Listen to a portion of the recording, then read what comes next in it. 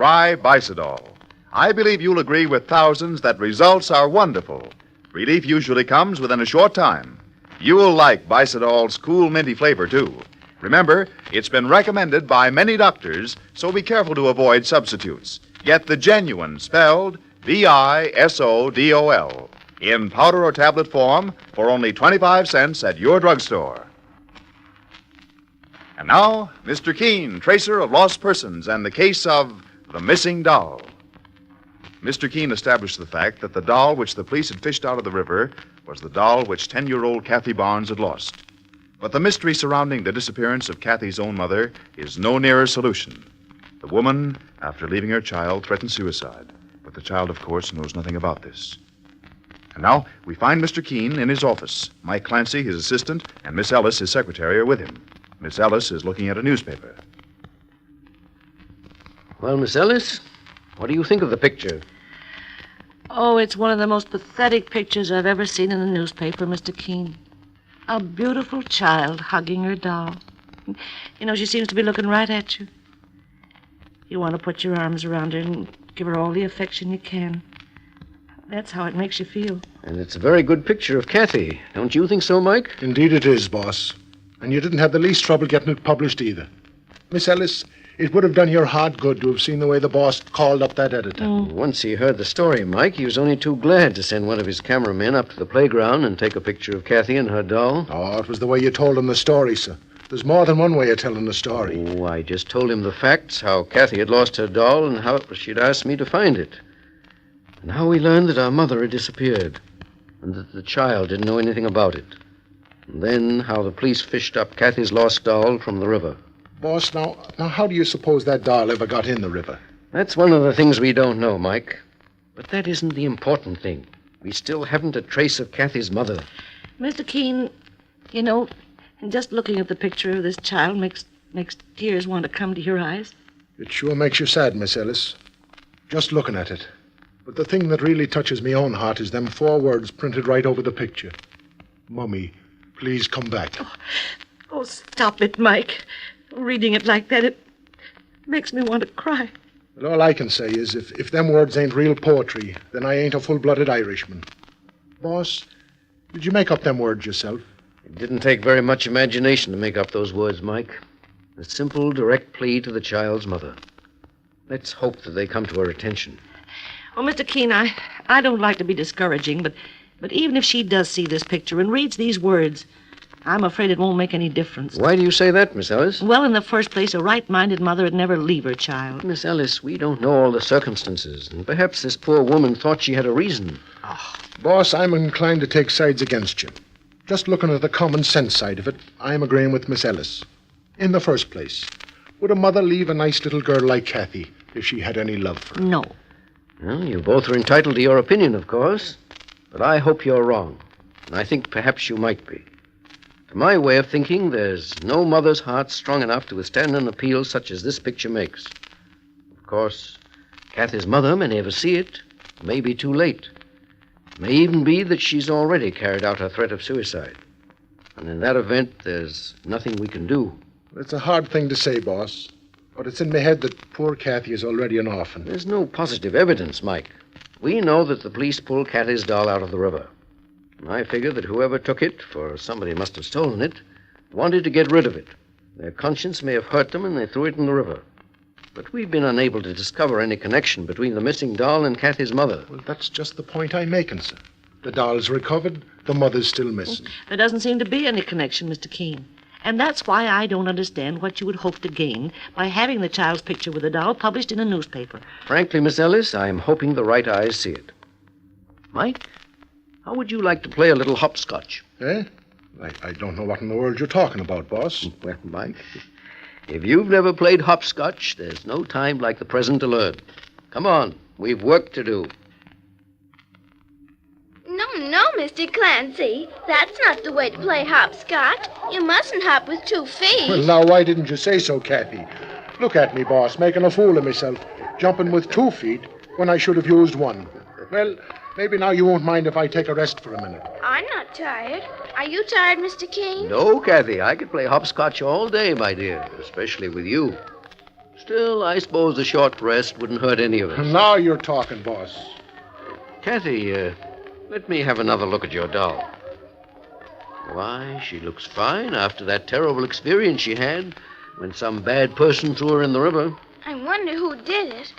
But I'm awful glad to get her back, Mr. Keene. She's just the same as she was when Mama gave it to me. Only some of the paint came off her face, that's all. Mm-hmm. Her arm was always broken like this. That's why I have to take care of her so good. I made her this new dress, though. Kathy, you made this beautiful dress yourself? Yes, sir. I found some rags in an ash can, and Annie needed a dress so bad. And you made this dress all by yourself? Oh, that was easy. I can sew good. I mean, pretty good. Kathy, child, I'm proud of you. I only hope Annie likes her new dress. I think she does. Oh, I'm sure she does. Don't you think so, Mike? Well, I'm just admiring it. And I'd say that a doll who didn't like that dress didn't have no eye for beauty. Would you like to hear Annie talk? I'd love to hear her. Well, I always have to hold her like this, Mr. King, when she's going to talk. I have to bend her over. See? Boss, that's a lovely doll now, ain't it? Now, mind you, Kathy, don't let her get lost again. Oh, no, sir. I never would. Mama would never forgive me. I wish Mama would hurry and come back. She's been gone an awful long time. Mr. Keene, I don't know how long it takes to get to heaven. That's where she went. To see my daddy, I think. I miss her so. Your mother misses you, too, Kathy. Oh, I know that. She always used to tell me how she could never live without me. And Daddy. But Daddy never came back. I guess Mama and Daddy had a lot to talk about, and that's why she hasn't come back yet. Oh, Kathy, darling, I wish you wouldn't be talking that way. I don't know why she didn't take me to see Daddy. I'd like to see him, too. But I guess maybe she didn't have the money. It must cost an awful lot to go all the way to heaven and come back. Doesn't it, Mr. Keene? Heaven is a long way off, Kathy. Want to play some more hopscotch, Mr. Keene? Of course I do. I'd love to play. And so would Mr. Clancy. Wouldn't you, Mike? Oh, sure, boss. There's nothing like a game of hopscotch. But before we start, my dear, I have an idea. How would you like a little refreshment, some ice cream? Oh, you don't have to buy me any ice cream. Boss, it's a grand idea. We'll all go over to the store and have an ice cream soda together. No, Mike, we're too tired to walk all the way across the playground for ice cream. We'll stay right here. Now, Kathy, here's the money. You get just the kind of ice cream you like best, and when you come back, we'll all play a nice game of hopscotch. Mr. Keene, aren't you going to have any ice cream? Well, later, perhaps. Now, you just run along. I can bring you some ice cream if you like it, Mr. Clancy. Oh, don't even think of it.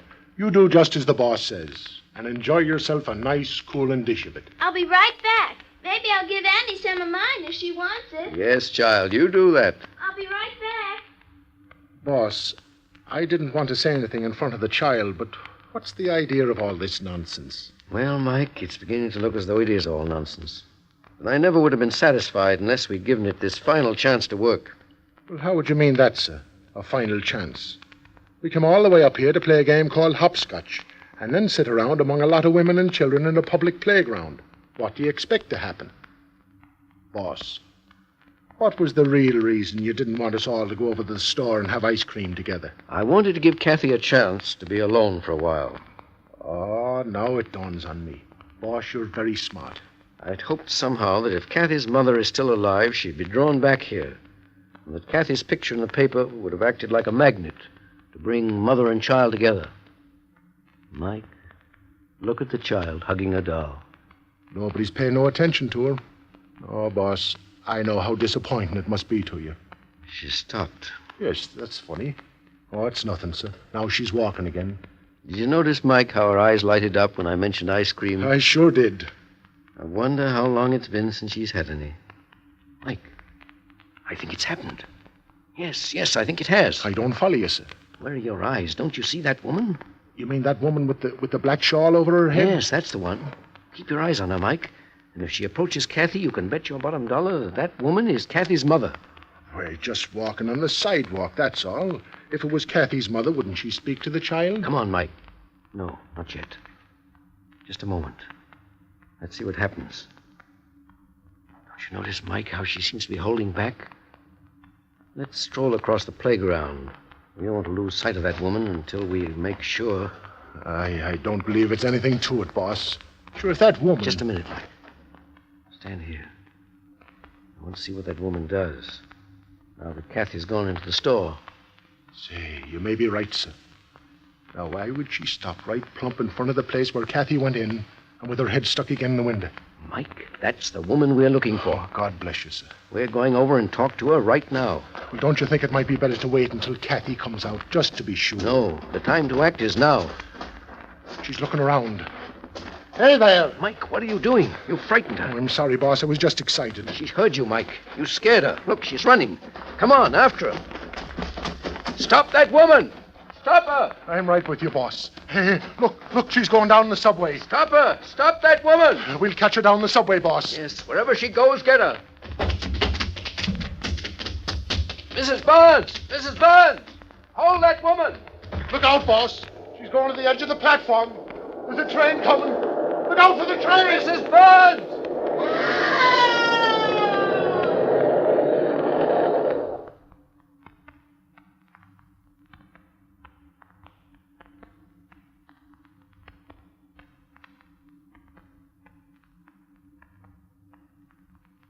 Was Mr. Keene in time to prevent that woman from leaping before the onrushing subway train? Was this woman actually Kathy's mother? Or did Mr. Keene make a mistake? Listen next Tuesday as Mr. Keene solves the mystery of the case of the missing doll. Here is a word of sound advice for every man or woman who ever suffers from acid stomach upsets. If you have the slightest doubt about your present way of relieving acid indigestion, by all means see your doctor, for he above all others knows best and will advise you on the proper way to neutralize the excess acids causing your distress. Ask him particularly about the remarkable alkalizer called Bicidol, for it is a fact that Bicidol relieves acid distress with amazing speed, so quickly that many doctors have recommended it for this very purpose. Now, the reason Bicidol brings relief so incredibly fast is this. Almost instantly you take it, it acts to sweeten the stomach by neutralizing excess acids. And when the excess acidity causing your distress is neutralized, acid distress goes fast, and you just naturally feel better. This has been the experience of thousands who take Bicidol. They can tell you this remarkable way to neutralize excess acids often brings relief in less time than it takes to tell. You'll like Bicidol's fresh, cool, minty flavor. Simply take Bicidol in a glass of water at first sign of acid stomach upset. Relief should come in a few minutes, and you'll feel like a different person. It's really wonderful. Bicidol comes in both powder and tablet form. Only 25 cents at all drugstores. So stop in tonight. Get Bicidol. Many people never really enjoy a meal because they fear acid indigestion will follow. And yet today, it is so easy to overcome acid indigestion in a short time. What you do is take a little Bicidol after eating. For Bicidol acts with amazing promptness to neutralize the excess acid condition, so that indigestion from that cause is quickly relieved. Get a can tonight from your druggist. Only 25 cents for a large can of Bicidol, spelled Bisodol. And now, Mr. Keene, tracer of lost persons, and the case of the woman who wasn't needed. Last time, Mr. Keene concluded the case of murder and the nightclub singer. Through his persistence, Mr. Keene obtained the necessary evidence to free Jim Ford of a murder charge and ensure the future happiness of Laurie Mackin and Jim. It is now the next evening in Mr. Keene's office, and Miss Ellis, the tracer's secretary, is preparing to leave the office for the day. Oh, thank heavens, thank heavens. I'm not too late, am I? Mr. Keene is still here, isn't he? Well, we're just closing the office. I'm not sure whether Mr. Keene has left for the day or not. I must see him immediately. My name is Frank, Henry Frank. It's very, very important. Oh, Miss Ellis, you still here? I thought you'd gone home. Mr. Keene, this gentleman... You're Mr. Keene? Yes? You must listen to me. Give me just a few minutes of your time. Well, of course, gladly, if there's anything I can do. Miss Ellis, would you mind waiting just a little while? Oh, no, Mr. Keene. That's perfectly all right. Please come inside. My name is Frank. Henry Frank. Yes? Mr. Keene, I've never in my life before been faced with anything like this. Well, what is it that's troubling you? Was there anything I can do to help you, Mr. Frank? There is, and you must. Mr. Keene, I'll pay you. I'll pay you well. Oh, please, Mr. Frank, we can discuss that later. Tell me now, what's troubling you? It's the most unbelievable thing. Mr. Keene, my wife has disappeared. Your wife? My wife, Ethel, after all these years. Why? Why? I can't tell you, Mr. Keene. I don't know. There's no reason. That's why I can't bring myself to believe it. But if your wife has disappeared, as you say, Mr. Frank, there must be a reason. People just don't disappear. Mr. Keene, there is no reason in this case. I give you my word. Please believe me. Mm-hmm. Mr. Frank, when did you first learn that your wife was missing? Well, to be exact, Mr. Keene, it was 5 days ago. 5 days ago? Did you report her missing to the police? No, nothing of that kind. And the reason I didn't report her... What was the reason? Well, it's like I've told you. I couldn't bring myself to believe that it was a fact. That my wife had disappeared. It seemed to be out of the question, so preposterous. There was no reason, absolutely no reason. Tell me, Mr. Frank, you're not a young man. No, I'm 55. And Mrs. Frank, how old is she? Ethel's past 50. Yes, if she were a younger woman, well, perhaps I could understand it. A young, flighty woman might have some crazy ideas about romance or adventure, but not my wife. Her character is solid, substantial. She's a mother and a grandmother. And I tell you, Mr. Keene, that even after 28 years of married life, we're still very much in love with one another. And yet, Mr. Frank, although your wife disappeared 5 days ago, you didn't do anything about it. No, I didn't say that, Mr. Keene. I only said I didn't report her missing to the police. I don't want you to think I have anything to conceal. But when I tell my story, you'll understand why I waited until today before I came to you. You see, it just occurred to me that perhaps my wife, on the spur of the moment, had decided to visit my sister. Your sister? Yes. My wife and my sister Mary were close friends for many, many years. And until Mary moved with her family to Florida. That was, 2 or 3 years ago. I see. I myself haven't been very close to my sister, although Mary's a fine girl. There are personal reasons. And what are those personal reasons, Mr. Frank? Well, the truth is that I was never very fond of the man my sister married. Oh. I always felt that she could have done better for herself. But that's not here nor there. When my wife disappeared, the first thing I thought of was that she'd gone to Florida to visit Mary. Yes, I can understand that. That's quite natural. But not a natural thing for my wife to pick up and leave me. Never in our married life has she ever done a thing like that. Well, have you been in touch with your sister? Yes, I tried immediately to get her on the long-distance telephone. The fact is, I didn't know exactly where she was living in Florida. Called one place and another, and I finally located them near Miami, but only the maid was there. My sister and her husband were not expected back until today. And today... Yes? What happened today? Today I spoke to my sister on the telephone. Mr. Keene, my wife hasn't gone to Florida. Oh? My sister was as much shocked as I to learn that Ethel was missing, and that's why I'm here. Where do you live, Mr. Frank? In Elmdale. And who lives with you? We live alone, just my wife and I, and maid. No children, Mr. Frank? Yes, a boy and a girl, Fred and Ruth. They're both married, Mr. Keene. They have their own families. Well, we don't see them often. We have 4 grandchildren, fine youngsters. And Mrs. Frank, of course, was very fond of her grandchildren? Oh, very. Fact is, she could never do enough for them. She was always thinking how she could do something for them. But Fred and Ruth were afraid that my wife was spoiling the children. Oh, you know how parents are, Mr. Keene. They're quite sure that a grandmother doesn't know how to bring up youngsters. Yes. This modern age, I mean. But I tell you, there never was a more loving grandmother than my wife. That's so. But Fred and Ruth, they have queer ideas about bringing up children. No, sir.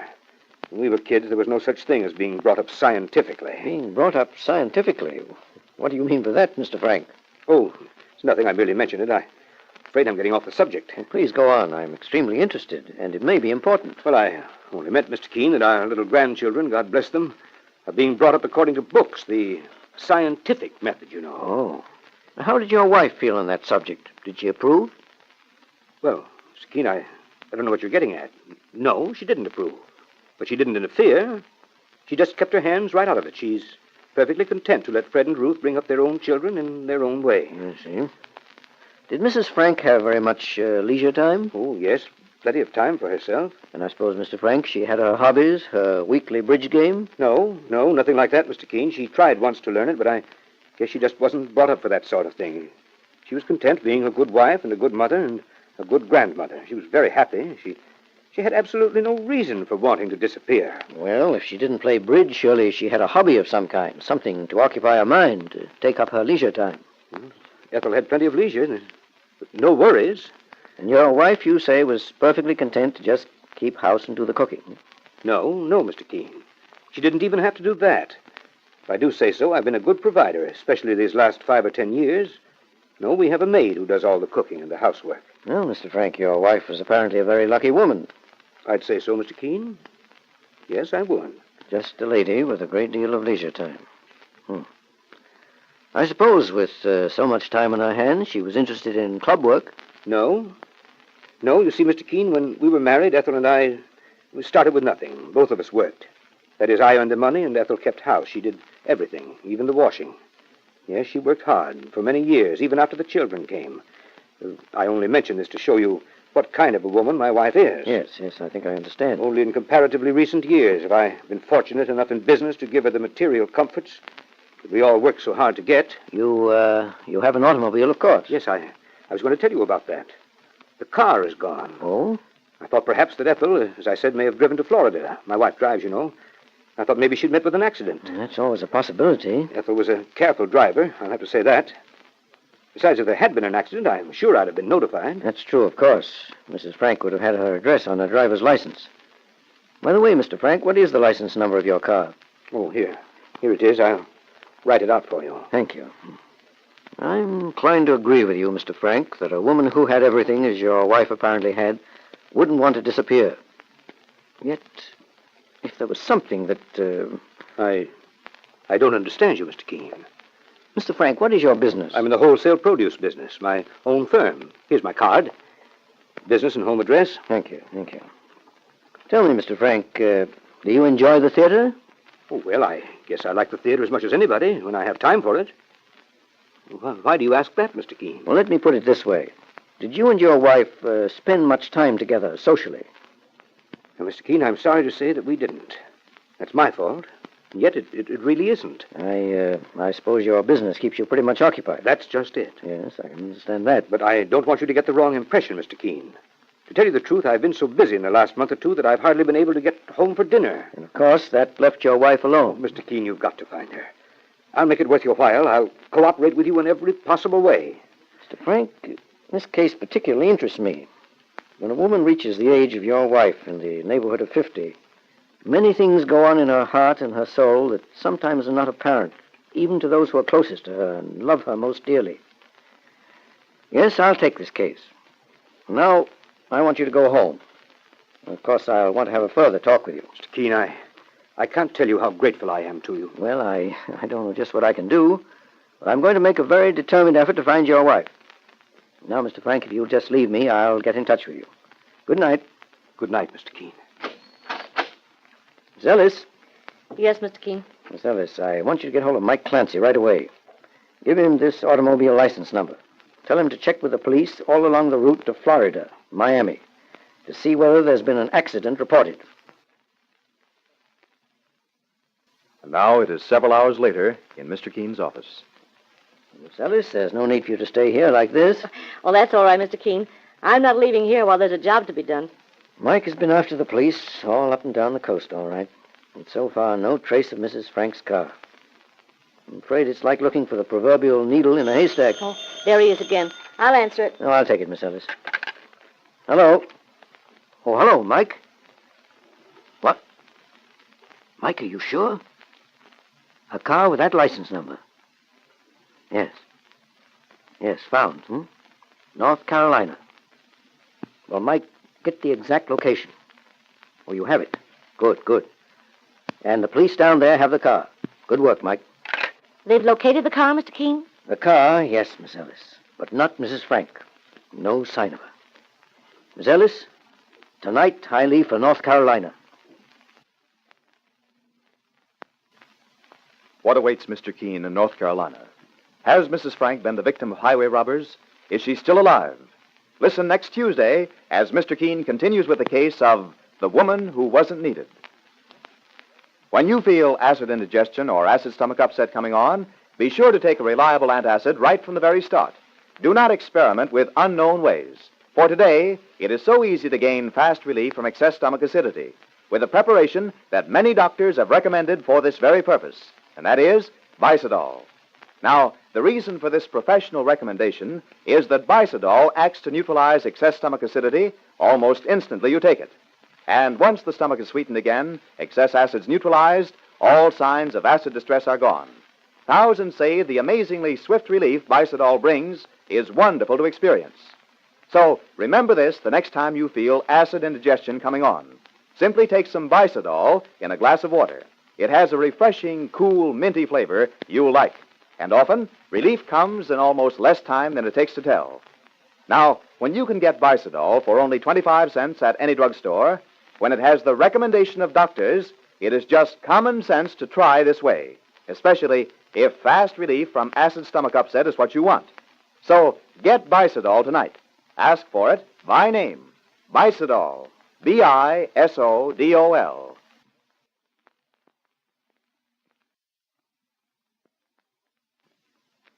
To make your teeth look their best, use Collinose toothpaste on a dry brush and brush up or down from the gum line to the biting edge. It's easy and wonderful. Try Collinose. If you are one of those who dislikes having ordinary surface stains spoil the appearance of your teeth, you will be glad to know there's a way that removes these stains quickly and easily. You simply brush your teeth as your own dentist advises, up or down from the gum line to the biting edge, not across. And when you do, use Collinose toothpaste. Use it on a dry brush instead of a wet one. See how quickly it erases those dingy-looking surface stains to reveal the natural color underneath. So, try brushing your teeth your dentist's way and use Collinose toothpaste. Your own mirror will show you the amazing difference this way can make in how your teeth look. Ask for Collinose, Kollynos, at any drugstore. And now, Mr. Keene, tracer of lost persons, and the case of the woman who wasn't needed. Mr. Keene located Mrs. Frank, middle-aged wife of a wealthy produce merchant, in an orphan's camp in North Carolina after she'd suddenly disappeared. She was working as a counselor. Mr. Keene learned that Mrs. Frank has been a very lonely woman and had left her family when she was convinced that they didn't need her. Although she's determined not to take up her old life, Mr. Keene prevailed upon her to return with him to New York. Now, we find her husband, Henry Frank, and their married daughter, Ruth, in the Franks' New York home, awaiting the return of Mr. Keene and the missing woman. Father, are you sure that Mother's on her way here? Yes, Ruth. I just told you I've talked to Mr. Keene on the telephone. They ought to be here in just a little while. But, Father, what else did Mr. Keene say? All I know is that Mr. Keene found Mother somewhere down in North Carolina. Well, why didn't they telegraph you from there? I don't know. There are lots of things about this crazy disappearance of your mother that I don't understand. For one thing, why she ran off in the first place. Well, didn't you even talk to Mother on the telephone? She didn't want to talk to me. Is that what Mr. Keene said? All he said was that they were on their way here. This certainly is a fine mess. Since your mother's gone off on this foolish adventure of hers, everything's been neglected. The house, business, everything. Your business seems to have gotten along all right without you. Well, Ruth, did you call your brother and tell him that Mother was on her way home? Yes, I called Fred. Well, why isn't he here to greet his own mother? Oh, poor Fred. He's having his troubles. He's in bed with a touch of the grip. And Louise has her hands full trying to take care of the children and at the same time playing nurse to Fred. Oh, if Mother were only here. The boy, never sick a day, has to wait until his mother is gone. I've never seen so many things happen all at one time.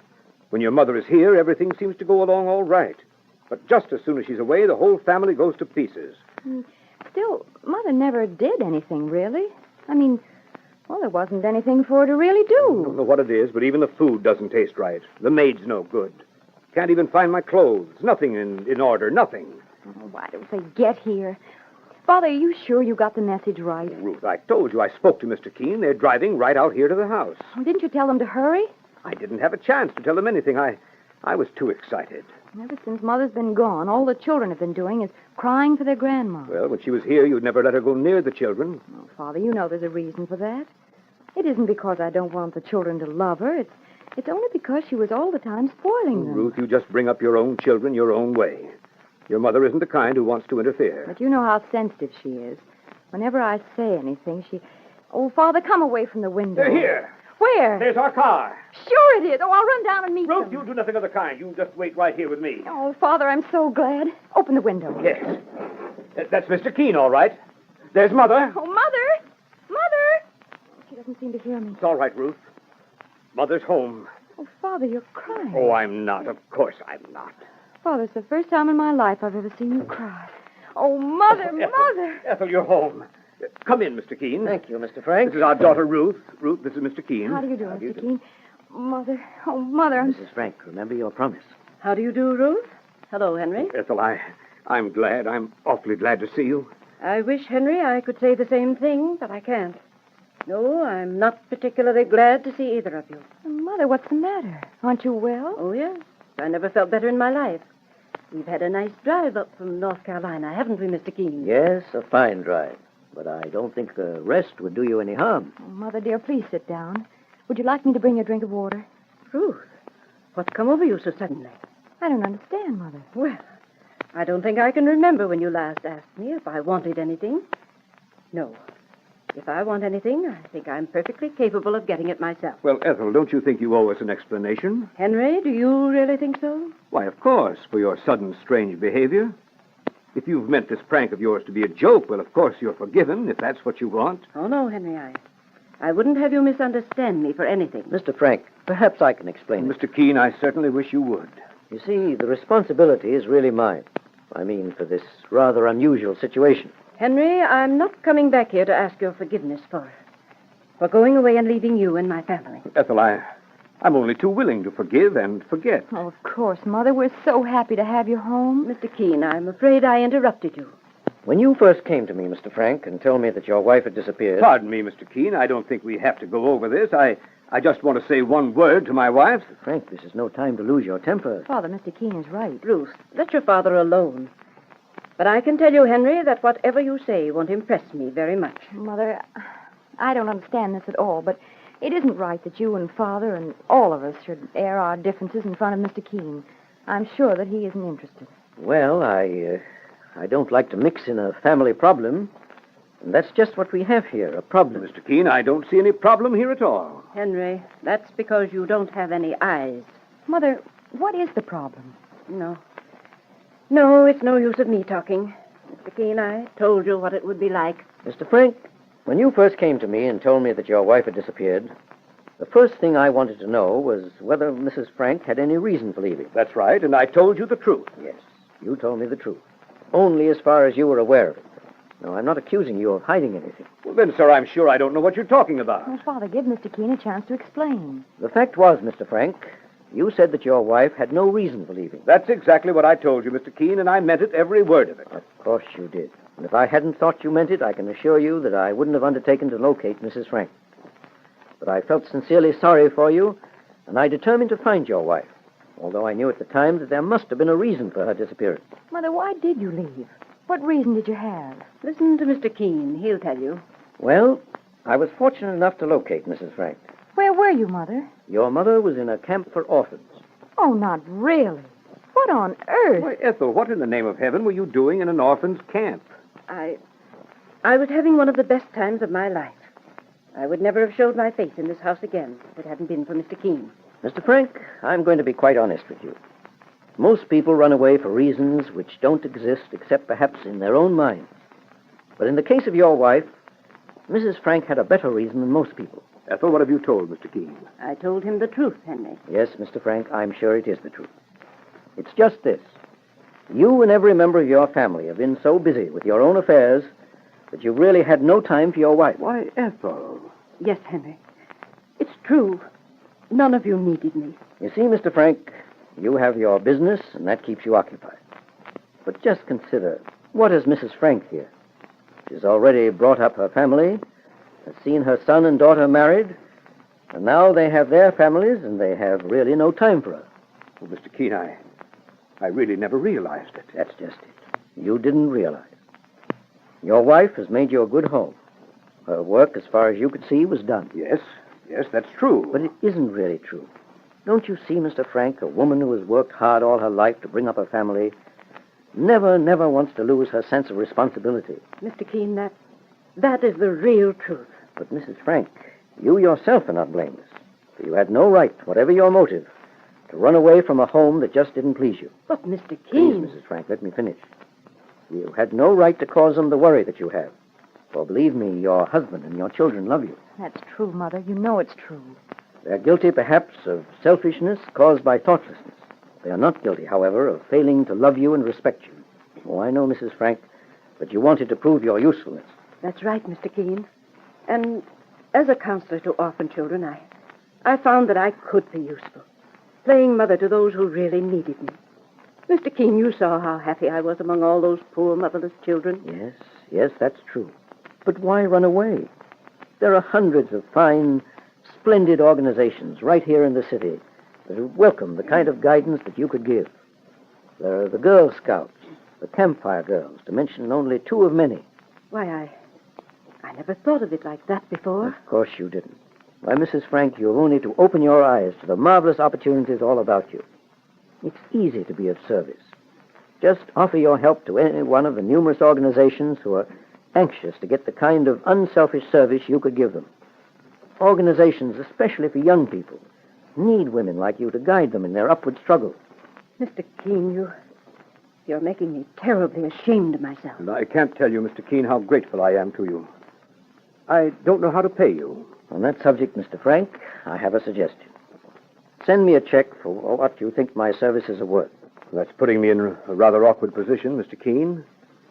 I don't know how to value your services in terms of money. Well, let me make it easy for you. I'm sure your wife will find some worthy cause and identify herself with it. Well, whatever money you send me, it'll be my pleasure to contribute it to that worthy cause. Why, I really don't know how to thank you, Mr. Keene. Mrs. Frank, I'm only too glad to have been able to open the eyes of those who really want to see. Oh, Mother, dear, now get your hat. We're going someplace. Where? Mother, you've got to see Fred. He needs you. Needs me? Oh, he just has a slight touch of the grip, but he's never sick until you go away. Mother, he does need you. Just like we all need you. And always will as long as we live.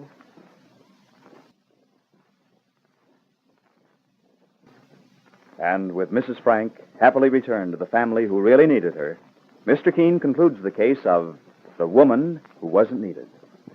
Listen tomorrow when Mr. Keene begins a new and even more exciting case.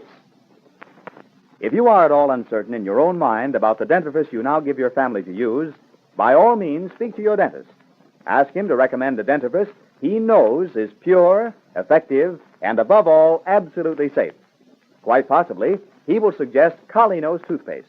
For Colinos has been awarded the seal of acceptance of the American Dental Association's Council on Dental Therapeutics, an unbiased scientific body which represents over 43,000 practicing dentists. This is the highest and most important recognition any dentifrice can have, for it means that Colinos passed tests for purity, safety, and polishing power, and that, judged on the basis of actual and carefully considered evidence, was awarded this seal of acceptance. This is important for you to know. And you should know, too, just why Colinos made such a remarkable record. It is because Colinos is actually the special formula of a famous specialist who created in Colinos what he considered to be the perfect dentifrice, the kind he would want his own patients to use. No wonder, then, that Colinos meets the exacting standards of other dentists. So, remember this one way to be sure. The dentifrice you give your loved ones to use is pure, effective, and safe. Wherever you buy, whenever you buy, always ask for Colinos, the dentifrice that has been awarded the seal of acceptance of the American Dental Association. KolYnos. Colinos. Ask for it tonight. Your teeth and gums are precious. Help your dentist to keep them sound and healthy by visiting him regularly, and depend on his advice. To remove ordinary ugly surface stains from teeth, brush up or down from the gum line to the biting edge, and use Colinos toothpaste on dry brush. Try Colinos.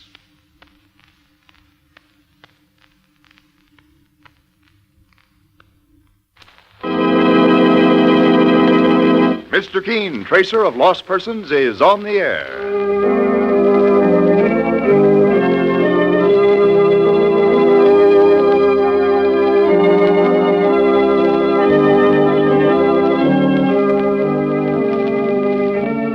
Mr. Keene, tracer of lost persons, one of the most famous characters of American fiction, is now presented in one of radio's most thrilling dramas. Tonight, Mr. Keene begins the case of the young husband who thought his wife failed him.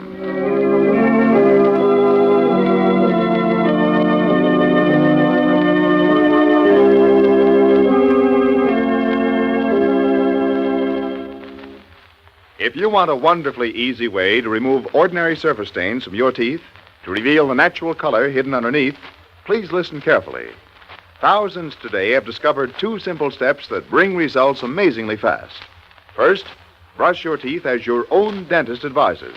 That is, up or down from the gum line to the biting edge. Second, use Colinos toothpaste, the dentifrice used on a dry brush instead of a wet one, that acts on these ugly surface stains like a jeweler's polish acts on tarnished silver. You can see the thrilling results after just a few brushings. So try this way. proper brushing, plus Collie-Nose toothpaste if you want your teeth to look their best. Collie-Nose, K-O-L-Y-N-O-S, is on sale at all drugstores. Try it now. And now for Mr. Keene.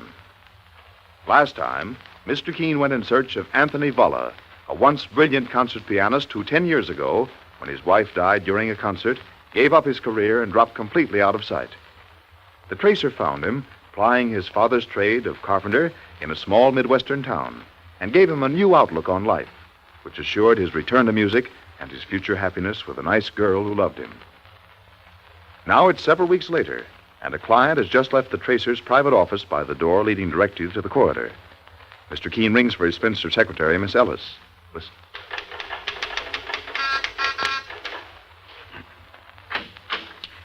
Yes, Mr. Keene? Oh, Miss Ellis, Mrs. Leroy just left. And here's her check made out at Keene & Company for finding her long-lost sister. I've endorsed it, and you can send it to the Sunnyfield Orphanage. Yes, sir. Your next appointment's waiting. That Mr. Donald Craigie from the insurance company. Very well. He can come in now. All right. Hello? Susie? Mr. Keene will see Mr. Craigie. Now look, Mr. Keene. Before he gets into your office, I just want to warn you. He says he has a case for you, but I know insurance men. And once he's in here, he'll try to sell you $1 million policy, so you just be firm. I hardly imagine the interview will go like that, Miss Ellis. Well, you see. I'm already insured with Mr. Craigie's company, and he knows it. That's how he happened to hear about me. So let's take him on faith, at least until we get acquainted with him, shall we? Well, all right, but... Oh, there he is. I hear him outside. I'll get him. Mr. Craigie? Yes? Right this way, please. Oh, thanks. Lovely day, isn't it? Yes, it is. Makes me feel as if I'm going to live in excellent health for a long time. Good afternoon, Mr. Keene. Thanks for letting me come. Not at all, Mr. Craigie. Sit down and tell me what's troubling you. I'll be glad to. What was that crack your secretary made about living a long time? Oh, perhaps she thought you were trying to sell her insurance when you spoke to her pleasantly. Well, I always speak pleasantly to people. But I'm not here to sell insurance, Mr. Keene.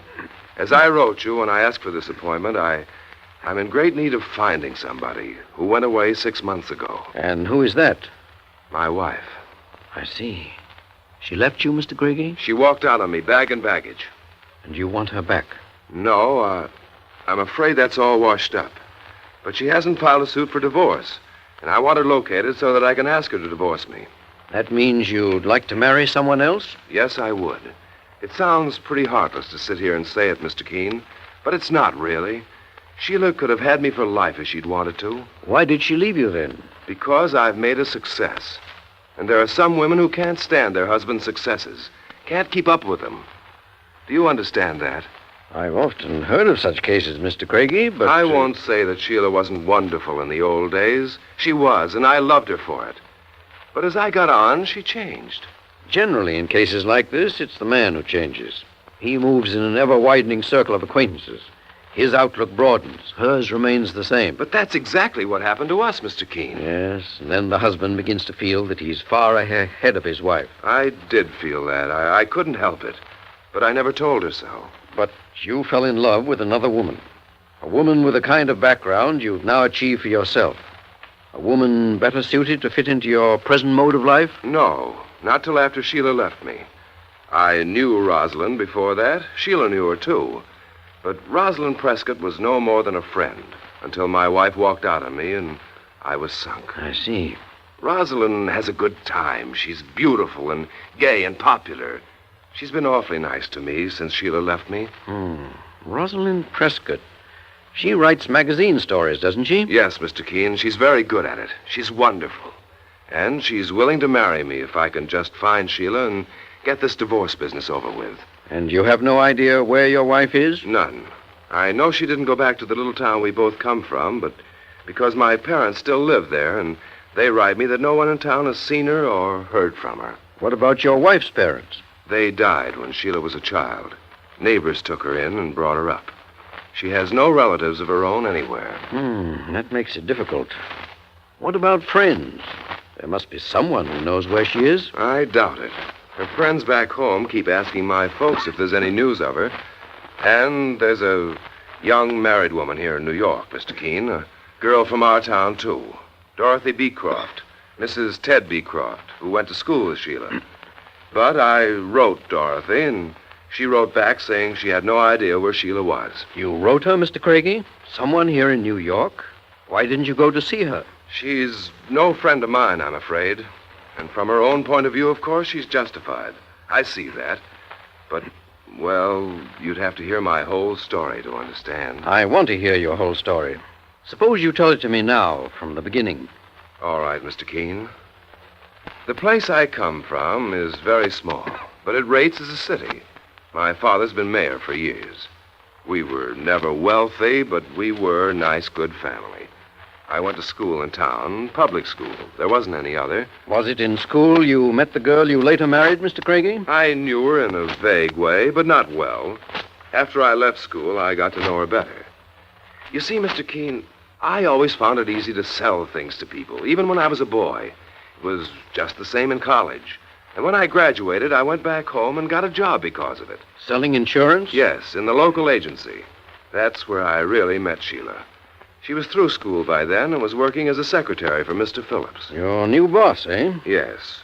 He was nice, but with no ambition at all. He used to sit around the office and wait for policies to fall into his lap. I went out and sold policies, lots of them. The business grew so, Mr. Keene, that it came to the attention of one of the big insurance companies Mr. Phillips represented. And they sent for me. I see. And that's how you came to New York and your present job. Did you marry before you came? Yes. Sheila and I were in love by then. And she'd always been such a help. I thought she always would be. How could I know she was just a small-town girl with small-town ideas that were never going to change? Ideas about what, Mr. Craigie? Oh, you know, working hard and saving for a rainy day. She never could see that in New York, that's no way to get ahead. Isn't it? Of course not. You get ahead by making contacts, Mr. Keene. Important friends who introduce you to people with money to invest. And you can't make that sort of friends unless you seem their own kind and live the same way they do. I see. So you began to practice that. I had to, and it worked. I started on a small salary and small commissions. Now I'm making big ones. Sheila and I started our married life in a little flat. And now I live in a penthouse. And I have a place in Connecticut for summer weekends. Well, it sounds tremendously pleasant, Mr. Craigie. Why did your wife object? Because she wanted to live in 2 rooms and do her own housework and have a baby and take care of it herself. The typical life of a small-town girl. She wanted a savings bank account for the baby's future. She couldn't see that the money I spent getting ahead was a better investment for the baby's future than a few dollars set aside each week. So there isn't any savings account, and there isn't any baby? No. Sheila wanted the wrong kind of friends, too.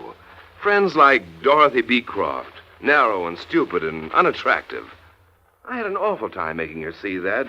Just because you go to school with a girl, you don't have to keep up the friendship afterwards. So that's why young Mrs. Beecroft doesn't like you, Mr. Craigie? Yes, I'm afraid so, Mr. Keene. And I'm sorry in a way. I don't want to have enemies, even frightfully unimportant ones. But we couldn't have people like that underfoot. They didn't speak our language. I see. So you finally persuaded your wife to drop them. But after she left you, you thought she might have been in touch with them? It occurred to me, so I wrote as I told you, but they hadn't heard from her. Apparently no one has. So it's up to you to find her, Mr. Keene. And you will, won't you? I'll do what I can, Mr. Craigie. What's your wife's maiden name? Lord. Sheila Lord. And here's a photograph of her. She's pretty. Yes, she's very beautiful. All right, thank you. I'll begin to investigate at once. I might, by the way, have to cover some of the same ground you covered. So you better tell me the name of your hometown. Aberdeen, Vermont. But you'll just be wasting your time if you go there. I think so, too. But I never start a case without all the facts available. What's the address of the Beecrofts here in New York? I'm sorry, I don't remember. But it's in the telephone book. His name's Theodore. Very well. I won't keep you any longer now, Mr. Craigie, but I'll let you hear from me about my progress. Thanks. Thanks a lot. I know you're wonderful. If anyone can find her, you can. And do try, Mr. Keene. I want my freedom.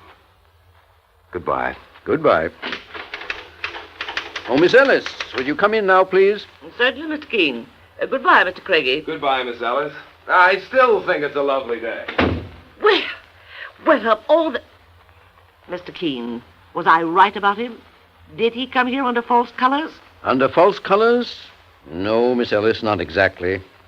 He wasn't selling insurance, and he was perfectly sincere in everything he told me. Oh. He wants me to find his wife, who left him 6 months ago, without provocation. He honestly believes it was without provocation.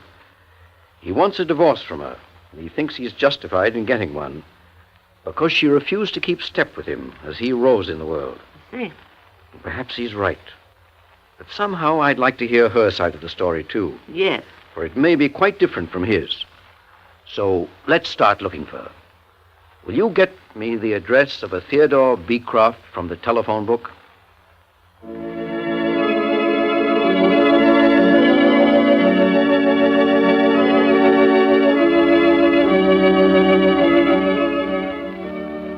Why does Mr. Keene want the Beecrofts' address? Does he believe they were lying to Donald Craigie? Where is Sheila Craigie? Listen next Tuesday at this same time as the tracer goes a long way toward the solution of the pathetic case of the young husband who thought his wife failed him.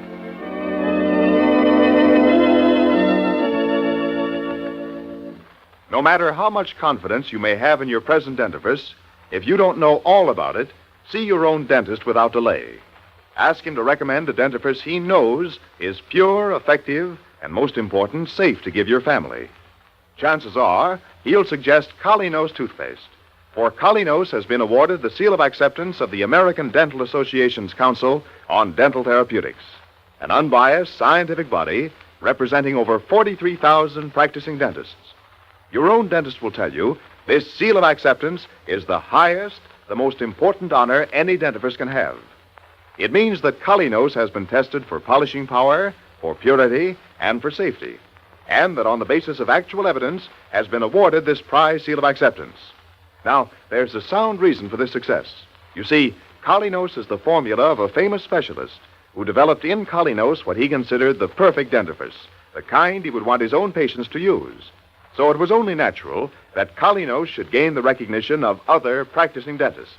So remember this fact the next time you buy, and ask for Colinos, recognized by many dentists as a pure, effective, and safe dentifrice for you and your family to use. Remember the name, Colinos, spelled K-O-L-Y-N-O-S. Get a tube at your druggist tonight.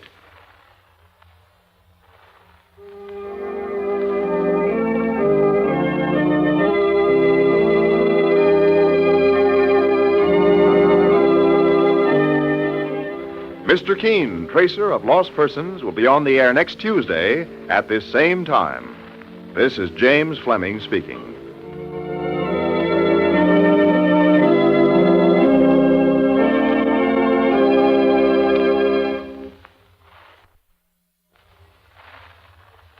Relieve acid stomach upsets quickly with Bisodol, B-I-S-O-D-O-L.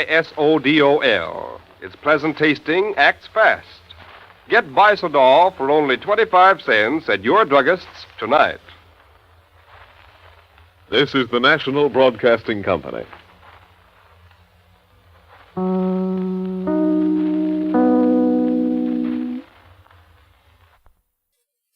To save both time and money in waxing floors, use economical no-rubbing Aero Wax. Just apply it, and in 6 to 9 minutes, it dries itself to a hard, lustrous finish that saves countless scrubbings. Makes dingy floors shine like new, yet Aero Wax costs only 25 cents a pint. Try Aero Wax, A-E-R-O-W-A-X, tomorrow.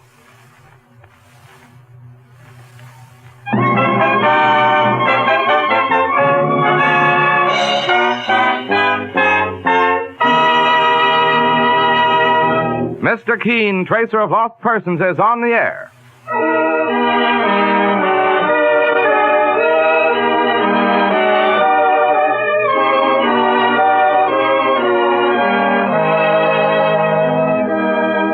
Ladies and gentlemen, the makers of Colinos toothpaste present Mr. Keene, Tracer of Lost Persons. one of the most famous characters of American fiction in one of radio's most thrilling dramas. Tonight and every Thursday night from 7:30 to 8 Eastern Wartime, the famous old investigator will take from his files and bring to us one of his most celebrated missing persons cases.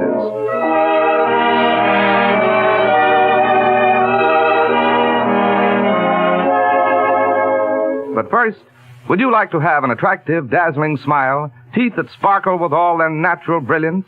Then try the new Colonos, a high-polishing toothpaste. Colonos acts like a jeweler's polish in removing tarnish from silver, erasing the common surface stains and dingy film that so often robs you of an attractive smile. See the difference it makes in the appearance of your teeth. Try Colonos toothpaste. K-O-L-Y-N-O-S tonight.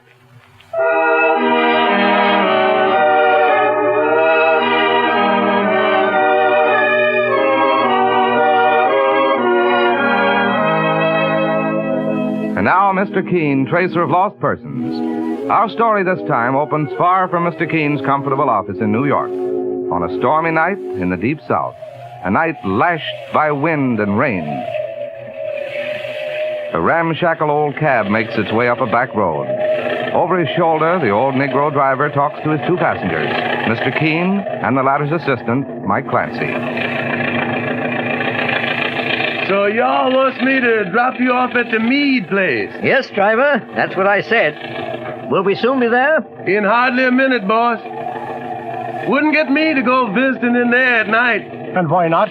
Most unnatural folks in there. Crazy folks. The saints preserve us. All touched in the head and the heart. Why do you say that? You'll meet 'em, boss. Here you are, gentlemen. This gate right over here.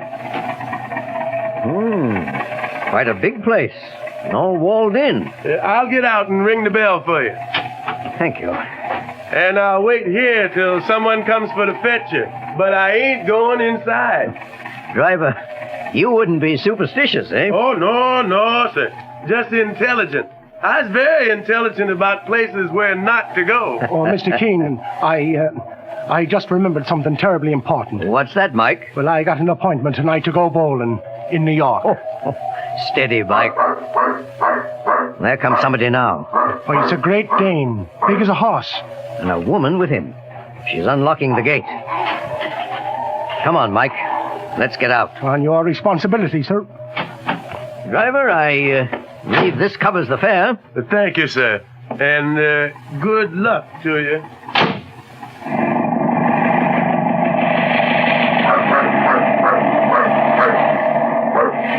Good evening. I suppose you're Mr. Keene. Yes, and this is my assistant, Mike Clancy. I'm Dorothea Meade. How do you do? How do you do? How do you do? Please come in. Sorry you had to make the trip in such weather, Mr. Keene. Not at all. I'm much more troubled by what you had to say in your letter, Miss Meade. Oh, yes, it's so disturbing about Uncle Adam. Let's walk along the driveway, shall we? We'll get some shelter from the trees. Well, these are water oaks, I believe. 12 altogether in a double row. They're magnificent. Yes, but they've been going to pieces lately. There's the house on up ahead. Oh, yes. That's one of the most beautiful and majestic southern mansions I've ever seen. But decaying, like everything else around here. Oh, be careful of that first step, Mr. Keene. It's loose. I have it. Just fasten Nero's leash to the post here.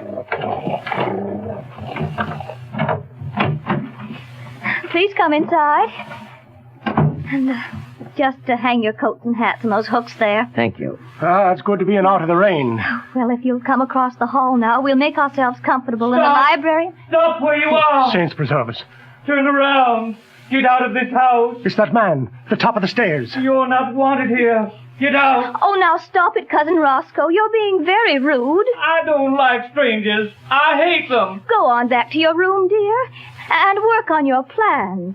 Otherwise, you'll never capture Washington. Ah, yes. Washington. I'll move up reinforcements to the Army of the Potomac. Dorothea, see that I am not disturbed. Glory be. Poor Roscoe is still fighting the War of the States, Mr. Keene. So it would seem. Here, let's go into the library. Of course.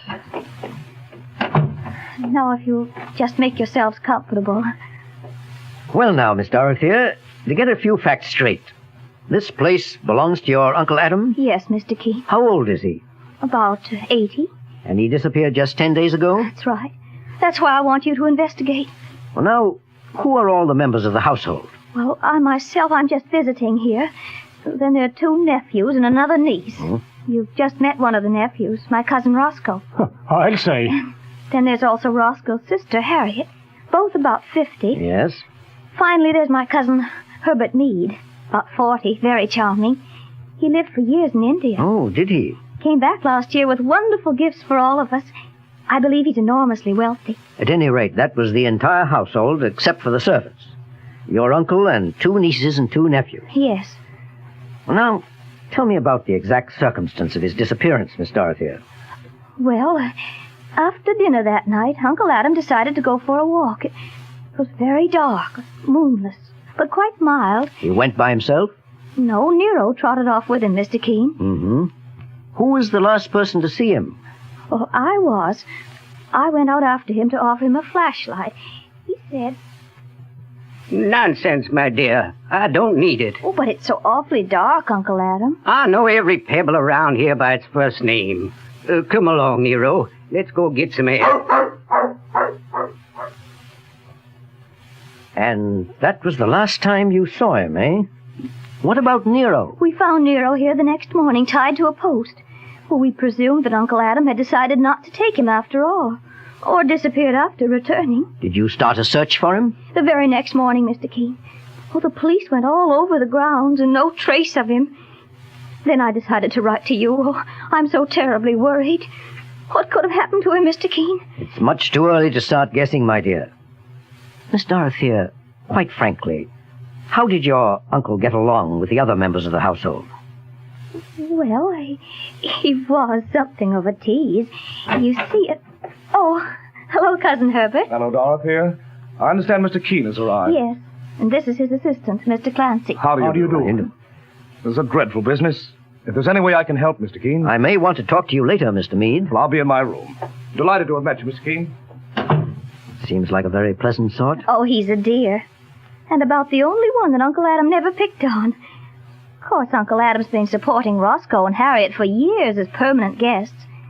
But he could never let off reminding Harriet about her age. He'd say, Harriet, my dear niece, sometimes I begin to think you'll never find a husband. Be still, Uncle Adam. I must admit, though, that I met a fella the other day who's quite smitten with you, Harriet. Oh, really? Did you?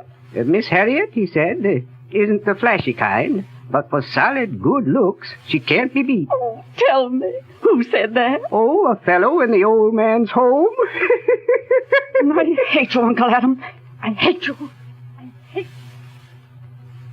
That wasn't very kind. but in money matters, he was the very soul of generosity. Here, look, inside the drawer of this table, Mr. Keene.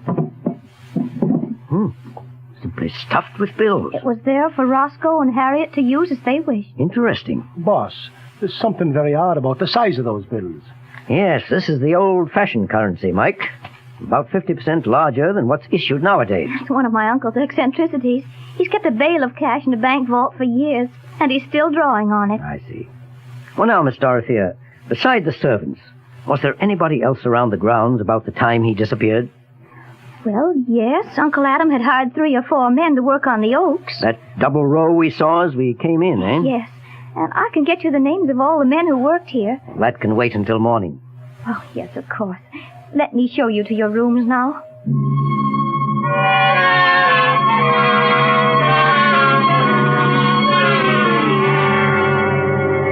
Here you are, Mr. Keene. Your room, Mr. Clancy, is the one down the hall there. Well, thank you, Miss Dorothea. I'll be one to talk a minute with the boss. I'll find it later. Everything's all laid out for you. Good night. Good night. Boss, what do you make of it? Nothing yet. Oh, this place gives me the creeps. Oh, relax, Mike. Oh, I get the feeling that eyes are on me all the time. And then that darn rainstorm. Oh, I wish he hadn't put us off in this lonely old wing by ourselves. Steady, Mike. Go to sleep. Well, I'll try to anyhow. Good night, boss. Good night. Almost 11 o'clock. It is a strange house.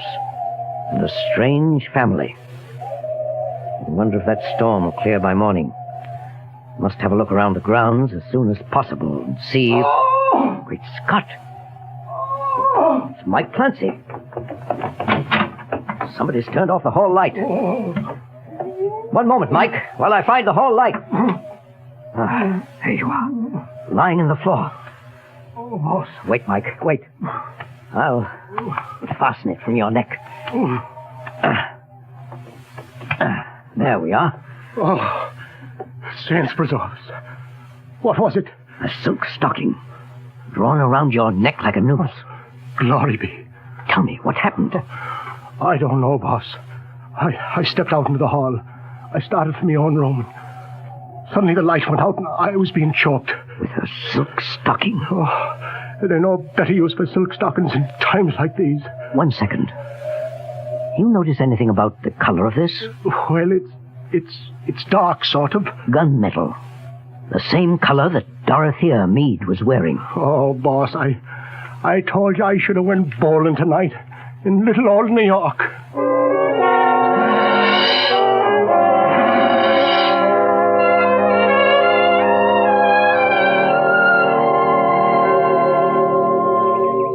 Good morning, Mr. Keene. Good morning. You enjoying the view from the porch? Yes, it's beautiful. Thank heavens the storm has cleared. Yes, it gave me the chance to look around the grounds. Oh, did you find anything interesting? Mm-hmm. But on Mr. Clancy's neck, look at this. A stocking? Why, it looks like one of my own. It was used last night in an attempt to choke Mr. Clancy. Oh, dear God. I wonder if you can explain. Well, I'm afraid that I can. I have several pairs like that. When I went back to my room last night, Roscoe was coming out. Oh, was he? He said he'd been looking for some book. And, I know he has fits of temper, but I hate to believe he actually would try. Here he comes now, up the gravel path. Ah, that you, Keene? Just the man I want to see. Good. I want to talk with you. Tell me, Keene, if you were in a situation where your major forces were disposed along the Potomac and Grant was moving along your flank... Now, Mr. Meade. Oh, you think I'm a bit of a fool, don't you? Well, look at these. $1 bills? A dozen of them. The old-fashioned size. I've been investigating for a week, all on my own. You know where they all turned up? In the bar back in town. The bartender told me. I bought them all up. Know why? Well, why? Because they'd all been spent there by Ben Matley. Oh, who's he? He's one of the men working on the grounds when my uncle disappeared. Simple as could be. Matley murdered Uncle Adam. Well, that's very much worth looking into. But what about this stocking, Mr. Meade? Ever see it before? Have you? Of course. On Dorothea's leg. One moment, Mr. Meade. I'm afraid I'll have to go after it. Mr. Meade! Stop where you are. Mr. Keene, this is Cousin Harriet. I don't want this man here. Tell him to leave Roscoe alone. Cousin Harriet, if we're ever to find Uncle Adam... Find him. I don't much care if we do.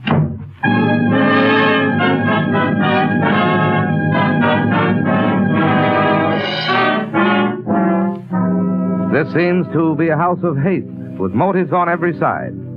But Mr. Keene continues his search. Meanwhile, thousands of girls who suffer the heartache of being unpopular, clever, pretty, smartly dressed girls, have just one thing to blame: teeth that rob them of charm when they smile. Thousands of men whose livelihood depends on selling themselves to others have the same weakness of appearance to blame. They don't know it or notice it, but the people they contact do. You may or may not be one of those people, but if you have the slightest suspicion that you are, try the new Colonos toothpaste, a high-polishing toothpaste. Its action is like a jeweler's polish removing tarnish from a piece of silver.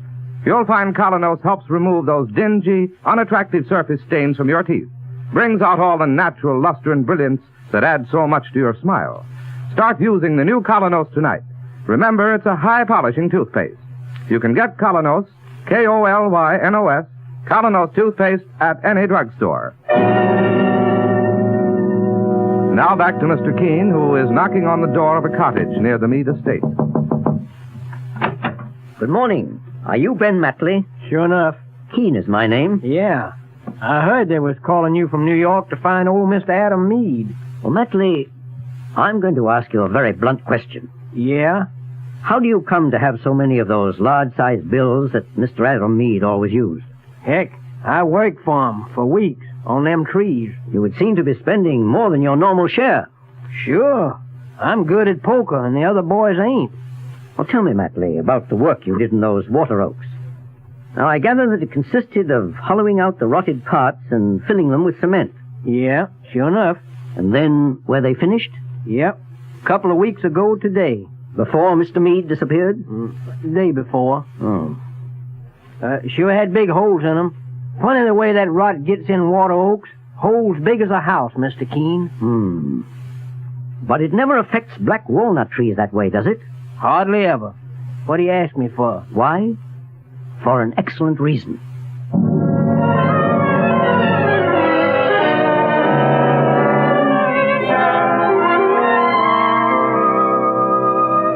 We're ready for lunch, Mr. Keene. Good, Miss Dorothea. I've worked up quite an appetite with all my walking this morning. Right this way. The others are all waiting. How do you do? Mr. Clancy sitting here by my side. Will you sit next to Cousin Herbert, Mr. Keene? I'd be delighted. Any progress, Mr. Keene? Progress? Why, I believe... excuse me. Oh, did you drop something on the floor? I got a pebble in my shoe. I'll have it out in a moment. There we are. You were saying, Mr. Keene? Negative progress. I mean that we can safely eliminate one theory. And what is that? If your uncle has been murdered, Miss Harriet, I don't believe it was for a legacy. Why do you say that, Mr. Keene? Because, Miss Dorothea, he has been made to disappear so completely. I don't follow, not at all, Mr. Keene. Assuming that he is dead, his will cannot be probated, nor can his estate be distributed for at least 5 years. You see, there must be proof of death through the finding of the body, or else, under the laws of this state, 5 years must pass until he can be presumed to be legally dead. Why, I didn't know that. Everybody knows that. Be that as it may, Cousin Herbert, Uncle Adam will turn up all right. What makes you so sure, Miss Harriet? A bad penny always turns up.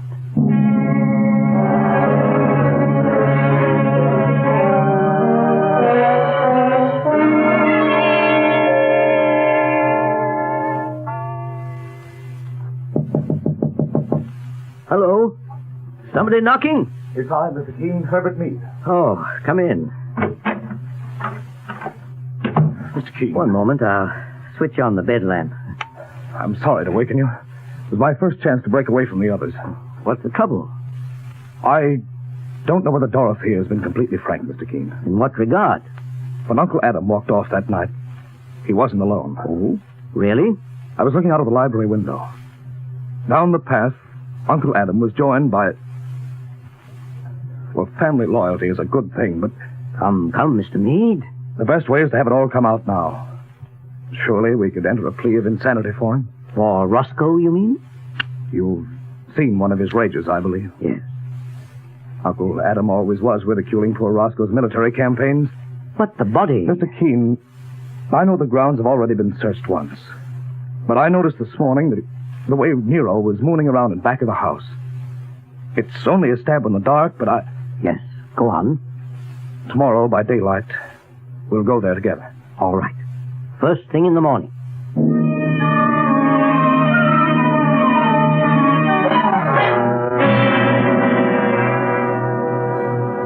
Good morning, Mr. Keene. Good morning, Mike. Something on your mind, boss?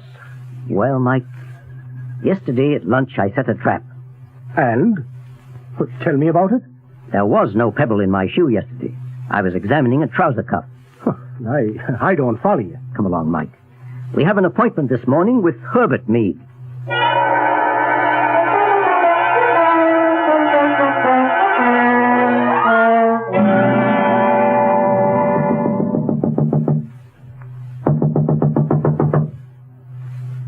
Maybe he's gone downstairs by now, Mr. Keene.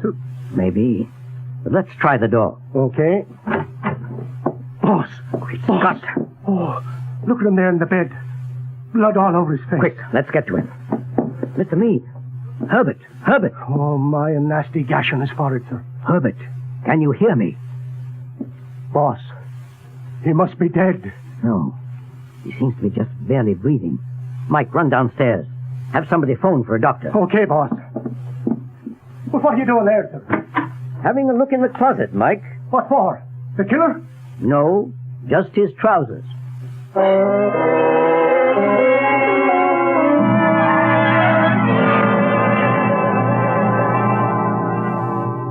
Well, we certainly had a fright, Mr. Keene. What did the doctor say, Miss Dorothea? Nasty cut for Cousin Herbert, but no fracture, fortunately. Does Herbert have any idea who attacked him? Just going back to discuss that with him now. You coming with me, Mr. Keene? As a matter of fact, I'll join you later if you don't mind. I want to have a look in your uncle's tool shed, if I may. Of course, anything, only we must find out once and for all who's responsible for all these horrors in this house.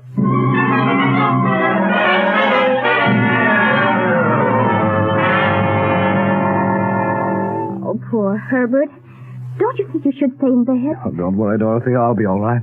And you have no idea who it was? I was deep asleep. Next thing, something came down on my head. I remember the pain and nothing. Why, you could have been killed. I wasn't hit with much force, the doctor said. Dorothea, that makes me start wondering, perhaps... Oh, no. But Harriet is such a strange one, always sulking, always taking Roscoe's part. Oh, Herbert. May I come in? Why, of course, Mr. Keene. I see you're sitting up, Mr. Meade. Any news, Mr. Keene? I'm afraid so, my dears. Afraid? What I mean is, you know that old black walnut tree out there in back? You can just about see the top of it from that window? Yes. Well, what about it? Well, just before your uncle's disappearance, some work was being done on the 12 oaks out in front, wasn't it? They had rotted. Yes, but so. And that's understandable. But I find also that another tree was treated the same way. Bored out and refilled with cement. That is very strange. Why, Mr. Keene? Black walnut doesn't usually decay like that. It doesn't ordinarily require that sort of surgery. A few minutes ago, I had that cement filling broken open. Oh, dear God, you mean... Your Uncle Adam Meade has been lying inside that tree for 2 weeks. Dead. Oh. Entombed in the black walnut by the person who killed him. Who was that person? The possibilities are numerous. Somebody who was mentally unbalanced, possibly. A thief, possibly. You mean... Or else a rather greedy and ruthless man who knew nothing about the laws of inheritance. Who? You, Herbert Meade. What did you say, Mr. Keene? Now we've got a third lunatic in the house. But, Keene, don't you realize that I was nearly killed here myself? Nearly killed, yes. You staged that attack yourself and hit yourself just hard enough to bring blood. No worse. Well, that's ridiculous. Well, when you found me, I was completely unconscious. Correct. The answer is in this night table. You see? A box of sleeping powders, half gone. First you gashed yourself, then took a big dose of the sleeping powders, and then waited for results. Well, you're out of your mind. You see, while you lay there unconscious, I didn't waste too much time in pity. I looked in your closet, examined the cuffs of every pair of trousers you wear. I don't understand. In 2 of them, I found granules of wood, of black walnut scraping. In a third, bits of cement. Oh, now, just a moment. Night after night, while the men working on the oaks left their equipment around, you went out and worked on the black walnut, making a tomb. And then, when it was ready, you went out in the dark after your uncle and strangled him. Nonsense. In the same way, you attacked my assistant later. You see, you did not understand the laws of legacy, Herbert Meade. But when I mentioned it at the table yesterday, you realized you'd made a mistake. You realized the body had to be found. And you gave me hints to guide me. You said Nero had been mooning around in back. Then, my dear fellow, you really gave yourself away. Stand back, Keene, both of you. Got a pistol. Careful, Meade. Into the closet, you two. You won't get far, Meade. I've already been in touch with the police. Drop that pistol, Meade. I've got you covered. Thank you, Sheriff. That was well done. I heard every word of it. I arrest you, Herbert Meade, for the murder of your uncle, Adam Meade.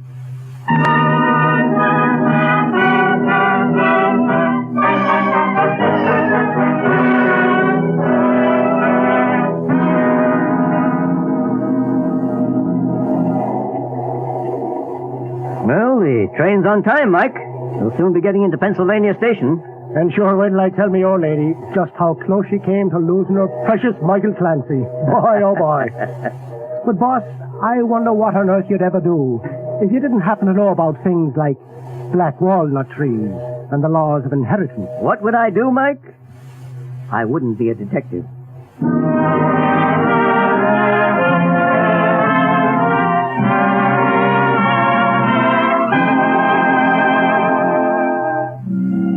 And so ends the case of the Moonless Night. Listen next week at the same time as Mr. Keene brings us the bizarre and baffling case of the missing witness.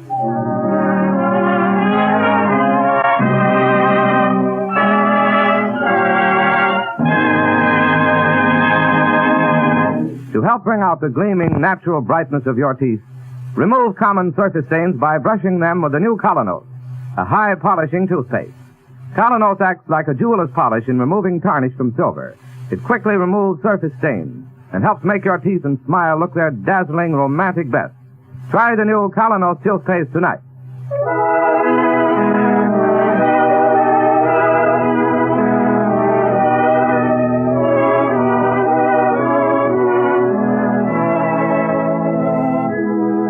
You have just been listening to Mr. Keene, Tracer of Lost Persons. Now on the air at a new time, every Thursday night, 7:30 to 8 Eastern Wartime over this network. Don't miss Mr. Keene next Thursday night when the kindly old Tracer turns to the case of the missing witness. And now, one closing thought. Many of you listening in have signed the Home Front Pledge, a pledge made by 15 million Americans in the past year to pay no more than top legal prices and accept no ration goods without ration points.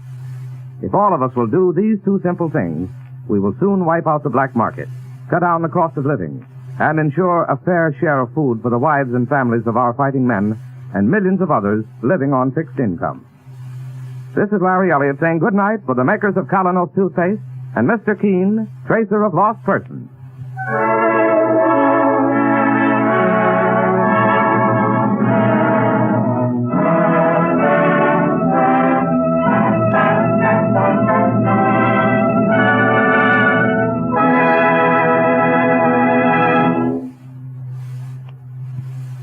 Ladies, there is now a wonderfully inexpensive, easy way to wax wood floors and linoleum to a high, sparkling finish in only 6 to 9 minutes. Use Aero Wax, the self-polishing wax that goes on in a jiffy, dries without rubbing to a marvelous high luster, adds beauty to your rooms, saves countless scrubbings, yet costs only 25 cents a pint. Get Aero Wax, A-E-R-O-W-A-X, tomorrow. This is the Columbia Broadcasting System. Thousands of women are finding that economical, no-rubbing Aero Wax makes dingy old floors shine and sparkle look like new. Just apply, and in 6 to 9 minutes it dries to a hard, lustrous waxed finish that saves countless scrubbings and polishings. Yet, Aero Wax costs only 25 cents a pint at grocery, hardware, drug, and chain stores. Get Aero Wax, A-E-R-O-W-A-X, tomorrow.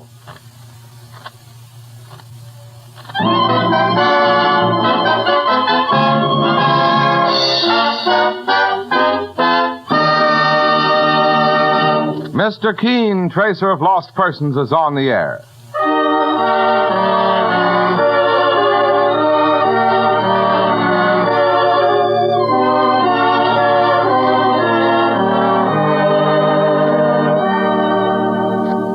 Ladies and gentlemen, the makers of Colonos toothpaste present Mr. Keene, Tracer of Lost Persons, one of the most famous characters of American fiction in one of radio's most thrilling dramas.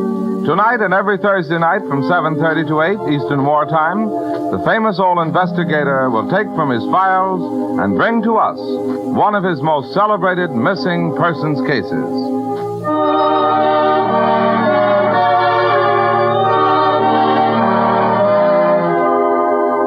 But first, if your teeth are not every bit as bright and lustrous as they should be, resolve right now to bring out the natural sparkle of your smile with Colonos, a high-polishing toothpaste.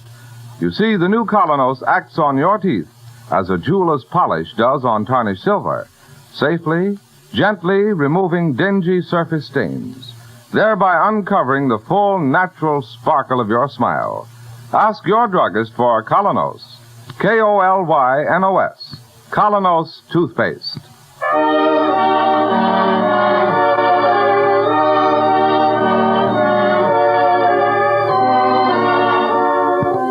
And now, Mr. Keene, Tracer of Lost Persons. Tonight he brings us the case of the missing witness, one of the strangest of his career. A case in which murder, 3 beautiful women, and a fashion show are all strangely mingled. But listen now. As our story opens, a man is seated in a chair. Across his head slants a bar of sunlight, and on his face is a completely incredulous smile. He rises slowly to say, "Don't be a fool, my dear. Put it down before you hurt yourself. Can't you hear me? Stop this ridiculous play acting. Put it down, I say." You really did it. I didn't think you had it in you. Not you.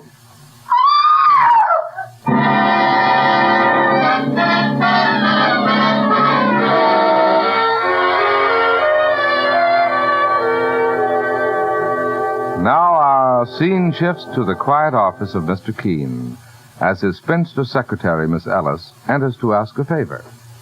Mr. Keene, I wonder if I might get off early this afternoon. You want to do some shopping, Miss Ellis? Oh, no. I'm going to a fashion show. Why, Miss Ellis, I didn't know you were interested in fashion shows.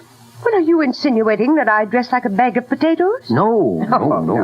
As a matter of fact, Mr. Keene, it's something very, very special. You see, when I was living in Queens about 15 years ago, there used to be a little widow next door. Pretty little creature. Oh, such a struggle to make a living for herself and her daughter. I'd give her a bit of sewing every now and then to help, and... well, you won't believe me when I tell you her name. Try me.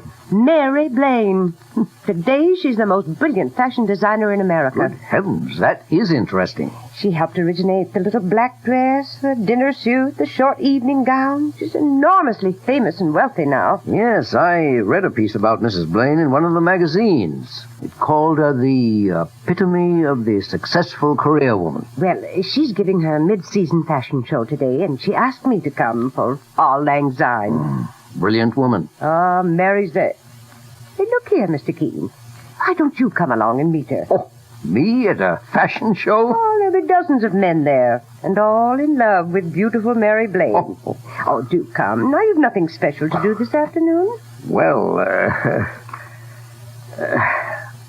all right, Miss Ellis. I'll do it.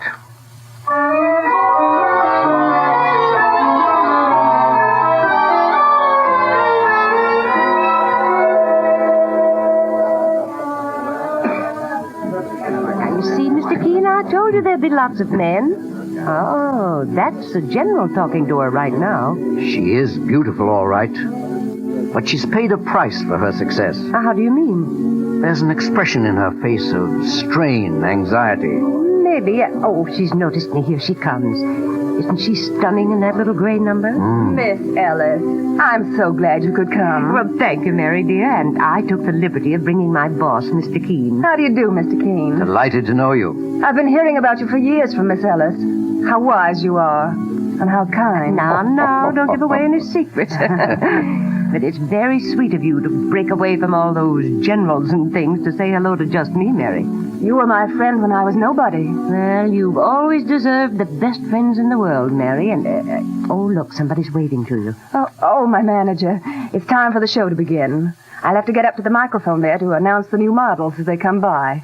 I'm so glad to have met you, Mr. Keene. The pleasure was mine. Yes, she's lovely and famous, but not quite happy. Oh, you with your X-ray eyes.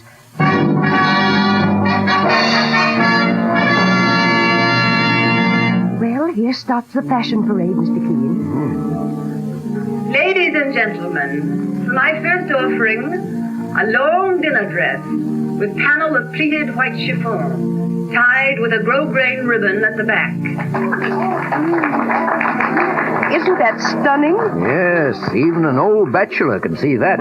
Especially an old bachelor. You know, it's funny. I don't see Eric Plummer here, Mr. Keene. Eric Plummer? You mean the portrait painter? Yes, and gay dog #1 of New York. Oh, they're good friends, Miss Ellis? He's been infatuated with Mary for some time. You mean he and Mrs. Blaine are going to marry? Well, Mary's a strange one, Mr. Keene. Never quite sure whether men love her for herself or her importance. But it seems that Eric Plummer has finally won her heart. And now a black velour suit with lean plum-lined skirt, a double-breasted jacket with high scrolled lapels and a scrolled hip pocket. Mr. Keene, over there by the door. Yes, Miss Ellis? That charming little blonde, that's Mary's daughter, Bunny. Quite a young lady. It's hard to believe that Mary would have a daughter 18 years old. Yes, she's still so young herself. Mary won't be too pleased about her coming here. Why? Well, Mary just likes to keep Bunny away from business and career and men of the world. Oh. Mary's learned to value everything old-fashioned. A little white house with chintz curtains. In other words, one of America's greatest career women thinks that a woman's place is really in the home. And a simple home. Miss Ellis. Miss Ellis. Hello, Bunny, dear. Miss Ellis, how long has the show been going on? About 15 minutes. I must talk to Mother. I must. But, dear, she's up there at the microphone. You can see. Something horrible has happened. I must talk to her. But, Bunny, what do you mean? And now with my last offering before the intermission, another short dinner dress.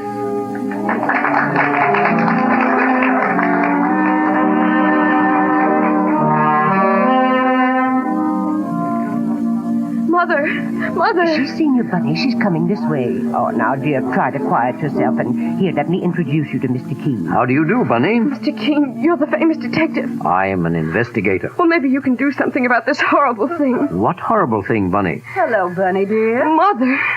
Darling, I thought you were going skating with your young soldier friend. No, I didn't. Oh, Mother. Oh, come, Bunny. What's happened? I went to Eric Plummer's studio instead half an hour ago. To Eric's studio? Why? He asked me to tea. He wanted to talk about doing my portrait. He might have asked me about that. Oh, it was all to be a surprise, Mother. Eric said it would make me the toast of cafe society. I'd become glamour girl #1 of 1944. Oh, my dear. You should have gone skating.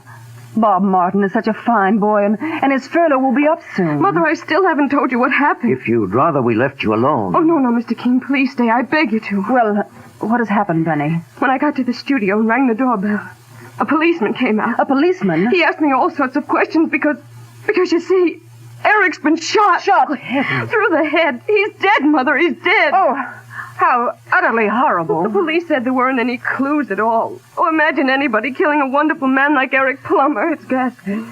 Ghastly. I want to find the person who killed Eric. I want to make them pay. And that's why I thought maybe Mr. Keene Yes, Mr. Keene. In a situation like this, you'd know exactly what to do. But if the police are already on the case... Well, one moment, please. Bunny, go over to Mr. LaRue and ask him to announce the rest of the show. All right, Mother. And you, Mr. Keene, would you please step into my office with me? Oh, forgive me, Miss Ellis. Oh, it's quite all right, Mary. Here, Mr. Keene. Thank you. Well, my dear? Mr. Keene, Bunny's news did not altogether surprise me. Really?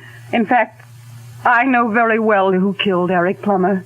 You do? But first, Mr. Keene, I've heard you're the cleverest private investigator in this country. Thank you. Do something for me, please. Go to Eric's studio. Examine all the evidence. And when you come back... Yes? I'll tell you who killed Eric Plummer.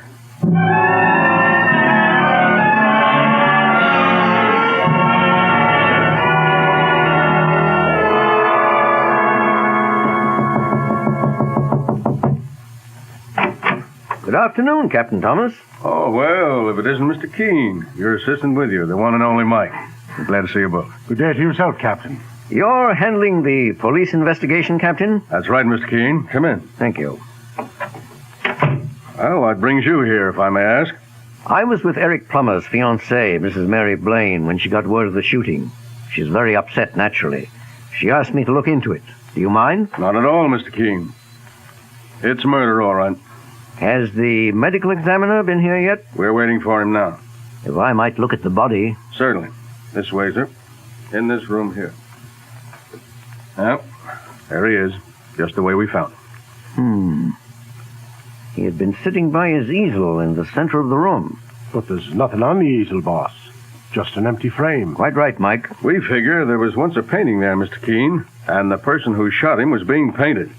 Then ripped it off the frame to avoid identification. Yes, very possible indeed, Captain. Now then, if I may look at the wound. Right there in the head. No powder marks. No. And the path of the bullet, it entered just above the right ear at a distance of What would you say, Captain? Doesn't it seem to you that bullet was fired from 15 feet or more? I leave that kind of guessing to the medical examiner. Oh, may I ask why you're staring at the walls now, Mr. Keene? I was wondering about the proportions of this room. I measured it already. 20 by 20. Oh, thank you. No sign anywhere of the gun that killed him? None. May I ask how you learned about the shooting? Through a neighbor. The shot resounded pretty loud in the air shaft back of that window there. And the neighbor who heard it? The gal who has the studio in the back. Portuguese gal. Rosa Avelar. She was taking a bath at the time she heard the shot. Quick as she could, she came and knocked on the door here. No answer, so she sent for us. Well, thank you, Captain. I won't trouble you any further.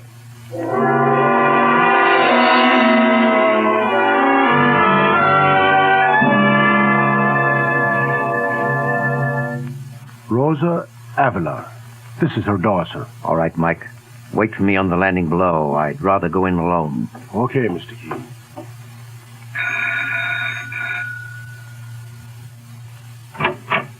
Miss Avelar? Yes? I'm taking a hand in the investigation of the murder next door. Well, I have already talked with the police. Just one or two questions more. Why not?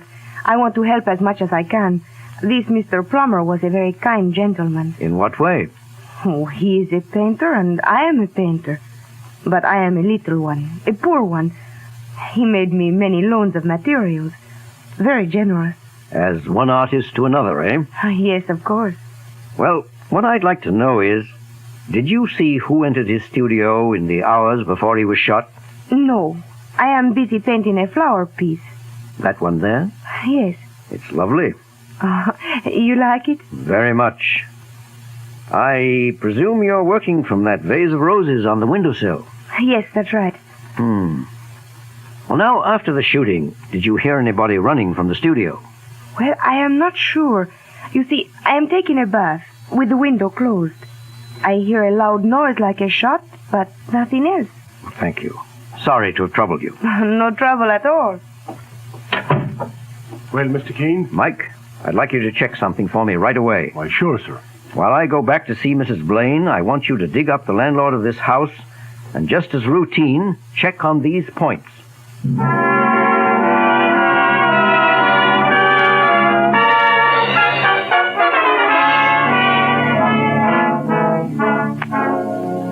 In just a few moments, the scene follows between Mr. Keene and Mary Blaine. Meanwhile, remember, first impressions are usually lasting impressions. People judge you by the way they see you. They decide almost at once whether they want to know you better or not. And one of the greatest factors that influence everyone you meet is your teeth.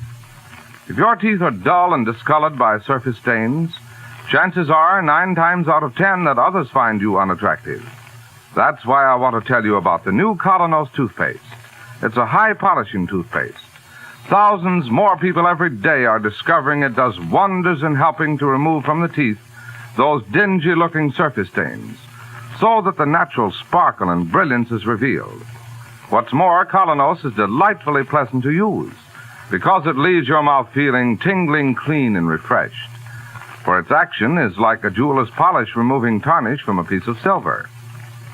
So if you want a smile that makes a good impression, that adds to your charm and personality, try the new Colonos toothpaste, a high-polishing toothpaste.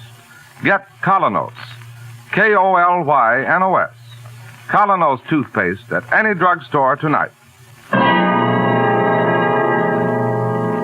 And now Mr. Keene faces Mary Blaine, Eric Plummer's beautiful and famous fiancée. Here, Mr. Keene, sit down. Thank you, Mrs. Blaine. You went there. You examined the evidence. Yes, I fulfilled my part of the bargain. And now I'll have to fulfill mine. Well, my dear, you said you knew who killed Eric Plummer. I did, Mr. Keene. I killed him. You? I fancied you'd say that. Oh, not because I'm shielding anybody else. Please don't get the conventional idea that my daughter, that Bunny, perhaps... No. But if you did it, why did you send me back to look at the evidence? Because I hoped and prayed that perhaps I didn't do it. Oh, I know all this sounds mad. Tell me the whole story. The whole story, Mr. Keene. I've given my best years to fight my way to the top. Now it's just one long nightmare of anxiety to stay there. Men flock around me. Why? For my money, my fame, or for myself? I can never be sure. When I met Eric Plummer, I knew he'd led a rather wild life, but he was a great artist in his own right. And when he told me he loved me, it sounded real for once. Or I hoped it was real. Yes, my dear. Go on. Lately, he's been painting my portrait. Once I took Bunny to watch. That was a mistake. Eric went to work on Bunny with all his charm. A man old enough to be her father. I want to keep Bunny wholesome and natural, Mr. Keene. I asked Eric again and again to stop turning her head. Today, this morning, I went to sit for him again, and to have it out with him once and for all. I was sitting on the dais, and he was painting. He looked up and laughed. He said, Well, my dear, you wouldn't be jealous of Bunny now, would you? Don't be silly, Eric.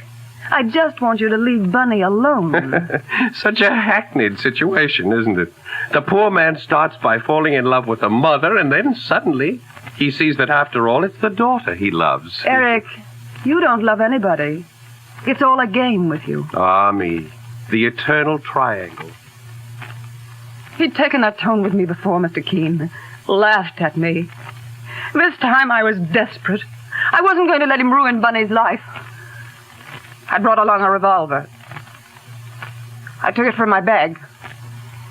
Eric looked up and said, Mary, you're much too sophisticated for that kind of nonsense. You must promise me never to see Bunny again.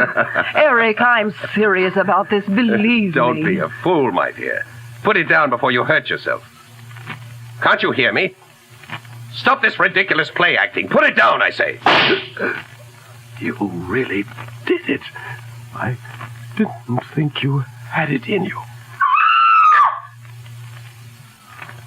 And there he lay dead before you, Mrs. Blake.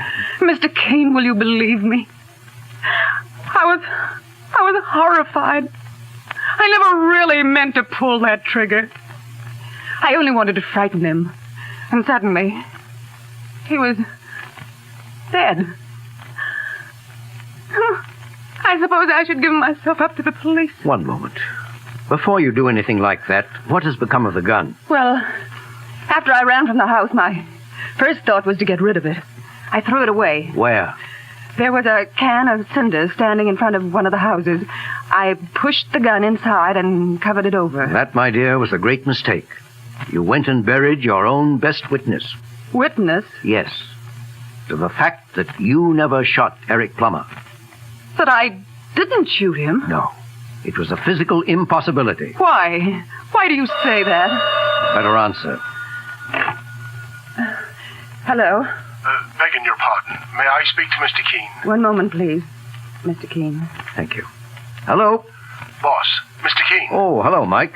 What did you find out? Boss, you hit it on the nose. Good, Mike. I'm glad. Now, something else for you to do. Yes, sir. Check with the sanitation department at once. Ask what they've done with the cinders they removed this morning from the 3000 block in East 58th Street. Cinders? What I'm really after is a gun. The caliber... 38. 38.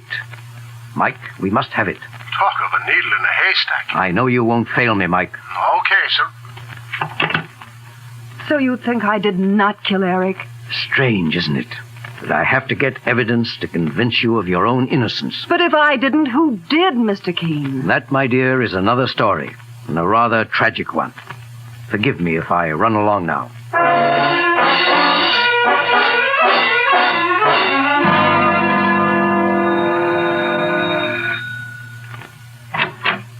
Oh, so you are here again. The old gentleman. Yes, I'm afraid I must trouble you again. With more questions? This is a matter of life or death. For whom? A woman, her daughter, other persons. Well, what do you want now? Permission to inspect your studio. I want to study the layout. Sorry, I cannot talk to anyone. Miss Avila! She slammed the door in my face.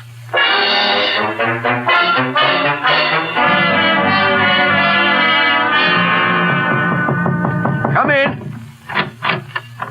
Good morning, boss. It's me.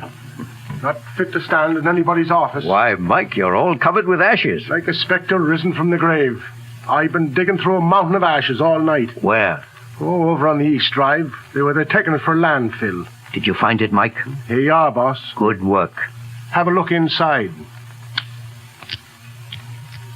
Mike, I'm going back to Mary Blaine's place at once.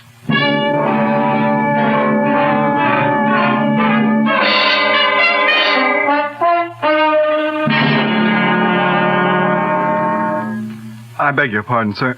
Are you going in there by any chance to see Mrs. Blaine? Yes, Corporal. You are a corporal, aren't you? Yes, sir. Bob Martin's my name. My name is Keene. I believe you're a friend of Bunny's. Oh, I'm crazy about her. I came up on this furlough just to see Bunny. She locks herself away from me, won't come to the phone. I'm not sophisticated enough for her, I guess. I rather fancy she may soon have her fill of sophistication. Well, I just thought if you saw Bunny around inside I'll be glad to tell her you're here. Oh, thank you, sir. Too bashful to break in. Thank you, sir. Oh, Mr. Keene. Oh, I've been waiting so anxiously ever since you phoned that you were coming. Can we speak somewhere privately? Of course. This door. Mr. Keene. Hello, Bunny. You have good news for us? Bunny knows everything. I told her. I don't see how I ever could have thought Eric was glamorous. Well, we found a gun, Mrs. Blaine. Look at it. It's mine. The one I tried to get rid of. Not one of the cartridges has been fired. You're sure? My dear, you couldn't possibly have killed him, and for many reasons. What do you mean? You say Eric Plummer was facing you when you aimed the revolver? Yes, Mr. Keene. But the bullet actually entered from the side of his head. The side? In fact, judging from the lack of powder marks, from the distance at which the fatal bullet was obviously fired, nobody inside that room could have killed him. Why, Mr. Keene? The room is 20 by 20. With Plummer sitting in the center at his easel, a person aiming the pistol with arm outstretched would nowhere have been more than 10 feet from him. But the bullet traveled at least 15 feet. 15? Then where did it come from? Outside the apartment. From a studio just across the narrow air shaft, and through the open window of Plummer's studio. And the person who killed him? A young lady, I'm afraid, also a painter. We learned from the landlord that it was Plummer who engaged the little back studio for her a year ago. Eric did? Yes. And he was supposed to be so madly in love with Mother. For the past 3 months, her rent hasn't been paid at all. Plummer finally lost interest. The young lady, Miss Avalar, seems quite hot-tempered. Charm. Glamour. And in the end, murder. Come in. Oh, Mr. Keene. Captain Thomas. Your office said I'd find you here. I have a message for you. For me? It was addressed to the old gentleman. We figured out that means you. From Rosa Avalar. Yeah. Read it. Old gentleman, you are very wise. You guessed the truth. And now I will save everybody's time by sentencing myself. Rosa Avalar. Oh, she committed suicide? Half hour ago, ma'am. I'm sorry about this. Truly sorry. Well, that closes the case. I'll have to get along now and write the police report. Goodbye, Captain Thomas. Mr. Keene, how can I ever thank you? You were innocent, Mrs. Blaine. I was happy to be able to help you. Eric. Everything about him was so mean, so heartless. That reminds me, Bunny, I believe there's a boy, a very bashful one, who's hanging around outside. Oh, not poor Bob. Yes, poor Bob. A boy your own age, with 10 times the real glamour of a man like Eric Plummer. Oh, poor dear, he must be furious with me. No, just dying to see you. And my dear, whenever you're tempted to see glamour in a man like Eric Plummer, remember that all that glisters is not gold. Often you have heard that told. Gilded tombs do worms enfold. How terribly true. I've realized it for a long time. And now, so do I. All right, Bunny. Run along with you and make that poor, bashful soldier happy.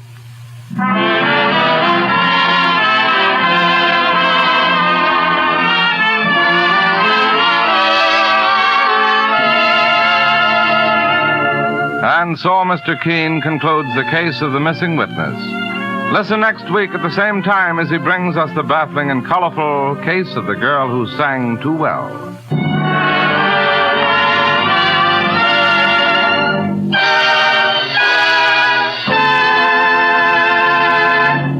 Every girl and woman knows that in order to be popular today, one of the most important things she needs is an attractive smile. A smile that reveals clean and sparkling teeth. And to the man in business, teeth that make a good impression are just as important, too. If you're not certain that your own teeth are as attractive as they should be, here's something you will want to know. The new Colonos High Polishing Toothpaste does wonders in helping to remove those dingy surface stains. Helps reveal the natural brilliance of your teeth that adds so much to the charm and personality of your smile. I'll tell you why it does this. Its action on teeth is like that of a jeweler's polish on tarnished silver. So start using Colonos, a high-polishing toothpaste, yourself, right away. You can get Colonos, K-O-L-Y-N-O-S, Colonos at any drugstore tonight.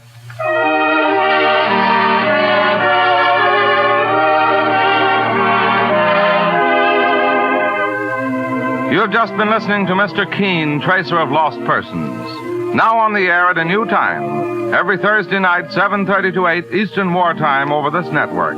Don't miss Mr. Keene next Thursday night when the kindly old Tracer turns to the case of the girl who sang too well. This is Larry Elliott saying good night for the makers of Colonos Toothpaste and Mr. Keene, Tracer of Lost Persons.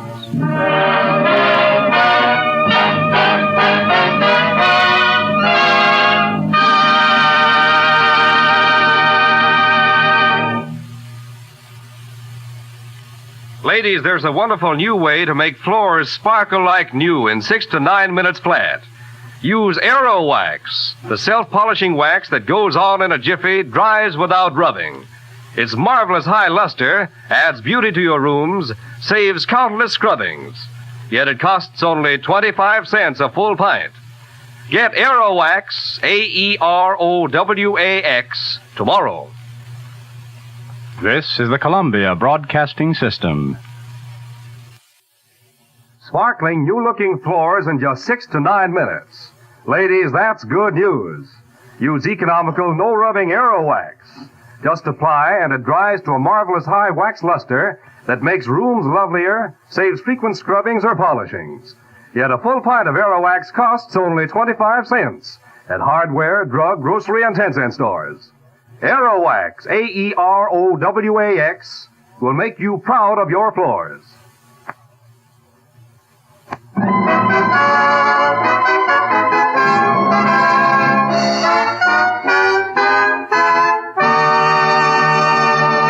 Mr. Keene, Tracer of Lost Persons, is on the air.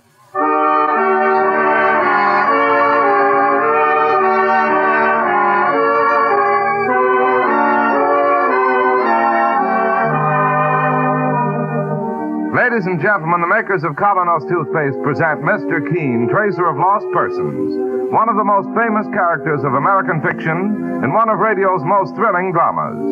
Tonight and every Thursday night from 7:30 to 8 Eastern Wartime, the famous old investigator will take from his files and bring to us one of his most celebrated missing persons cases.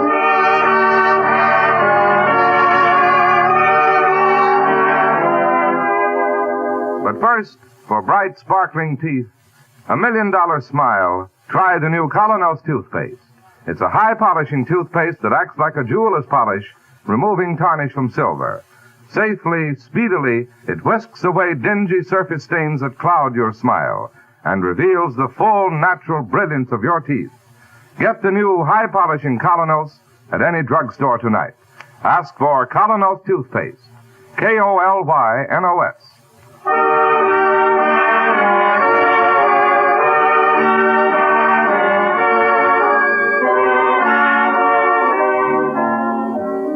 And now, Mr. Keene, Tracer of Lost Persons. Tonight, our story opens in one of the great movie palaces of Broadway, the Palladium, where for 3 weeks the stage presentation has been a sensational success.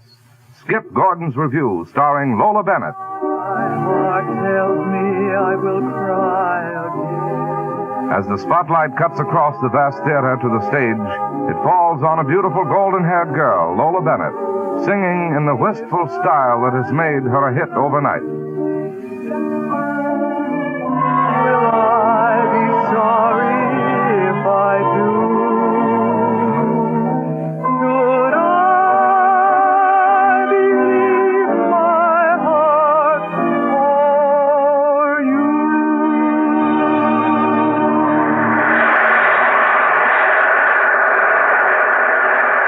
Come back, Lola. Come back and take another bow. Thank you, Skip. And make a little speech for our audience, won't you? You've been wonderful to me. I don't know how to thank you. Hold it, everybody. Hold it. Lola will be back with another song later. Meanwhile, a little novelty number from our orchestra. A special arrangement of that outstanding hit, Pistol Packin' Mama. Take it away, maestro, while yours truly cools off in the wings.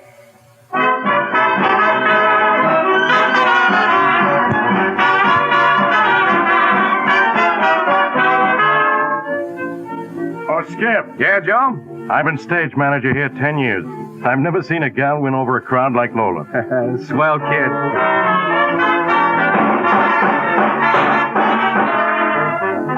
Wow, what are they doing out there? Just a pistol sound effect in the number. Don't you like it? I'll take a blockbuster. Hey, where is Lola?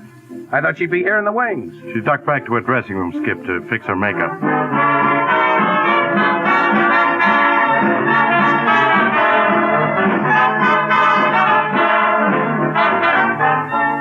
Hey, it's time for Lola to go on again. Well, I'll run down and knock on her door, huh? Okay, I'll signal the band to do another chorus meanwhile. On stage, Lola. On stage. Well, Joe, what gives? No answer. Well, look inside. She's not there. It can't be. I'll ask the doorman if she went out. Well, hurry, Joe. Will you hurry? Hey, Charlie. Yeah, Joe? Have you seen Lola? Nope, not this way. Lola! Lola! Lola! Lola! Hey, Lola, baby, where are you? Lola! Where are you?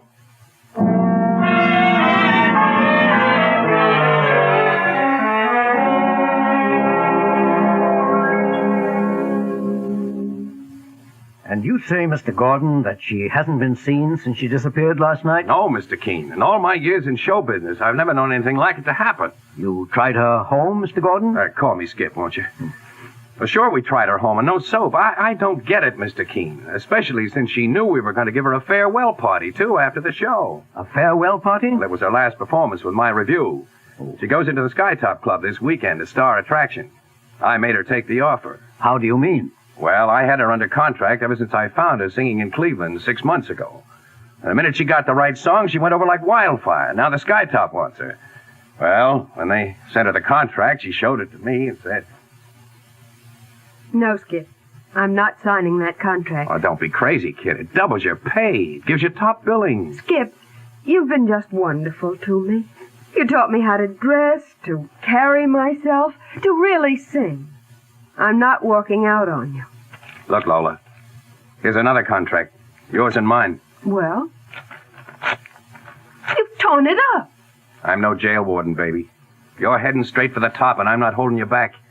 Not on your life, baby. Skip, that was very generous of you. Generous, Mr. Keene? I love Lola. Even though I've never told her. Never told her? She wouldn't even have looked at me. Oh, but find Lola, Mr. Keene. That's all I'm asking. Find Lola. Well, the place to start is obviously the Palladium, where she was last seen. That's a famous old house, as I remember. Sure. In the old vaudeville days, we used to talk about making the Palladium. When you played there, it meant you were good. Still does. And Lola made it with this engagement? 3 smash weeks. All right, Skip. Let's go.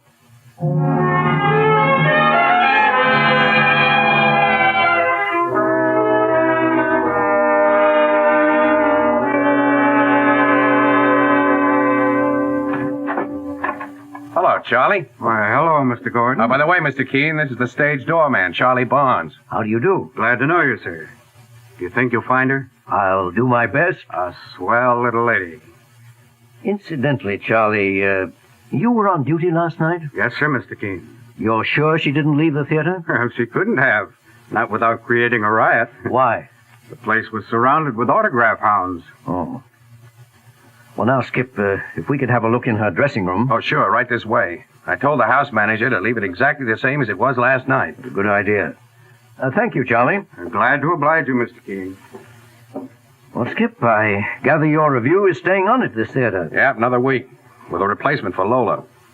Here we are now. After you. Thank you. The usual dressing room.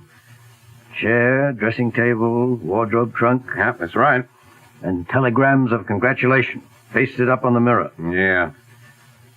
Sing, canary, sing. I love you, I love you, I love you. Repeated 24 times. Yeah, the telegrams are mostly from Larry Reeves. Reeves? Yeah. Oh, he's a well-known Broadway playboy, isn't he? Yeah, with more money than's good for him, too, and more wives. Married 4 times, divorced 4 times. I gather he wanted Lola for the 5th? Yeah, I've been making quite a pitch. Even a smart kid like Lola got to believing him. They were almost engaged. Almost? Yeah, he sent Lola a ring last week. Diamond like a headlight. It'd burn him when Lola sent it back.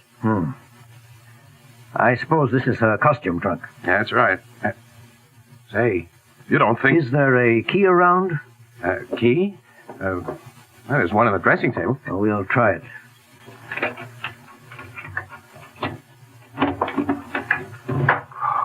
Gosh. I thought for a minute we were going to have a trunk murder. These are her costumes, Skip. Yeah, some of them. I remember others. Oh? Where are they? Well, I wouldn't know. Oh, Skip. Hey, Skip. Yeah, that's Tommy Tolan, my band leader. Hey, Skip. We start the first show in 10 minutes. Yeah, I know. This is Mr. King. How do you do? Oh, how do you do? Oh, yeah. You said you were going to ask him to. Hey, that reminds me. Of what, Tommy? Well, I wanted to mention it before, but I didn't want to talk out of turn. Well, come on, give, Tommy, will you? Well, you know my goofy saxophonist, Harry Forbes. Yeah. Harry's had a crush on Lola for months, hanging around and pestering her day and night. Well, right after you left the stage last night, Skip, and we start a pistol packing mama, remember? Yeah? Harry signals me. He whispers he's got to leave the stage. Well, he looks so crazy. I says, all right. So he slips out behind the drapes. Very interesting. And then I don't see him for 15 minutes. And the funny part about it... What was so funny about it? Oh, hello, Harry. What was so funny? All right. I'll say it right to your face, Harry. You walked off the stage carrying a gun. We all had guns, phony guns for the pistol packing number. Just a minute. Am I to understand you used guns, pistols as stage props for the performance of the number Pistol Packing Mama? Yes, Mr. Keene. But the rest of us had our guns on stage. He could have had his loaded. Are you trying to say If anybody wanted to shoot Lola, that was the time to do it. During all that noise. You skunk. No, your band leader is right, Forbes. It was his duty to tell us. Why did you go off the stage? Oh, because I felt sick. I wanted to take a pill. I told him that. Okay. Okay, nothing. One of these days you'll have to get yourself a new saxophone. Hey, Harry, wait a minute now. Wait. Never mind, Skip. And thank you, Mr. Tolan, for this information. Oh, I figured I had to tell you, Mr. Keene. That guy's wacky. Well, the curtain's in 5 minutes. Yeah, I'll be there. Well, Mr. Keene, how does it add up to you? It doesn't, yet. Better get along for your performance, Skip. Performance, yeah. You'll be sticking around. Right here in the dressing room. Okay. Those telegrams. I love you. I love you. I love you. Mr. Keene, Yes? I was waiting till the others went away. Well, who are you? I'm just a dresser around here. Take care of the performers' clothes. Well? Look, this note. She gave it to me last night. She said that if he came again, I was to give it to him. In the excitement last night, I forgot. You better have it. Well, thank you. Marie! Marie! Oh, quick, put it in your pocket. That's Larry Reeves, Mr. Keene. You know, the playboy. Hey, Marie, why didn't you answer when I called? Oh, I'm sorry, Mr. Reeves. I didn't hear you. Any word yet about Lola? No, Mr. Reeves, nothing. Who's this? Anybody? Can't be. I don't know. Thank you. Little gold digger. She's done a run out on me. She's not a gold digger. Shut up. I won't have you talk that way about her. I know a kind playing hard to get. Come and find me. And when I do, I'll wring her little neck. I'll break every bone in her body. Oh, he's just awful, that Mr. Reeves. Thinks that for money he can have anything. But Miss Bennett's not his kind. What about this note? She said to give it to him if he came around again to bother her. She was expecting him last night? Every night. The doorman was told to keep him out, but there's a way of coming through the front of the house, Mr. Keene. I see. Don't open that note here, please, sir. Very well. And if Mr. Skip Gordon asks for me, tell him I went back to my office. I'll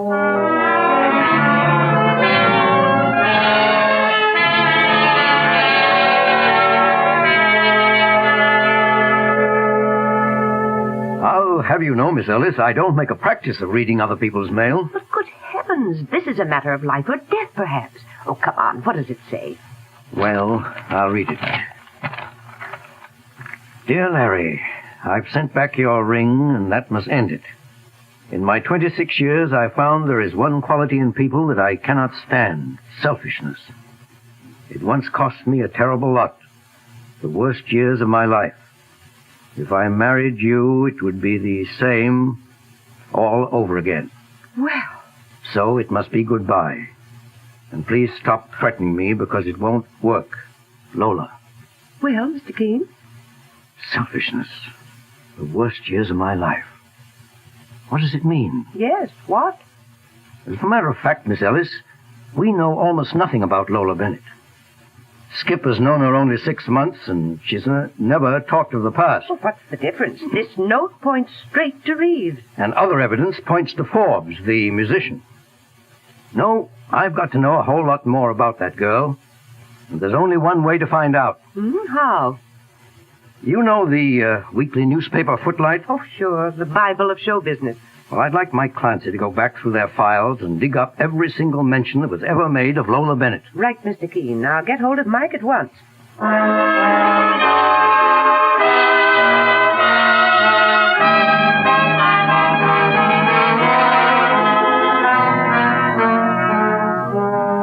Two people under suspicion in the disappearance of Lola Bennett. And Mr. Keene goes on with his search. Meanwhile, thousands of girls who suffer the heartache of being unpopular, clever, pretty, smartly dressed girls, have just one thing to blame: teeth that rob them of charm when they smile.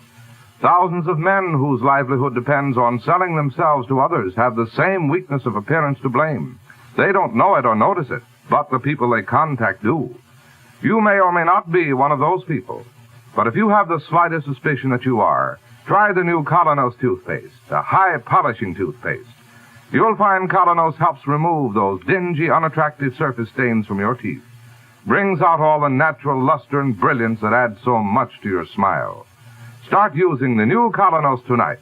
Remember, it's a high-polishing toothpaste. You can get Colonos, K-O-L-Y-N-O-S, Colonos toothpaste, at any drugstore. Now back to Mr. Keene's office and the continuation of the case of the lovely singing star, Lola Bennett. But here you are, boss. I got 3 back numbers of Footlight that mention her. Well, thanks, Mike. The first goes back about 8 years, when she was just a kid.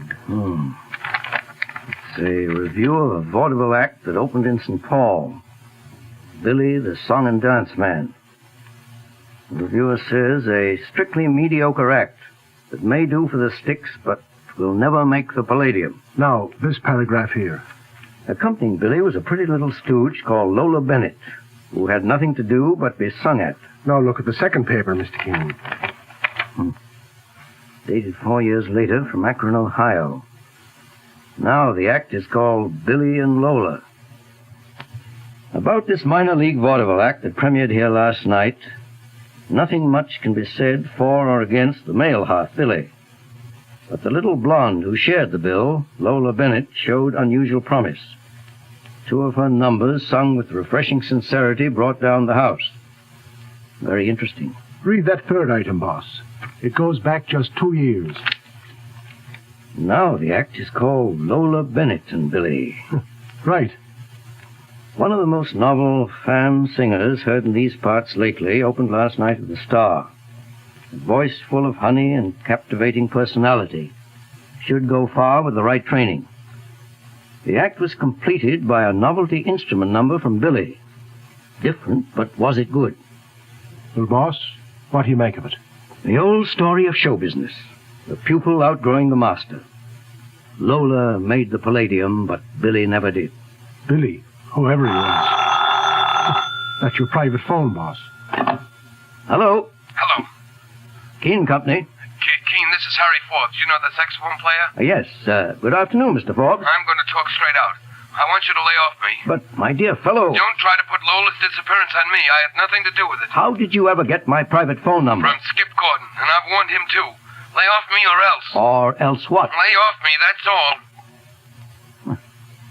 Did you hear any of that, Mike? I did. A maniac. Well, don't you think that he... Well, with the suspicions we got... Oh, never mind. I want to follow another lead now. Well, sir? Each of these reviews mentions other acts that appeared on the same bill, Mike. I'd like to find some of those other people. It'll take a lot of digging. But it may give us very valuable information. Try the booking agencies, Mike, and the actors' hotels at once. Okay, I'm on my way, sir.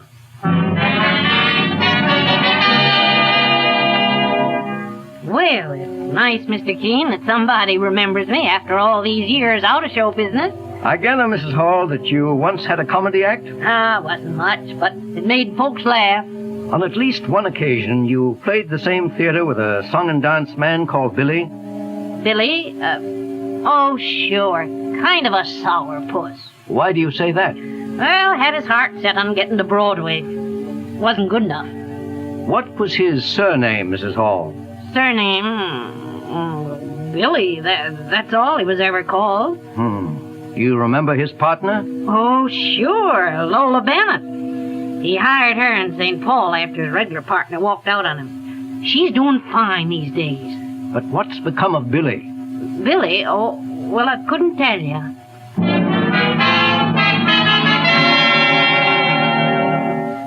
Yes, Major Tiny.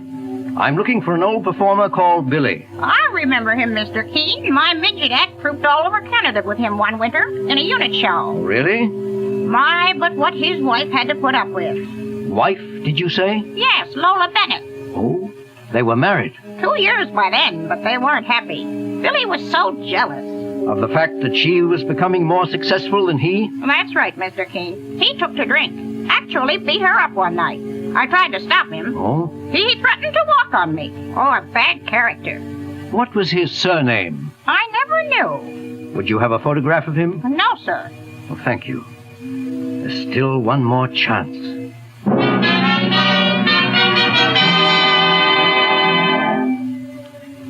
Sure, I know him, Mr. Keene. When I was hoofing on the Jackson circuit. You see, I used to do a soft shoe number like this. Charming, Mr. Foley, charming. Yeah, but strictly passe. I'm working up a new routine now like this. If I may be so rude, Mr. Foley. Yeah? How were they getting on when you knew them? Oh, terrible. You see, the booking agents was thumbs down on him. Why? Well, they said he crabbed the act. The ball and chain. The guy tried everything. He even worked up a novelty, a solo, and a song on 5 different instruments. You know, one after the other. Still no soap. But Lola stuck by him. Much good it did her. Guy was a maniac. Talking crazy all the time about making a Palladium. Hitting Broadway. Well, it got so bad, she finally had to divorce him. I see. By the way, what instruments did he play in that novelty number? Clarinet, fiddle. The saxophone, too? Yeah, saxophone, all right. Yeah, that was his best. Would you by any chance have a photograph of him? A photo? Let's see, well, once in Buffalo... Yes? We all gave a hospital benefit, and the newspapers took photos. Could you find that photograph? Well, now if I dig around in my press book, I might. Hey, let's have a look.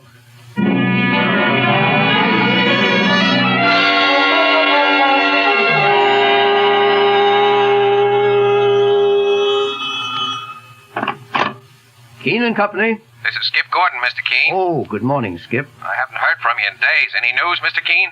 There may be tonight. I can reach you at the Palladium still? Yeah, we're on for the rest of this week. You know, I got some news for you. Really? Harry Forbes, the saxophone player, walked out of the band last night, and we can't locate him. That puts the finger on him, I guess. It would certainly look like that. If he's the guy, if he's harmed Lola in any way... Well, Skip, to be perfectly frank, I'm afraid somebody has harmed her. Mr. Keene. Who? How? I'll probably have the answer for you tonight. Meanwhile, I must use the phone for a very important call. Okay, see you tonight.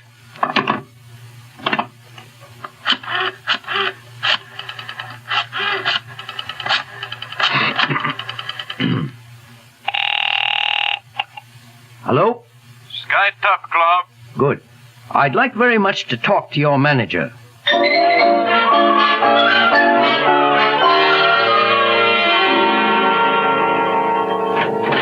Good evening, Charlie. Good evening, Mr. Keene. Any luck yet locating Lola Bennett, Mr. Keene? Yes and no.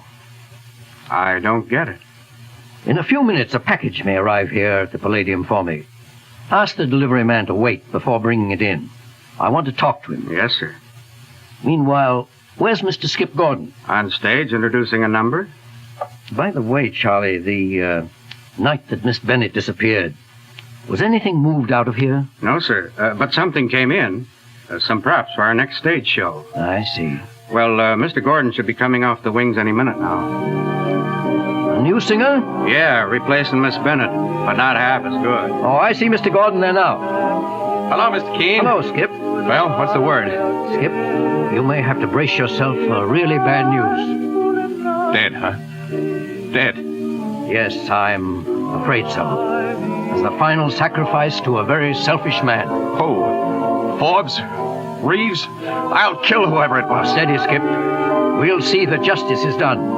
Lola was such a swell kid. Time for you to go on stage again, eh? Yeah, the show goes on. And now, ladies and gentlemen, here's your master of ceremonies again. About to introduce a rip-snorting arrangement of the hit of the season, Pistol Packin' Mama.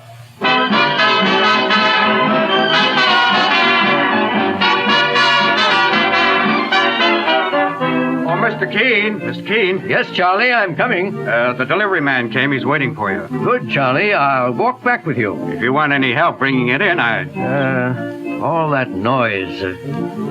Come, let's find a quiet place. Go into this dressing room. No.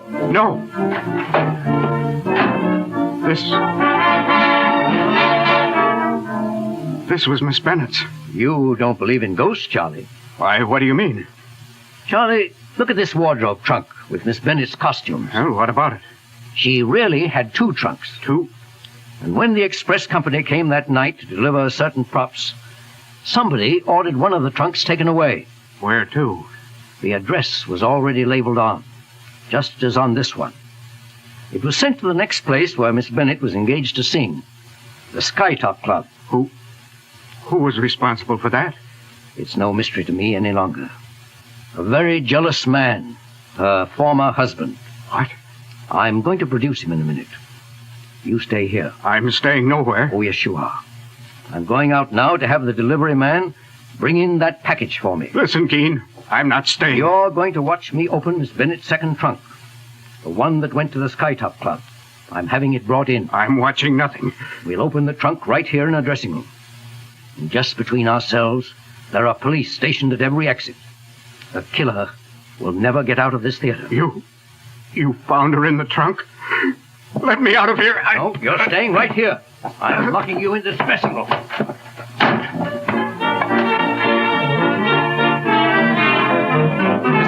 Mr. Keene. Oh, hello, Skip. I came off for a breather while the band is playing. What's up? Oh, Skip, my boy.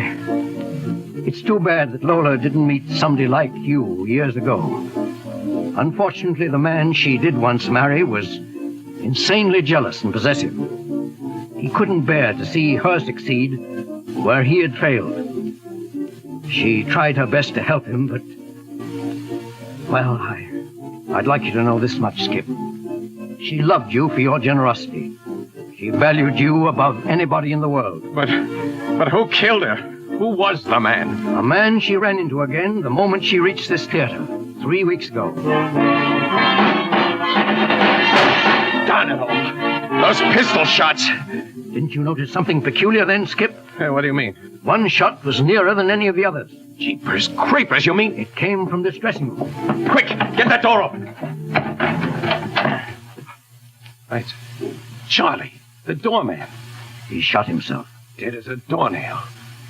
Mr. Keene, was he the guy? Yes. Her former husband. And that's the way he killed Lola that night. He fired the pistol during the band number. Charlie, a doorman. An old and disappointed performer. He made the Palladium with the most tragic performance of his life.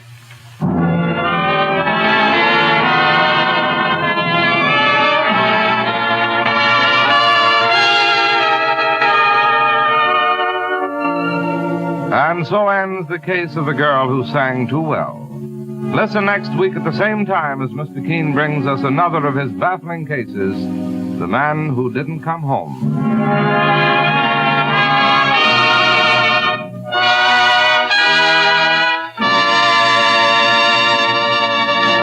Today, the girl or woman who wants to be popular knows that one of her most important assets is a charming smile and teeth that sparkle and gleam. Knows that no matter how smartly she may dress or make up, teeth that are dingy and discolored looking instantly create an unfavorable impression. And the same is true of the man in business, whose very livelihood depends on selling himself. He knows how quickly discolored looking teeth can bring failure. That's why today thousands of smart and successful men and women are changing to the new Colonos high polishing toothpaste. So for your own sake, try the new Colonos toothpaste yourself. It works like a jeweler's polish on tarnished silver. It helps remove dull, dingy surface stains, revealing the natural brilliance and sparkle of your teeth. Ask for Colonos toothpaste, K-O-L-Y-N-O-S, at your drugstore tonight.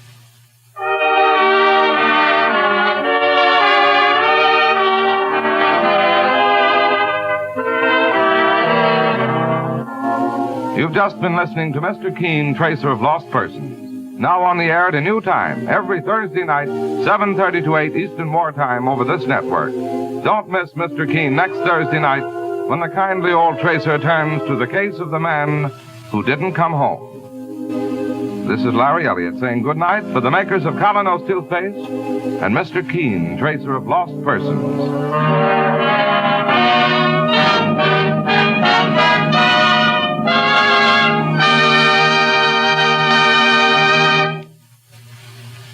Famous no-rubbing Aero Wax gives you beautifully waxed, shining floors in 6 to 9 minutes flat, and at the cost of only a few pennies per room. Think of it. It's quick, easy, economical. Just apply Aero Wax. It dries to a marvelous luster. Cuts out 2/3 of your scrubbing. A full pint costs only 25 cents. Get Aero Wax, A-E-R-O-W-A-X, tomorrow. This is the Columbia Broadcasting System. To save both time and money in waxing floors, use economical no-rubbing Aero Wax. Just apply it, and in 6 to 9 minutes, it dries itself to a hard, lustrous finish that saves countless scrubbings. Makes dingy floors shine like new.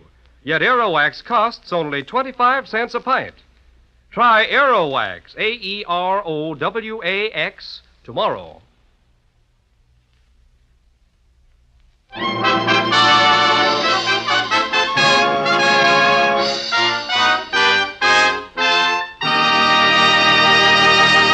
Mr. Keene, Tracer of Lost Persons, is on the air.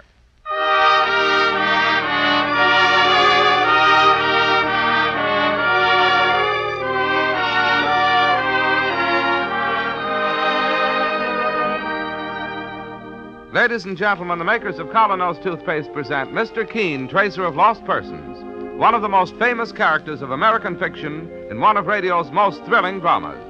Tonight and every Thursday night from 7:30 to 8 Eastern Wartime, the famous old investigator will take from his files and bring to us one of his most celebrated missing persons cases.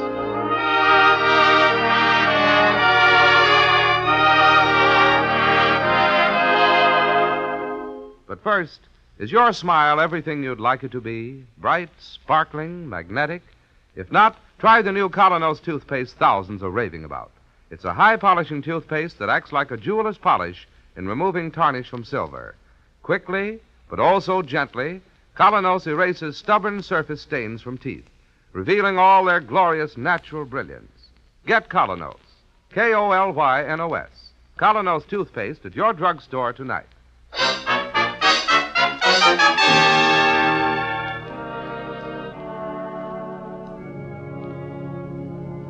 Now, Mr. Keene, Tracer of Lost Persons, who tonight takes from his files one of his most unusual and most bewildering cases, the case of the girl who flirted. The girl is an art student, gay and beautiful, but just a little too adventurous. It all starts one day in a museum, where Betty March is at work copying a painting, and a charming stranger walks up to say, Not bad. Not bad at all. Well, I beg your pardon. I'd almost say you had signs of talent, young woman. Well, I did not happen to ask your opinion. If anyone in this town knows painting, it's I. I ought to be furious with you. Are you? No. Just terribly amused. I like people to be unconventional. Tell me some more, Mr. Whoever you are.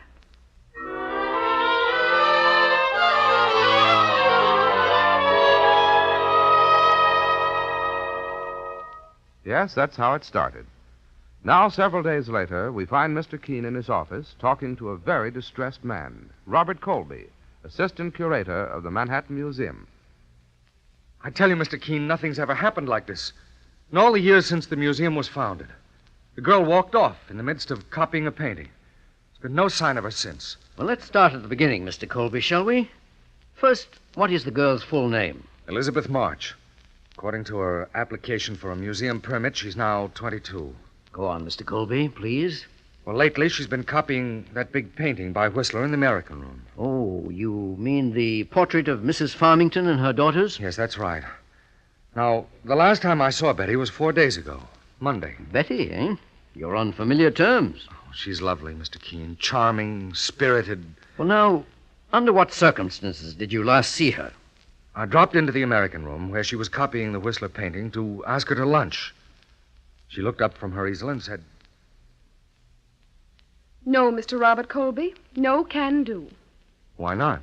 Too busy, Bob. Oh, that man Whistler. Has he insulted you, Betty?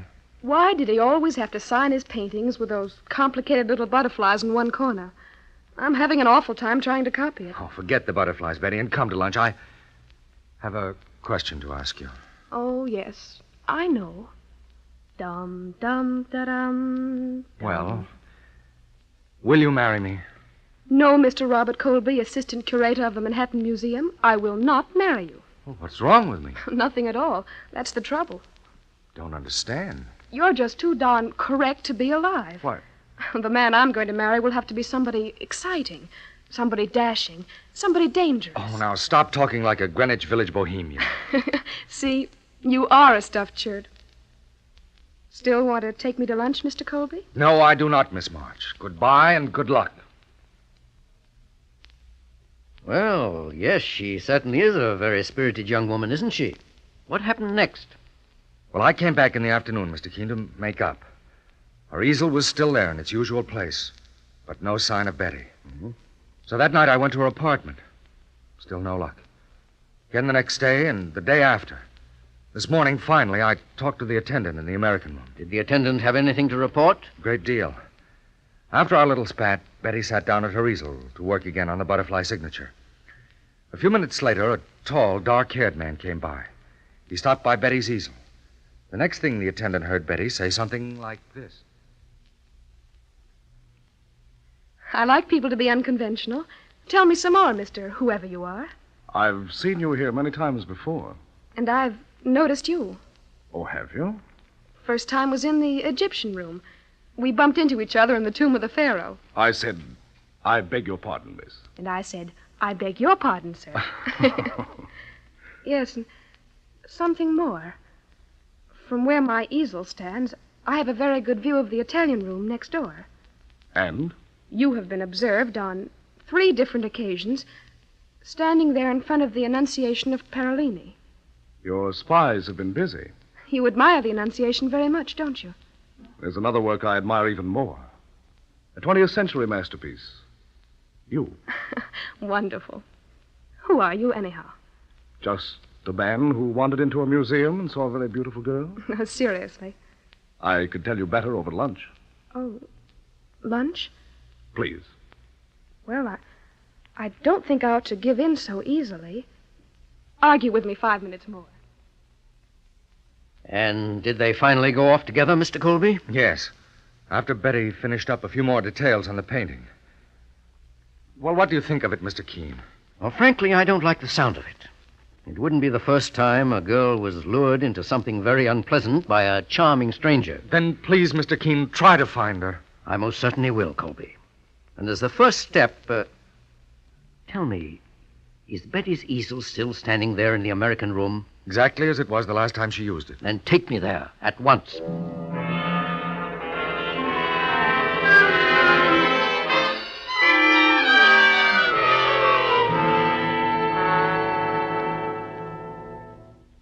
you are, Mr. Keene. Judging from this painting, Betty's a very talented girl. Oh, yes. Yes, indeed. Did she usually place her stool in just this spot? Yes, it gave the best light. One moment. What is it, Mr. Keene? Why are you staring so hard at Betty's copy? I wonder if there's a magnifying glass handy. I'll have the attendant get one. Oh, Billings. Yes, Mr. Colby. Look into Mr. Vanderhoff's office, please, and ask him if I could have a magnifying glass for a moment. I'll be right back, sir. Mr. Keene, you've got me up a tree. First, you were talking about the position of the stool. And Oh, yes. In fact, I am going to sit down on it right now and make a little investigation. Well? Observe one thing. From this position, Betty at all times had a view through that open door into the next room. The Italian room. Oh, there comes the attendant now with that magnifying glass. Here you are, sir. Thanks. Let me have it at once. Right. Oh, what are you looking for, Mr. Keene? I'm looking for a... By Jove, I found it. But what is it? Colby, I was impressed by one thing when you told me how Betty went off with a stranger. That she stopped first to finish a few details. Asked for 5 more minutes to paint. Yes, yes. Now take this glass. Yes, I have it. Turn it on the butterfly signature in the corner. Concentrate on those very fine strokes in the wings. The wings? Yes, I see it now. Dear Bob, Studio Tea Room. She had a feeling she might be in danger. That message was just in case she didn't come back. Well, of course, but why? What danger? You know that restaurant? Yes, it's a hangout for artists in Greenwich Village. Let's go. Let's go as fast as we can.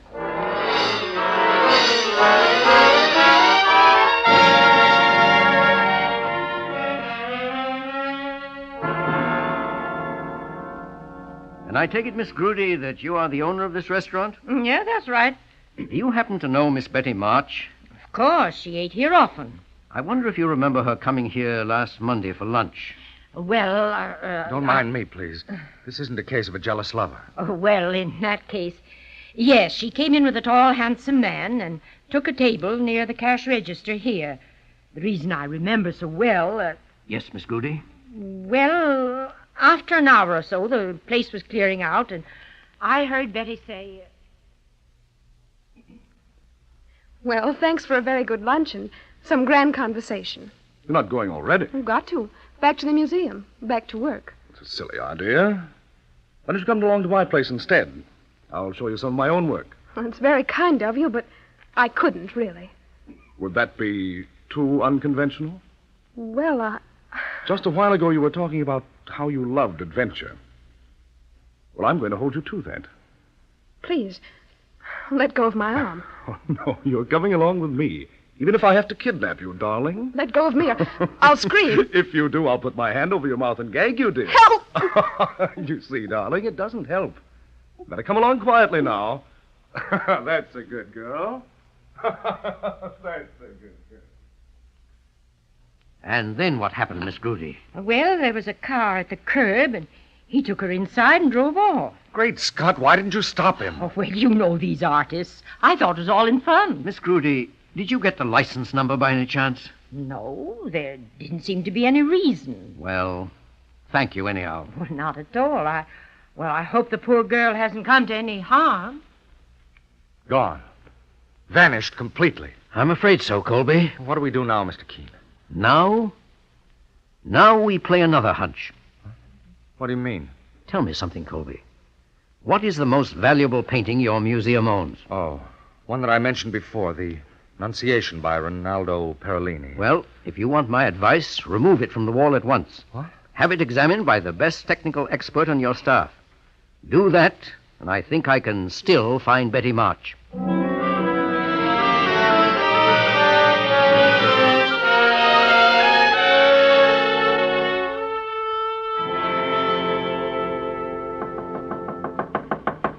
Mr. Vanderhoff, how's it coming? Do not disturb me. I will be finished in a moment. He's experts, Mr. Keene. He's been at it all morning. Oh, calm yourself.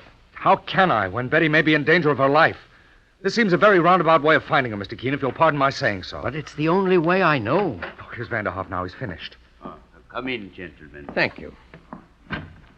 There's the painting. Look at it, gentlemen.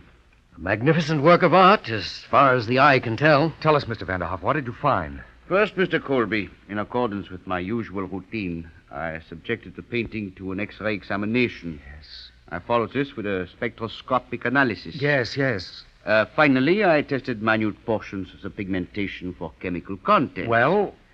Gentlemen, I am compelled to report that this masterpiece is a fake. What? Very skillful, but a fake. Impossible. It is a fake, entirely so. The original has been stolen, this copy substituted in its place. Exactly what I thought and feared. The man who did this is one of the most skillful copyists alive. What type of paint did he use? Or tempera, of course. The same as the original. Oil paint did not come into use until several centuries after Perolini. I must report this to the director at once, of course. One moment, please, Mr. Vanderhoff. Yes, Mr. Keene. You may also tell the director that I'll do everything in my power to recover the stolen original. Good. And that I strongly advise against any publicity at the moment. I will tell you. Mr. Keene, two things aren't really connected. Of course they are. Betty's disappearance and the theft of the painting are one and the same case. But how? How? Well, here's my theory, Colby. The men who stole the Perolini are cautious, methodical people. They must have worked for months to prepare their fake painting. After that, it was only a question of finding the right moment to snatch the original from its frame and substitute the copy. Yes? They decided, of course, to do it on a Monday, when there are few visitors in museums. Yes, that's the day we charge admission. Usually only students are present. But that still left one obstacle, Betty. You remember I told you that from where she sat, she had a good view of the Italian room at all times? A perfect view of the painting to be stolen? Yes. Well, that's where the charming stranger came in. He was assigned to lure Betty away and keep her away. But why are they still holding her? It's my guess that she'd seen the man admiring the Annunciation just a little too often. She knew something was up. And at lunch with the charming gentleman, she probably gave herself away. Poor kid. So then she had to be held prisoner until the painting was safely disposed of. Sent out of the country, perhaps. But what do we do now? Yes. What do we do now? Mr. Keene, you're supposed to be an investigator, not an echo. My dear fellow, I assure you I'll do everything possible. Oh, I'm sorry. Give me a moment. Let me... Colby, your expert just said that this fake painting was very skillful. That, like the original, it was painted in tempera. It fooled me. Correct me if I'm wrong. But there must be very few painters alive today who could do work like that in tempera. A few dozen, that's all, Mr. Keene. All right. I have an assignment for you. Because it takes an art expert. Yes? And if you don't come through, and if this doesn't find Betty, I don't know what will. Well, fire away, Mr. Keene. What's my assignment? Dig up all the catalogs of recent art exhibitions you can find. Go back 10 years if necessary. Yes, yes. But get me the name of every outstanding artist in this country who paints in tempera. I will. Somewhere in that list will be the man who did that fake Perolini. We'll check over the entire list.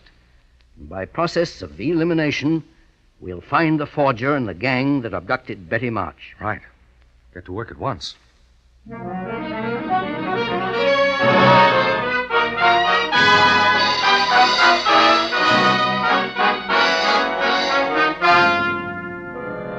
Now a brief intermission in Mr. Keene, Tracer of Lost Persons, brought to you by Colonos Toothpaste.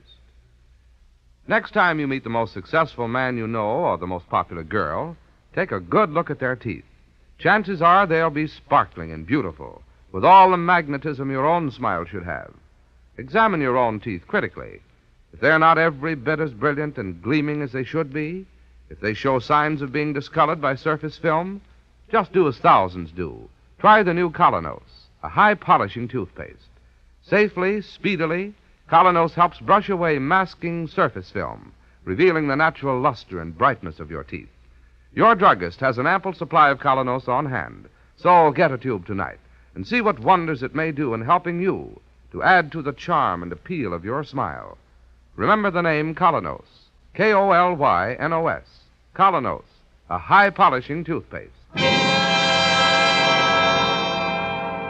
Now, as the clock strikes midnight, we find Mr. Keene with his assistant, Mike Clancy. Well, Mr. Keene, I do hate to be breaking into your house at such a late hour, but here are some nice names Mr. Colby's dug up. That's quite all right, Mike, and thank you. And you should have seen the pile of catalogs he's going through. Sure, he was still at his desk when I left the museum working like a beaver. Oh, Colby is still at the museum? That's right, sir. Mike, I suddenly feel another of my hunches coming over me. Well, out with it, boss. Something tells me that stolen painting is still within the walls of the Manhattan Museum. No. It's easy enough to get a bundle into a museum, but taking one out... Oh, you mean that once they copped the painting, they couldn't get it past the door? Yes, and for days now, they may have been keeping it in a place that they prepared for just such an emergency. But where? In the other part of the museum that this charming stranger used to hang around in. The Egyptian room, the tomb of the pharaoh. In a tomb? That's where we're going, right now. Oh, no, boss. Among the mummies at midnight? Oh, no, sir.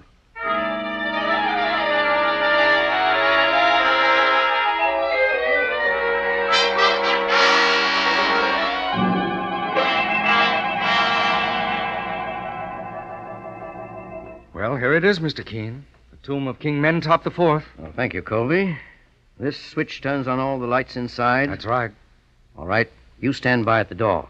Mike and I will have a look inside. Okay, Mr. Keene. Come on, Mike. Good luck.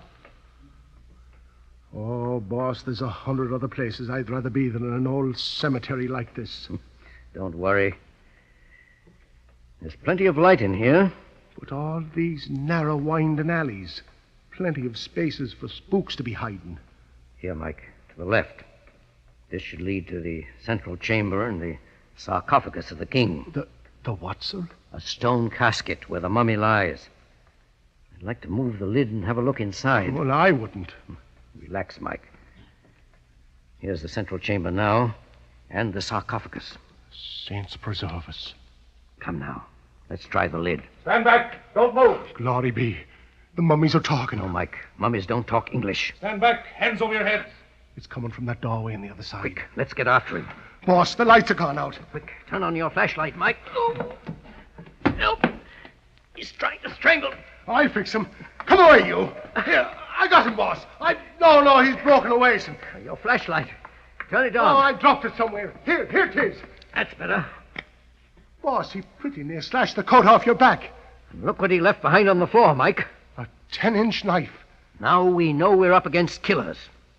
But don't let's waste time. Help me move the lid of that sarcophagus. Okay, sir. You ready now? Hee-haw. Hee-haw. All right, Mike. Now flash the light inside. Why, boss. It's there, Mike. The painting. But we've still got to find the girl. And she's in the hands of killers.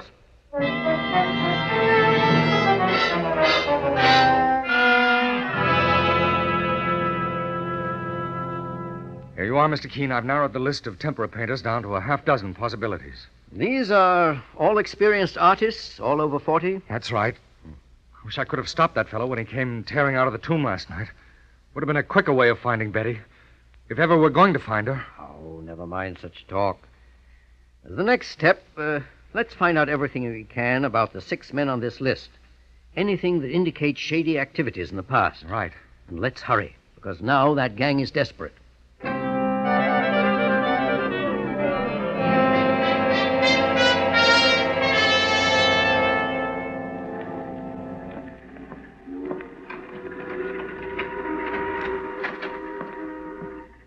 Good morning, Betty. Oh, there you are. Tyler is the name. Well, whatever you call yourself, why are you keeping me in this house? When are you going to let me go? You have the painting. What more do you want? Correction, my dear. A certain busybody got it away from me last night at the museum. A Mr. Keene. Well, good for him. No. Bad for you, my dear. Why? Why? You see, I have 2 careers at once. Sometimes I borrow, shall we say, valuable paintings from museums with the help of my colleague, Mr. Bruno Carson, who paints excellent substitutes. Most of the time, I run a very respectable gallery on 57th Street. You're afraid that now I'll give you away. Mr. Carson is also worried. He's not always a forger, you know. Let me go, and I'll never mention this to anybody. The museum has its painting back, and that's all it cares about. Correction again. The police and that man Keene will move heaven and earth to track us down. He's a very smart old billy goat. I don't care. This has gone far enough. You can't keep me a prisoner here forever. That's right, my dear. See you later. Let me out! Let me out! Please, I beg you, let me out! It's no use. No one will hear you. Oh, Tyler! Tyler! Okay, Carson, I'm coming. Look, Tyler, we can't keep her here much longer. Some people are coming tomorrow to look at my paintings. All right, Carson. She goes tonight. And don't leave any traces. There won't be, Carson. Not with the East River right outside the door. The river? Too bad.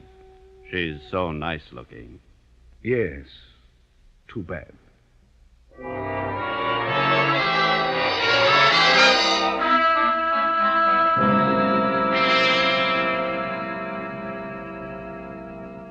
Well, Mr. Keene, that reduces the possibilities to two.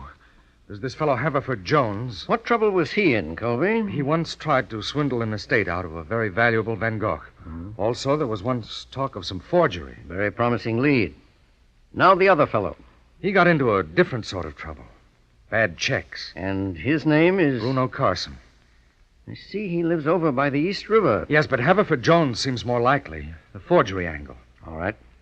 We'll try him first. Let's go. There's no time to lose. No. Something tells me to try Carson first. I don't think Carson Why would a successful painter like he is live in a dismal place like the East River waterfront? Well, perhaps he likes to do river scenes. That's just the point. These catalogs show he's never done anything but portraits. But, Mr. Keene, Pick up that phone, Colby. Get me the harbor police right away.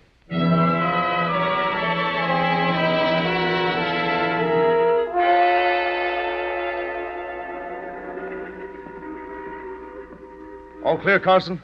All clear, Tyler. The cop on the beach just walked up the block. Here. Help me carry her out on the pier. She's not going to start screaming. No chance. That gag is on good and tight. She's bound hand and foot. Okay, let's go. Straight ahead now, onto the pier. Maybe this isn't such a good idea. We could just beat it somewhere. Run away from the cops the rest of our lives? No, sir. Okay. All right, here we are. Get ready to swing. Stop where you are. Hands up. It's that fellow Keene. Drop her, Tyler. Let's run for it. Stop where you are. I'm warning you. Mr. Keene! What is it, Colby? Look, Betty's rolling off the pier. She's fallen into the water. I'm going in after her. I hope he makes it in time. The harbor police. They've got those men. But not for murder, I hope.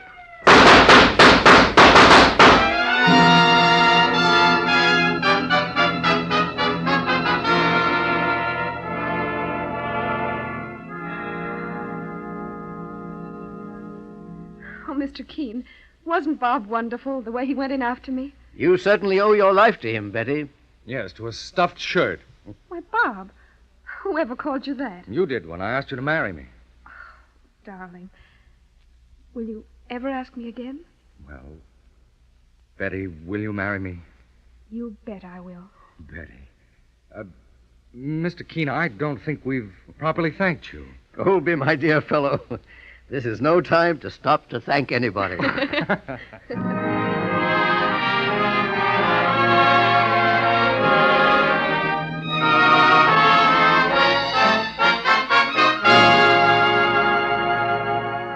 Listen next week at the same time when Mr. Keene brings us his next missing persons case.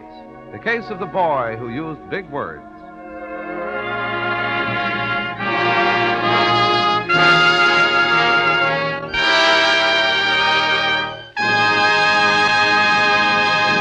Every girl and woman knows that in order to be popular today, one of the most important things she needs is an attractive smile. A smile that reveals clean and sparkling teeth. And to the man in business, teeth that make a good impression are just as important, too. If you're not certain that your own teeth are as attractive as they should be, here's something you'll want to know. The new Colonos High Polishing Toothpaste does wonders in helping to remove those dingy surface stains, helps reveal the natural brilliance of your teeth that adds so much to the charm and personality of your smile. I'll tell you why it does this. Its action on teeth is like that of a jeweler's polish on tarnished silver. So start using Colonos, a high-polishing toothpaste yourself right away. You can get Colonos, K-O-L-Y-N-O-S, Colonos toothpaste at any drugstore tonight.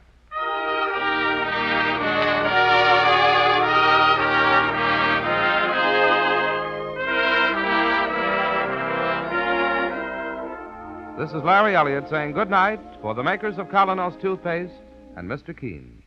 And this is Mr. Keene with one last word. I've been asked to bring to your attention the important fact that our country is still faced by a critical shortage of tires for civilian use. The tires you have now must last you indefinitely. Do not be misled by announcements that huge quantities of synthetic rubber are being made. They are, but they are required for military use. So do everything you can to make your tires last as long as possible.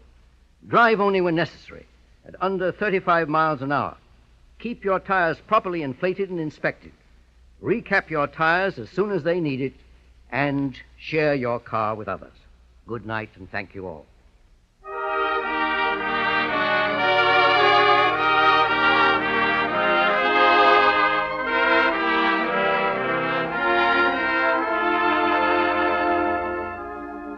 Mr. Keene, Tracer of Lost Persons, will be on the air next Thursday night at 7:30 Eastern Wartime.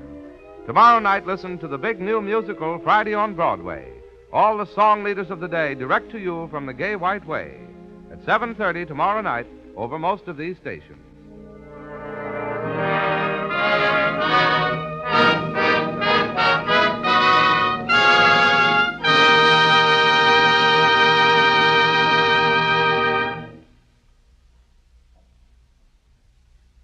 There is now a wonderfully inexpensive, easy way to wax wood floors and linoleum to a high, sparkling finish in only 6 to 9 minutes. Use Aero Wax, the self-polishing wax that goes on in a jiffy, dries without rubbing to a marvelous high luster, adds beauty to your rooms, saves countless scrubbings, yet costs only 25 cents a pint. Get Aero Wax, Aerowax, tomorrow. This is the Columbia Broadcasting System.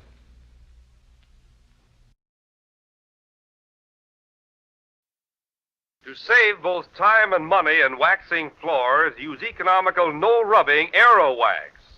Just apply it, and in 6 to 9 minutes, it dries itself to a hard, lustrous finish that saves countless scrubbings, makes dingy floors shine like new, yet Aero Wax costs only 25 cents a pint.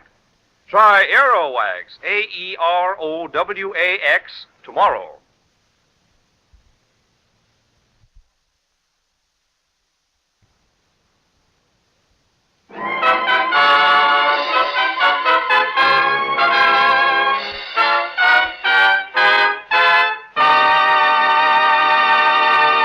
Mr. Keene, Tracer of Lost Persons, is on the air.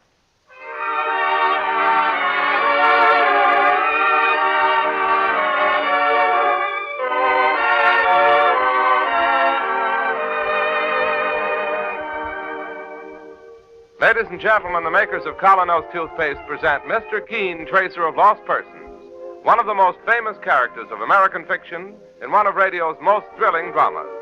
Tonight and every Thursday night from 7:30 to 8 Eastern Wartime, the famous old investigator will take from his files and bring to us one of his most celebrated missing persons cases.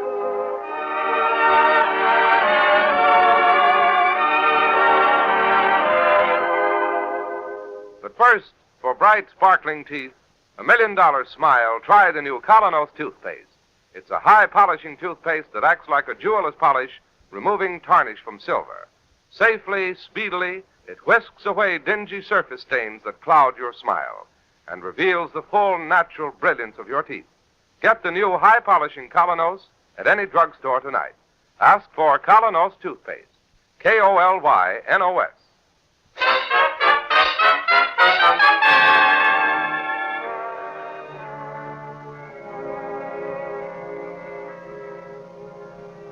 And now for Mr. Keene and the case of the boy who used big words. Our story opens in the reception room of Mr. Keene's office as Miss Ellis talks with an unusual visitor, Jimmy Harmon, who is only 12 but wears horn-rimmed glasses and a very serious manner.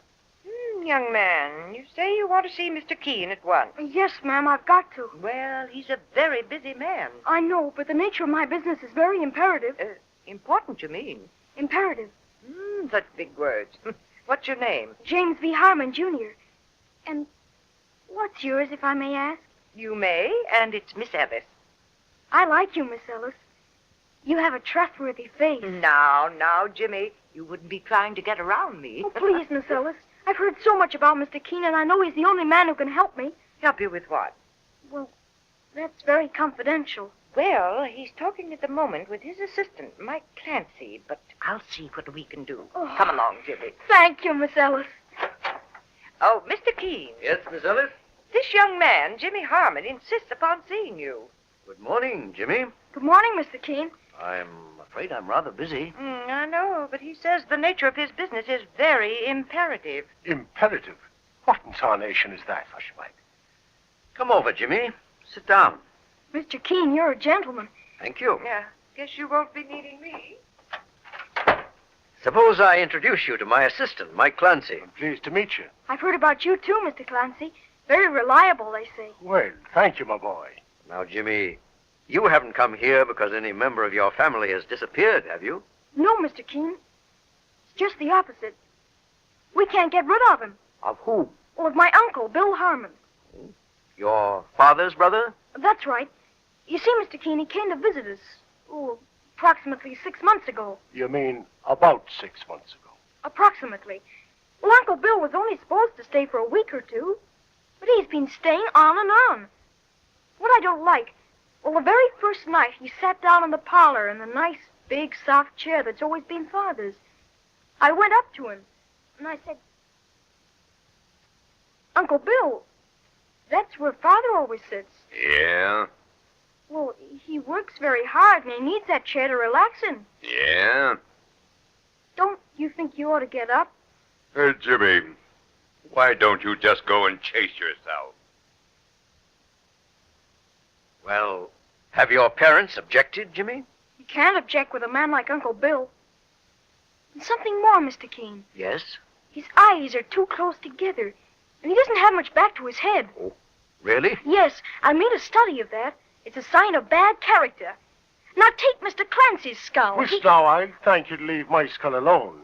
Well, I only wanted to say that your skull shows signs of excellent character. Oh, well, now, that's different. Jimmy, this is all very interesting, but... Wait, Mr. Keene. There's something more. Well? I mean the man in black. What man in black? Well, I was walking on Fifth Avenue one day with Uncle Bill when this individual suddenly came out of a side street. Black suit, black derby, and black overcoat. He walked up to Uncle Bill and said, Well, hello, Harmon. Huh? Fancy meeting you. Oh, hello. Didn't ever expect to run into me again, did you? Look, I can explain everything. No, I don't think you can. I swear, the way it happened... It happened the wrong way for you, Harmon. Wait a minute. I can square myself. I can... Taxi! Hey, taxi! Come on, Jimmy. Hop into that cab.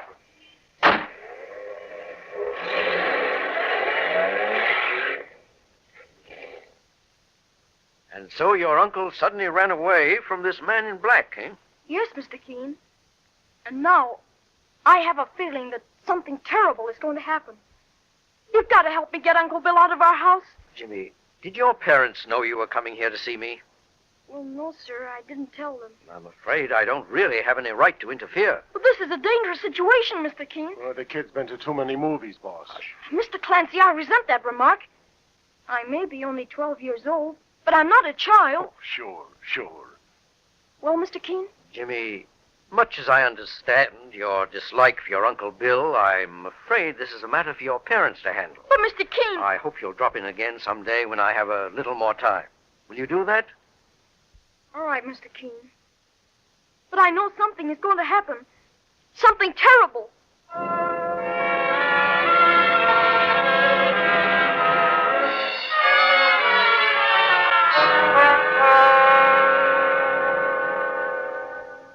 Here you are, Mr. Keene. Now, if you'll just sign those letters. Letters? Oh, yes. You're so absent-minded today. Something bothering you? I've been thinking about the visit we had yesterday from that strange little boy. Jimmy Harmon? Oh, he was just scaring himself. Jimmy has a wisdom and perception far beyond his years. Imagination, too. Now, here are the letters, pen and ink. Boss, Mr. Keene. Hello, Mike. Why so excited? Well, I bought myself an evening paper on the way to the office here. And the first item that hits me eye, saints preserve us. Come, Mike, let's see it. There, on the bottom of page 1. Read it, sir.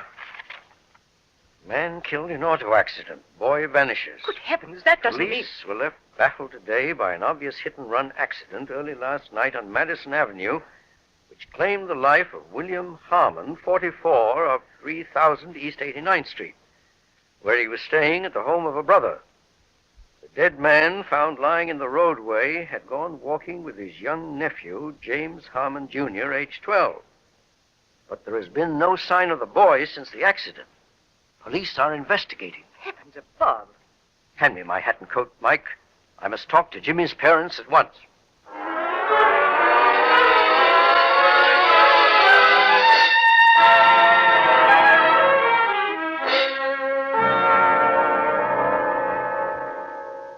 Oh, yes, Mr. Keene. We knew Jimmy admired you, but we didn't know he'd been to see you. He didn't tell you, Mrs. Harmon? No, Mr. Keene. He always used to say that if anybody ever disappeared, you'd be sure to find him. Well, Mr. Harmon, more than ever, I hope I can justify Jimmy's faith in me. He's a splendid boy. So serious and so good. A sweet little owl. The way I blame myself for this, as I've told you, Jimmy had certain premonitions. Well, I don't know that had anything to do with it. We talked to Lieutenant Walker. Of the Missing Persons Bureau? Yes. He's an old friend of mine. What was his theory? Just a hit-and-run case. And he thinks that maybe Jimmy became unnerved at the sight of blood and ran away. Or else We hate to think of it. Or else that Jimmy was also hurt and the driver maybe took him to some hospital and left him there. What do you think, Mr. Keene? I need more facts. Now, what can you tell me about your brother, Mr. Harmon? Well, Bill is my brother, and I don't like talking bad of the dead. He moved in 6 months ago and just wouldn't move out again. What was his occupation? Occupation? I wouldn't much know. I hadn't seen him in 10 years. Business, he said. He talked about big deals sometimes. He said he'd made a lot of money out west. Mm-hmm. What was he supposed to be doing in New York? Looking for some opportunity to invest. And that's all you know? Oh, I wish we could do something more to help you, Mr. Keene. You're so kind to drop everything like this and go hunting for Jimmy. To me, it's the most important case of my life. Well, I'll have to go now. The Missing Persons Bureau is my next stop. Thank you, Mr. Keene, and God bless you.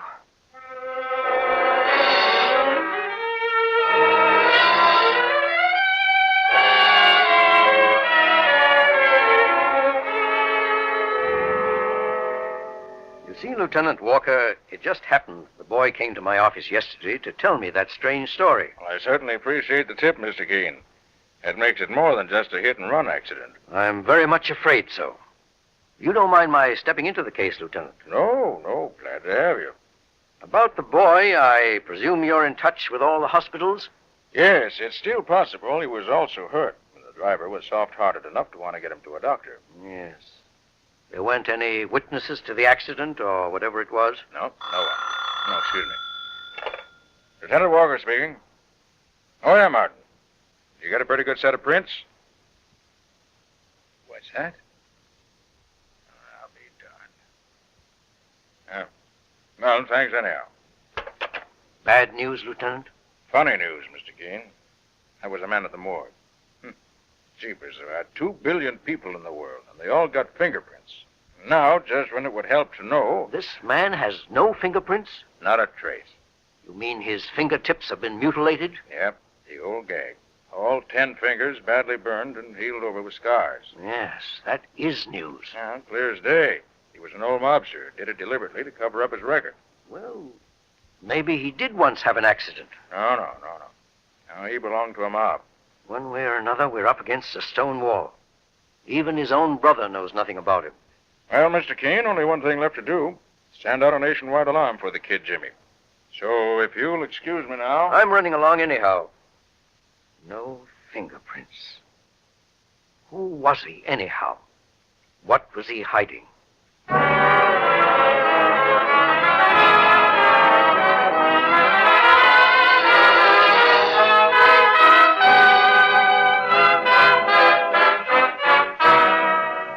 And so the case takes a baffling turn for Mr. Keene, tracer of lost persons.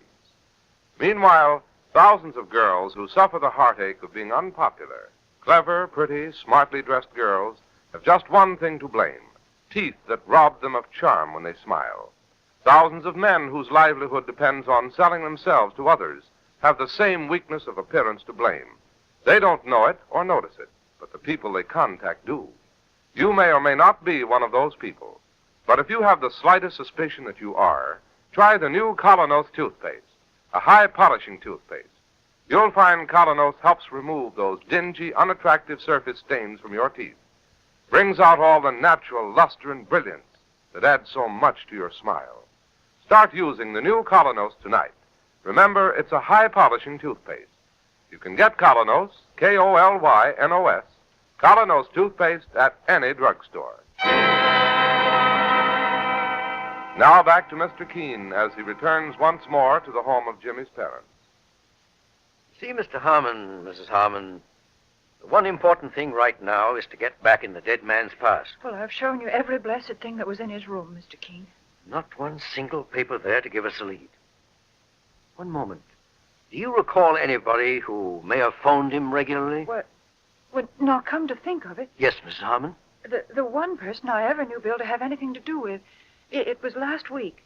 Mr. Benson phoned him here 2 or 3 times. Benson. Any idea who he was? No. Or where he might be reached? See, I remember once that Bill wasn't in, and Mr. Benson left a message where to call him back. Where? Try to remember. It may be very important. A hotel it was. It's a funny name, like that man in England. What man? Lord somebody. He has to do with rationing. It was the only way I remembered. Oh, Wilton? That's it. The Hotel Woolton.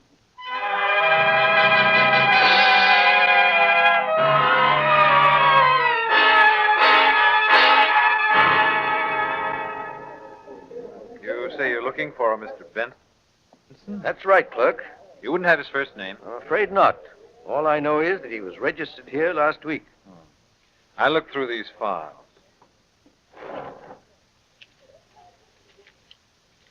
Yes, we had a Harley Benson. Good.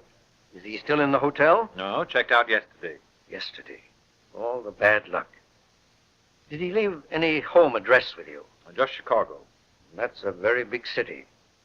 Of course, there's just a chance he might be in the Chicago telephone book. But you'll find the out-of-town phone books on the end of the counter there. Thank you.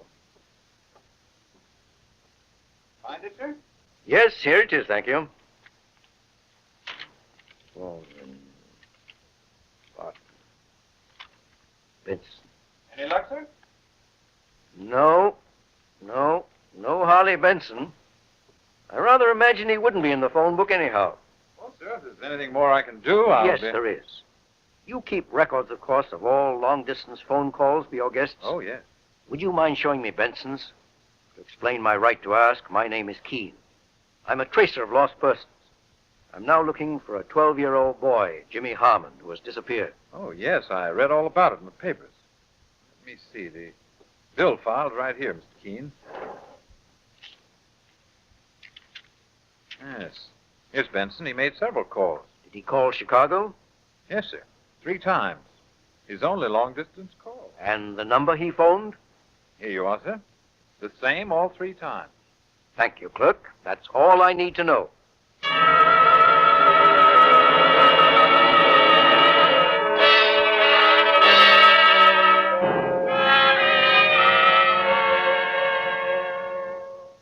Well, here we are, boss. This is the house that Benson phoned to from New York. Didn't expect this. It's as pretty a cottage as I've ever seen. Well, I've known gangsters to hide out in stranger places. All right. Strike a match now, Mike. Let's see the name on the doorbell. It says Malcolm Dugan. It's an alias. I'm sure it's Benson. And that Benson is that man in black that Jimmy talked about. Possibly. Well, let's bust right in and face it. Hey, you out there.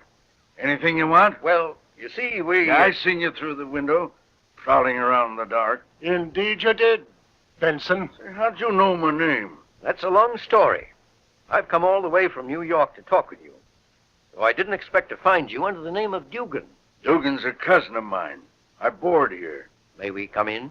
Sure. Why not? Now then, my name is Keene. Say, not the detective. That's right. This is my assistant, Mike Clancy. Okay. What's next? What do you know about Bill Harmon?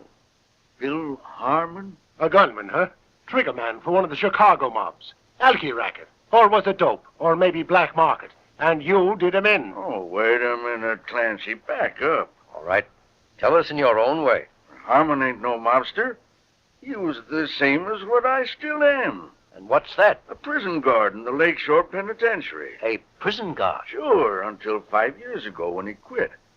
I didn't hear a word from him until I was in New York on vacation last week and ran into him on the street. On the street? You get that, boss? 1 second, Mike. Benson, are you in the habit of wearing black suits and overcoats? Me? You think I'm an undertaker? Well, now, when you ran into Harmon, did he tell you what he was doing? Salesman, he said. We had a couple of beers together, 2 or 3 times. He didn't talk much. Tell me, was there any special reason why he left his job at the penitentiary? No, just quit. What were his duties? Same as me, guarding the death house. And come to think of it... Yes? There was something a little funny in his quitting. He did it just a couple of hours before that big racketeer, Legs Mosley, was burned. Mosley? Oh, yes. And Harmon just walked out. Said he had enough executions. Well, it happens that way sometimes with a guard. Yes, I've heard. But now I remember something else. The minute Legs came out for his last walk to the chair, he asked for Harmon. Where's Harmon, he says. He's got to be here. He's always here. I said Harmon had a previous appointment. So Legs kept asking for him? Yeah, Mr. Keene. Think it meant anything? Tell me something else, Benson. Are there any members of the old Mosley mob still in the penitentiary that I could talk to? No, not a one. Tell you what, though. There is a guy in the pen, a lifer, who was supposed to burn the same night with Mosley. He got reprieved to life. His name is Rayburn. Like to talk to him? You bet I would. The first thing tomorrow morning.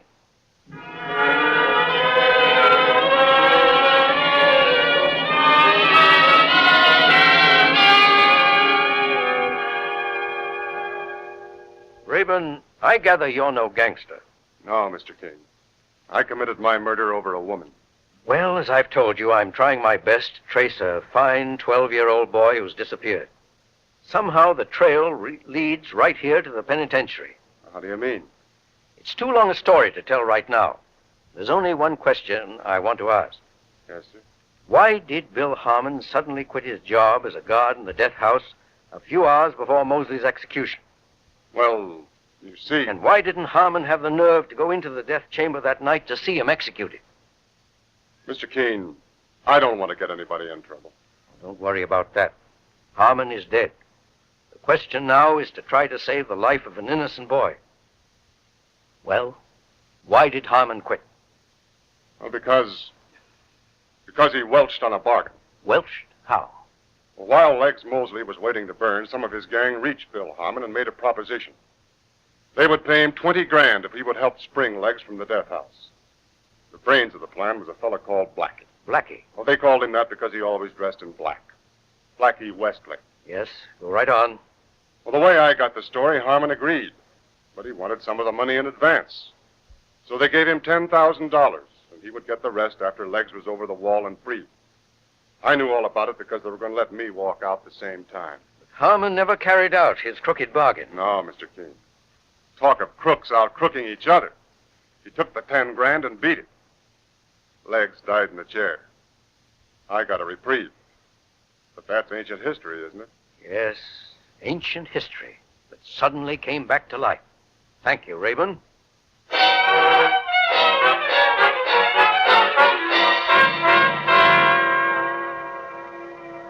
Why, sure, boss, it's as plain as day now.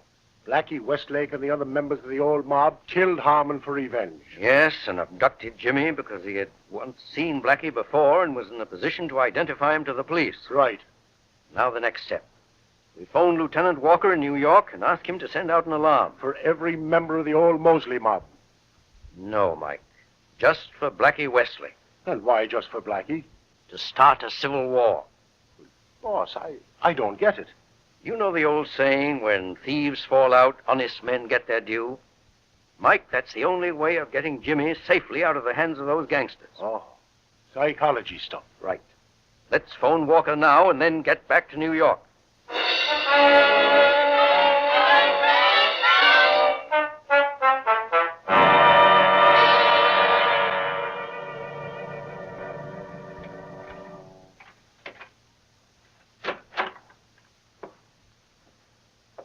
Good morning, Professor. How do you do, Professor? Oh, it's you. The hoodlum they call Blackie. Next on that hoodlum stuff. Well, that's what you are. When are you going to let me out of the cellar? When I feel like it. Get back there or I'll slap you. That's better. Looks all right. I brought you a sandwich out of the kindness of my heart. I don't want your sandwich. Why are you keeping me here? Because you're too darn smart, Professor. You saw us bump off your dear, dear uncle. If I let you go, the cops would take you to headquarters. You'd identify my picture. Just when I thought you're one of those habitual criminals. Shut up. I can tell that from the shape of your ears and the index of your cranium. Stop that highbrow stuff. My cranium's all right. Where is this place you're keeping me? A warehouse. And a lot nearer your home plate than you think. I'm sick of it. It's cold. Let me out of here. You stay right here till the noise dies down. Now go on, get back. Get back or I'll smack you. Take your hand off me. Let me go. Oh, yeah? You slapped me right in the face.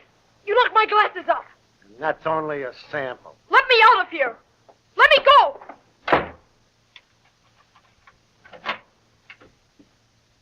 Little wise guy. Hey, Blackie! Blackie! Yeah, Montana? Look at here. I was just outside and got a newspaper. So what? Me and the others are scrambling out of here. Why? Look at this paper, the front page. Let me see. Oh.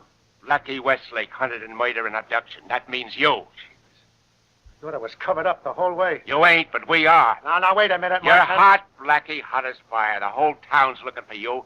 So the rest of us is taking the car and scramming. Because we're still in the clear. You're not walking out on me. You're staying right here. If we burn together. Not in your life, Blackie. Okay, maybe this'll teach you. You rat! Larry French, come quick!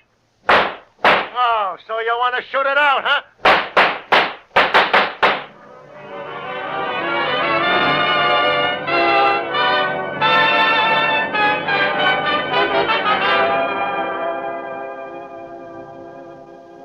Oh, Mr. Keene, it just makes me sick to think of Jimmy in the hands of those gangsters. He's a bright boy, Mrs. Harmon. We can count on him handling himself intelligently. Besides, Mother, the police are hunting everywhere. Yes, but they might take weeks and still not find him. I'm sorry, Mrs. Harmon. I've done my best. Now it's only a question of letting nature take its course. Nature? But, Mr. Keene, those men are killers. That's exactly what I'm counting on. You see... Oh, the door. I'll go and see. Just remain calm, Mother. Hello, everybody. Jimmy. Oh, Jimmy. Oh, Jimmy. Thank God you're back again. Jimmy, my Hello, darling. Mother. Hello, Dad. Oh, darling, did those men hurt you? Are you all right? We're just a little hungry. Relax, everybody. Oh, Jimmy, we were just about crazy with worry. Where were you? In a warehouse in Brooklyn. Well, how did you ever get away from there? In a police car. Thanks to Mr. Keene. I guess you'd like to know what happened, Mr. Keene. Yes, Jimmy, I certainly would. Well, just about an hour ago, I was locked in the cellar. But I heard an argument start. The rest of the gang wanted to run away without Blackie. Suddenly, they were shooting all over the place. When the police came a little later, they were all dead or dying. Like the Kilkenny cats. Good heavens. You see, Mr. Keene, they didn't have much loyalty to each other. Yes, Jimmy, that's exactly what I was counting on. Mr. Keene, Lieutenant Walker told me how you did it while he was driving me back. Psychology, that's what you call it. Whatever it was, Mr. Keene, you saved Jimmy's life. How can we ever thank you? My own happiness is reward enough. Mr. Keene, there was something I wish to request of you. Yes. What's that? Well, when I go up, may I have a position in your organization? Well, Jimmy, I never had a higher compliment from anybody. Of course you may.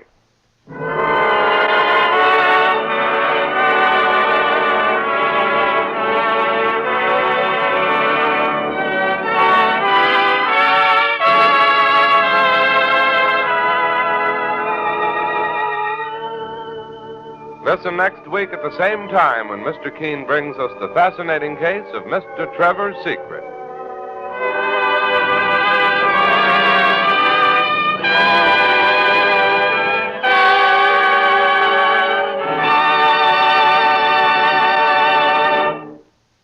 Today, the girl or woman who wants to be popular knows that one of her most important assets is a charming smile and teeth that sparkle and gleam. Knows that no matter how smartly she may dress or make up, teeth that are dingy and discolored looking instantly create an unfavorable impression. And the same is true of the man in business, whose very livelihood depends on selling himself. He knows how quickly discolored-looking teeth can bring failure. That's why today thousands of smart and successful men and women are changing to the new Colonos high-polishing toothpaste. So, for your own sake, try the new Colonos toothpaste yourself. It works like a jeweler's polish on tarnished silver. It helps remove dull, dingy surface stains, revealing the natural brilliance and sparkle of your teeth. Ask for Colonos toothpaste, K-O-L-Y-N-O-S, at your drugstore tonight.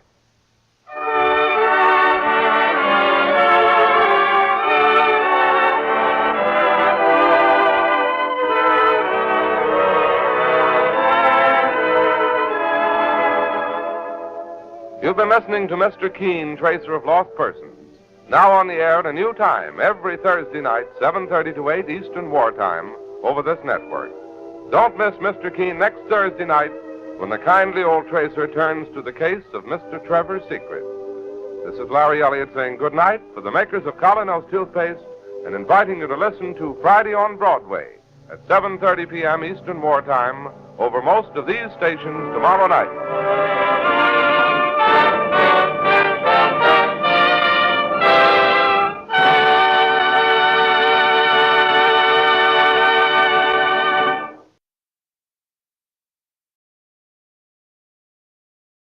Thousands of women are finding that economical, no-rubbing Aero Wax makes dingy old floors shine and sparkle, look like new.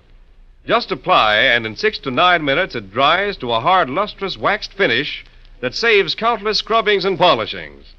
Yet Aero Wax costs only 25 cents a pint at grocery, hardware, drug, and chain stores.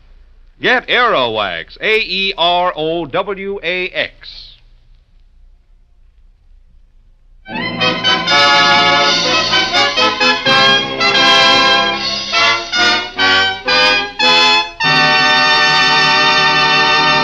Mr. Keene, Tracer of Lost Persons, is on the air.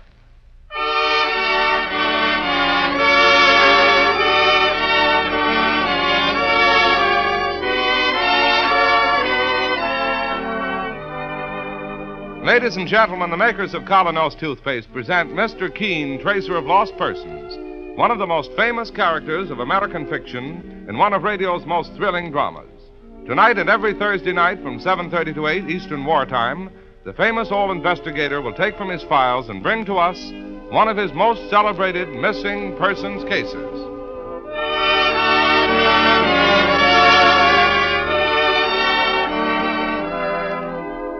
But first, is your smile everything you'd like it to be?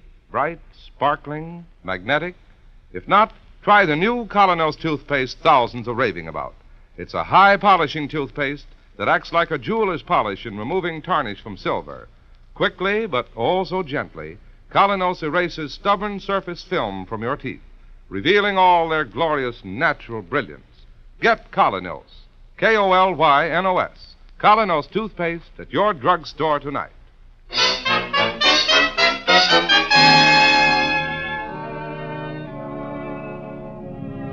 Now, Mr. Keene, Tracer of Lost Persons. This time, our story opens about 100 miles from New York, in a chemical plant in Connecticut. There's a hum of motors and a hiss of compressed air as Mr. Keene and his assistant, Mike Clancy, are guided across the floor amid great vats and retorts. Halfway across the floor, their guide, a thin, nearsighted man, pauses to answer a question. Oh, yes, Mr. Keene. Our production right now is entirely for the war effort. And I gather, Mr. Wallace, that this plant supplies chemicals for various types of explosives? Oh, yes. For shells, bombs, mines. My. Look at the size of them big vats over there. Hitler wouldn't like to think of all the shooting that's going to come out of them, I'll bet. Quite right, Mr. Clancy, quite right. And that may have a lot to do with the reason that our manager, Mr. Morley, has sent for you two gentlemen. Well, why did he, Mr. Wallace? All I know is that he phoned my office yesterday in New York Asked me to come here the first thing this morning. What's happened? Well, I'm only in the personnel division. I'll have to let Mr. Morley talk for himself. If you'll come along to his office, over there on the right. No, sir. Must be on the left. The left? Well, yes, there's the sign. Manager. Oh, yes. Forgive me for not knowing the way around my own plant. But I've broken my glasses, you see. I'm very nearsighted. Never mind, Mr. Wallace. We'll guide you. In fact, here we are right now. One moment while I knock. Come in. Good morning, Mr. Morley. Oh, good morning. You must be Mr. Keene. That's right. This is my assistant, Mike Clancy. Glad to meet you. How do you do, Mr. Clancy? Won't you come inside, please, gentlemen? You too, Wallace. Yes. Right now, if you'll just sit down and make yourselves comfortable. Thank you. Now then, Mr. Morley, what's it all about? Well, I'll come right to the point, Mr. Keene. As you've probably noticed, this is a war plant, and a very busy one. And right now, we've just received a very serious threat to our production. How? By the disappearance of a member of our staff. In fact, our best chemical engineer. That is serious. There isn't another man in the plant who has his know-how. We must get him back as soon as possible. What's this man's name? Henry Trevor. And how old? 42 or so. When did he disappear? 3 days ago. Under what circumstances? Well, I'll let Wallace here tell you. Well, sir, it was late Monday afternoon. I went to Mr. Trevor's office to check a personnel matter, but he didn't have time to talk to me. He already had his hat and coat on, was leaving the plant. Not that he was a clock watcher. Oh, no, indeed. Continue, please. Well, Mr. Keene, there isn't much more to tell. Mr. Trevor left the plant and just never returned. You've checked at his home? Well, he has lodgings, but he never slept in his bed that night. Was he in any sort of private difficulties? No, none at all. Unless Wallace here has an idea. Oh? What is it, Mr. Wallace? You've heard how valuable Mr. Trevor is to us. Obviously, if anybody stands to profit from his disappearance... Oh, are you hinting that his disappearance may be the work of enemy agents? Yes, Mr. Keene. Glory be. I don't know whether I'm permitted to tell you, but perhaps Mr. Morley... Oh, I think I can refer to it in a general way. Mr. Keene, this plant has been working on an important new device. Really? And Trevor was handling all the experiments. Well, that is important. And what's more, Mr. Keene... Yes, Mr. Wallace? When I went to his lodgings to make a check, I found that several strangers had taken rooms there recently. Really? Oh, we'll have to look into that. But first, I'd like a few more facts on Trevor's professional background. Well, Wallace can give you all that, Mr. Keene. Yes. In fact, I've dug up his folder from my files. Oh, if you don't mind reading it to me. Oh, dear me, my glasses. I'm half blind until they finish making me a new pair. I'll read it myself, then. Notice Mr. Trevor came here only 6 months ago. Yes, that's correct. And before that... Why, all his previous experience was as a school teacher. Yes, quite so. 6 months as chemistry instructor in the Tappingworth School for Boys. Before that, 6 months at the Jones-Walton School. And then sick for a year in Nevada. Lung trouble, he said. But he was completely cured. And before his illness, 15 years at the Morton Latin School. This strikes me as very odd, Mr. Morley. What does? Here is a man who was content for 15 years to stay in one place, and then he becomes ill. When he recovers, he shows an extreme restlessness. He rushes from one job to another. Well, he told me that after he recovered his health, he started looking for better jobs. And here's another point. You say he was your best chemical engineer? Absolutely. But all his past experience was as a teacher. Something very much different. Well, Mr. Keene, he had a college degree in chemistry, so... We were mighty glad to have him, what with the shortage of technicians since the war. I still think that the only explanation is enemy agents. Well, possibly. Meanwhile, thanks for the information, Mr. Wallace. I'll pay a visit to his lodgings. Whatever you wish, Mr. Keene, but just find Trevor. We need him. I'll do my best. Come along, Mike. Okay, boss. If you'd like me to show you out... It won't be necessary, thank you, Mr. Wallace. Good. I have some other matters to discuss with Mr. Morley. Good day. Good day. Good day. I'll let you know just as soon as anything develops. Well, thank you, Mr. Keene. Well, boss, what do you think? First, let's get some facts, Mike, and then we'll think. Oh, you there, Mr. Keene? Why, boss, Somebody's calling. Mr. Keene! Yes, that girl over there by the machine. Yes, young woman. Mr. Keene, I heard Wallace mentioning your name when you came by before. You're the famous investigator, aren't you? Yes. Well, I guess you're up here to look for Mr. Trevor. You know about his disappearance? Why, sure, everybody knows. Well, do you have some information that might help me? Boss, I think she means... What do I mean? Well, somebody stuffed him into one of them big vats. No. What I wanted to say is, if you could get interested in women's hats, Women's hats? you might find out a whole lot more than you know right now. What do you mean by that? Stop that machine for a moment. Sorry, I got work to do. Oh, please, this is important. I told you all I can. Stubborn little devil. Please, young woman, listen to me. No use, Mike. Let's get out into the hall. Women's hats. What does she mean by that? Mike, I have half an idea. On our way through the town, we stopped once to ask directions. Sure, in a cigar store. Did you notice what was next door? Oh, yes. A hat store. A very smart-looking little place. Unusual for a town like this. You think that's what the chick meant? Let's find out.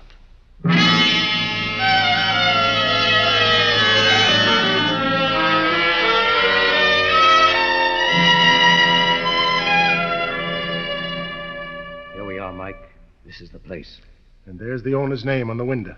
Mrs. Lydia Groves. This is only a hunch, but I'm going to play it for all it's worth. Okay. Nobody here. There she comes now from the back room. A brunette. And darn good looking. Mrs. Groves? Yes, that's my name. You haven't come to buy hats. No, Mrs. Groves. To ask a question. I don't understand. When did you last see Henry Trevor? Henry Trevor? Yes, the engineer from the chemical plant. I don't know him. This is a small community. You must know him. I mind my own business, which is to make and sell hats. But Mrs. And Groves... all my hats are for women. Good day, gentlemen. Oh, but lady, this is important. You've made a mistake. Good day. Very well. Good day. Come along, Mike.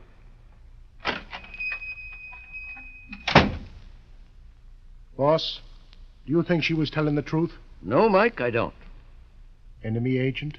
Mike, in my long life, I found out that a beautiful woman can cause plenty of trouble without being anybody's agent. But this fellow Wallace said we still need more information. The only way to get it... How, sir? Let's circulate around town and dig up every bit of gossip that we can.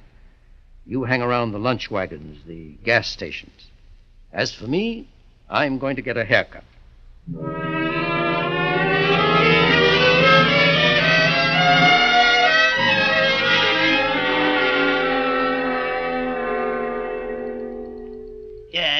Take more off the side, sir. That's right, Barber. Nice day. Oh, it's a beautiful day. I think it's going to be warm after all. Definitely. Yes, sir, definitely. Yes, sir.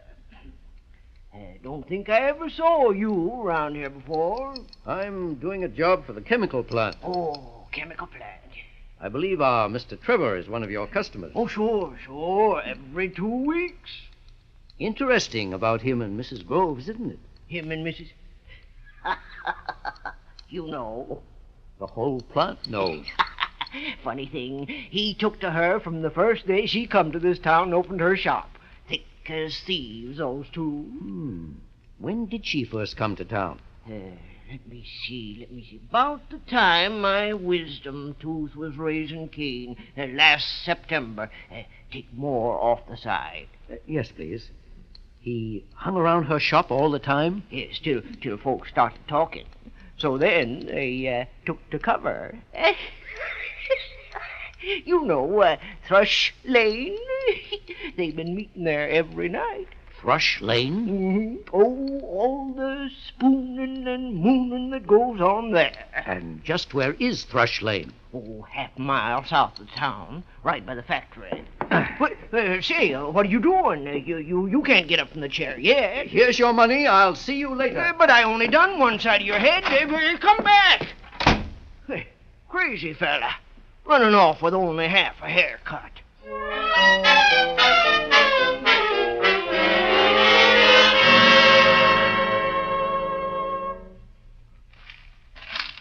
No, boss, there's nothing in the underbrush over here. Well, come over to this side. Oh, Mr. Keene, so sure we've been at it for 3 hours already. I know, Mike. This is our only real lead. Remember what the barber said. They met here every night. Oh, boss, take off your hat just once more. I will not. The strangest haircut I ever did see. And you such a proper gentleman. Here, help me put these branches aside. There. And you're still hoping to find Trevor's body out here in Thrush Lane? Not hoping. I'll be glad if I'm wrong. Well, there's nothing here. All right. Let's get back on the path. Mike, so far we can be sure of only one thing. What's that? Trevor and Mrs. Groves knew each other long before they ever came here. That I'm certain. You see, I found they arrived here actually within a week or two of each other. Trevor to take the job at the plant. And Mrs. Groves to open the shop. Then promptly they became friends. Then promptly... Yes, Mr. Keene. Well, what are you staring at? Something there on the ground, just a yard ahead of us. I don't see it. Well, look, Mike, from over here where the sun strikes it. Oh, sure, but what of it? Just those few little chunks. Come over here, Mike. Bend down. Help me pick them up. Okay, sir. Okay. Here. Mike, judging from the thickness of these fragments, I think we'd better have another talk with our friend, Mr. Wallace.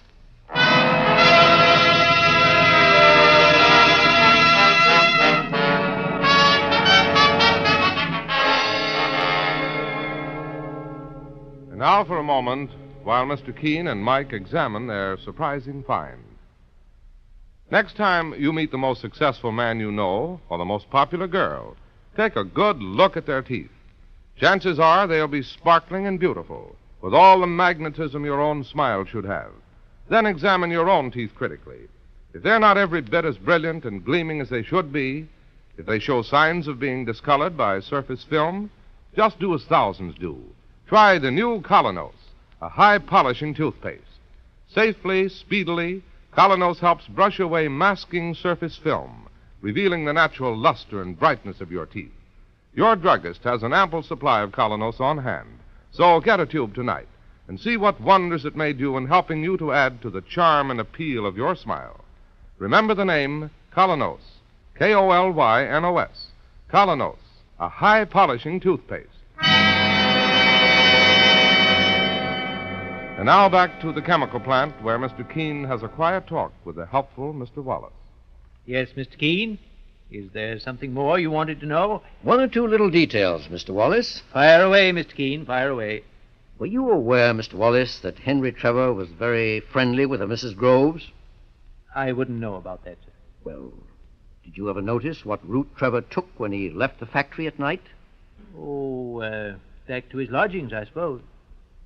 By way of Thrush Lane? Didn't you ever notice whether he made a practice of going through Thrush Lane? Did he? I never had any occasion for walking there myself. No? Wallace, when did you break your glasses? My glasses? Why, several days ago. Where? Right here, in my office. Pretty thick lenses, I gather. Oh, yes. Yes, sir. That's why I'm having trouble getting them replaced. Wallace, take a look at these. I mean, these fragments in my hand. Well, how can I, without my glasses? Take them into your hand. Feel them. Bits of broken glass. Very thick bits. The kind of glass that might be used in the spectacle of a very nearsighted man. I don't know what you're driving at, sir.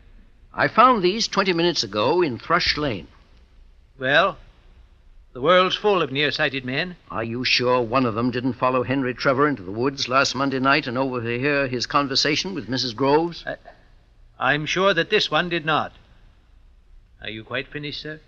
One thing more. Do you have any photographs of Henry Trevor in your files? You must have. Yes, sir. I'd like to have one. At once.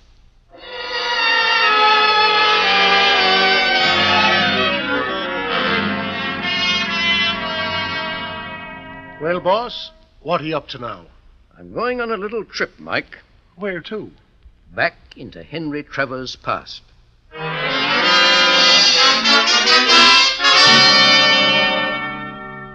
Dr. Grange, you are the headmaster of the Tappingworth School? Oh, yes, for 20 years. Do you recognize this photograph? Why, yes, this is Henry Trevor. He taught chemistry here last year. Excellent grasp of his subject, too. I wish he'd stayed. What can you tell me of his background? Why, he came here from the Jones-Walton School with the usual references. That's all you know? Well, yes, Mr. Keene. Thank you, Dr. Grange.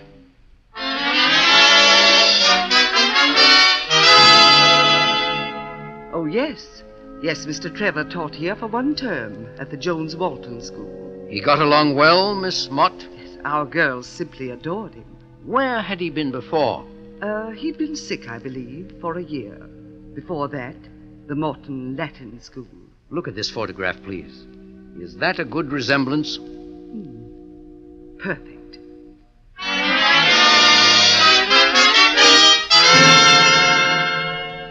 Well, Mr. Keene, we had Mr. Trevor with us here at the Morton School for 15 years, until he became ill. And then he went to Nevada for his health, Dr. Hines? Quite so. You never heard from him again? Only when other schools asked us about his references. I wonder if you would have a photograph of him. Well, we should. Any one of the yearbooks. Here, let me see on this shelf up here. Oh, yes, the yearbook of 1940. That will do very well. Ah, there we are, Mr. Keene. You say that's Henry Trevor? Of course. Well, let me show you a photograph, Dr. Hines. This one. How good a resemblance is this one? Mr. Keene, this is the strangest thing.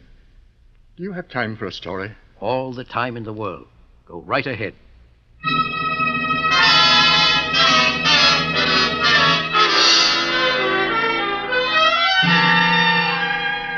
Well, Mr. Keene, I began to wonder what had happened to you. I've been away, Mr. Morley, for 2 days. Any luck? Any trace of Trevor? Yes and no. What do you mean by that? He's alive, all right, and well. I'm sure of that. Well, that's... But where he is and whether he wants to be found, that's something else. Mr. Keene, all I know is that I've got to have him back at the plant. He's done fine and important work here. We need him desperately. All right, Mr. Morley. That makes it a whole lot easier.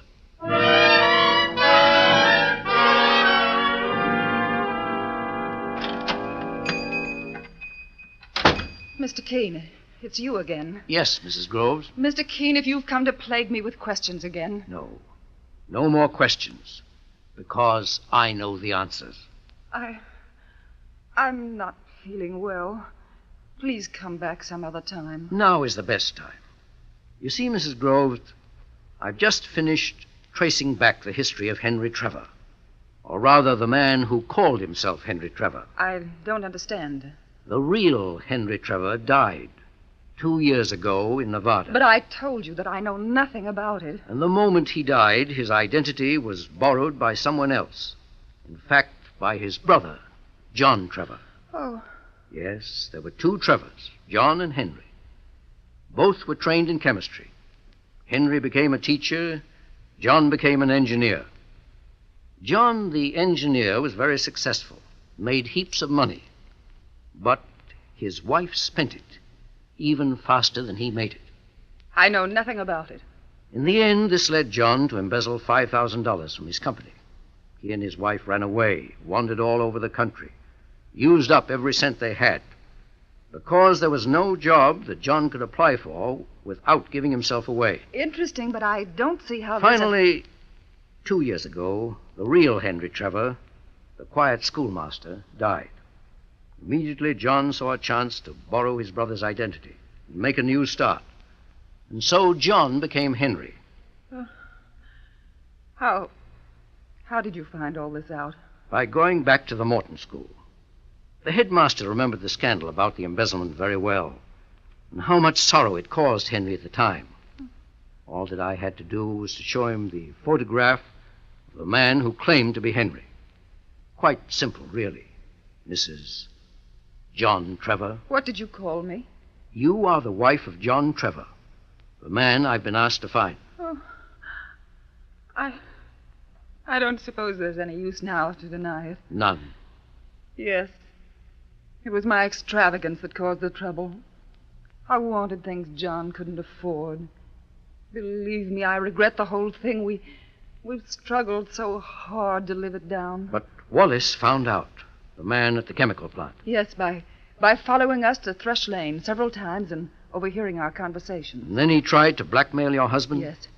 And last Monday night, after John left me, Wallace came along again to ask for money. $500.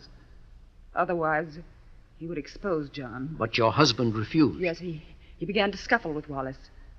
But then he became frightened and decided it was no use. He decided he'd have to run away once again. Where is he now? Don't ask me. Please don't. You must tell me. No.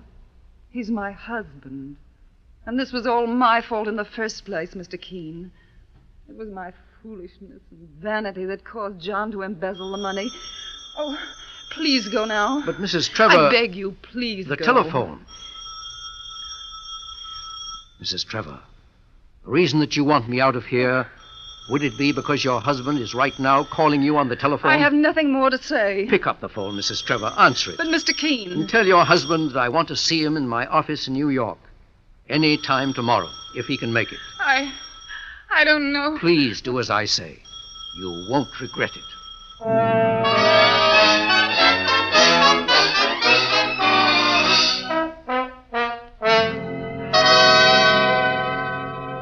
Well, boss, do you think he'll come? I have every hope, Mike. But it's almost 5 in the afternoon already. Ah, no. He won't come. Not a guy who embezzled $5,000 and stole his brother's name. There's one thing you've overlooked. What's that, sir? Come in. Good afternoon, Mrs. Trevor. Good afternoon. You came alone? No, not alone. Oh. You're John Trevor? Yes. Come right in, both of you. This is Mike Clancy, my assistant. How do you do? How are you? Sit down now. Mr. Keene, my wife says you insisted on my coming to see you. I wouldn't have done it except I was sick of hiding. Trevor, I want to ask a question. If you had the chance to make restitution for that $5,000, would you do it? Mr. Keene, why do you think we've been slaving for the past 2 years? I had any job I could get, and Lydia in one hat shop after another, to save enough money to pay back. Well, why didn't you get in touch with your old firm? Because we've only got $2,000 so far. Because I was afraid of what attitude they might take. Well, Trevor, there are 2 things that impress me about this case. First, that you and your wife have worked so hard ever since you made that mistake. Second, that you've proved yourself so valuable to the war effort. Oh, it's nice of you to say that, Mr. Keene, but... No buts. I'll be glad to accept the $2,000 you've saved so far. And let you pay off the rest in installments. What did you say? I got a telegram this morning from your old firm. What? Let me read it. In view of circumstances as explained by you, we are delighted to accept your check and drop all charges against John Trevor. Why, Mr. Keene, you mean you went ahead and... I took a chance on you, too. I paid off the $5,000 with my personal check. Oh, how wonderful of you, Mr. Keene. Certainly is, but there's still Mr. Morley. I've already made your excuses to him. Well, what did you tell him? The truth. The best excuse of all. And he still wants me back? He'd be very much obliged if you'll take the next train out of here for Connecticut. Oh, Mr. Keene. You'll find one little change, though, at the factory. What do you mean? Mr. Wallace has suddenly resigned. Mr. Keene, how can we ever thank you? What kindness. What understanding. Never mind the speeches, or you'll miss your train. Along with you. There's a war on, you know.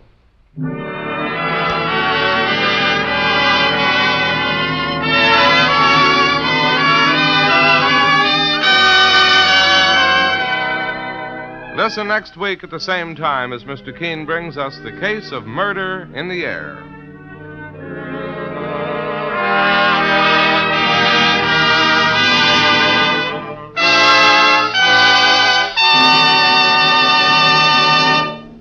few tragedies strike deeper than the loneliness of a girl or woman who is unpopular.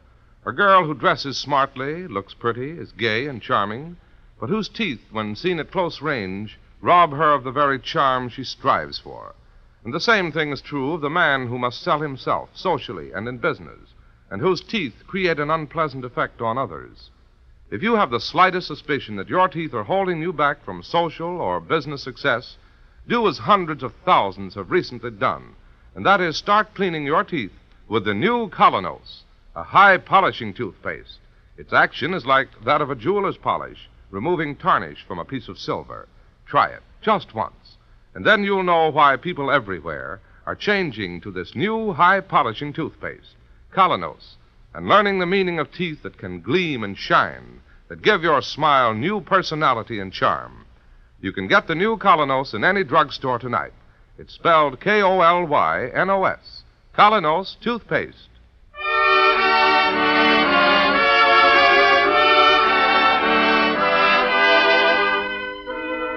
You've been listening to Mr. Keene, Tracer of Lost Persons. Now on the air at a new time, every Thursday night, 7:30 to 8 Eastern Wartime over this network. Don't miss Mr. Keene next Thursday night when the kindly old tracer turns to the case of murder in the air.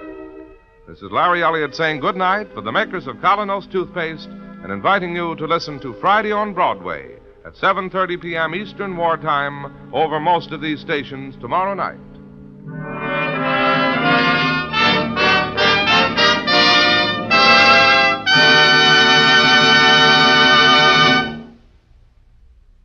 There's a wonderful new way to make floors sparkle like new in 6 to 9 minutes flat. Use Aero Wax, the self-polishing wax that goes on in a jiffy, dries without rubbing.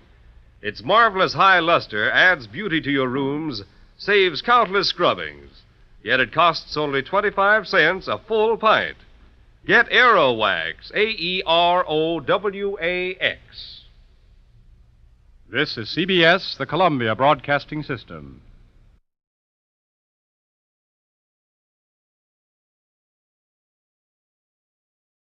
Even the dullest, dingiest floors can sparkle like new in 6 to 9 minutes with the economical no-rubbing Aero Wax. Just apply Aero Wax and let it dry. Its gleaming waxed finish protects against wear, eliminates frequent scrubbings and polishings. Aero Wax, A-E-R-O-W-A-X, saves time, work, and money. For it costs only 25 cents at hardware, drug, grocery, or 10-cent stores.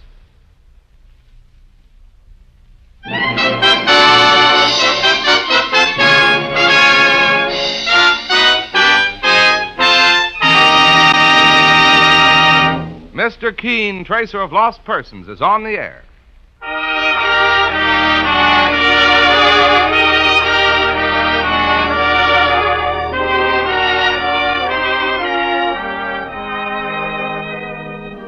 Ladies and gentlemen, the makers of Colonos Toothpaste present Mr. Keene, Tracer of Lost Persons, one of the most famous characters of American fiction and one of radio's most thrilling dramas. Tonight and every Thursday night from 7:30 to 8 Eastern Wartime, the famous old investigator will take from his files and bring to us one of his most celebrated missing persons cases.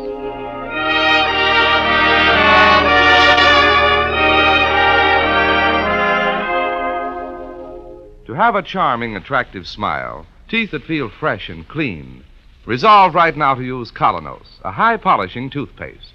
Colonos helps clean and polish teeth beautifully, yet with utmost safety. Colonos has a refreshing, minty flavor you're bound to go for, because it leaves your mouth feeling fresh as a daisy. Get Colonos, K-O-L-Y-N-O-S, Colonos Toothpaste, tonight.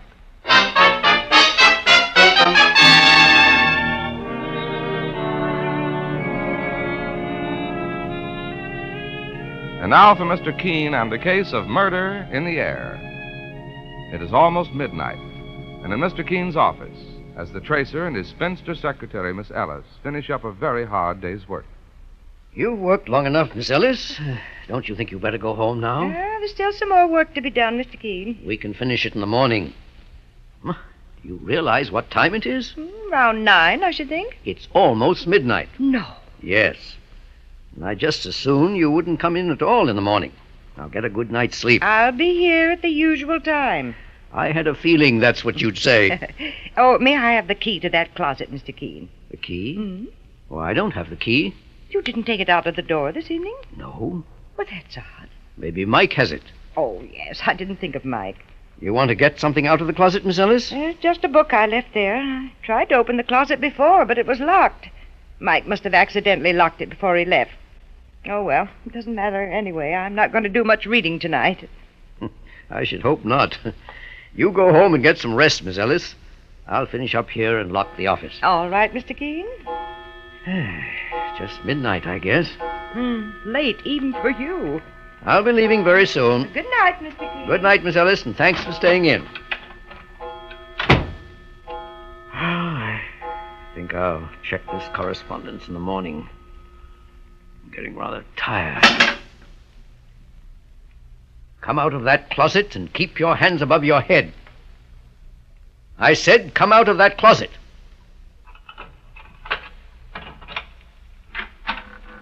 Well, good evening. Good evening. May I ask how long you've been in there? Since 8 o'clock. There was no one in the office when I came in, and... And you waited in the closet because it was so convenient, eh? Please, Mr. Keene, I know what you're thinking, but I'm not a thief, I swear it. What is your name, young lady? Barbara Halliday. And your business here? I had to see you, sir. I have a telephone and a secretary. I usually make my appointments with her. I was going to wait here in the office, but when I heard someone trying the outside door, I became frightened. That's why I hid in the closet. What frightened you? Mr. Keene, do you know what it's like to be marked for murder? Please sit down, Miss Halliday. Thank you. You'll help me, won't you, Mr. Keene? I have no one else to turn to. My real job in life is helping those who've had a loved one suddenly or mysteriously disappear. There are thousands of real missing persons cases every year in this country. I know there must be a great many, Mr. Keene, but I saw your name in connection with the Bennett murder case, the singing star at the Palladium. Well, that's true. In that case, I'd been asked by a man who loved that girl to try to find her when she disappeared. But I found her murdered. Mr. Keene, do I have to wait until I'm murdered to get you to take my case? Very well put. Of course you don't, my dear. I have money, inherited when my sister died. I can pay you whatever your charge is. The money is not important. I happen to have all I need, and I'm an old bachelor. But go on now with your story. Mr. Keene, I live in Cleveland. Up until the time of my sister's death a month ago, I've been living with her and with my brother-in-law. His name is Tagus, Chester Tagus. I see. After Grace's death, I decided I needed a rest. It was all too much for me. We were very close, and her sudden death was a blow. Her sudden death? Yes, Mr. Keene. Go on, please. I arrived in New York about 2 weeks ago, and that's when things began to happen. What things, Miss Halliday? 3 attempts were made on my life. Any one of them could have been my finish. Frankly, I don't know yet why they all failed. Well, tell me about them. The first occurred on the street, in full view of several people. And where was this? Uptown, near Columbia University. I'd gone up to the university on a sightseeing tour by myself. I took a Fifth Avenue bus and got off at 110th Street. But the university is at 116th. I know, Mr. Keene, but I wanted to walk for a few blocks. I had an uncomfortable feeling on that bus, as if someone were watching me. I walked up the drive to 113th Street and then turned east toward Broadway. Do you know the street, sir? I think so. A few apartment houses, mostly 4-story walk-ups. Halfway up the block, some workmen were about to lower a piano to the street. They were moving it, apparently. There was a large pulley on the roof, and they had the piano halfway through a window. I only half noticed those things as I walked up the street. My mind was on something else. Oh? What? A man was following me. Man in a dark coat, the collar turned up, dark glasses. There were other people on the street, and I got the feeling for a moment that it was all very silly. What harm could a man possibly do in a street full of people? That's how I argued to myself. For a moment, I thought of running. I walked faster. So did he. But suddenly I decided to face him, and I turned. What do you want? Pardon me, ma'am? You've been following me. What do you want? I'm terribly sorry. I didn't mean to frighten you. I'm a stranger in New York, and I wanted to ask directions. You could have asked someone else. Of course. I'm sorry. Do you have the right time? It's 4:30. 4:30. You're very kind. Now, will you please go?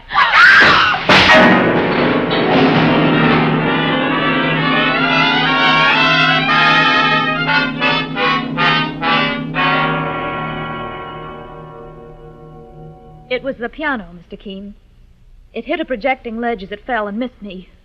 Otherwise, I wouldn't be telling you this right now. You think that was deliberate? I know it was now. I know it sounds crazy, but I'm convinced that man kept me there under the piano until his accomplice opened the pulley on the roof. Well, I don't want to sound skeptical, Miss Halliday, but don't you think it was quite a coincidence that you happened to walk up a certain street at a certain time just when some workmen were removing a piano? This is my explanation, Mr. Keene. It may not be logical to you, but I believe it.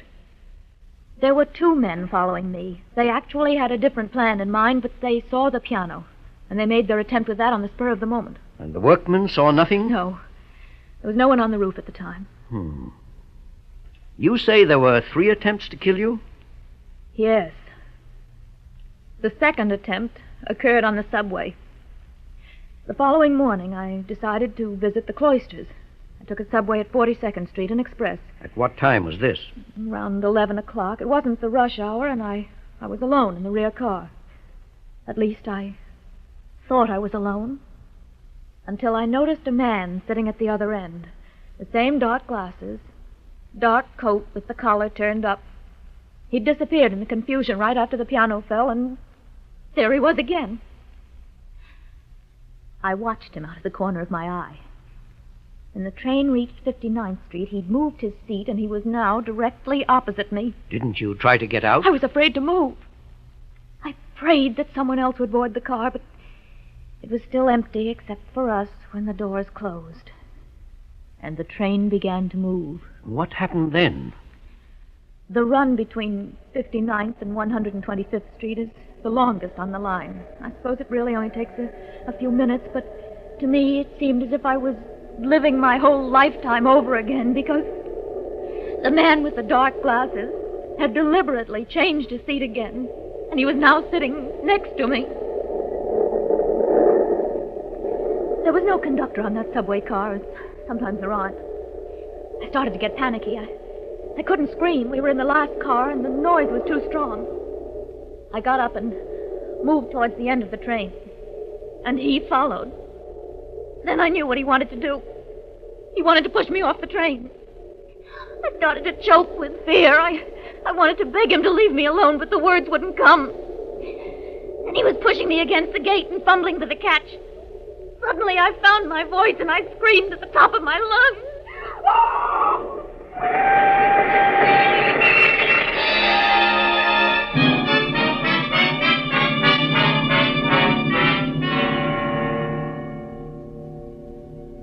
Later, I opened my eyes and found a conductor looking down at me. I'd fainted. My enemy was gone. Was there an investigation?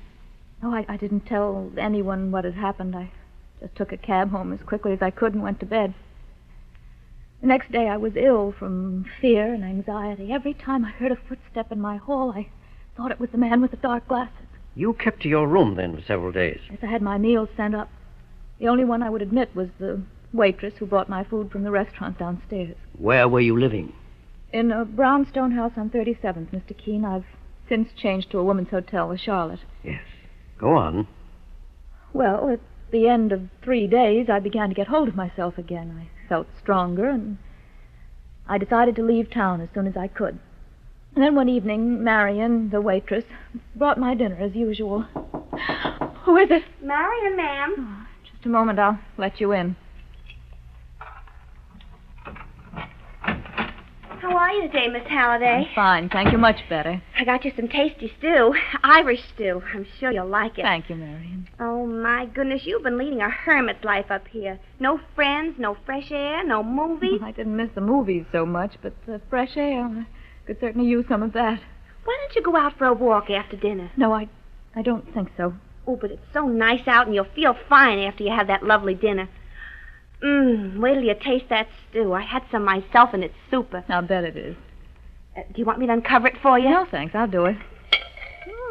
Stew does look good. There's hot potatoes under the other cover. Oh, they look nice, too. And under that third dish, I guess they must be the peas. Oh, thank you very much. Oh! What is it, Miss Halliday? In the dish, Marion. Oh! It's a spider. A dead spider. Do you know what kind of a spider that is? They call it the Black Widow. The deadliest in the country.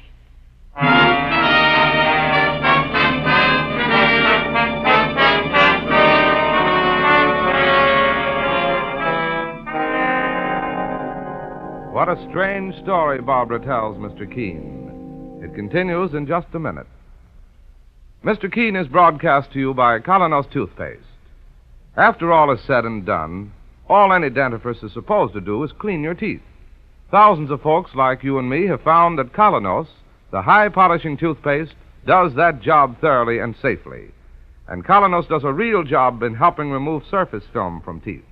Safely, quickly, it helps brush away that clouding surface film, which often hides the true beauty of your smile. It leaves your teeth shining clean, looking their loveliest. Run your tongue over your teeth, and you feel the difference. Look in the mirror, and you see the difference. What's more, you'll be delighted with the pleasant, minty taste of Colonos. You'll find it leaves your mouth feeling cool and fresh as a May morning. If you do not already use Colonos toothpaste, won't you try it soon? That's spelled K-O-L-Y-N-O-S. Colonos toothpaste. Now back to Barbara and Mr. Keene.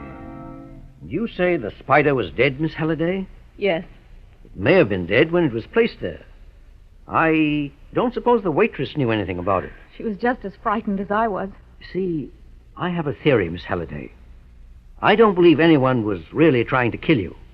If they wanted you dead, they could have accomplished it in the subway or in some other less complicated way. But you do believe all this has happened to me?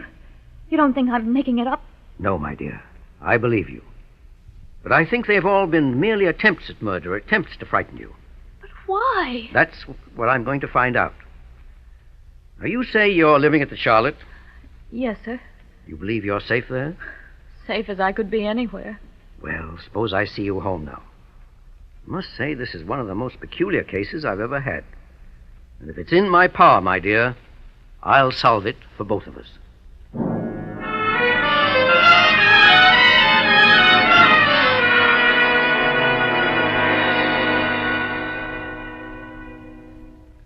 And you say Mr. Keene won't be in until noon? I doubt it, Mr. Tagus. My name is Clancy, Mike Clancy. I'm his assistant. Can I help you, sir? Well, perhaps. You see, my sister-in-law disappeared from our home in Cleveland. When was this, Mr. Tagus? 2 weeks ago, following my wife's death. I know she came to New York, and I've heard of Mr. Keene's marvelous work as a tracer of lost persons. I was hoping he might be able to help me. What is your sister-in-law's name, sir? Halliday, Barbara Halliday. I have a picture of her here. Oh, I see. Well, if it's just a simple case of... Well, I'm afraid it isn't, Mr. Clancy. Simple, I mean. Oh. You see, Miss Halliday is not well. She has what you might call hallucinations. Oh, I see. As a matter of fact, sir, there's no question about it. About what, Mr. Tagus? My sister-in-law, Barbara, has lost her mind.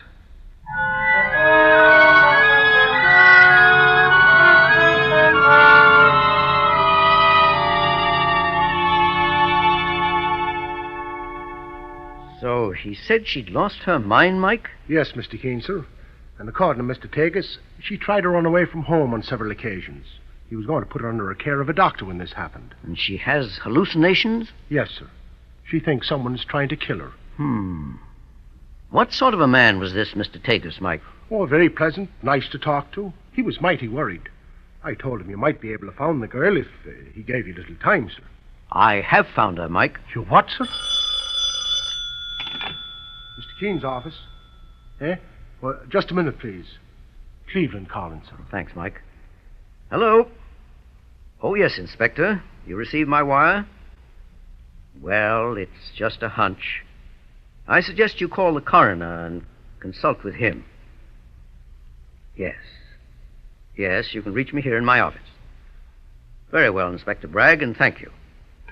What's this all about, Mr. Keene? I can't explain now, Mike, because all the pieces don't fit.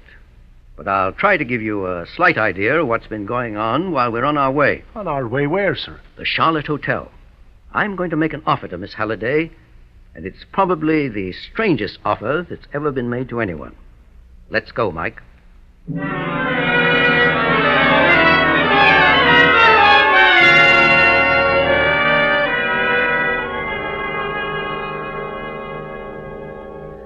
We can talk here in the lobby, Mr. Keene. This is my assistant, Mike Clancy. Miss Halliday. How do you do? I'm glad to know you, miss. Sure, and I just met your brother-in-law. A brother-in-law? Here in New York? Well, he... We haven't got much time, Mike. Do you mind? Oh, well, no, of course not, sir. Miss Halliday, I've been thinking over everything you told me about your home life. And I've been trying to make some logic out of those details you've given me concerning your sister and her husband. Now, you say you were always on good terms with him? Oh, always, Mr. Keene. Well, the only thing is, I believe he sometimes resented my presence in his home, but that was only natural. When he married Grace, he didn't bargain for a third party. Well, that's neither here nor there at the moment. I've thought of one way in which we might be able to catch the would-be murderer. But it involves a good deal of danger. I'm not afraid, Mr. Keene. Well, first let me explain my plan and then give me your answer. Now, it's obvious that this man will make another attempt to kill you. I say it's obvious because he has something definite in mind. He wants you to believe you're in great danger for some reason. Go on, Mr. Keene. When a hunter in the African jungles wanted to bag a tiger, he'd set a lamb in the trap. Well? Would you be the lamb? You want me deliberately to expose myself to him? Yes. All right. Now, wait. Don't give me your answer so quickly. Let me explain the greatest danger of all. Up to now, as I've told you, he's only been bluffing, in my opinion. Just trying to frighten you half out of your mind. Well, if he discovers that you have help and that you've set a trap for him, he may want to really finish the job this time. I understand. And you're still willing to do it? I'd rather take that chance than live like a hunted rabbit for the rest of my life. That's how I'm living now, Mr. Keene. And I can't stand it any longer. I can't stand it. Oh, there now. It's all right, Miss Halliday. We're going to help you, I promise. Now, here is the plan.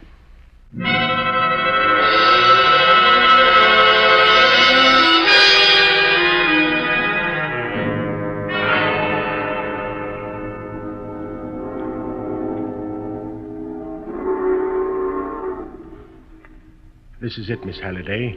The Brooklyn Bridge. Mr. Keene wants me to walk across it alone, Mr. Clancy? Yes, I'll follow you, but from a distance. We want to give this killer plenty of rope. It's very foggy tonight. So much the better. The bridge seems to be empty now from here. People don't usually walk across it on a night like this. There's plenty of traffic going across in cars, but, well, they won't do you any good in case you get into trouble. I realize that. Now, somewhere on that bridge, Mr. Keene is waiting. I only hope he's waiting in the right place at the right time.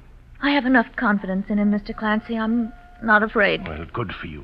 Be steady now, and keep your wits about you. You can rest assured that Mr. Keene will be there when you need him. Well, goodbye, Mr. Clancy. No, not goodbye. Just till we meet again. And good luck, miss.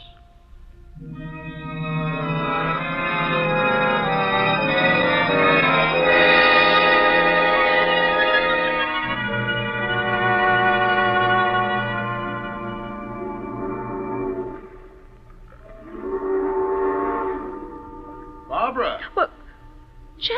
Chester, what are you doing here? Oh, it's just what I was going to ask you. Oh, I was just walking. My dear, do you realize how I've been searching for you?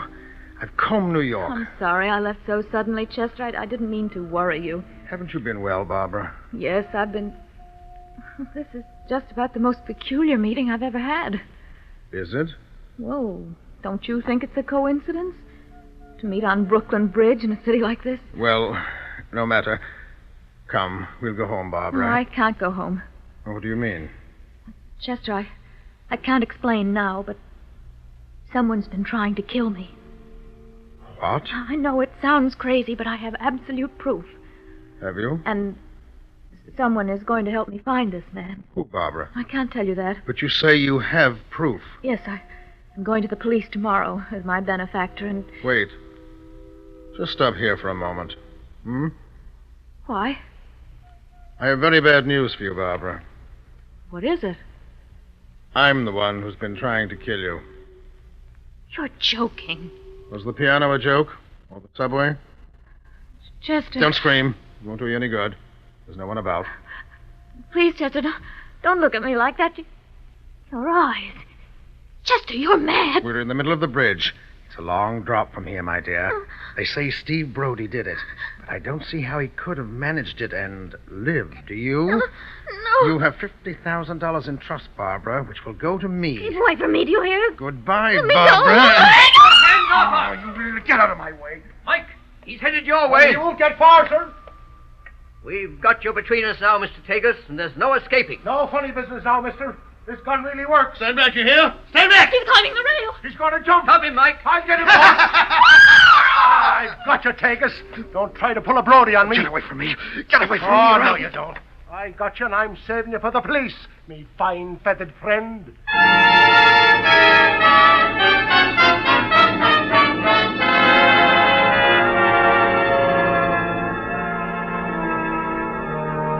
Feeling better now, Miss Halliday?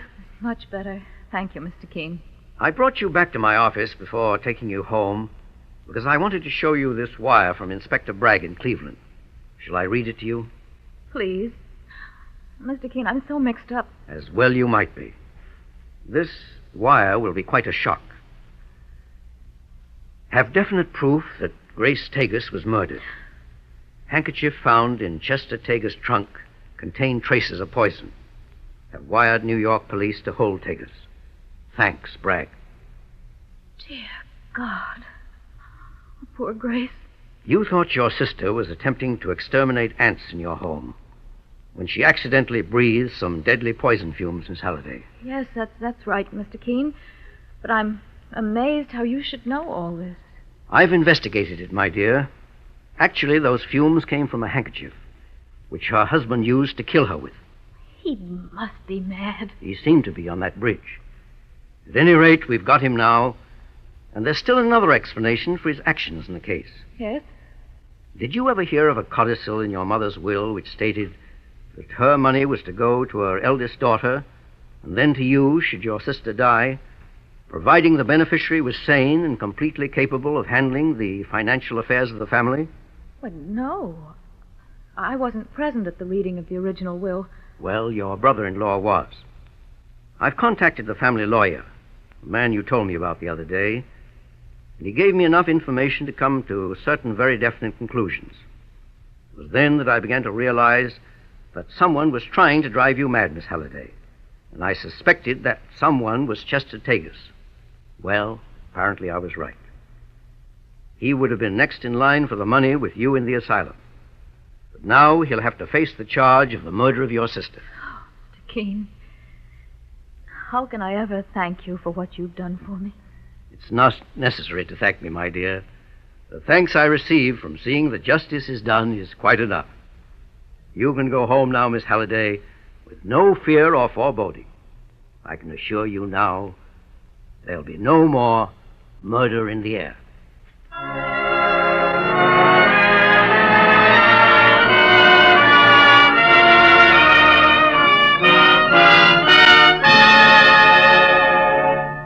Listen next week at the same time when Mr. Keene brings us the fascinating case of the lady who didn't want to be found.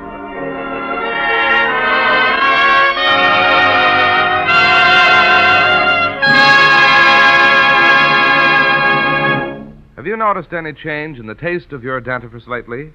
If so, we invite you to treat yourself to Colonos, a toothpaste that really tastes good. You'll love its tangy, minty flavor that sets your tongue a-tingle, leaves your mouth feeling cool and fresh as a sea breeze. And children really go for that zippy Colonos flavor. You never have to coax youngsters to clean their teeth with keen-tasting Colonos. What a job Colonos does in cleaning teeth. Gets them clean, looking their best. That's because Colonos is a high-polishing toothpaste. Its action on teeth is like a jeweler's polish, removing tarnish from precious silver, because it helps brush away masking surface film. Colonos leaves your teeth shining clean. Ask your druggist for Colonos, K-O-L-Y-N-O-S, Colonos toothpaste tonight.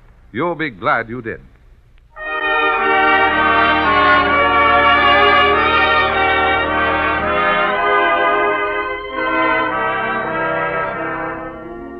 You've been listening to Mr. Keene, Tracer of Lost Persons. Now on the air at a new time, every Thursday night, 7:30 to 8 Eastern Wartime, over this network.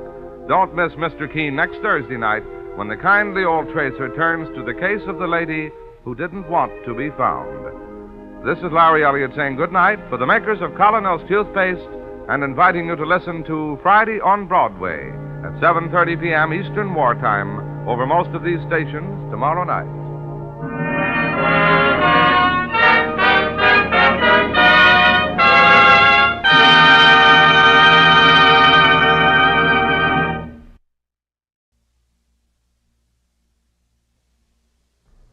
Thousands of women are finding that economical no-rubbing aero wax makes dingy old floors shine and sparkle, look like new. Just apply, and in 6 to 9 minutes it dries to a hard, lustrous waxed finish that saves countless scrubbings and polishings. Yet aero wax costs only 25 cents a pint at grocery, hardware, drug, and chain stores. Get aero wax, A-E-R-O-W-A-X, tomorrow.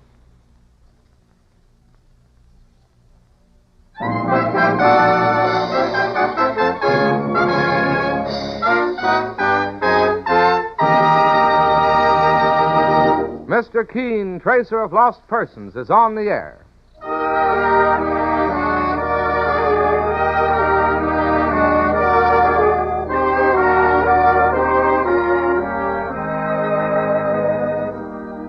Ladies and gentlemen, Colonos Toothpaste presents Mr. Keene, Tracer of Lost Persons, one of the most famous characters of American fiction and one of radio's most thrilling dramas. Tonight and every Thursday night from 7:30 to 8 Eastern Wartime, the famous old investigator will take from his file and bring to us one of his most celebrated missing persons cases.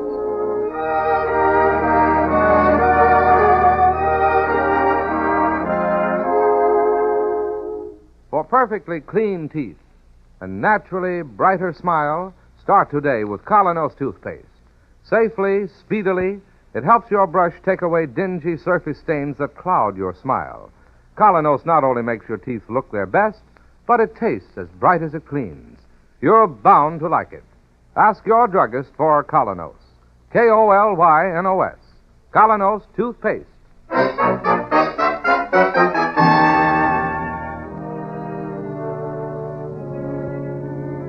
And now, Mr. Keene, Tracer of Lost Persons, who tonight brings us the case of the strange display. Our story opens in the shopping district of New York on Fifth Avenue during lunch hour. Two girls pick their way across the street through traffic. They're heading toward the show windows of the smart Morley department store, now celebrating its 100th anniversary. You know, Sally, we really should be getting back to the office. Oh, please, Rita, it'll only take a minute, and I'm dying to see them new windows. Oh, you and your boyfriend. Hey, look out for that taxi. Oh, I'm all right.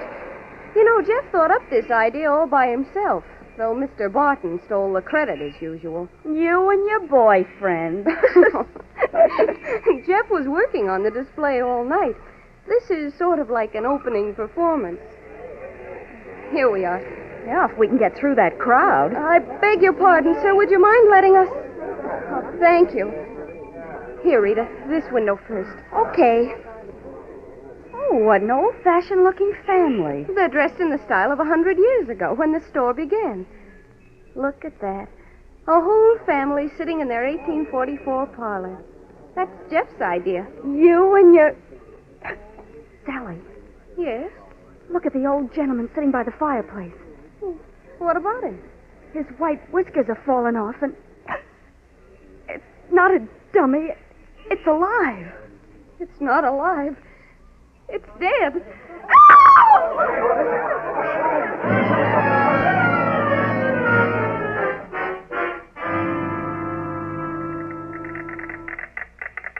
Wanted for murder, Jefferson Jones, age 26, window dresser at Morley's department store. He is believed responsible for the fatal stabbing of his superior, Wendell Barton, last night while both were engaged in dressing the windows. Jones is 5 feet and 11 inches in height, physically slight. The body was found propped up in a display window this morning. Here, my dear. Please sit down. Thank you, Mr. Keene. Now, your name, please. Sally Wilson. Oh, come, Sally. Maybe it isn't that bad. It couldn't be worse. Well, what's the trouble? Has someone in your family, someone you love, disappeared? Mr. Keene, did you notice the article in the newspapers today about Morley's department store? Oh, yes. The store windows designer was found dead in the window. I believe the police are looking for his assistant. Yes, for Jeff Jones, the boy I'm engaged to. Oh. Mr. Keene, I'm told you can find anybody who's disappeared. Find Jeff. Bring him back, I beg you. The police are hunting for him already. He'll never give up to the police. But to you. You want me to bring him back to face a charge of murder?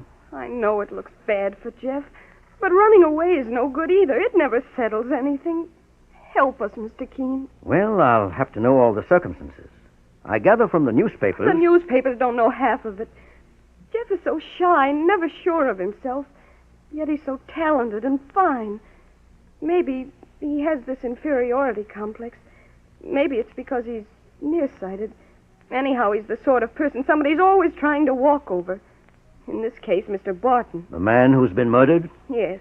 Mr. Barton was a very high-priced window designer, conceited, and always picking on Jeff. For instance, Mr. Barton sarcastically called Jeff the great artist and Mr. Shy. And Jeff didn't like it.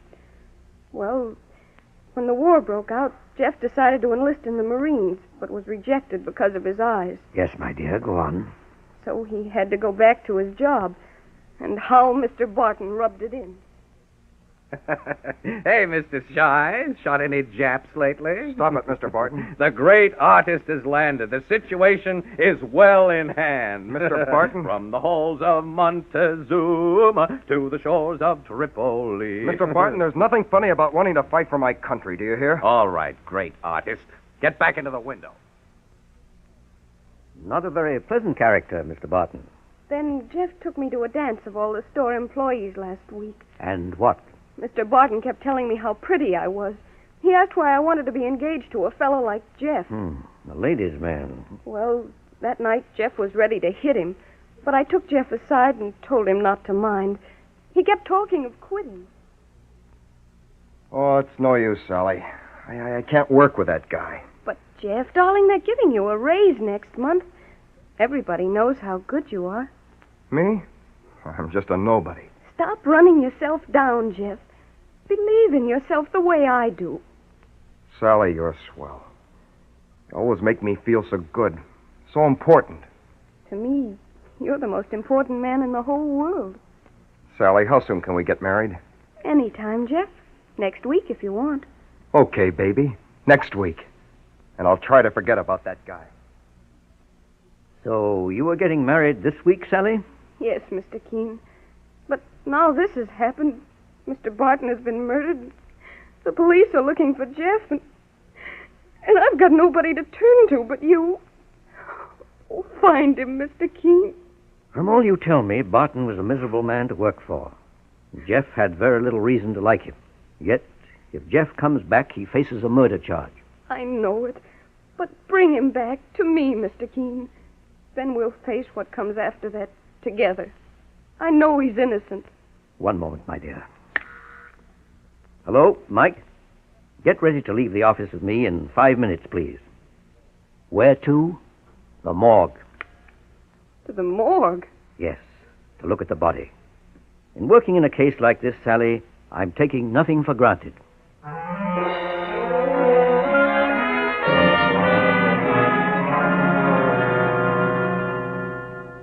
Seen all you want, Mr. Keene? Clancy? Saints preserve us. I have. Oh, thank you, Captain Thomas. Pull the sheet over him again. Stabbed through the heart he was, as you can see, Mr. Keene. And the weapon was... We believe it was a long, sharp pair of shears, the kind that window dressers use for cutting out cardboard displays. Have the shears been found? Yeah, buried away in back of the show window. Oh. Any fingerprints, Captain Thomas? Not a one. Wiped off, were they? Or maybe they never got on in the first place, Mike. Window dressers sometimes wear cotton gloves so they won't make smudges. Well, Captain Thomas, I noticed one other thing. There was a bruise on Barton's left temple. Oh, yeah, Mr. Keene. He must have got that when he fell, after the stabbing. No fracture, though. Then only the stabbing killed him. That's right. Well, thank you, Captain. Mike and I will be getting along now. Glad to have seen you. Well, boss, where to now? To the Morley department store to ask more questions.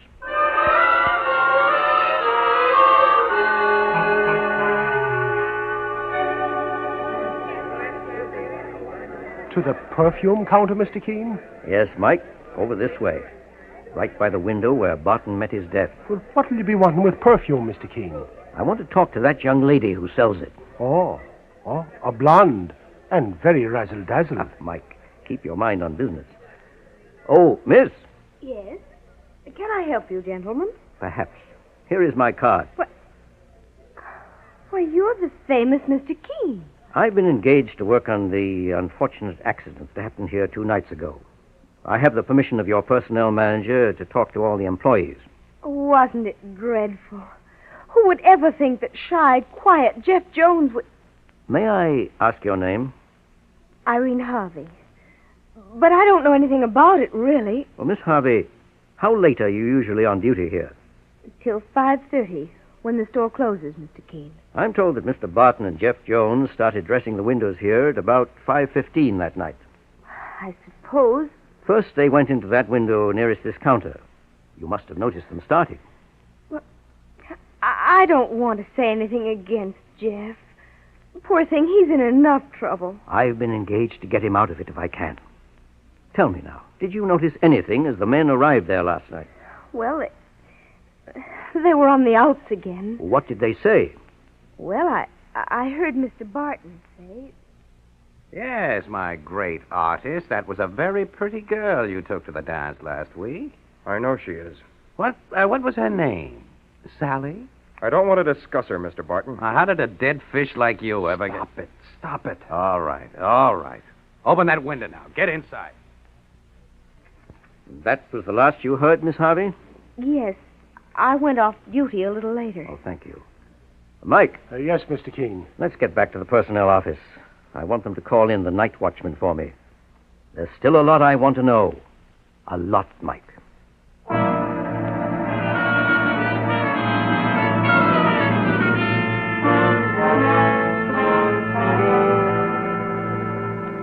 You're the night watchman? Yes, sir. Bill Hankey's my name. I gather that on the night of the murder, you were making your usual rounds of the building? Oh, yes. In the course of the night, you passed Mr. Barton and Jeff Jones several times. Did you see them fighting at any time? No, sir. Nor did you see the actual killing? I was probably on one of the upper floors. Well, after the killing, it must have taken 5 or 10 minutes to dress the dead body of Barton in the dummy's clothes and prop him up in that chair in the window display. I suppose. But you saw none of that? This is a big building, Mr. Keene. Well, you must have seen Jeff Jones leave the store. Oh, yes. He couldn't get out unless I passed him out. What time was that, please? Oh, about 5:30 in the morning. 5:30 in the morning? Uh-huh. Isn't that hour unusual? No, sir. Window dressers sometimes work all night. Well, tell me, did Jeff Jones seem disturbed? Sort of white and nervous. Did he explain why Barton wasn't also leaving? He said Barton had a few things more to clean up before the store opened. I see. Well, there's nothing more you can tell me, I suppose. Well, you know that model cottage on the main floor, Mr. Keene? Yes, what about it? A couple of times during the night, I noticed Mr. Barton ducking in and out, each time a little redder in the face. You think he was drinking? That's what it looked like. Mike, suppose you take a good look inside the cottage later. Yes, sir, I will. And Hanky, one more thing. Yes, Mr. Keene? Naturally, everybody in the store has been very upset by the murder. But one person seems exceptionally disturbed. Who? A young lady who's very good looking. And I have a hunch her good looks did not escape Mr. Barton's eye. Oh. Am I making sense? Barton liked any good-looking gal. And Irene Harvey, too? That was no secret. The whole store knew about those two.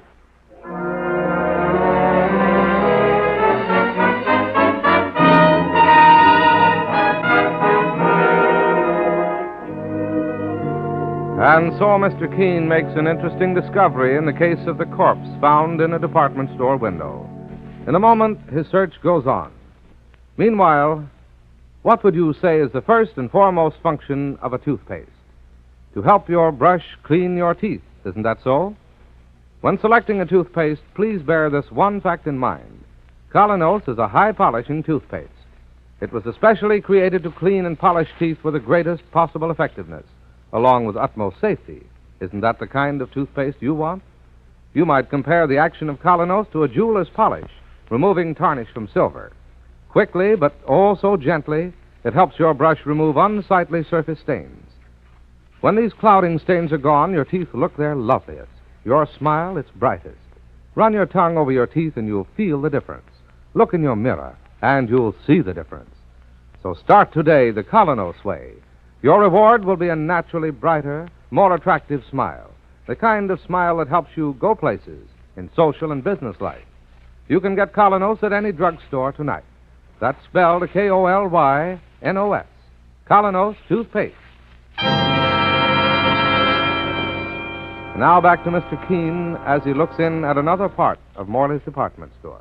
Mrs. Ross, you're in charge of the employees' time cards. That's right, Mr. Keene. I'm very much interested in the comings and goings of one particular employee. Jeff Jones? Irene Harvey. Oh. Would your record show what time she left the store the night of the murder? Oh, yes. At 12 minutes after 6. Hmm. But right after punching the clock, she turned and went back into the store. She said she'd forgotten a package. Oh?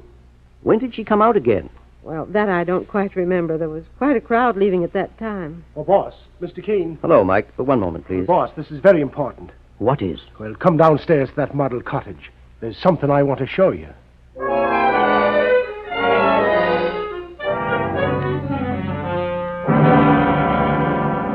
All right. Here we are in the cottage, Mike. Well, I searched around like you told me. First, in this potted plant over here, I found this. A whiskey bottle. Oh, I expected that. And something more. Look in this big upholstered chair between the cushions. Oh, a woman's handkerchief. Look at the initials. I-H. Now we're getting somewhere. Irene Harvey. Ah, boss, I got to hand it to you. We've got our hands on the murderer. Will you ask Irene Harvey to step in here for a moment, Mike?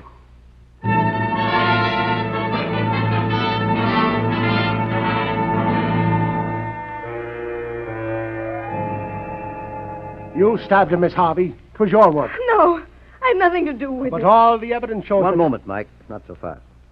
Miss Harvey, Yes, Mr. Keene. all the facts show that after checking out the night of the murder, you came back and hid yourself in this cottage. All right, I did. Why? To talk over something with Wendell Barton?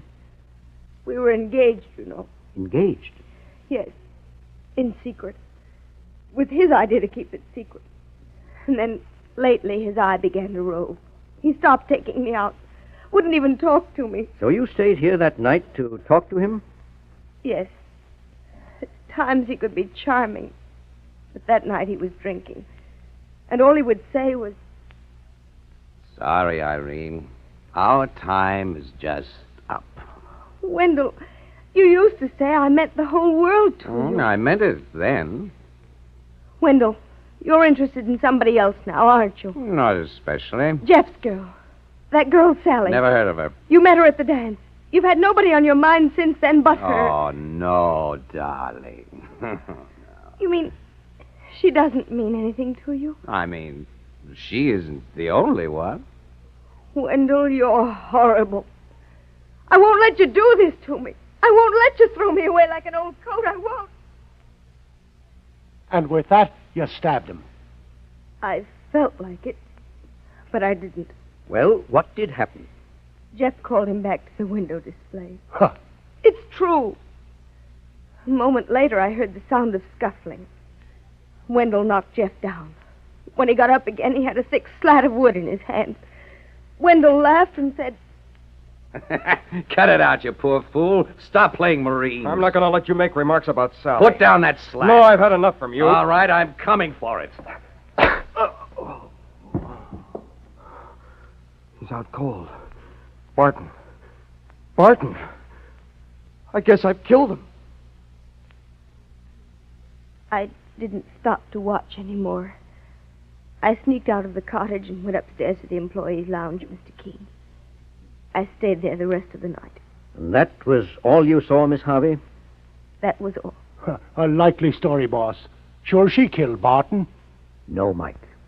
She did not.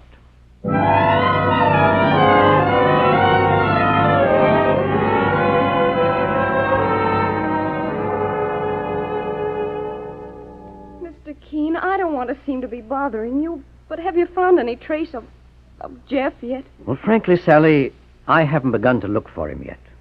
No? Finding him will take care of itself. If I can solve another problem first. If I can prove who really killed Wendell Barton. You're sure Jeff didn't? Well, I may have the answer in a couple of days. But first I'm going on a trip. Where to? I'll tell you when I come back. Meanwhile, if Jeff gets in touch with you, tell him to come back at once and give himself up on my advice. If he'll listen. He's got to. Running away was the greatest mistake of his life.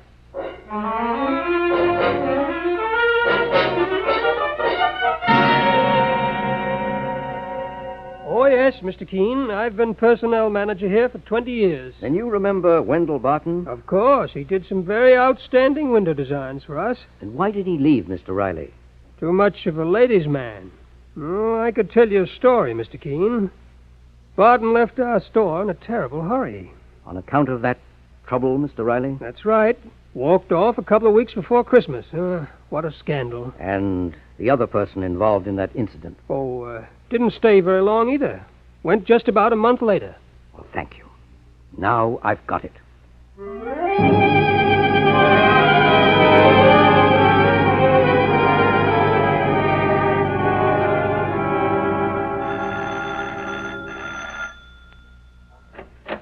Hello, Sally. Mr. Keene. I just got back. I dropped in here on my way from the station. Oh, come right in.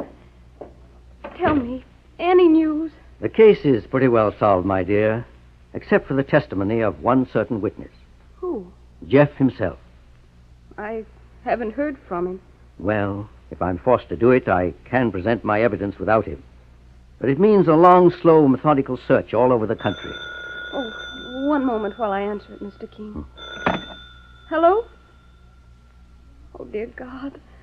Jeff, darling. Jeff. Oh, darling, why did you ever run away? You were afraid my name would be dragged into it. Oh, Jeff, that was wonderful of you. But now you've got to come back, and you've got to. Oh, Jeff, please listen to me. Sally, give me that phone. Jeff, hold on for a second. Hello, Jeff? No, you don't know me. My name is Keene. No, this isn't a trap. In the name of heaven, don't hang up. Now listen to me. I want you back in New York tomorrow morning at police headquarters. Yes, in the office of the homicide squad. Don't argue. Do as I say.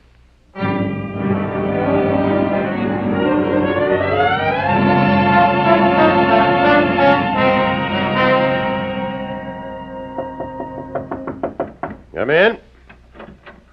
Oh, it's you, Mr. Keene. Good morning, Captain Thomas. Is he here? Yeah, the next room. He gave himself up, just as you predicted. And the girl? With him. I'm sorry for the poor guy. Maybe the jury will let him off with 20 years. Or maybe he'll never have to face a jury. Is the other person here, too, that witness I asked you to have here? On the way over in a patrol car. Well, we can start in the meantime. Now, this way. Mr. Keene. Hello, Sally. That's Jeff, I presume. Hello, Mr. Keene. I came back on your say-so. I hope I won't regret it. Jeff, I'll only ask one question. Did you stab Barton with those scissors? No. I hit him and left him lying on the floor. But I didn't. All right. Now then, Captain Thomas. Yes? You know my theory. It was after Jeff left Barton lying on the floor unconscious that the real murderer came along and struck. But this so-called real murderer... A person who is not quite sane any longer. Not after 10 years of brooding. 10 years of looking for revenge and fearing always to take it. I don't understand, Mr. Keene. As we all know, Barton was a ladies' man. 10 years ago, in a department store in Buffalo, there was another incident. Barton ran away with the wife of one of the other employees. He did? Soon after, she killed herself. Oh. Well, for 10 years, the husband of that woman has haunted Barton like a ghost. For 10 years, he has followed Barton from city to city and store to store, waiting for revenge, physically afraid of Barton and hating himself for being a coward. And he was in the store that night? Very much so. Come right in. They said you needed me for some evidence, Mr. Keene. Yes, indeed. This is Bill Hankey, the night watchman at the department store. Oh, sure. Hello, Bill. Hello, Jeff. Hankey, I'll come to the point. When I questioned you the other day, I was struck by one thing in your answers. What do you mean? The point was, at no time that anything was happening in the store that night were you around to see it happen. It's a big store. But there were a lot of things happening. Well, I didn't want to get Jeff in trouble. Or could it be, Hankey, that you were covering yourself up? Covering myself up? What do you mean? The fact that you yourself stabbed Barton to death. Barton? You mean Barton, the big fellow? Very big. And strong and sure of himself. You wanted to get back at him for years because he'd wronged you. But not until you found him lying there unconscious. Yeah, unconscious. And this time? This time you were stronger. This time there wasn't any chance of his beating you down. And so you picked up the scissors. He had it coming to him. I waited 10 years. And then I got him. But you won't get me. There he goes from the door. He won't break out of police headquarters. They'll get him downstairs. Captain. Yes, Mr. Keene. I have the feeling that a psychiatric hospital would be a better place for him than a cell, poor man. Yep. You're right. Mr. Keene. Yes, Jeff? I see now that I should never have run away. Sally could have told you that. She's a wise girl. You proved it, Mr. Keene. I owe you my life. And what you make of it in the future, you owe to yourself and Sally. You've got a great deal of talent, from all I understand. Well, don't hide your light under a bushel. Well, sir. I know you're not going to fail. And there's nothing like having a wife who believes in you fully to make you believe in yourself.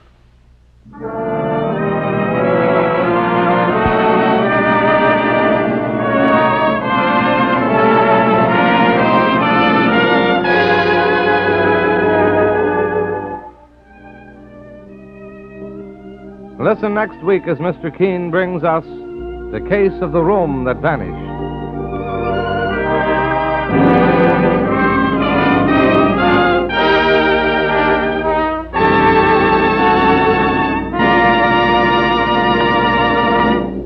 Have wartime conditions made a difference in the taste of your dentifrice? If so, may we suggest you try Colonos, a toothpaste that really tastes well. You'll go for its delicious minty flavor. You'll love that fresh, clean taste it leaves in your mouth. And say, those problem children who balk at brushing their teeth, how you never have to coax them at all if they have their own special tube of keen-tasting Colonos. And wait until you see how clean Colonos makes your teeth. Leaves them spick and span, looking their best. Because Colonos was specifically designed to give your teeth the highest possible polish without overstepping the bounds of safety. It can help reveal the true beauty of your smile. You can get Colonos toothpaste at any drugstore. And nowadays, you don't have to turn in a tin tube. Be sure to ask for Colonos. K-O-L-Y-N-O-S. Colonos toothpaste.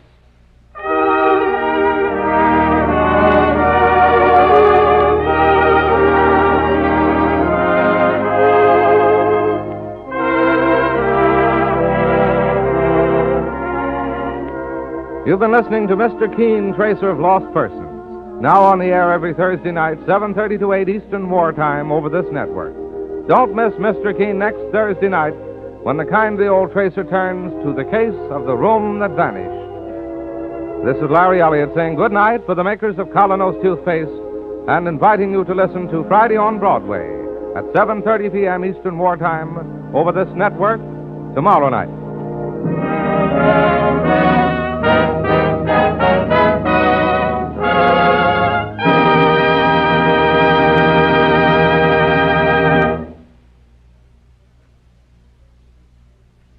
Ladies, there's a wonderful new way to make floors sparkle like new in 6 to 9 minutes flat. Use Aero Wax, the self-polishing wax that goes on in a jiffy, dries without rubbing. Its marvelous high luster adds beauty to your rooms, saves countless scrubbing. Yet it costs only 25 cents a full pint. Get Aero Wax, AEROWAX, tomorrow. This is CBS, the Columbia Broadcasting System. Does your stomach flash you SOS signals after you've eaten? Unpleasant symptoms of indigestion due to gastric hyperacidity mean you need real help. Get it with Bisodol mints. They give prompt relief from the discomfort of excess gastric acidity. Easy-to-take Bisodol mints are only 25 cents at all druggists. Get some tonight.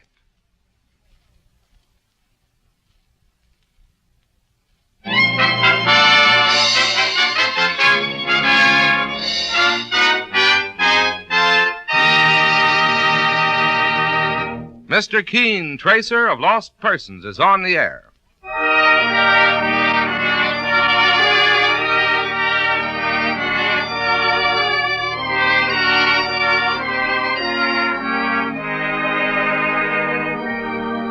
Ladies and gentlemen, Colonos Toothpaste presents Mr. Keene, Tracer of Lost Persons, one of the most famous characters of American fiction in one of radio's most thrilling dramas. Tonight and every Thursday night from 7:30 to 8 Eastern Wartime, the famous old investigator will take from his file and bring to us one of his most celebrated missing persons cases.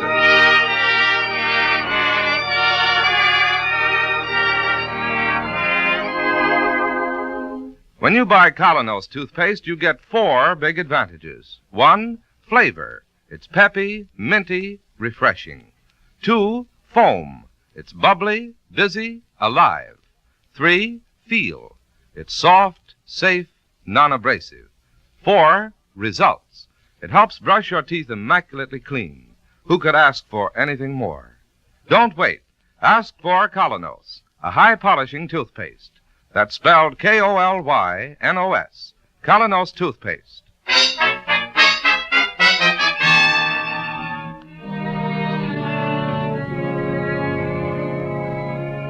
And now, Mr. Keene, Tracer of Lost Persons, who tonight brings us the case of the Leaping Dog, a strange and baffling story that began on a street corner in New York near the Tracer's office. There was a modest little apartment house on the corner, and outside, a large Belgian shepherd dog stood looking up at a ground floor window and baying unhappily. From time to time, the dog would leap with all his strength toward that closed window, only to fall back hour after hour. Of course, it attracted attention from many who passed by, and eventually from Mr. Keene and his assistant, Mike Clancy, as they were walking back to their office from lunch. Mike. Yes, Mr. Keene. Look on the corner there. That dog is still there. Oh, sure enough. The leaping dog. There he goes again. Still jumping and still falling back. Poor fellow. So handsome and pathetic. Nice set of teeth, too. Let's have a chat with him. Yesterday I saw him almost put his teeth into one fellow who tried to have a chat. Boy, it was a close shave. Well, he's looking over this way. Sure, here he comes. Gentle as a lamb. Say, boss, what'd you just tell him now? That I like him, that's all. Here you are, young fellow. Oh, what's the trouble? Locked out? Somebody forget you? No collar on him, no identification. Oh, there's something you're trying to tell me, eh? Well, let's go inside and see what we can find out. Inside? Boss, you've got a year's work waiting for you at the office as it is. It'll only take a moment, Mike. Let's ask those 2 men standing there in front of the doorway. Maybe they can give us some information. Now we're working for a dog. Come along, young fellow. I beg your pardon, gentlemen. Yeah, what do you want? I wonder if you've noticed this dog leaping up at that window. What dog? This Belgian Shepherd, right here. Never saw him in my life. Neither did I. Been out here all morning and yesterday, too. We never saw him in our life. Okay. Here, Mike.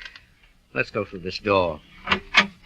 The dog's trotting along like he knew you all his life, boss. It's a walk-up apartment. There goes the dog, heading for that first door. And that's where he probably lives.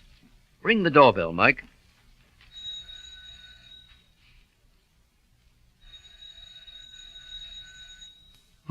No luck. See what's down there on the doormat. Oh, newspapers, a pile of them. Well, let's have a look at the dates. Here you are, sir. Been lying here as far back as 5 days. Hey, boss, do you think somebody's dead inside the apartment? Died sudden like maybe, or committed suicide? Could be. Let's call the cops. No, before we go that far, let's try the easy way. We'll ring the bell of the neighbor next door. Okay, sir.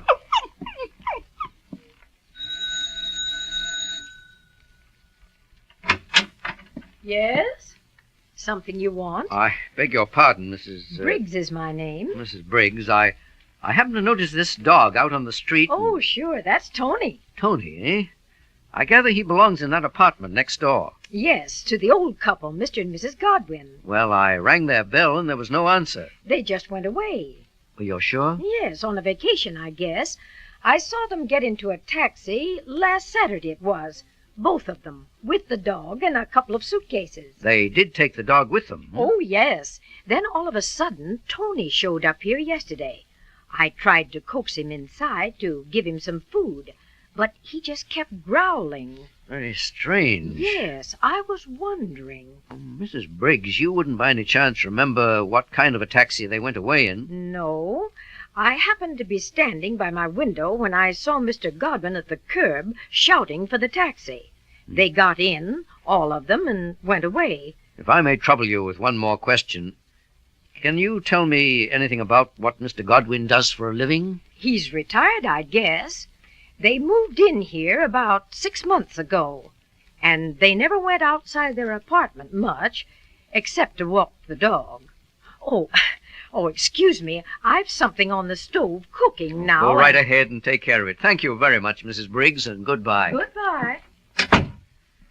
Well, boss? Mike, scribble a little note and shove it under the door. Say we've taken Tony to the office. To the office? Do as I say, please, Mike. Okay.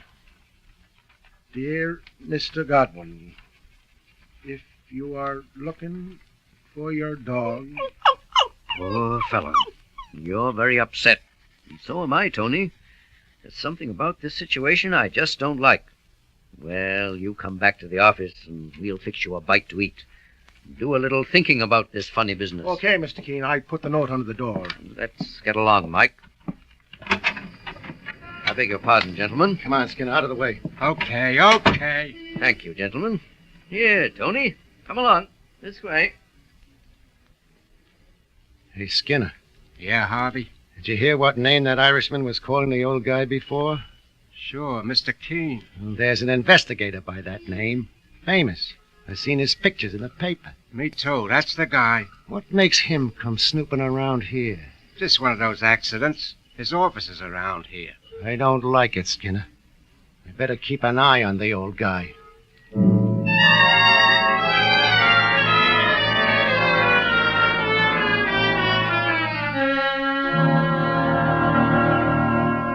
Well, boss, 2 days gone by and you're still hanging on to this dog. You take him home every night, you bring him back in the morning and keep him by your desk. He's becoming a regular member of the staff. Not a bad idea, Mike. Why don't you turn him over to a cop? What are you up to anyhow? Mike, I'm convinced this isn't any ordinary case of a stray dog. I don't believe the Godwins went off on a vacation. Why not, sir?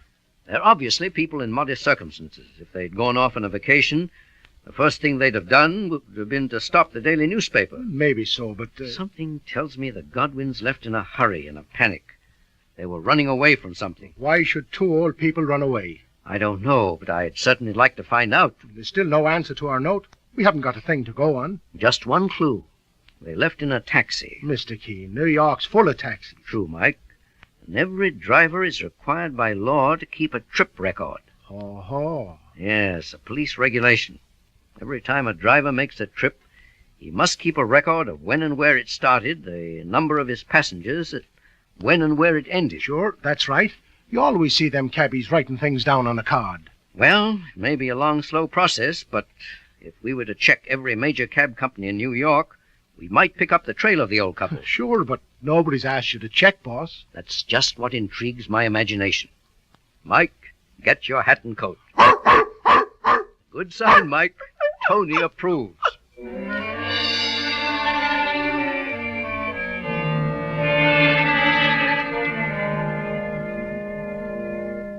Skinner, I don't like the looks of it. Just because the old guy makes friends with the dog? He's hanging on to the dog because he's got a hunch of some kind. You know Keene's reputation. Maybe so, Harvey. Shut up. Do like I say. We keep tailing Keene night and day, as long as he hangs on to that dog. Okay.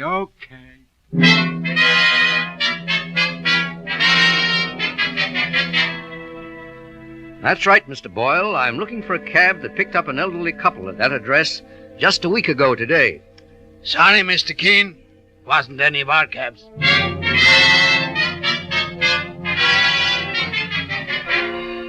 You say it was 8 days ago today, Mr. Keene? That's right, Mr. Horton. No, sir, it doesn't show on our records.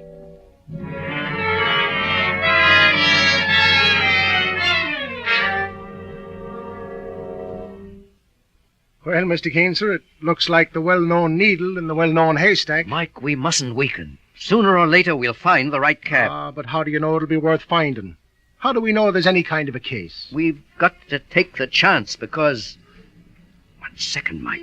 What's up, boss? Look, they're across the street. 2 men walking along. So what? Unless I'm very much mistaken, it's the same 2 men we ran into in the hallway the day we first started this search. Mr. Keene, you're right. Mike, they're shadowing us. Yes, sir. That's the way it looks. And that convinces me. There's a case, all right, and we must get to the bottom of it.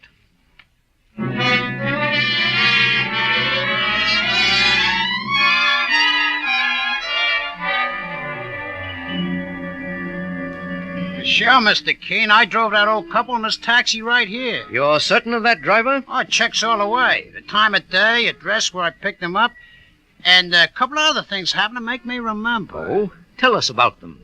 Well, I was cruising along that morning, and suddenly I hear the old gent shouting. Taxi! I look over to the curb, and there's the old gent and the lady, a dog too, and a couple of suitcases. I pull over to the curb, and they get in.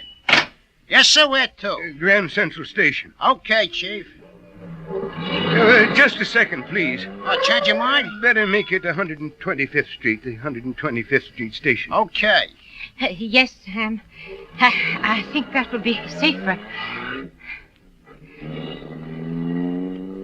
Poor Alice, I'm sorry this had to happen. Oh, I'll be all right, Sandy. You don't look at all well.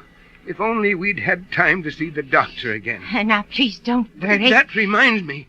We forgot to pick up your prescription at the drugstore. Driver, stop. We've got to go back. So, driver, you turned around and went to a drugstore? Yes, Mr. Keene. That's when the trouble happened with the dog. The old gent let him try to trot along to the drugstore, but suddenly a cat came along, and off went the dog down a block and around the corner. Look, Sam, Tony's gone. Don't worry, Alice. He'll be back. Oh. Meanwhile, I'll pick up the prescription. He'll be back.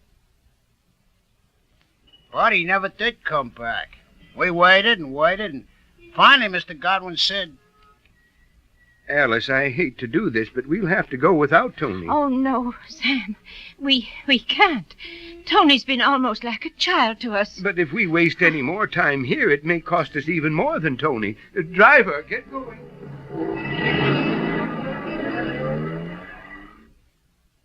You got them to 125th Street all right? Yeah, but the wife was so upset, Mr. Keene, that when she started out of the cab, she went into a faint. Well, I'll be darned. I helped get her into the waiting room at the station to a woman on duty for the Traveler's Aid. What happened next? I don't know. A cop asked me to get my cab going. And that's the last you saw of them? Right. Obviously, they were very frightened people. Sure thing.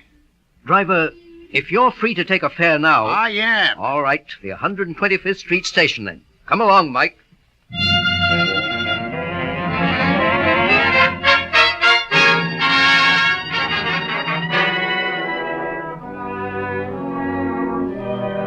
While Mr. Keene and Mike Clancy continue the search, we pause for a moment. Every day, thousands and thousands of people are discovering they can get almost incredibly fast relief from the pains of simple headache and minor neuralgia with the remarkable product called Anacin. You see, Anacin is like a doctor's prescription, for it contains not just one, but a combination of medically tested and proven ingredients. That's one reason it brings such amazingly fast relief. Many have discovered this right in their own physician's or dentist's office, where they've been given an envelope containing 2 Anacin tablets. Get Anacin at your druggist next time you have a headache pain or the pains of neuralgia. Take only as directed. Anacin, Anacin, in handy boxes of 12 and 30 tablets and economical family-size bottles of 50 and 100. Now back to Mr. Keene and to Mike, his assistant, at the 125th Street station. Yes, Miss Thompson, that's the old couple, all right. Tell me the rest, please. Well, as representative of the Traveler's Aid, I put myself at their disposal, Mr. Keene. I offered to get a doctor. And? She refused. She said all she needed was a spoonful of her medicine. A few minutes later, they got on their train and left. Did they tell you where they were going? The old gentleman was very vague. Indiana, he said. Indiana? And that's all. Boss, Mr. Keene. Yes, Mike? Look, over there in the corner. Those 2 men again. Still trailing us. Miss Thompson, I have a very important request.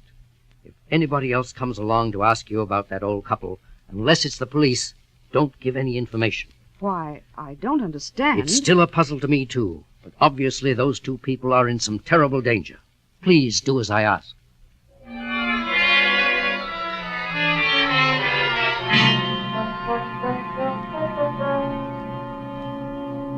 No, Harvey, that dame from the Traveler's Aid wouldn't tell me a thing. Not even where Godwin and his wife went? Not a word. We're stymied. No, we're not. Not with a guy like Keene working for us. Who says he's working for us? He will, if we fix it right. And we won't have to pay him a cent. Listen to this.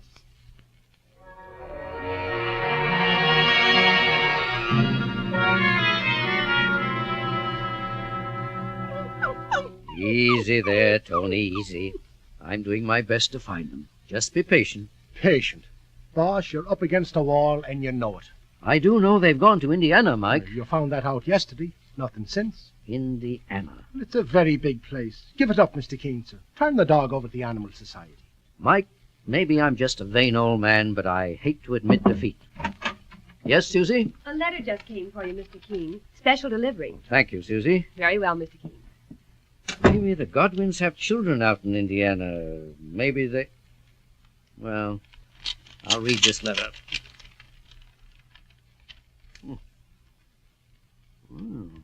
Mike, this is very interesting. What's up? I'll read it to you. Dear Mr. Keene, I'm an old friend of the Godwins. I'm told by their neighbor that you were asking about them. Don't worry. They are safe and sound. Sam Godwin is a retired trainer of racehorses. Oh, a trainer. And he and his wife have gone off to visit some friends on a training farm. If you don't mind keeping the dog, they'll pay you all the expense when they come back. It's signed Arthur Ross. Boss, that letter is a phony. Why? Well, if the friend knew that they were on vacation, how would he happen to drop in at the house and find out you were investigating? That's a good point, Mike. The next question, why was this letter sent to me? Why, sure, plain as day. The man who wrote it wants to steer you off from looking for the Godwins. He wants to make you give up the search. Oh, Mike, I've got another theory, just the opposite. Well, what do you mean? This letter was written to spur us on. What? The writer knew it would sound fishy. Knew it would make me worry even more. Also, he went out of his way to give us a clue that may help find the Godwins. Well, you mean that... This mention that Godwin is a trainer of racehorses. Since we know the Godwins went to Indiana, as the writer probably does not, that narrows down the search. You see, there are any number of obscure little half-mile tracks out in Indiana. Sam Godwin may have gone out there to work at his trade, in a place his enemies mightn't think of looking. But still, why would these enemies want to put you on the trail? Why? So that I'll do their work for them. So that I'll act as their bloodhound. Oh, well, that means that if we find the Godwins, so will their enemies. Probably. Those two guerrillas who have been shadowing us day and night, Mr. Keene. Yes, Mike. To go on with the search now is a dangerous risk. But we are going to take that risk.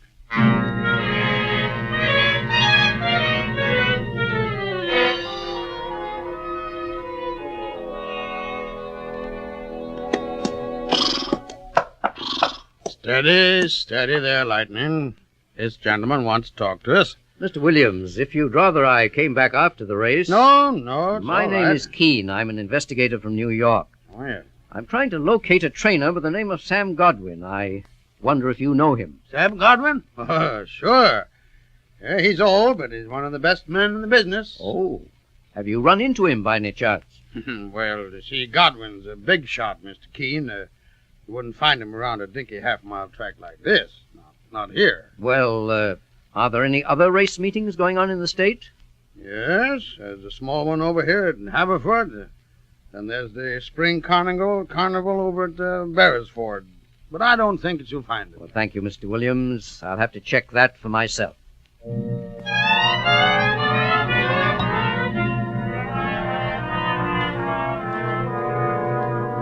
Here, Mike. This must be the office. Okay, boss. I knock. Come in. Yes, gentlemen. I'm told you're in charge of the racing program at the carnival. Yes, sir. You want to make some entries? No, I just want to have a little talk with you, Sam Godwin. You've made a mistake. My name isn't Godwin. I'm told otherwise. But just to prove it, Mike, go back to the taxi outside. Yes, sir, I will. And just open the door of the cab. Yes, sir, I get it. Who are you? What do you want? I think I can explain most quickly by showing you my card. Have a look. Your name is... Oh, you're the famous investigator. Tony, old boy! Tony, we thought you were gone for good. Poor fellow. I think this proves my point. You are Sam Godwin. How did you ever find Tony, Mr. Keene? And what brought you here? I won't go into that right now. I'll tell you only this. You're in danger. I know. Even more than you suspect. I may be able to help you, but only if you'll trust me. Come ahead. Tell me what the trouble is. Mr. Keene, All right. I'm sick of running away. I might as well tell you. Up to last year, I worked at the biggest tracks. I minded my own business, which was to produce winners. Then last year, just before one of the biggest races, two men came to see me at my hotel. They introduced themselves. My name's Harvey. This is Mr. Skinner. Well, pleased to meet you. What can I do for you, gentlemen? Godwin, we think you're the best racing trainer in this country. Well, thanks for the compliment, but... In fact, with the way you've been handling Lady Checkers, we don't see how she can lose tomorrow. She'll win by 10 lengths. That's just what we don't want her to do. What? Cards on the table. We represent a gambling syndicate. It's worth more to us if Lady Checkers loses. We'll pay you $5,000 if you fix it. Get out of here. We can go up to $10,000. I never threw a race in my life. Get out. $15,000. Just a little shot of dope before the race to slow her up. What do you say? I'm sending for the police. Take your hands off that phone and listen. You got a sick wife, Godwin. She can't stand excitement. Suppose you start getting beat up every now and then. You can't do that. Sure we can. Or else we make you a present of $15,000. How about it? Which is it? Make up your mind, Godwin. Well, Mr. Godwin, what did you decide? I said yes, Mr. Keene, to stall them off. I wanted to tell the police, but I didn't see how I could prove it. And my wife is a very sick woman, a heart condition. Yes, I know. But I never harmed an animal in my life. Well, 1 hour before the race, my wife and I packed up and ran away. Lady Checkers won. It cost the gamblers a fortune. They've been after you ever since? They trailed me from town to town. I had to give up my work. We lived in New York on our savings. Then somebody tipped me off they were looking for me in New York, so again it meant packing up and running. We were hoping that this time... One moment, Mr. Godwin. What's up? Come over here. Look through this window. Heavens above. Those two men lounging by the gate. Skinner and Harvey, they found me again. You can blame me for that. You? While I was following you, they were following me. Now I am a goner with my wife sick at the hotel, alone all day. 1 minute. Don't lose your nerve, Sam Godwin. But what can I do, Mr. Keene? You can take the bull by the horns. How? Listen carefully. Tonight, Mike Clancy and I are going to the station to take the night train out of here. The moment we're gone, I know you'll have a visit from those two men. And here is the only thing to do.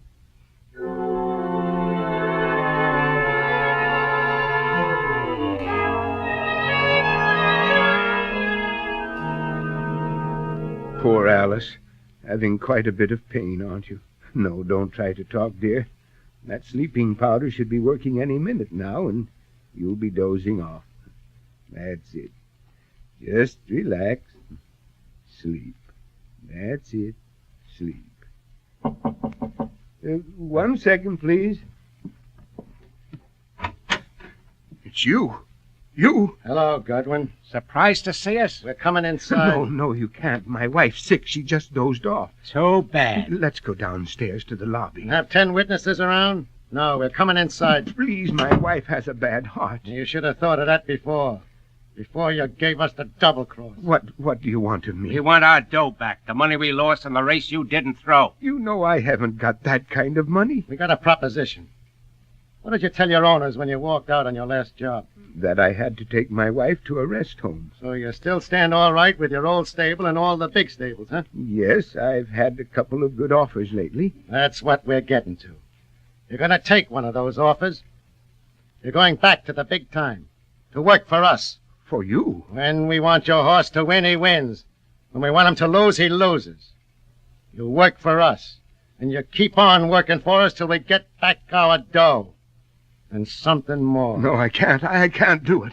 Let's ask your wife what she thinks. No, don't wake her. She had another heart attack today. And she'll have a whole lot more if you don't get wise. Skinner, wake her up. Please, I beg you. Yo-ho! Wake up, Mrs. Godwin. Wake up. Shake her, Skinner. Okay, wake up, Mrs. Godwin. Don't touch me. Hands up, both of you. What? What? Reach for the ceiling. I've got you covered. Hey, it's that guy Keene. Yes, my friends, and looking a little strange in this nightcap and nightgown. I didn't leave town after all. I hopped off the first car of the train just as soon as it cleared the station. Well, I'll be... Mrs. Godwin, fortunately, is in another room of the hotel with Tony, her dog, to take care of her. I decided to take her place here in bed, just long enough to listen and get the evidence that will send you both to prison for 10 years. 10 years? Yes, for attempted extortion. All right, Mr. Godwin, phone the police. And then you can help me out of this nightgown.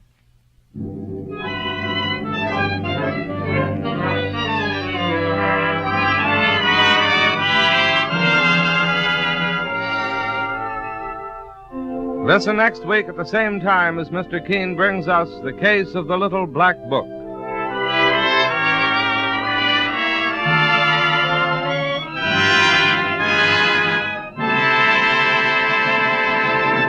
The main job of a toothpaste is to help your brush clean your teeth. Isn't that correct? We honestly believe that Colonos toothpaste will help clean and polish teeth more effectively, safely, beautifully. And here's the reason. Colonos is a high-polishing toothpaste, especially designed to help clean and polish teeth with the greatest possible effectiveness, consistent with safety. That's why you can compare the action of Colonos to a jeweler's polish, removing tarnish from precious silver. Quickly, gently, it helps take away clouding surface film, leaves your teeth really clean, looking their best. Just run your tongue over your teeth and you'll feel the difference. Look in the mirror and you'll see the difference. So start each day the Colonos way, and let Colonos toothpaste help you keep smiling. That winning, successful smile that pays big dividends in business and social life. Ask your druggist for Colonos, a high-polishing toothpaste tonight. That's spelled K-O-L-Y-N-O-S. Colonos toothpaste.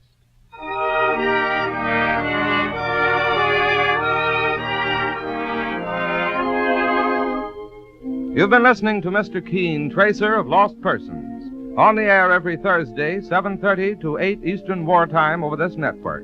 Don't miss Mr. Keene next Thursday night when the kindly old Tracer turns to the case of the Little Black Book.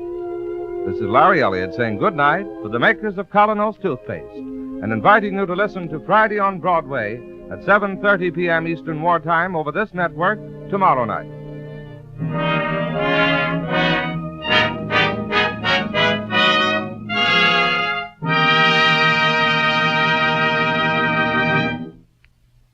Famous no-rubbing Aero Wax gives you beautifully waxed, shining floors in 6 to 9 minutes flat, and at the cost of only a few pennies per room. Think of it. It's quick, easy, economical. Just apply Aero Wax. It dries to a marvelous luster, cuts out 2/3 of your scrubbing. A full pint costs only 25 cents. Get Aero Wax, AEROWAX. This is CBS, the Columbia Broadcasting System. If you suffer from heartburn, indigestion, stomach distress due to excess acidity, try Bisodol. By neutralizing excess acids, Bisodol soothes irritated membranes, does a thoroughgoing job of bringing amazingly fast relief. Take as directed. Get minty-flavored Bisodol, Bisodol, tonight. Only 25 cents at all druggists. The following program will be interrupted to bring you any late news development.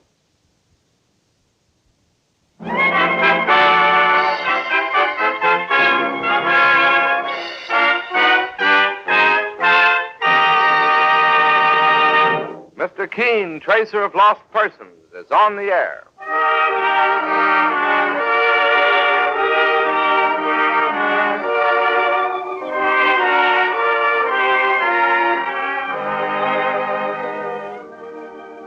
Ladies and gentlemen, Colonos Toothpaste presents Mr. Keene, tracer of lost persons, one of the most famous characters of American fiction and one of radio's most thrilling dramas.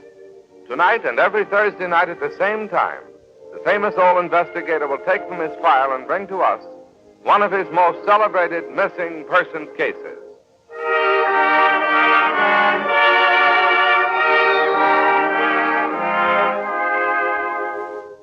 Has your dentist ever warned you not to use anything harsh or gritty when cleaning your teeth? If so, you'll be glad to know that Colonos toothpaste contains no grit, no pumice, nothing that could possibly scratch precious tooth enamel. While Colonos helps clean and polish teeth with unsurpassed effectiveness, it does so with complete safety. And remember this, Colonos tastes as bright as it cleans. You'll love the fresh, clean, cool feeling that Colonos gives your whole mouth. It's a grand waker-upper of mornings, a grand picker-upper if you smoke too much. Tomorrow, join the thousands who start their day the Colonos way. You can get Colonos at any drugstore tonight. KolYnos. Colonos toothpaste.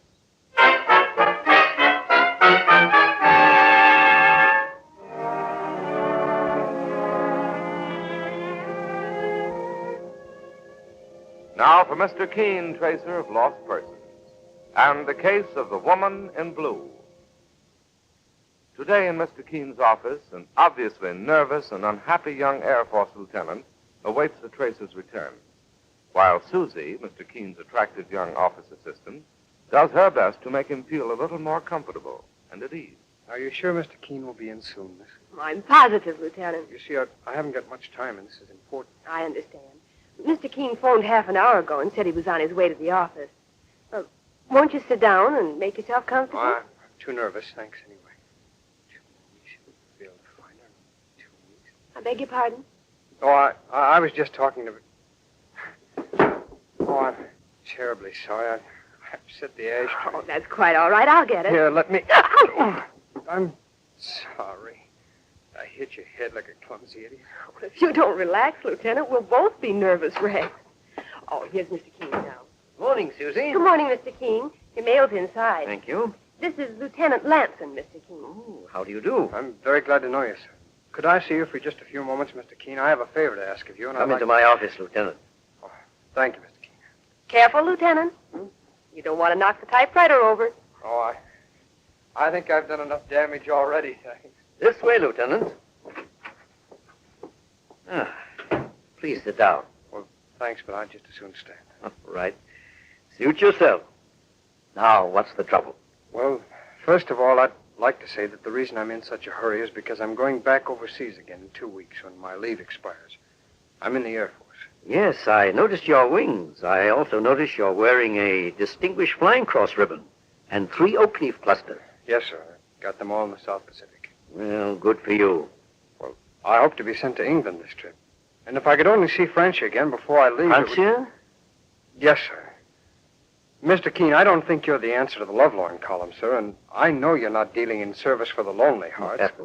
Not exactly. But, well, time is short.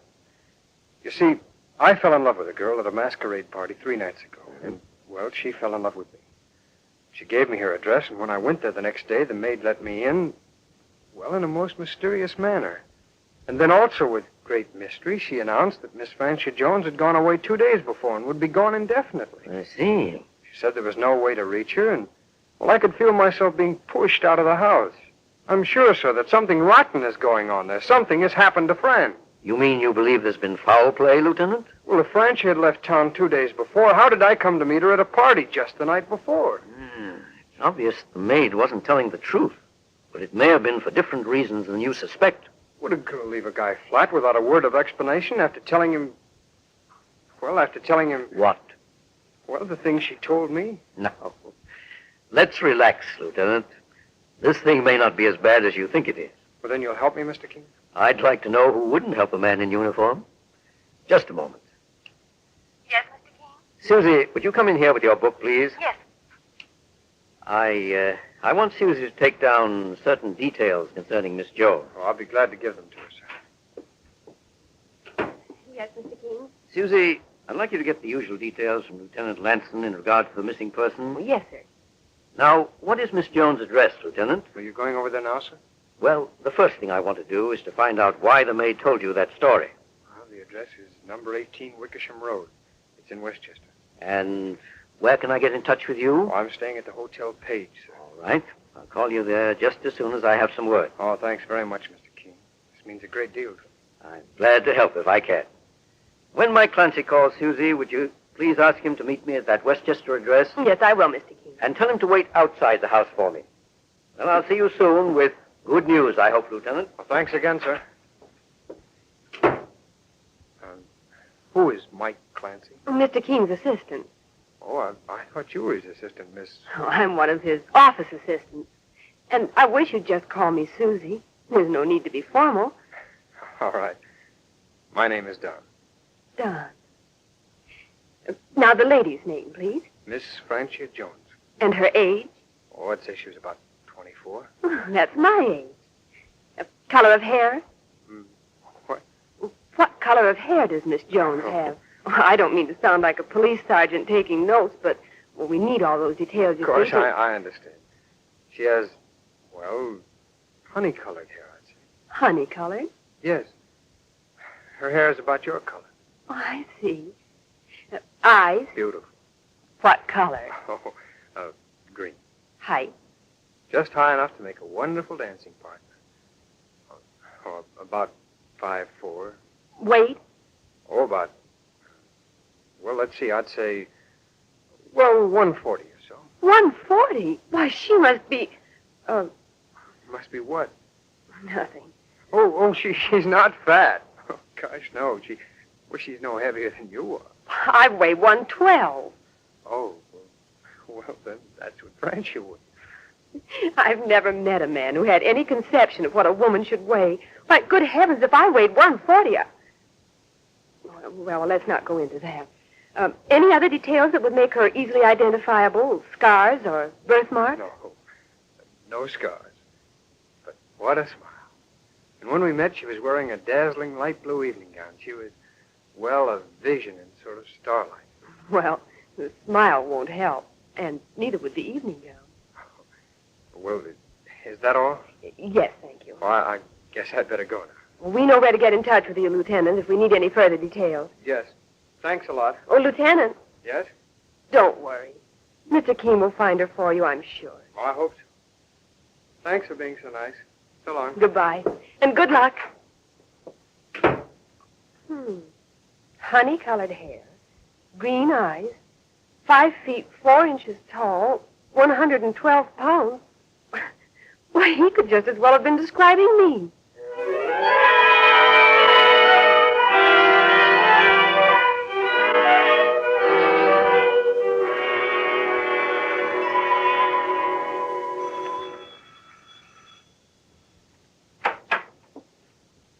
Yes, sir. Is Miss Jones at home? Miss Jones? Why, yes. Isn't it? I'm sorry. She's out of town. Who is it, Anna? Anna? Yes, ma'am. Who is it? A gentleman to see you, ma'am. Are you Miss Jones? I'm Mrs. Jones. That'll be all, Anna. Yes, ma'am. There's no Miss Jones living here? No. May I ask who you are? My name is Keene. I'm a special investigator. At the moment, I'm working with Lieutenant Lanson. Oh, Don. Were you at home yesterday, Mrs. Jones, when Don... Yes, I was, Mr. Keene. Then, may I ask why? Before you go any further, let me tell you my side of the story. I wish you would, Mrs. Jones. I feel so ashamed of what I did to Don. I know I owe you an explanation. You owe him the explanation, Mrs. Jones. But please go on. Well, I'm married, as you know now. Before my marriage, I was something of an actress. I might have had a career, perhaps, if I'd tried hard enough. At any rate, I married Everett 3 years ago. Everett Jones is your husband? Yes. You've heard of him, Mr. Keene? Wasn't he indicted for fraud some months ago? Well, he was indicted, but the charge was never proved. He was acquitted in both cases. There were 2 indictments? Yes, but, well, that's neither here nor there. I fell in love with Everett because I knew he could support me in the way in which I wanted to live. I know he's a wealthy man, Mrs. Jones, but what has all this to do with Don Lanson? Well, I'm coming to that. My husband pays a great deal of attention to his business, and I resent being neglected. Lately, I've gotten into the habit of going to the theater alone, often dining alone. It's not very entertaining, I assure you. I imagine it isn't. The other night, I decided to attend that masquerade ball. I had dinner at the Club Palermo, and then went to the dance. I met Don there, as you know. I knew he wanted fun and relaxation, and I didn't want to spoil the illusion by saying I was married. The whole affair was entirely innocent, Mr. Keene. Innocent? When you permit a young soldier to fall in love with you, a married woman? I didn't realize he'd go so far. Oh, I admit it was the worst sort of brainless reasoning. I had no idea he'd fall in love. It's surprising, too, for I'm 10 years older than he is, though I don't look it when I'm made up. When he showed up the following day, you decided to end the matter by pretending you were gone, is that it? Yes. I'm afraid my maid spoiled things. But I didn't want to hurt the boy. I just wanted to end the affair as quickly and as painlessly as possible. I agree with you there, Mrs. Jones. A quick ending was the only solution. If you could only understand how lonely I was, and how lonely Don seemed to be. I know I was wrong, Mr. Keene, but that night I just couldn't tell him I was married. May I ask what you propose to do now, Mrs. Jones? I don't know. Naturally, I wouldn't want my husband to know about this, and I certainly don't want to hurt Don. Don's feelings are my chief concern right now. I understand that, Mr. Keene, and if there was anything you could do to make it easier for Don, and for me, I'd greatly appreciate it. I don't mean to be unkind, but I hope you've learned your lesson, Mrs. Jones. Oh, I have. I assure you I have. I'm ashamed and sorry. Please believe me. Well, I'll do the best I can. Thank you, Mr. Keene. Thank you so much for understanding. And I only hope, Mrs. Jones, there's nothing more to this case. More? Yes. Oh, I assure you there isn't. That remains to be seen. Goodbye, Mrs. Jones.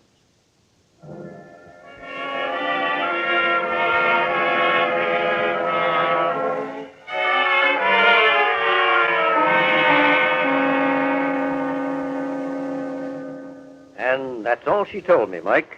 Well, now, did it sound like the truth, Mr. Keene? It sounded that way, yes. But she said she was an actress, sir. That's right. And, sure she had no trouble pulling the wool over the lieutenant's eyes. Evidently not. Then maybe this is all just a gag. How do you mean, Mike? Well, I mean, sir, that, maybe the husband is in on it. Frankly, I had the same thought. And sure, who knows what they may be trying to pull on this lad, Mr. Keene. Sure, the husband's had a brush or two with the law before. But could it be possible that anyone would be low enough to use a soldier, a man who's risked his life for his country and his people, time and time again, as a cat's paw? Well, she didn't seem to have any worries about stringing the lad along in the first place, sir. You may be right, Mike. And if you are, I'll make them both regret it as long as they live. Yes, this case bears watching, there's no doubt about it. I'll say so, sir. Meanwhile, I'm not going to say anything to the lieutenant. Not before I find a way to break the news without upsetting him too much. Call him on the telephone, Mike, and ask him to meet us back in the office in an hour. I'll do that, sir. Perhaps we can work something out for Don. Yes. And get to the bottom of this other business at the same time.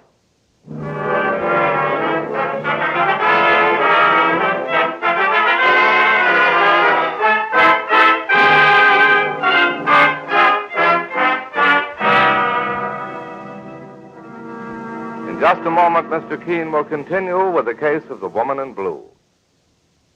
Meanwhile, if your own dentist or physician has at some time given you an envelope containing Anacin tablets, you're already familiar with this highly effective pain-relieving agent.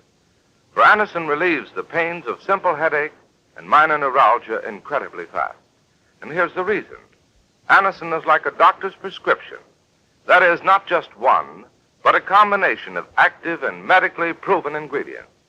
Anacin comes in handy boxes of 12 and 30, or bottles of 50 and 100 at any drugstore. Take only as directed. Anacin, Anacin. Now back to Mr. Keene and the climax to the case of the woman in blue. Returning to his office with Mike Clancy, his assistant, Mr. Keene finds Lieutenant Lanson awaiting him.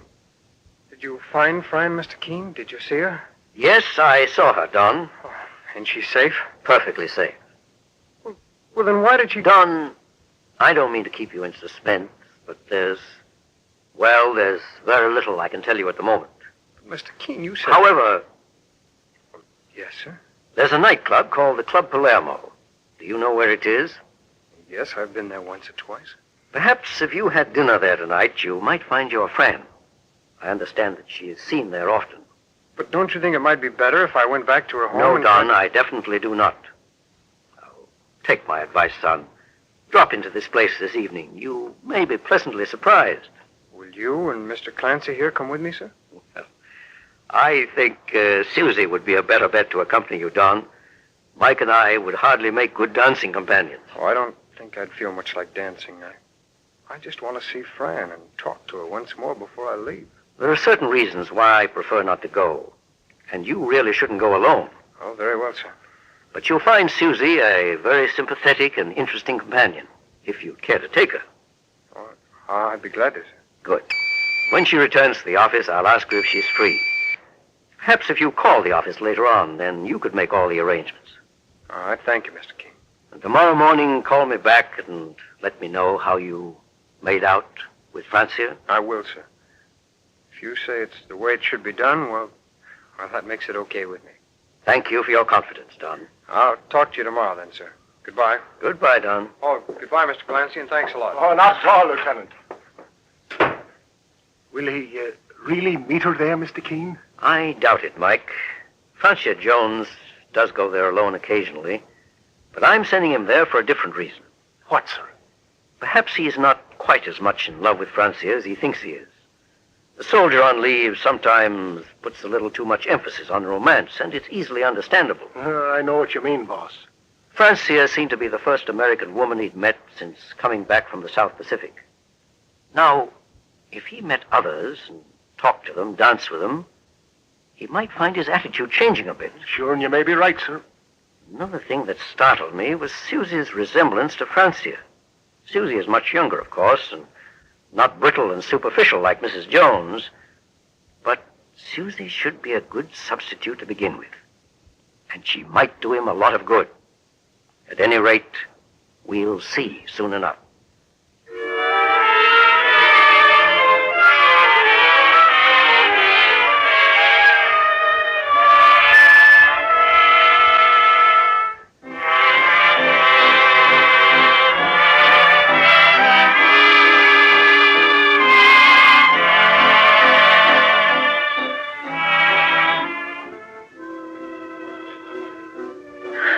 Wonderful place, Donnie. It's so glamorous. Yeah, I rather like it myself, sir. Oh, it was very sweet of you to ask me to come. Do you see Francia in the crowd? No, not yet. Oh, perhaps she hasn't arrived. It's awfully good dance music, don't you think? Yeah, it's a pretty good band. Oh, I'm sorry. Would you like to dance, Susie? Oh, I'd love to. There's no point to just sitting here watching the people come in, is there? No. Oh, Susie, I'm sorry. That wasn't a very tactful thing to say. Well, that's quite all right. I understand, Don. Well? Huh? Oh, the dance. Well, sure. Let's go, huh?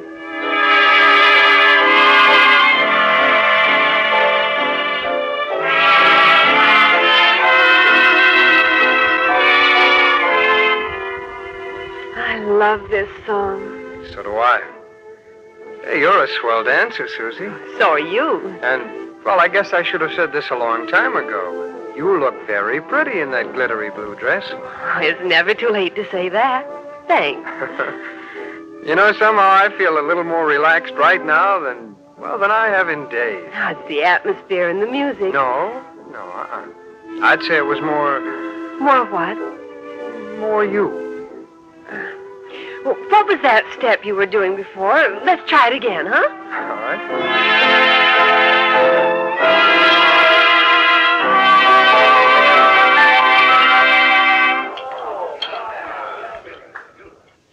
Oh, do you know how long it's been since I had lobster thermidor? I guess they don't serve a dinner like this out in the South Pacific. K-rations are a banquet out there. You know, we think we know what you soldiers go through, but we really don't here at home. Oh, we're not kicking. We've got a job to do, and we do it, that's all. Where'd you get that ring, Susie? Oh, it's a graduation ring. Oh, I know that. I mean, what school? Oh, you wouldn't know it. It's a small college out west. Oh. Do you have any folks here in New York? No, I live alone. Oh, that must be tough. Not really.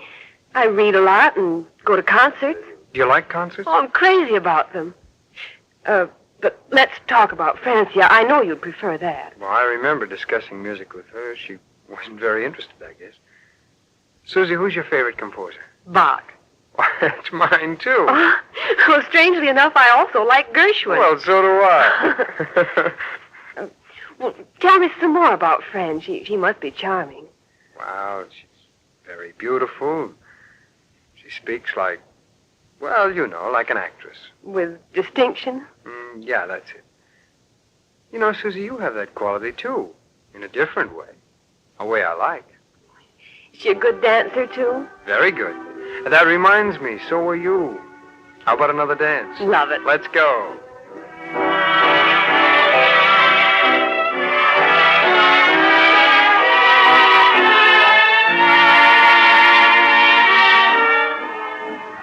Oh, I'm having a wonderful time.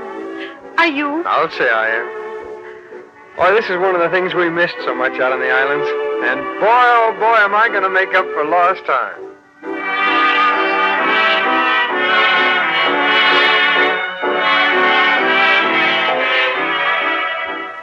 No sign of Francia yet? I don't see her. Look, here's a new step I picked up, Susie. I think you'll like it.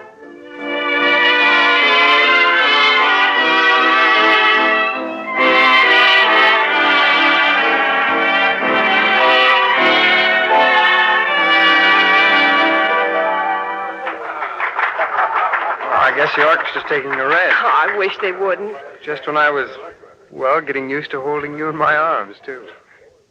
Susie, you're... Well, what's the matter, Don? What? Look, there's Fran sitting at that table over there with a man. Oh, will you go on over and speak to her, and I'll... No, Susie. No, you're my date for tonight. Besides, I'll just say hello to be polite. Come on. Good evening, Fran. Don, how are you? Fine, thanks. Oh, this is Miss Hargrave. How do you do? How do you do? This is my husband, Don. Everett, I want you to meet Lieutenant Lanson and Miss Hargrave. How do you do? How do you do? I'm glad to know you, Mr. Jones. Well, Fran, it was nice seeing you again. And you. Glad to have met you, Lieutenant. I'm glad to have met you, sir. Bye. Goodbye. Have fun. Married him.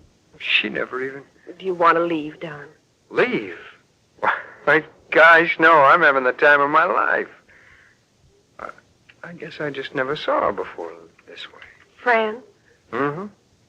And, Susie, I don't even care. I'm not kidding now. I'm glad it turned out this way. And I'm glad for you, Don. Susie, you and I are going to have an evening. We'll do the town and just talk and talk until the crack of dawn. How about it? Anything you say, Don. Maybe I'm crazy, but I feel like I'm on wings. Oh, boy, what a break I got, Susie, when I met you.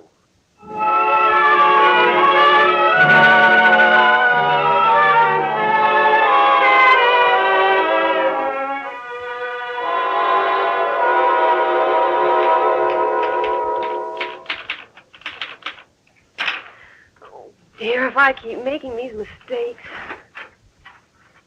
Good morning, Susie. Oh, good morning, Mr. Keene. Oh, excuse me, sir. You look tired. I'm afraid we were out very late last night, Mr. Keene. Did you have a good time? We had a wonderful time. We met Francia Jones and her husband. At the nightclub? Yes, Mr. Keene.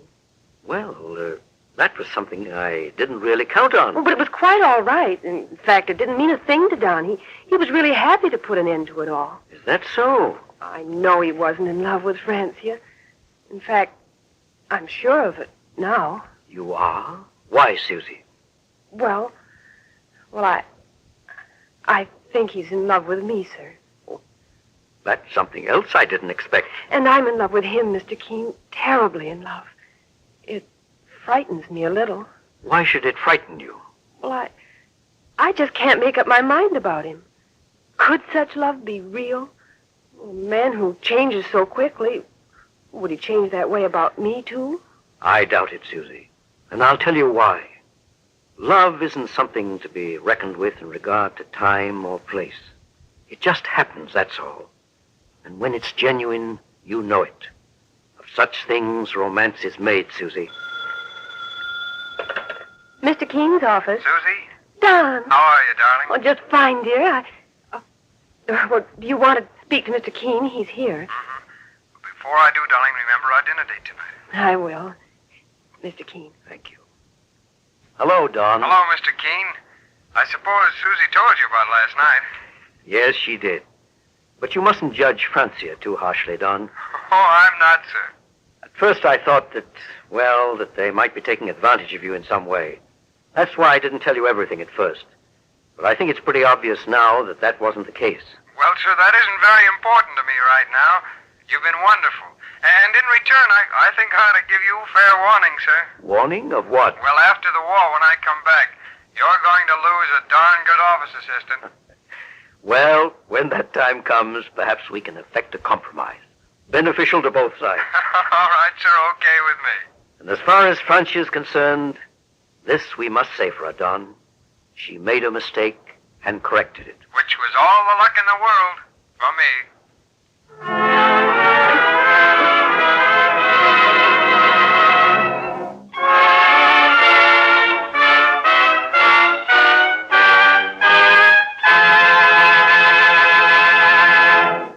Do wartime changes make your dentifrice taste different nowadays? Why not change to Colonos, the toothpaste that really tastes keen? You'll find its delicious minty flavor, its tangy, refreshing taste, chases morning mouth in a hurry. Yes, there's a zip and a tingle to Colonos that leaves your mouth fresh and cool as the sea breeze. And while Colonos makes your mouth feel bright, it helps make your smile look its best. Just wait until you see how spick and span Colonos helps get your teeth. They look their loveliest because Colonos was specifically designed to help give your teeth the highest possible polish safely. You can get Colonos in any drugstore. K-O-L-Y-N-O-S.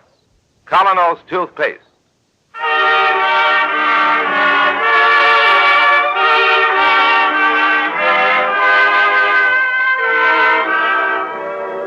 You've been listening to Mr. Keene, Tracer of Lost Persons, on the air every Thursday at the same time over this network. Don't miss Mr. Keene next Thursday night when the kindly old tracer turns to the case of the hidden motive. This is Larry Elliott saying good night for the makers of Colonos toothpaste and inviting you to listen to Friday on Broadway at the same time over this network tomorrow night.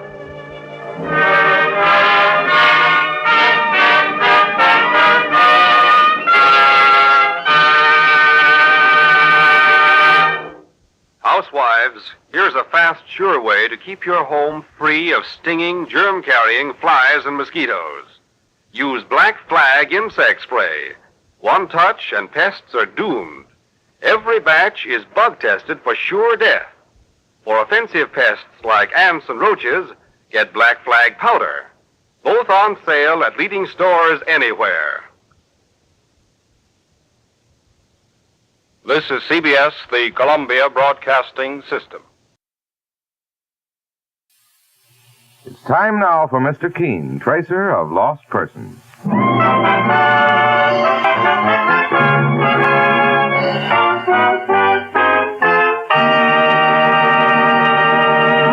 For incredibly fast relief from the pains of simple headache or minor neuralgia, try Anacin. A-N-A-C-I-N. Anacin is like a doctor's prescription. That is, it's composed of not just one, but a combination of medically active ingredients. Take only as directed. Get convenient Anacin tablets at your druggist tonight.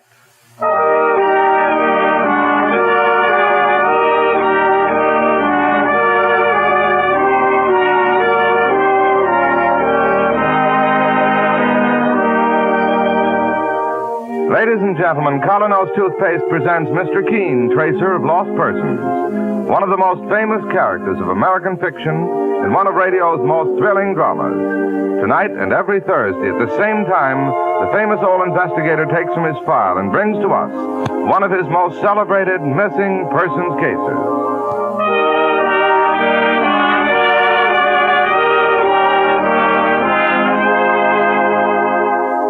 Next time you buy a dentifrice, get high-polishing, high-foaming Colonos toothpaste or tooth powder. Colonos is a double result dentifrice with a mouthwash effect built right in. Freshens your breath while you're brushing your teeth. Tomorrow, buy Colonos.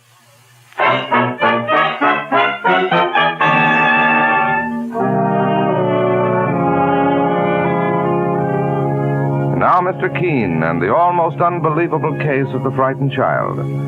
Our story opens on a foggy morning in New York City. And at the children's shelter on Lower Manhattan, we find Mr. Keene and Police Lieutenant Evans walking together down one of the corridors.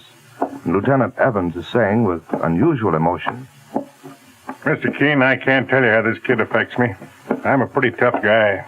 I should be after all the years I've been on the police force, but the expression in this kid's eyes, I just can't take it. How old is the child, Lieutenant Evans? I'd say about 5. You found him wandering around the streets? Down by the Brooklyn Bridge at 6 o'clock in the morning. Officer Casey picked him up. He said he thought he was seeing things when this little fellow stepped out of the fog. But the thing that gets me is that he don't seem to know how to talk. That seems incredible at 5 years old, unless he's suffering from shock. How was he dressed? Well, that's another funny thing, Mr. Keene. The suit he had on looked like it might have cost a lot of money. And he won't tell you his name? He won't, or he can't. He just sits and stares at you, those big eyes of his. We've run his picture in all the papers, so wouldn't you think that somebody would know who he was? Somebody must know who he is. They're keeping quiet about it. That's what bothers me, and that's why I decided to call you in. Oh, here we are, sir. All right, Lieutenant. Hello, kid. How goes it? I brought someone to see you. Oh, now, wait. Don't run away. We won't hurt you, son. I like little boys. Here, give me your hand. You see, Mr. Keene, he won't say a word. He's got to learn that I won't hurt him. Give me your hand, son. There. That's not so bad, is it? I'm here to help you. Let's have a little more light in here. Somebody must have pulled down these shades. No! No! He must have pulled them down himself. He's afraid of the light, Lieutenant. And apparently he isn't used to it. No! All right, kid, take it easy. I'll pull them down again. That's right. The sunlight's good for little boys. You mean you've never played in the sunlight with other children? He won't answer you, Mr. Keene. I think he will when he gets to know me better. I think he'll even manage to tell me his name. Name? Yes, your name. What do people call you? I'm your friend. You have nothing to be afraid of with me. So try to tell me your name and where you came from.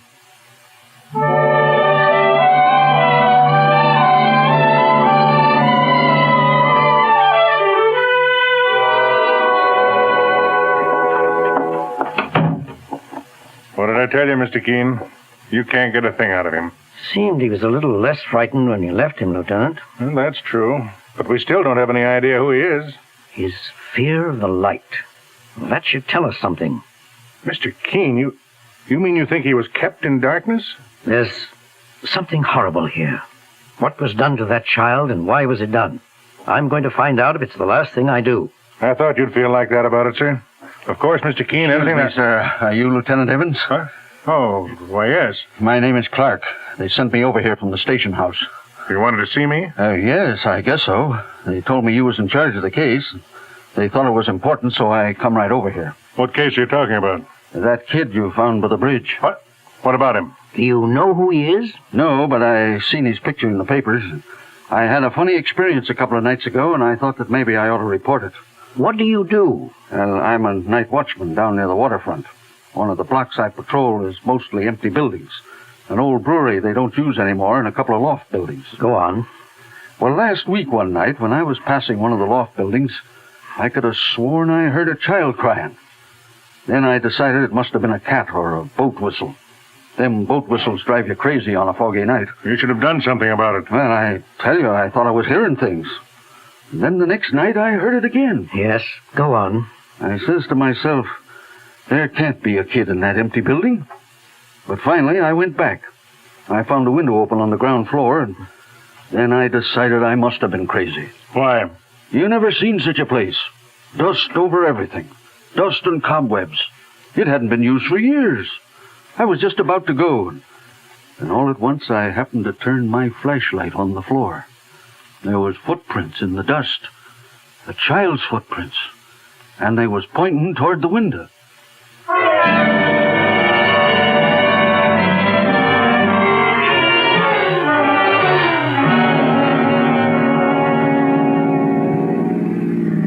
I hope we're doing the right thing, Mr. Keene.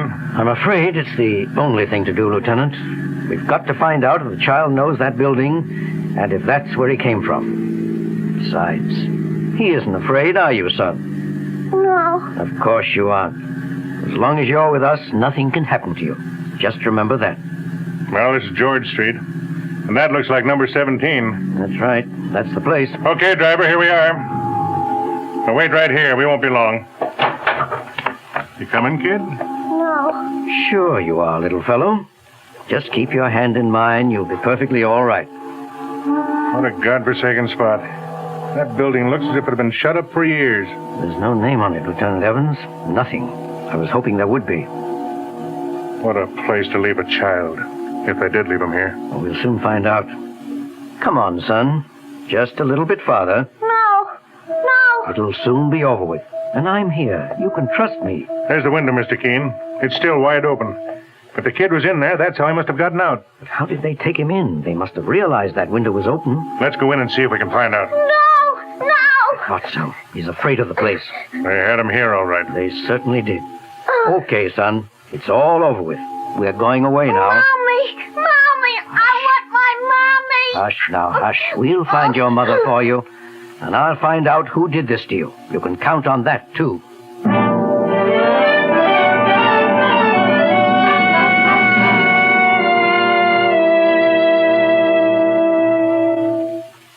Why, yes, Lieutenant. I'd just as soon keep the youngster with me. Meanwhile, I sent Mike Clancy, my assistant, to look up the records in that building. Oh, boss, Mr. Keene, sir. Oh, yes, Mike, I'm in here. Hello, Lieutenant. Mike just came in this minute, and I'll call you as soon as I hear what he has to say. Goodbye. Well, Mike? Well, I found out who owns the building, sir, but that's all I did find out. Who owns it? 3 brothers named Brandon. 3 brothers? Yes, sir. Philip, George, and Richard Brandon. They're in the textile business. Live up at Rawlins, New York. 10 years ago, they moved their business up there. But their old loft building here has been empty ever since. Brandon. Does it mean anything, sir? No. But I think I'll pay a call on the Brandon brothers up at Rawlings tomorrow. I won't mention the child. I don't dare mention the child. But I'll think up some excuse for going to see them. Yes, sir. And, Mike, I'd also like to read the back editions of the Rawlings newspaper. As far back as a month, possibly 3 months.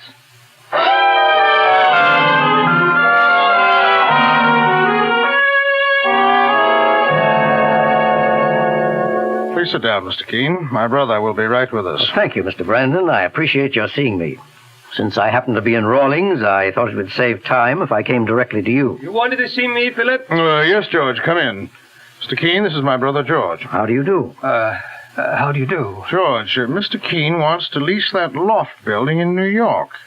What? Yes, that is, he's acting for a client. He seems rather vague about the whole thing. Not at all. I'm simply making inquiries for a client. But why that particular building? I don't know, George. Ask Mr. Keene.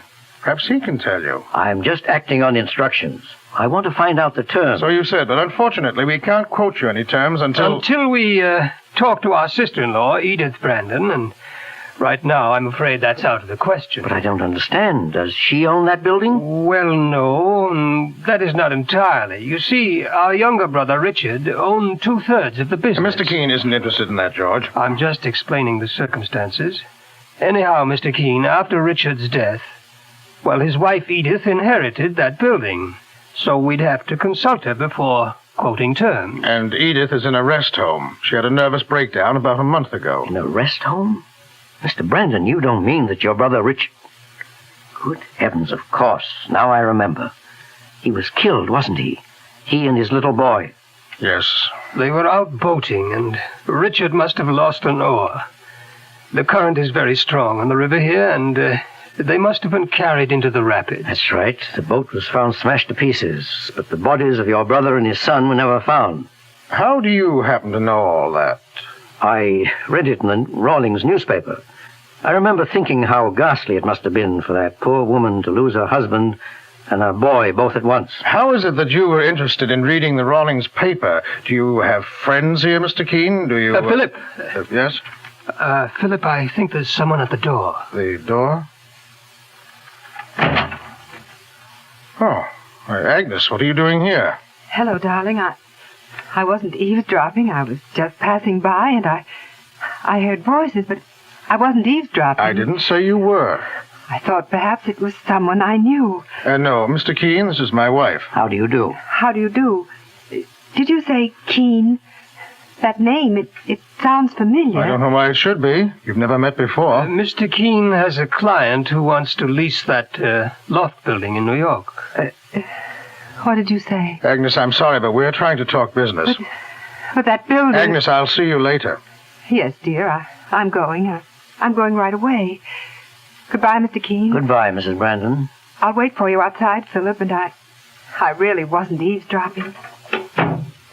You must excuse the interruption. Though, as a matter of fact, I can't see much point in continuing the conversation. But, Mr. Brandon... I'm sure that my sister-in-law wouldn't be interested in leasing that building, especially since we may use it ourselves later on. Don't you agree with me, George? Oh, yes. Absolutely. You mean you won't even ask her? Well, I can't see any point to it, Mr. Keene. It isn't as though Edith needed the money. She's extremely well off. She has everything she wants. You mean she has everything except her husband and her little boy?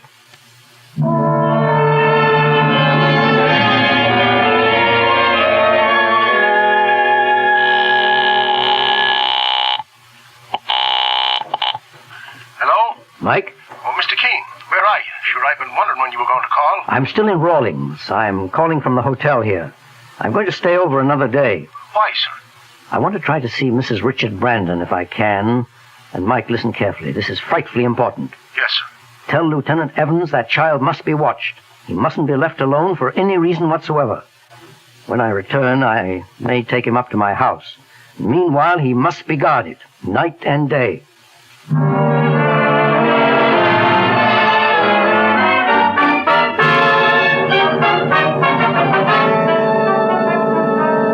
In just a moment, we'll witness a dramatic and moving scene as Mr. Keene continues the case of the frightened child.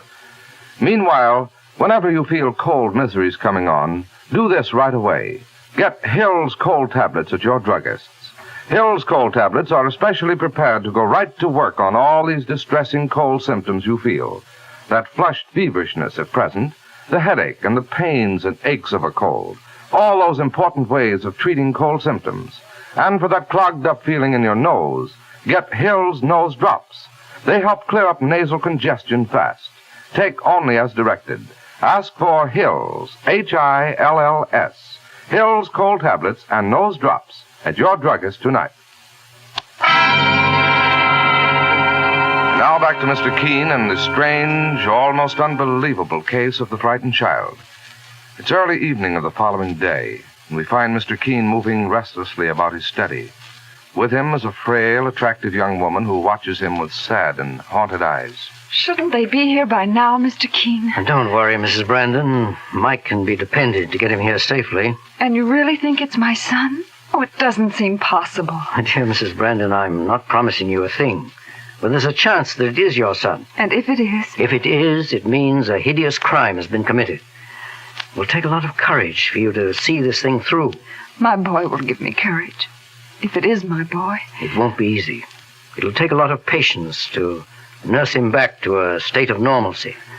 And during that period, I want you to stay right here in my house, where Mike and I can act as a bodyguard. You think there's danger? I know there's danger. By the way, Mrs. Brandon, did your husband ever quarrel with his brothers over the business?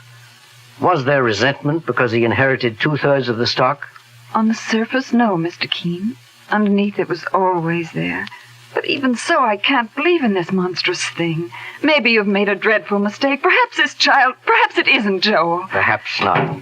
Oh, we'll soon find out. Mike just came in. He has a key. Just wait here a second, Mrs. Brandon. Here we are, boss. And what a time we had getting here. Hello there. Hello. Well, will you look at that now? He actually smiled at you, Mr. Keene, sir. Oh, I didn't know there was anyone else here, sir. This is Mrs. Brandon, Mike. She just arrived. Come over here, son. Joel. Do you know this lady? Joel, don't you remember? Mommy! Mommy! Joel, oh, my baby.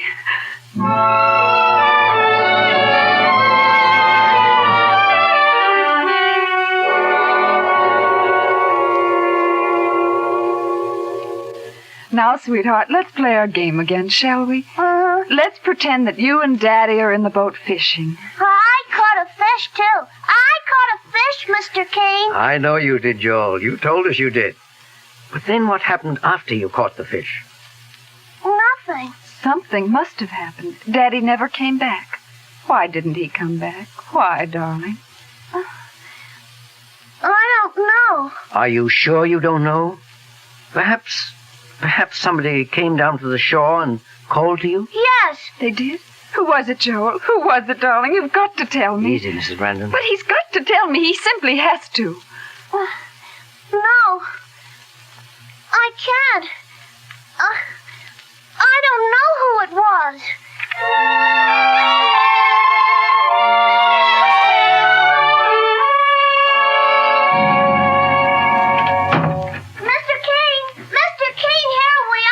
High time, too, Joel. It's almost dark out. Oh, I know, sir, but I couldn't get him to come in. Sure, I never thought the day would come when I'd play nursemaid. You weren't followed by anyone, Mike? Not that I know of, sir. What's follow? It means someone walking behind you, watching you. Perhaps the same person who called to you and your father that day from the shore. Oh. Joel, you say you can't tell us who that was. But someday, if I take you to visit some people, do you suppose you could point that person out? Would Mommy go too? Yes, your mommy would go too, so no one could harm you. Will you do that someday, Joel? Yes. Boss. Okay, Joel. It's a deal. We'll talk about it tomorrow morning. And here comes your mother. Joel, it's almost bedtime, and you haven't had your supper.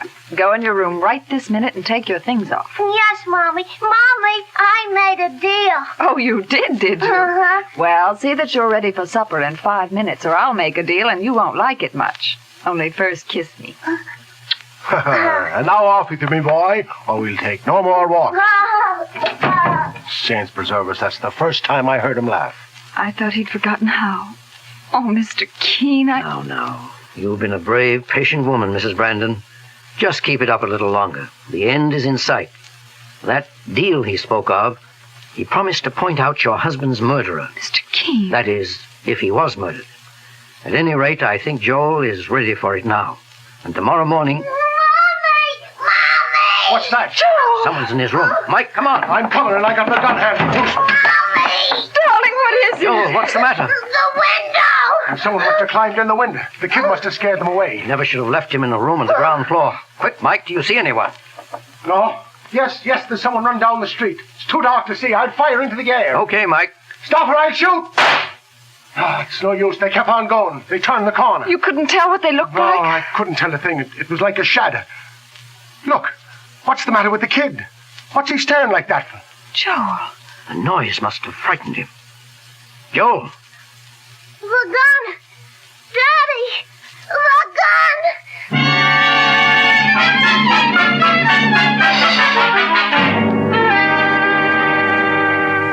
So that's what happened, Mr. Keene. They shot my husband and put his body in the boat. And then they turned the boat adrift, knowing it was sure to break up in the rapids. And that Richard's body would be carried out to sea. I'm afraid that's exactly what happened, Mrs. Brandon. But Joel, why didn't they kill him too? He was a witness. He saw them kill his father. I know. That's what interests me, too. Mrs. Brandon, are you sure no one knew you were coming here? No one. They gave me their word at the rest home that they wouldn't tell anyone where I was going. You yourself persuaded the doctor to let me come here to your home, Mr. Keene. Someone must have known. Someone must have realized the boy was here with me. Mrs. Brandon. Yes? We daren't wait any longer. We daren't even wait until tomorrow morning. But, Mr. Keene... We're going up to Rawlings tonight. And Joel is going to tell us who murdered his father. He must, Mrs. Brandon, without further delay. His safety, his life depends upon it now.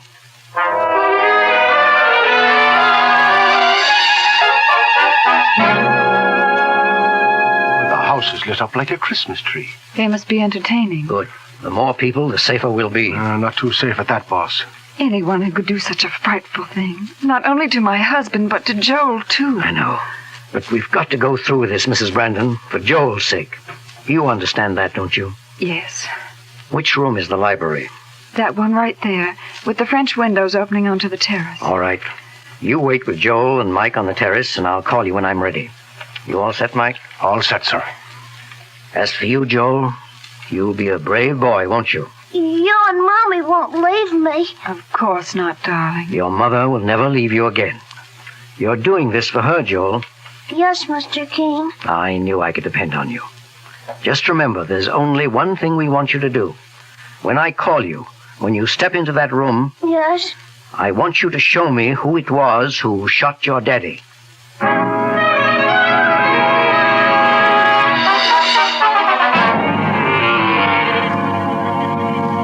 Mr. Keene, this is most presumptuous. I don't understand it. We have guests, Mr. Keene. I know you have guests, but this is important, or I wouldn't have troubled you. We told you the other day that building wasn't for rent. I didn't come here about that. Did you want me, dear? I didn't want you, Agnes. This gentleman, Mr. Keene, sent for you. And if he's wise, he'd explain just what this is all about. I intend to. Please sit down, madam. But I have guests. This won't take long. First of all, I must tell you, that business about the building was a necessary lie. I came for quite a different reason. I'm a tracer of lost persons. A tracer of lost persons? That's where I heard his name. Now I remember. And just why should you be interested in talking to us, Mr. Keene? The police were interested. They sent for me, Mr. Brandon, because a child was left to die in that building of yours. A child who had been held a prisoner for more than a month. A child held prisoner? Why, who was it? Your nephew. My nephew? Joel? But that's impossible. Joel is dead. No, Mrs. Brandon. He's very much alive. I don't believe it. It's fantastic. He was drowned with his father. His father wasn't drowned. He was shot, Mr. Brandon. And Joel happened to witness that shooting. Richard? Murdered? Philip, it's not true. He must be mad. That's exactly what I was thinking. No, I'm quite sane. You see, Joel is waiting outside with his mother. What? I'm going to call them in. Mike Clancy, my assistant, is with them, Mr. Brandon. And I must warn all of you that Mike is armed. All right, Mrs. Brandon, bring him in. Joe. Oh, no. Stay where you are. Don't move, any of you. All right, Joel. Come here. Now, Joel, you promised me you'd be a brave boy. Don't forget, we're depending on you. Yes? Who was it, Joel? Who shot your daddy and then took you away? Who was it? Tell us. It was her. She did it. Mrs. Brandon. She took me away. She kept me tied up. And then she left me in that place. That dark place. Agnes, is that true? Yes, Philip. It's true.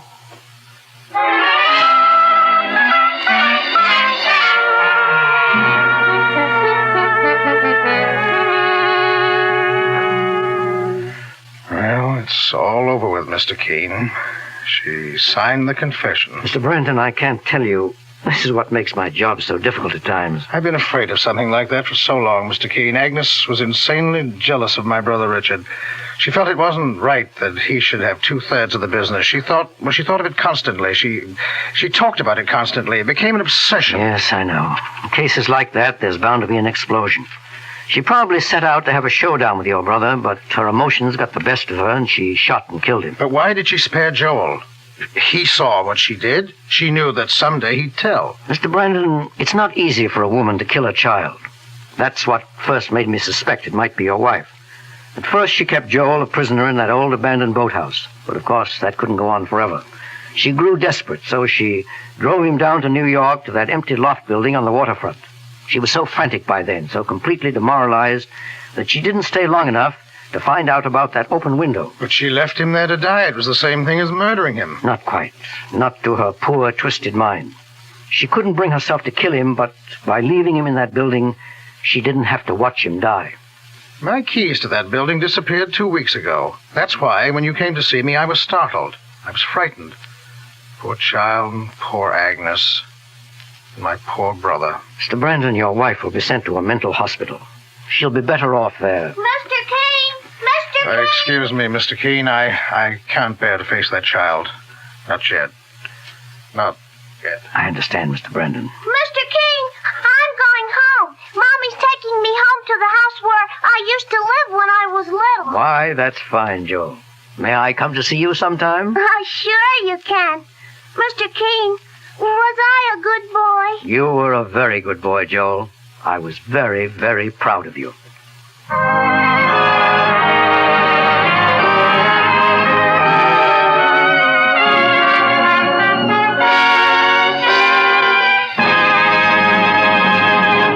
Two handicaps to business and social success are surface-stained teeth and unwelcome breath. To help correct these conditions when due to improper cleansing, try Colonos, a double-result toothpaste that freshens your breath while you're brushing your teeth. A high-polishing, high-foaming toothpaste with a mouthwash effect built right in.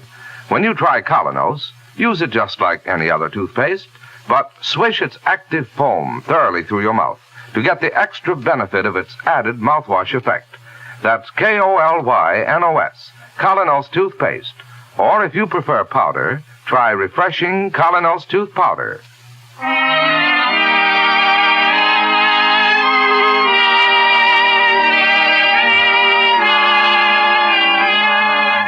Friends, this week and next, thousands of servicemen and women on furlough, including many wounded heroes on leave from hospitals, will be going home to spend Thanksgiving Day with their families.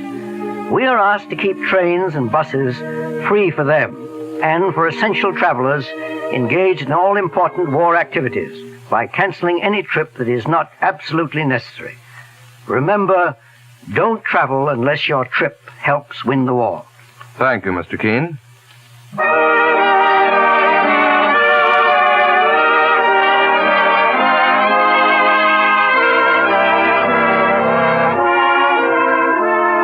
You have been listening to Mr. Keene, Tracer of Lost Persons, on the air every Thursday at this time.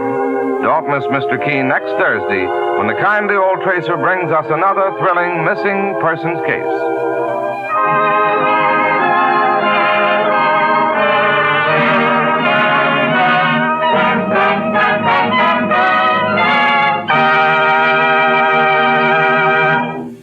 Save time and money in waxing floors. Use economical no-rubbing Aerowax. You'll be delighted to see how floors shine like new with a lustrous finish that saves countless scrubbings. Remember, Aerowax dries in minutes, but lasts for weeks. Try Aerowax. A-E-R-O-W-A-X tomorrow. Full pint, only 25 cents.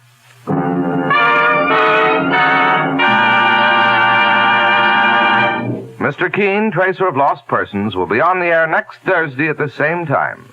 This is Larry Elliott saying good night. This is CBS, the Columbia Broadcasting System.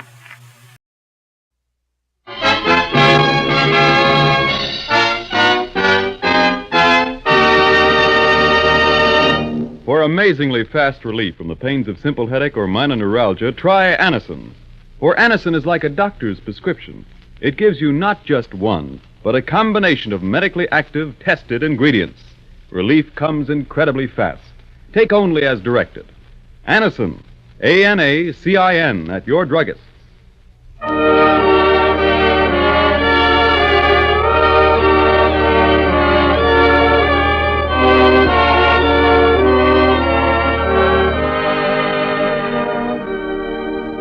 Ladies and gentlemen, Colonos Toothpaste presents Mr. Keene, Tracer of Lost Persons, one of the most famous characters of American fiction and one of radio's most thrilling dramas.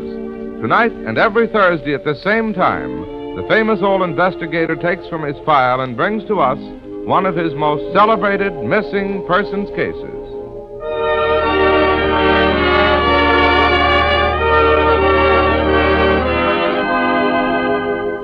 Next time you buy a dentifrice, get high-polishing, high-foaming Colonos toothpaste or tooth powder.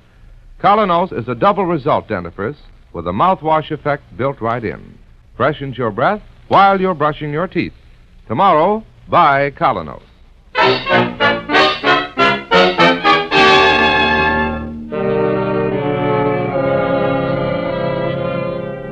And now for Mr. Keene and the Nightmare Murder Case.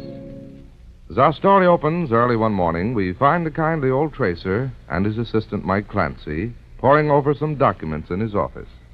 Mike, ask Susie to step in here for a moment. I want her to attest these signatures. Well, Mr. Keene, sir, Susie ain't in yet. At this hour? Well, that's odd. You suppose she's ill? I couldn't say, boss. Well, Mike, ring her apartment right away. Yes, sir. I don't understand it. She's always so punctual. Well, you'd think she'd let you know if she was sick or something. Yes, that's right. It's got me worried. Well, they're ringing, boss. I hear 'em, but I don't get any answer yet. Why, suffering cat's his, Susie, now. Well, that's one phone call that hasn't aided the war effort. Oh, I'm sorry to be late, Mr. Keene. What happened, Susie? Just as soon as I get my breath, Mr. Keene, I'll tell you. See, a family by the name of Nolan lives in the apartment below mine. There's the father, Jim Nolan, and his wife, Mary, and their daughter, Helen. Yes? Well, at 5:30 this morning, I was startled out of a sound sleep by hearing Helen cry out. She was calling, "Daddy, don't leave me. Come away from there. I beg you." And then I heard violent sobbing. Family row, huh? Now, Susie, that ain't any reason. Mike, don't interrupt. Go on, Susie. Well, I couldn't imagine what had happened. They're usually such a quiet family. And then this morning, just before I left for the office, well, Helen came to see me. Mr. Keene, she told me the strangest thing. She'd had a terrible dream about her father last night. A dream? And to cap it all, her mother told her this morning that her father hadn't been home all night. And they're afraid something terrible's happened to him. Well, Helen's nearly out of her mind. And, well, I brought her along to the office with me. And I wonder whether you'd talk to her, Mr. Keene. Well, all right, Susie. Send her in. And I'll take these documents along now that Susie's come in. Yes, please do, Mike. Mr. Keene, this is Helen Nolan. Oh, come in, my dear, and sit down. Thank you, Mr. Keene. Susie has told me briefly what has happened, so suppose you let me ask you a few questions first. When did you last see your father? Yesterday evening when he got home from work. And what does he do? He's a typesetter at the Daily Advocate. That's down on Center Street. Yes, go on, my dear. I'm sure he's been murdered, Mr. Keene. Murdered. I dreamed it last night as clear as could be. Try to calm yourself, Helen. A dream is one thing and the facts of life quite another. Has anything happened lately that makes you believe someone wanted to murder your father? Oh, no, Mr. Keene. My father has no enemies. He leads the most regular life in the world. Well, he's never stayed out all night in his life, but my dream was so clear. Well, try to think back. Now tell me, when you last saw your father, what were you doing? Well, last night I was seated at the piano when Dad returned home. You see, Mr. Keene, I love to sing, and just as I was beginning a song...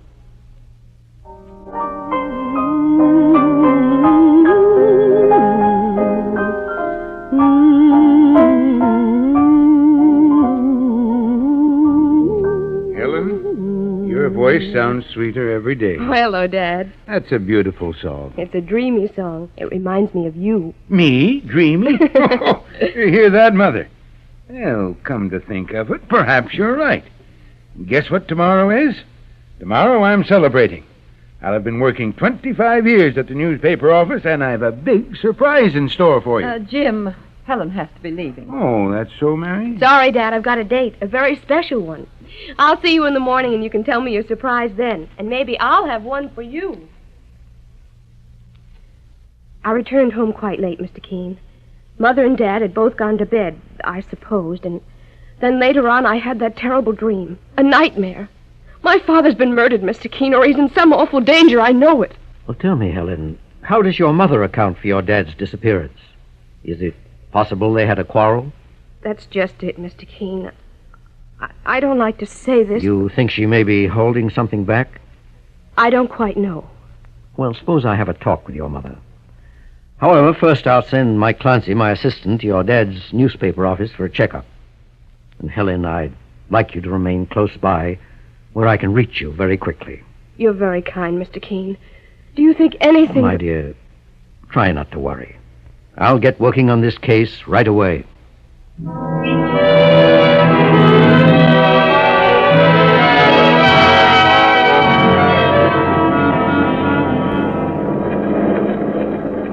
Well, I talked to Jim Nolan's boss like you asked me, Mr. Keene. What did he say, Mike? Well, sir, Nolan didn't show up at this newspaper office today at all. And he's always very punctual and a reliable worker. The boss didn't know much about him in a personal way, so he suggested we talk to a fellow by the name of John Olson, who works with him. And he's right here in this office, sir. All right, Mike. Let's go in. Are you John Olson? Yes, that's me. Well, my name is Keene, and this is Mike Clancy. How do you do? How do you do? We're inquiring about Jim Nolan. I understand that you and Jim are friends? Yes, Jim and me are just like that. He's a fine fella.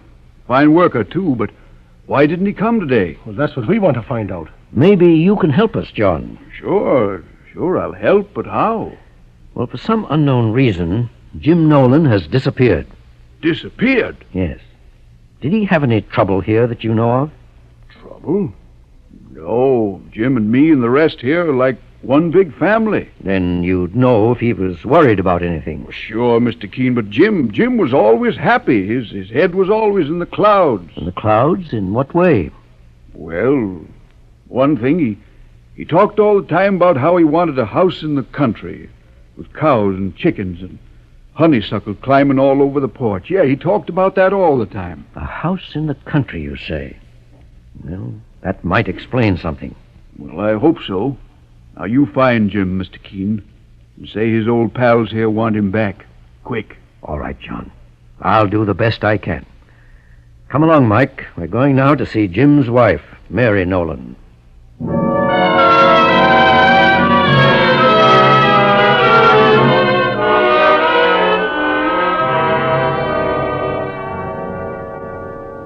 But, Mr. Keene, I can't imagine why Jim didn't come home last night and why he didn't show up at work today. Are you sure?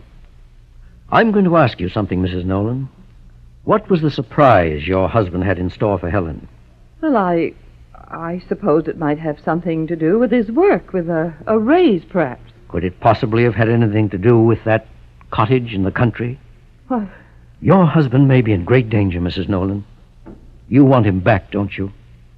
And Helen's heart is breaking. You're right, Mr. Keene. I'd give anything in the world to have Jim home again. Perhaps I should tell you everything. I think perhaps you should. You see, it was this way. From the first day we were married, Jim would bring his weekly paycheck home to me. We agreed that out of it I'd lay aside $5 every week to put in the savings bank.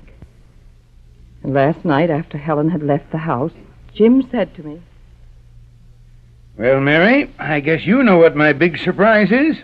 Tomorrow is 20 years to the day when we started our savings account.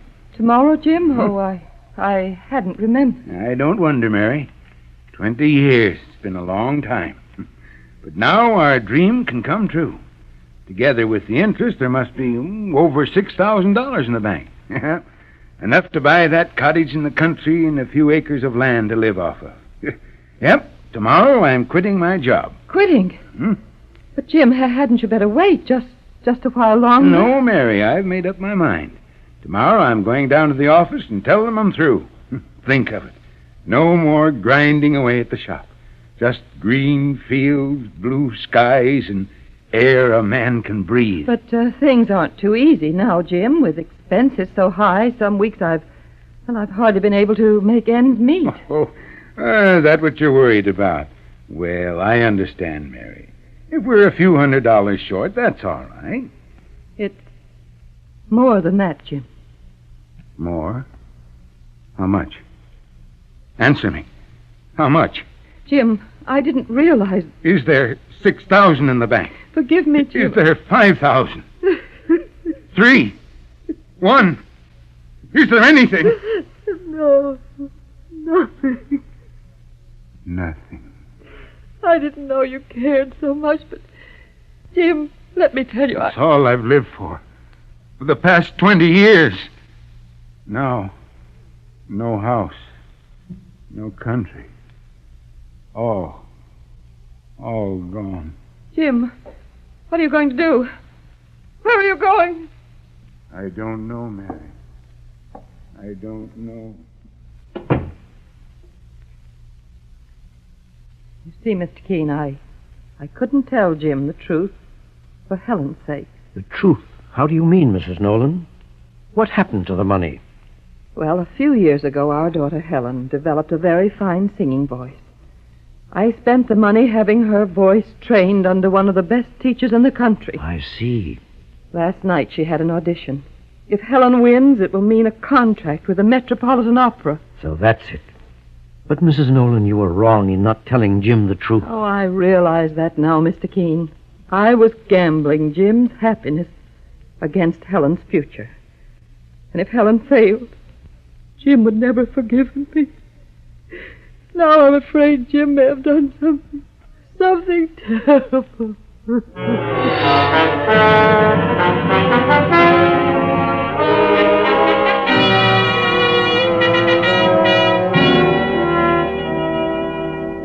That's the story, Helen, as your mother told it to me. Poor Mother. I never knew. And poor Dad. Oh, Mr. Keene, we've got to find my father. Yes, Helen, and quickly. But frankly, I don't know where to start. I haven't a single clue to go on. That terrible nightmare I had. In it, I saw someone trying to murder my father. I saw it as clearly as I'm seeing you in this room. But that was a dream, Helen, a dream. Mr. Keene, sir, if I might make a suggestion, ain't it just possible... Oh, I know what you're thinking of, Mike. Well, for a fact, boss, the great-grandmother Gilhooly had second sight. Why, once she had a dream... Yes, Mike, I've heard such things do happen, but to look for a lost person on such a basis, why, it's fantastic. Dreams are too vague and uncertain. I wouldn't attempt it. Well, Mr. Keene, it wouldn't do no harm to have the young lady describe it. No, I suppose not. It was so vivid, Mr. Keene. Please let me tell you. All right. Go ahead, Helen. Well, I suddenly found myself running along what seemed to be a broad wooden platform. I could faintly see a pier in the distance, and I could hear water lapping up against it. Then as I got closer, I noticed my father standing uncertainly on the edge, and someone was beside him. Railroad tracks and a watchman's shack were between me and the pier. I wanted desperately to get to my father, but as I started to cross the tracks, I heard a train approaching rapidly. Then the watchman came out of his shack and said, "You better hurry, miss, if you're going to make it. Come along, I'll help you." He flashed the train down, and with its brakes grinding, I leaped across the rails, crying out, "Daddy, don't leave me! Come away from there, I beg of you!" Suddenly, my father was gone, and the other person ran away. And I woke up sobbing wildly. You're very close to your father, aren't you, my dear? Terribly close. Oh, Mr. Keene, doesn't that dream mean anything to you? Don't you believe it shows danger, that something dreadful has happened to my father? Well, boss, what do you say? Well, Helen, there's just a bare possibility you've been through one of those rare psychic experiences one occasionally reads about. It's 1,000 to 1 chance. And while I've never attempted such a thing before, I propose to look into this dream of yours. Mike? Yes, sir. There's a railroad line running the length of the West Side riverfront.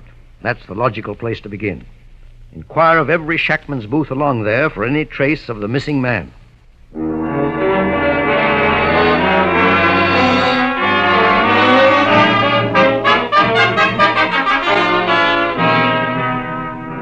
In just a moment, we'll hear the outcome of Mr. Keen's search for Jim Nolan. Meanwhile, cold sufferers, at the first sign of a sneeze or other common cold symptoms, take something to help reduce fever if present, something to ease the headache, and something to relieve the pains and aches of a cold. Hill's cold tablets are specially prepared to go after all these symptoms at once. You can rely on Hill's cold tablets because each ingredient in this scientifically compounded cold tablet is of the highest possible quality, a proven formula, famous for more than 50 years. Take only as directed. Ask for Hill's cold tablets at your druggist tonight. Now back to Mr. Keen and the nightmare murder case. It's a few hours later, and the tracer is in his office, waiting to hear the results of Mike Clancy's search of the riverfront. His telephone rings. Hello? Is that you, Mr. Keen? Yes, Mike. What's the news? Well, boss, I think I've got a lead, and it looks like a good one. Fine. Where are you? At the corner of 12th and West Street. Very well, Mike. I'll be there right away.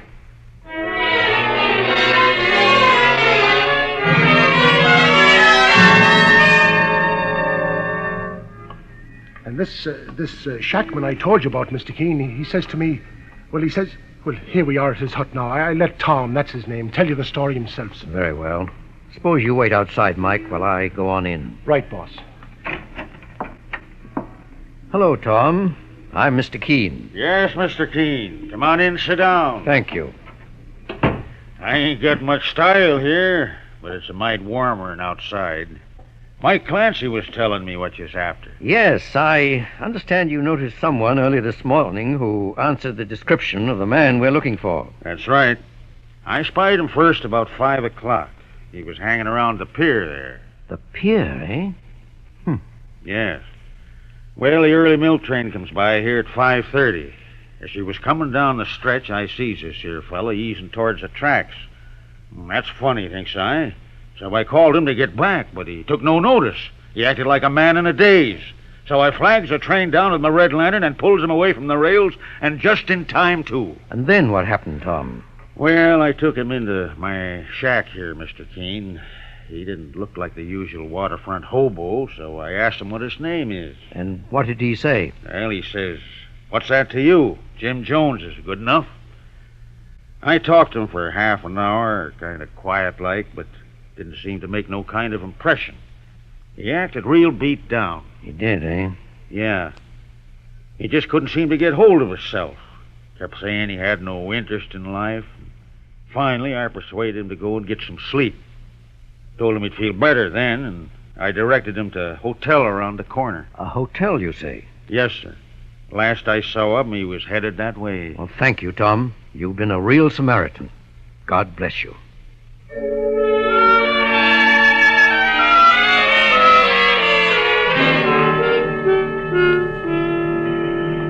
This must be the hotel Tom spoke of, Mike. Well, I guess we're at the end of the trail, Mr. Keen, and that's fine. Yes.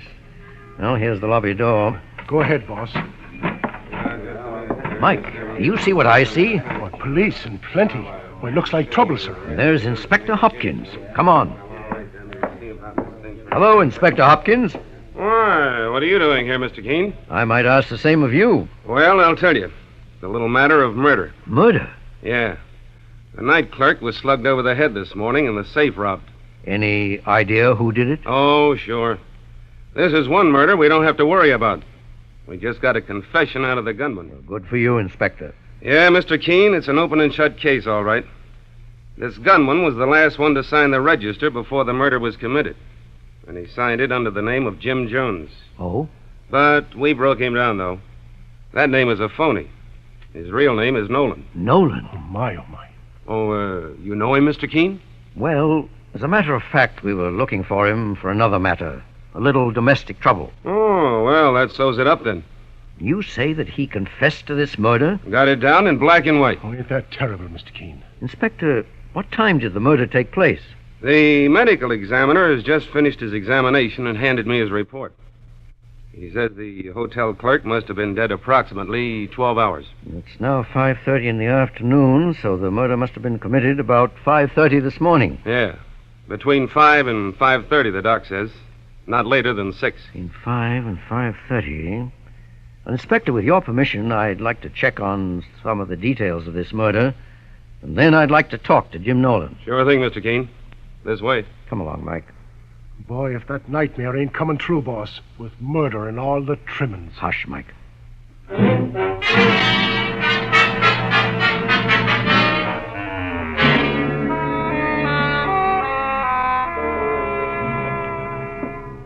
All right, Mr. Keene, you've seen the desk clerk's body. Now, do you want to have a talk with Nolan? Yes, Inspector. I'd like to see what I can get out of him. Well, he's right in here, Mr. Keene. Oh, Nolan. If someone wants to talk to you. Hello, Jim. I'm glad to see you. My name is Keene. Keene, you say? What do you want? I've been sent by your wife and daughter to look for you. I haven't any wife and daughter. No? The inspector tells me you've confessed to killing the hotel clerk. Sure, I confessed. Why don't you fellas let me alone? I've told you I did it, so let's get it over with. And sooner the better. Do you want to die, Jim? Is there any reason why I should want to live? I can think of 2 reasons. Mary and Helen. I don't know what you're talking about. Inspector. Yes, Mr. Keene? I've an idea. Have you had this man view the body of the victim? Why, no, it wasn't necessary, Mr. Keene. All right. Jim, there's one question I want to ask you, and then I won't bother you anymore. Can you give me a description of the hotel clerk who was on duty when you registered this morning? The man you say you killed. Haven't you enough evidence against me? Yes, but this will clinch it. Well, he was stocky, had black hair, a pug nose, and the little finger on his right hand was missing. I noticed the finger especially. You're sure of that? I'm positive. Oh, Mr. Keene, just a minute. That ain't what the dead man looks like at all. Of course not. That's a perfect description of Bugs Morelli, the safecracker. Why, sure. That mug we've been outgunning for some time, eh, Mr. Keene? Right. Morelli's your man, Inspector. Jim Nolan never committed this crime. Yeah, but how... Let me suggest what happened. Bugs held up the hotel desk clerk and then blackjacked him. While he was in the act of breaking open the safe, Nolan entered the hotel. To allay suspicion, Bugs then posed as the real clerk and assigned him to a room. But then, why did Nolan here confess he murdered the clerk? Well, that's another story. Jim Nolan has had a great shock. At the moment, he is desperate. He just doesn't want to live, and having failed in an attempt to kill himself, he thought he saw in this another way out. Well, it sounds crazy, Mr. Keene, but it looks as if you might be right. I'm sure of it, Inspector. With your permission, I'll take Jim Nolan along home. Go right ahead, Mr. Keene. That is, if you'll promise to have him on hand if I need him as a witness. I give you my word on it.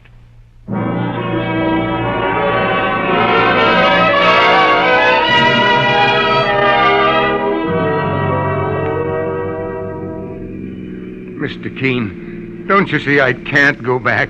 Jim, don't talk that way. Of course you're going home. I can't face them, Mr. Keene. Why not? You haven't been guilty of any crime. You've acted a little foolishly, I think. But then so has Mary, your wife. But our dreams, they've all gone sour. And our cottage has turned out to be just a house of cards. What have I to live for? Jim, you're like a little boy who has lost his ice cream cone and thinks the world has come to an end. All of us have our dreams of one kind or another. Many are feathery and golden ones, just like yours. Why, we couldn't exist without them. But sometimes we have to sacrifice our hopes to help others attain theirs. And that's what's happened in your case. What do you mean, Mr. Keene? Mary didn't spend your savings, as you thought, for selfish reasons. She spent them on Helen. Helen? Yes. Your daughter has a fine singing voice. Something you didn't realize, Jim.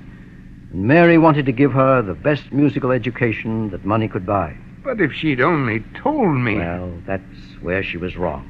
She was afraid. Afraid you might not understand. And afraid if Helen knew the circumstances, she'd refuse to continue her studies.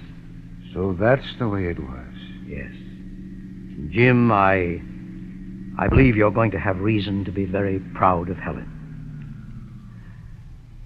Well, here we are. Home. Yes, home. That has a wonderful sound, hasn't it? Yes, Mr. Keene. It has.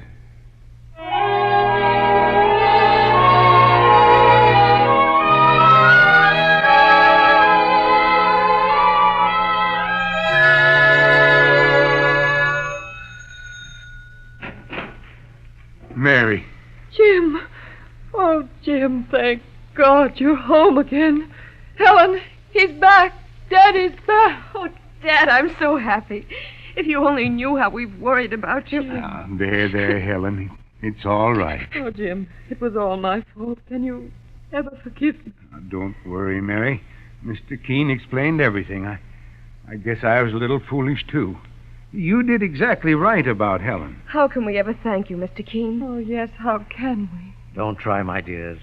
My reward is in seeing you all so happily reunited. But, Mr. Keene, I still don't understand. How did you manage to trace me? Well, it's a strange story. Strange and incomprehensible. Helen had a vivid dream about you last night. She dreamed you were in great danger. And from the misty gropings of her mind, she saw almost an exact duplicate of the spot where you were standing. By following this lead, I was able to pick up your trail. That's amazing, Mr. Keene. And I've never been one to put any stock in dreams at all. No, I never did either. But it is an amazing coincidence. Suppose we call it just that. And now I must be going. Oh, wait, Mr. Keene. Helen has something to tell you. I won that audition, Mr. Keene. You won that audition? Good for you. And a contract to sing at the Metropolitan next year. Helen. Oh, Daddy, I'm so happy. Helen, darling, it all seems so wonderful. I can hardly realize what it means. I think it means, Jim, that you're going to have that cottage in the country after all.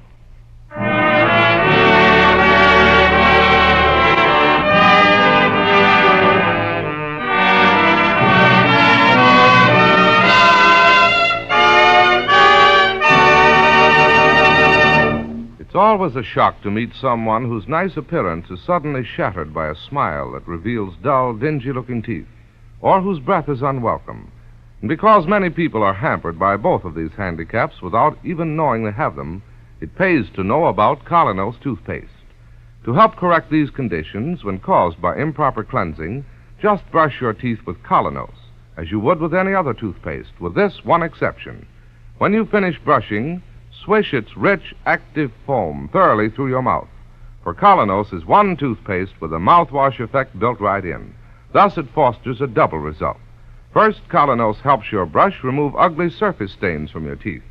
Then, at the same time, it freshens your breath while you're brushing your teeth. For a high-polishing, high-foaming toothpaste with a mouthwash effect built right in, ask for Colonos. It has been approved by thousands of dentists.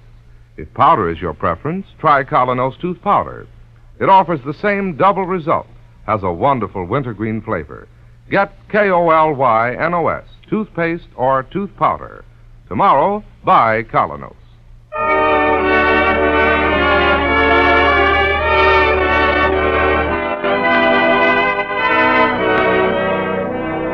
You've been listening to Mr. Keene, Tracer of Lost Persons. On the air every Thursday at this time. Don't miss Mr. Keene next Thursday when the kindly old tracer brings us another thrilling missing persons case.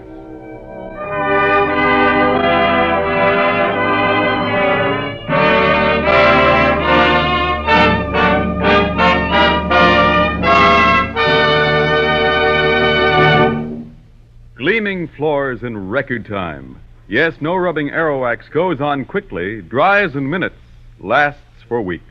It polishes floors to a sparkling luster that makes rooms lovelier and saves frequent scrubbings. Only 25 cents a pint at any leading store. Get Aerowax, A-E-R-O-W-A-X, tomorrow.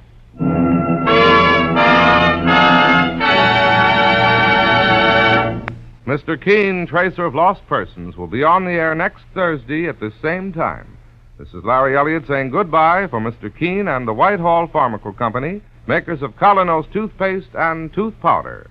This is CBS, the Columbia Broadcasting System. It's time now for Mr. Keene, Tracer of Lost Persons.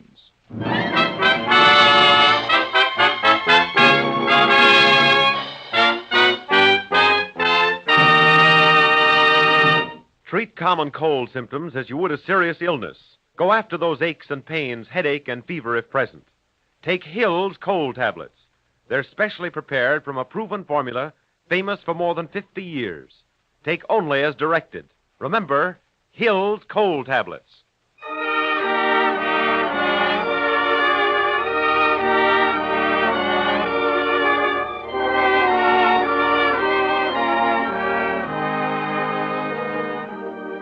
Ladies and gentlemen, Colonos Toothpaste presents Mr. Keene, Tracer of Lost Persons, one of the most famous characters of American fiction in one of radio's most thrilling dramas.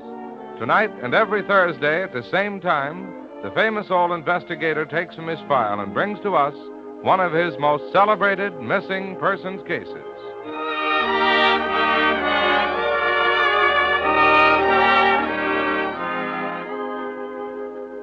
Next time you buy a dentifrice, get high polishing, high foaming Colonos toothpaste or tooth powder. Colonos is a double result dentifrice with a mouthwash effect built right in. Freshens your breath while you're brushing your teeth. Tomorrow, buy Colonos.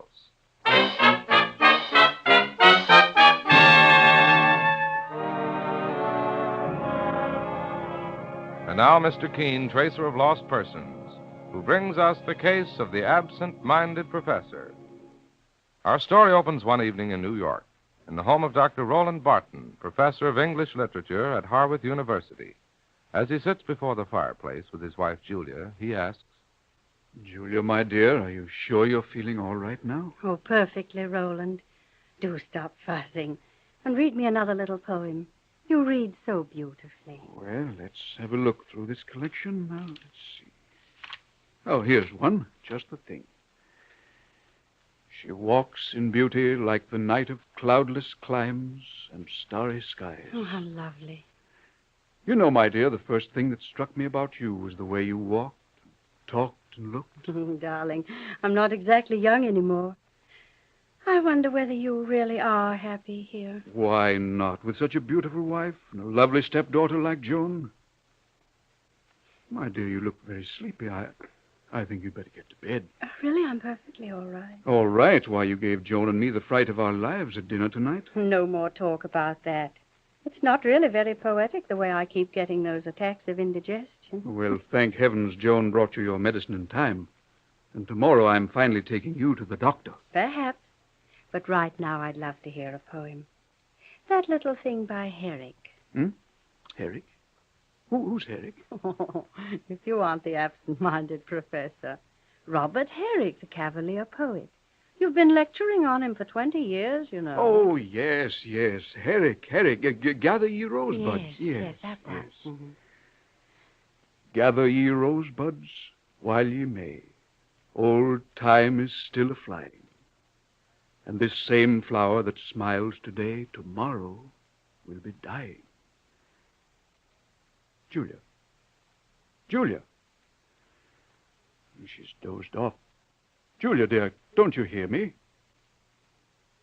Heavens, she's turned so ghastly pale. Julia! I'm shaking you, don't you feel it? Something's happened to her. Joan, come here, quickly, Joan! What's the trouble, Professor Barton? Your mother, she's dozed off here. I can't bring her to. Mother? Mother? Why, she doesn't seem to be breathing at all. Julia! I think she's dead. Joan, my dear, tell me. Yes? Just what was that medicine you gave your mother tonight?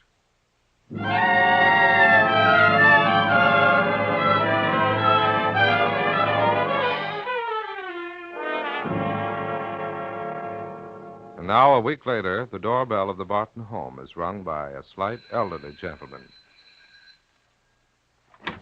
Yeah? Is this the Barton home? Who wants to know? My name is Keene. Here's my card. Oh, yeah. Everybody knows about you, Mr. Keene. I was asked to come here by Miss Joan Gardner. She's Professor Barton's stepdaughter. Don't I know it? Well, may I come in? Mr. Keene. Mr. Keene. Miss Gardner, I presume? Oh, yes.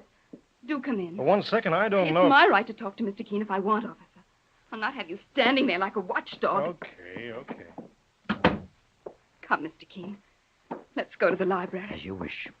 Here. This way. Oh, Mr. Keene, this is all so horrible. Steady, my dear. That man at the door. His name is Lonigan. He's a detective from the New York police. So I gathered. He's around here all day, poking into every closet. The way he keeps staring at me. The way everybody does. Joan, my dear, I'm here to help you. Let's have the whole story. It's my mother. She died a week ago. In this house. So I read in the papers.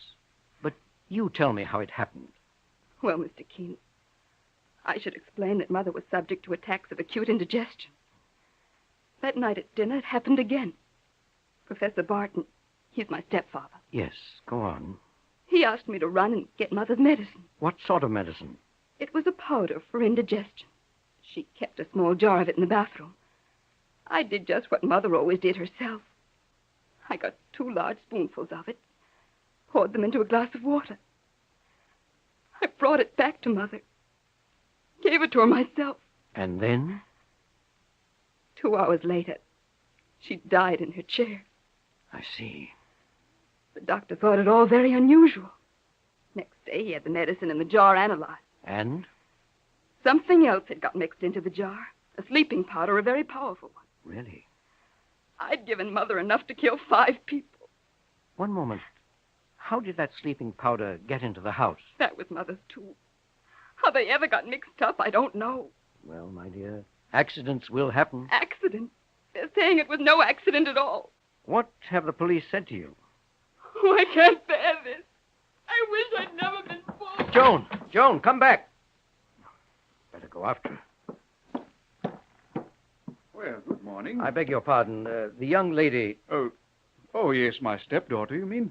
Then you must be Professor Barton. That's right. I believe we've met before. Yes, you're Harold Vanderbrook of Yale. No, I'm... Your paper on the Elizabethan poets? No, my name is Keene. I'm an investigator. Keene? Oh, yes. Joan said she was sending for you. Poor girl. She's in a very bad frame of mind. Yes, I know that. Mr. Keene, would you step back into the library with me? Yes, of course, Professor. I could understand a certain amount of self-reproach, but the way she's taking this, why... Well, you see, there are certain reasons. My poor wife was a very rich woman. She left a very large estate. Really? Under her will, I've inherited some $50,000 myself. And Joan 5 times as much. Oh. To make matters worse, Joan and her mother were not on good terms. What was the trouble, if I may ask? Well, Joan recently became obsessed, Mr. Keene, with a young scoundrel by the name of... Frank Lawrence. Frank Lawrence? He taught chemistry for a while at the university, but Joan's mother did not approve of him. May I ask why? Well, Lawrence was up to his ears in debt. Last year, the university discharged him. Joan's mother felt he was interested in Joan only for her money. Did Lawrence visit here? Yes, Mr. Keene, much against the wishes of Joan's mother. The last time was... Yes? The day before Julia died. I see. Professor, where was Mrs. Barton's medicine usually kept? In the hall bathroom. A place of common access. Please, Mr. Keene, I'm not making charges against anybody. If you'll excuse me now, I think I'd better go to Joan. Yes, of course. Don't bother showing me to the medicine closet. I'll find the way. Just down the hall. Glad to have met you, Vanderbrook. Keene is the name. Yes, Keene. Well, this is a situation. Mr. Keene. Yes? I'm the housekeeper here, Mrs. Gleason. Well? I just heard you talking with Professor Barton. So I was, Mrs. Gleason. Are you going ahead with this case? Are you going to investigate? If Miss Gardner still wants me to. Well, if you want my opinion... Yes? There's plenty to investigate. What do you mean by that? Find out for yourself.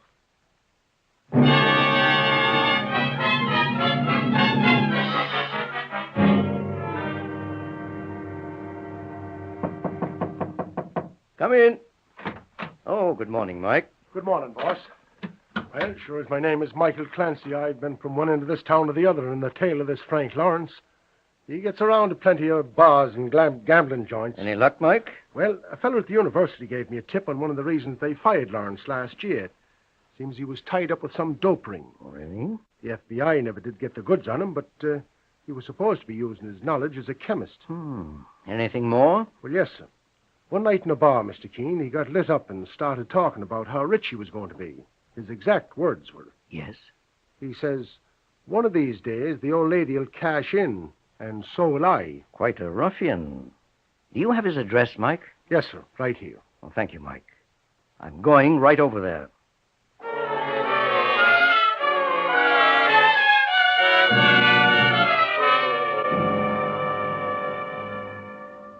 Oh, so you're Mr. Keene. And you're Frank Lawrence. Very interesting situation. The master detective faces the master criminal. They size each other up, ready for the duel to death. Never mind the comedy, Lawrence. You're in a bad spot and you know it. Could be. You were heard expressing hope that Mrs. Barton would die. That's a lie. I have witnesses who say it isn't. Well, what do you want, Keene? An honest statement from you before I turn my information over to the police. I'm trying to be fair to you. Are you? Then listen to this. Somebody else in that house stood to profit from Mrs. Barton's death. I know. Professor Barton. He told me so himself. I mean Mrs. Gleason. The housekeeper? Yes. She'd worked for Mrs. Barton 20 years. Mrs. Barton was going to leave her $10,000. A lot of money for a housekeeper. May I use your phone? Help yourself.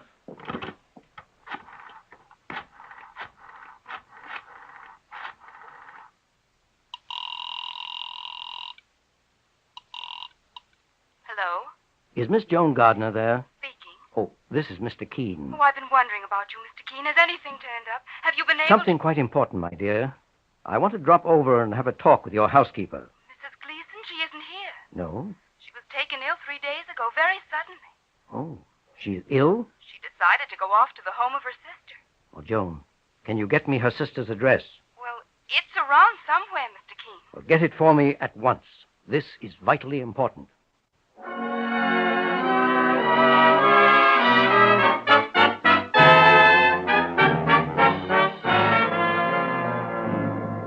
In just a moment, Mr. Keene continues with the strange case of the absent-minded professor.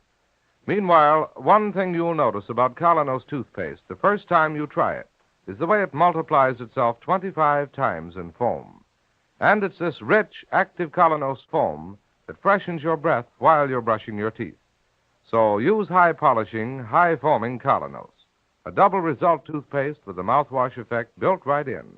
Remember, Colonos helps your brush clean teeth so beautifully, it has been approved by thousands of dentists. Get Colonos toothpaste. Or if you'd rather use powder, try Colonos tooth powder. Ask for K-O-L-Y-N-O-S, Colonos. And now back to Mr. Keene and the case of the absent-minded professor. Mr. Keene has hurried to the house where Mrs. Gleason, the housekeeper, is ill. Good morning. Oh, it's you again, Mr. Keene. And you again, Detective Lonigan, Homicide Squad. Right. What brings you here? The same thing, I imagine, has brought you here. I understand Mrs. Gleason, the Barton housekeeper, is here at her sister's home and very sick. More than that. Dead? It happened early this morning. A case, you might say, of lightning striking twice. If you mean, was there foul play? Was she murdered? Was she? I was just talking to the doctor. She died of typhoid fever. Typhoid? A natural death. Yes. Perfectly natural, but... But what, Mr. Keene? But at a very unnatural time.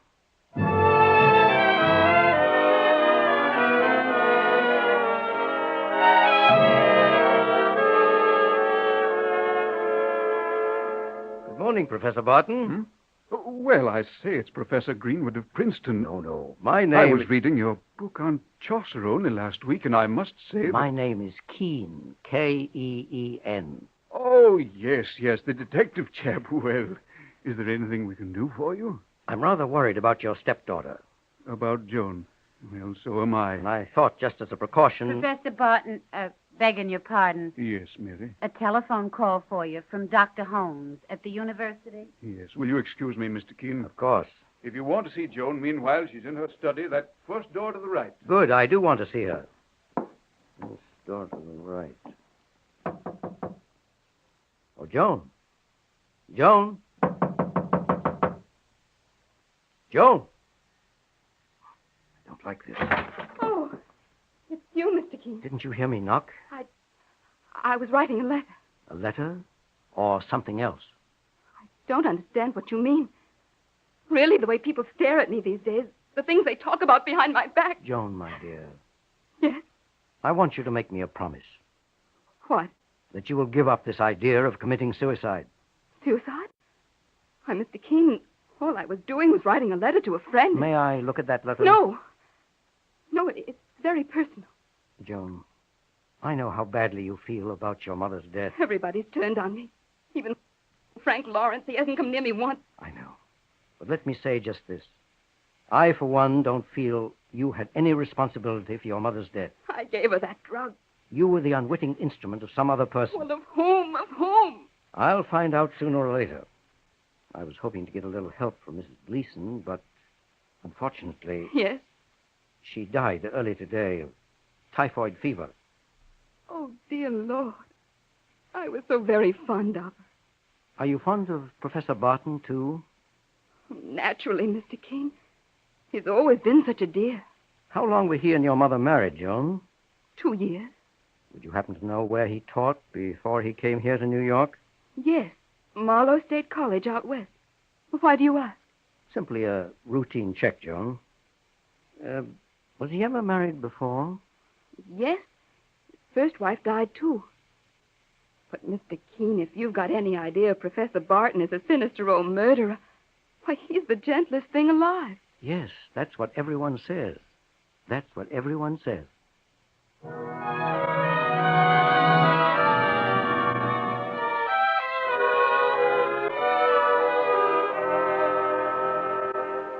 Why, yes, Mr. Keene. I remember Professor Barton very well.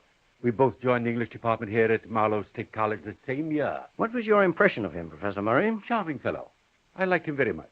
Excellent teacher. But my contacts with him were all professional.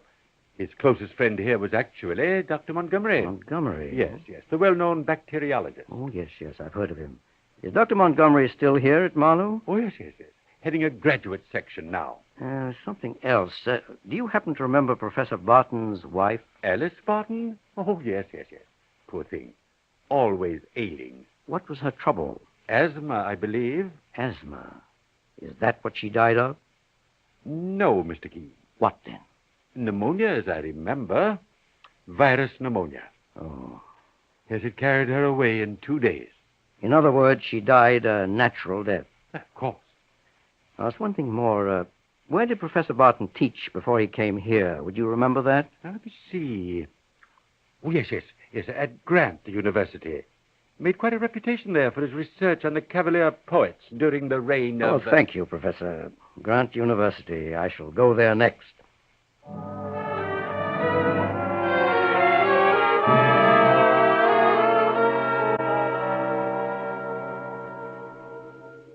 Oh, yes, Mr. Keene. We had Professor Barton here at Grant University for all of 10 years. We were sorry to lose him. He was such a fine man. Why did he leave, Professor Roberts? Well, he had a better offer from Marlowe State College. Besides, he needed a change. He was so broken up at the time by the death of Helen. Helen? Yes, his wife. His wife?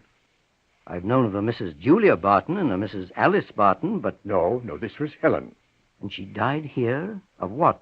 Now, let me see. She was ill quite a long time. It was something quite unusual. Can you remember specifically? Oh, yes, cholera. Cholera? It isn't often that one runs across a case of that, Mr. Keene. I was so struck at the time. And so, my dear Professor, am I.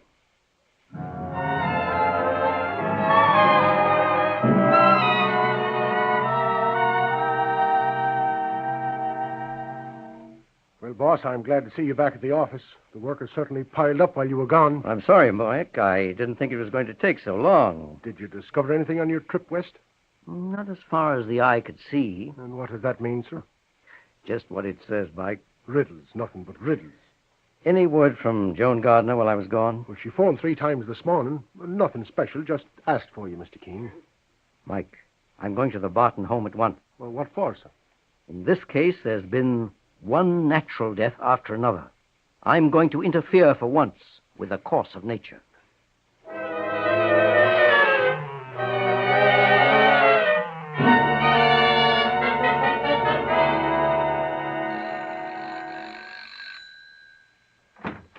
Good evening, Mary. Good evening, sir. Is Professor Barton at home? No, sir. He went to the university. On a Saturday evening? He had an appointment there with Dr. Holmes, I believe. Holmes. He's on the medical faculty, isn't he? I wouldn't know, sir. Well, I'd like to see Miss Joan, then. Please come in. Miss Jones in her room. She and Professor Barton had some tea there before he went out. Did they? I'll go and tell her you're here. I'll go right along with you if you don't mind. This way. You seem awfully worried, Mr. Keene. Yes, I am. Oh, she's laying down for a nap. Joan. Joan. My, but she's sleeping deep. Joan, wake up. Can't you hear me? Joan, open your eyes. Oh, Mr. Keene, look at this. On the night table. Yes, I see. It's a note. Dear Mr. Keene, I cannot bear all the suspicions, all the talk. I'm doing the only possible thing, taking my life. Dead. She's dead.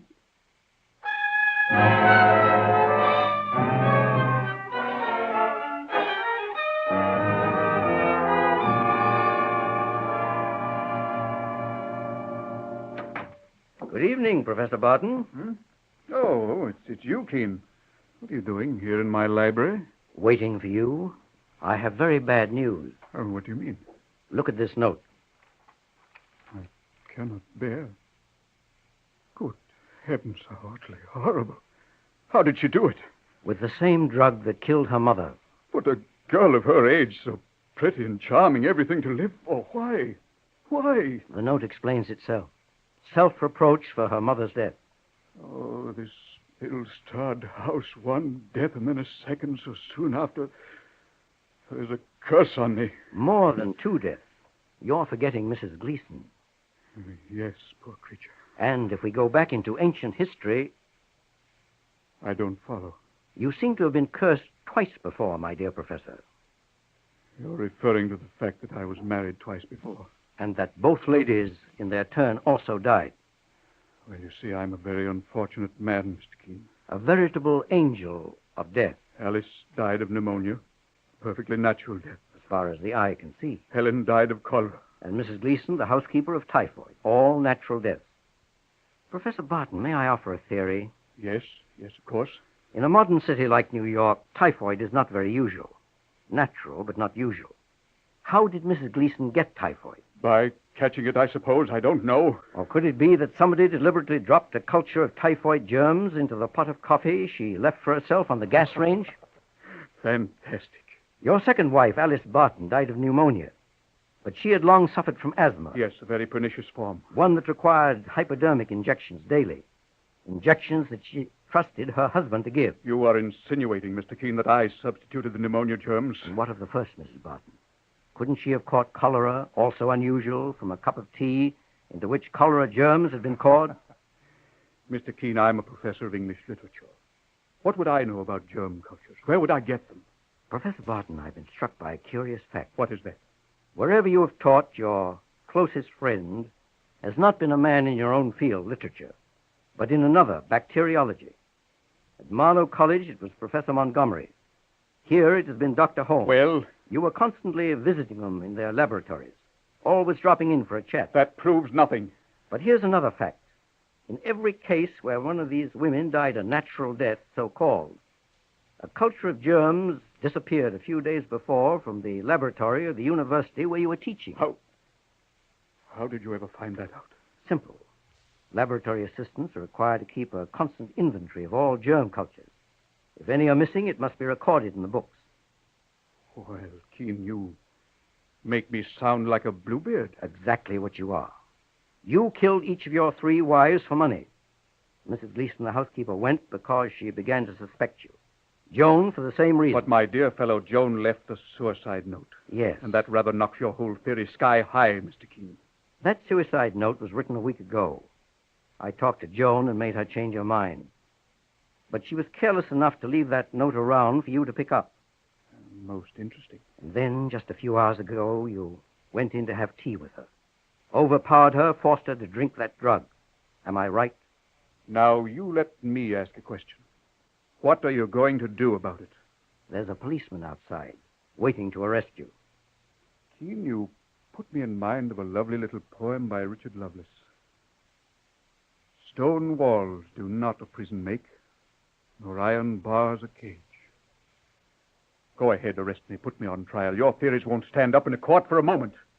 I'll bring 100 character witnesses from every walk of life, and I'll go free because you have nothing but theories to offer. Nothing but theories. Professor Barton, will you do me just one favor? What is it? Open the library door, just behind you. What for? Open it, please. Very well, Mr. Keene. Joan. You tried to murder me. Joan, look here, You forced that drug down my throat. If Mr. Keene hadn't come here in time, if he hadn't called a doctor, told him what the drug was. You're horrible. Horrible. Well, Professor Barton, have you anything to say now before I turn you over to the police? Perhaps I can suggest something to you. Can you?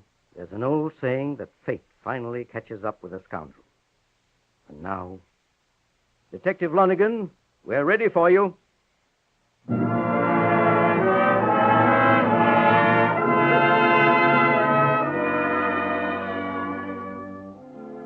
And so Mr. Keene concludes the case of the absent-minded professor.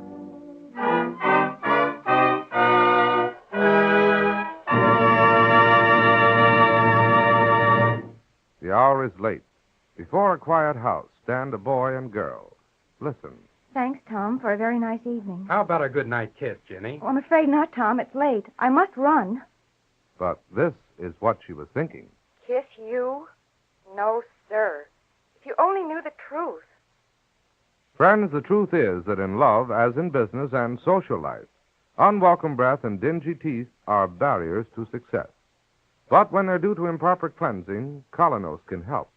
For Colonos is a double result toothpaste with a mouthwash effect built right in. A high-polishing, high-foaming toothpaste that freshens your breath while you're brushing your teeth. When you use Colonos, take advantage of its grand two-way benefit.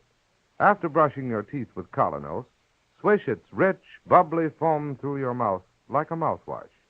The way it helps clean your teeth, what it does for your breath, will show you why thousands of dentists have approved it. If you like powder better than paste, try Colonos Tooth Powder. It offers the same double result and has a delightful wintergreen flavor. So ask for KolYNOS, toothpaste or tooth powder. Tomorrow, buy Colonos.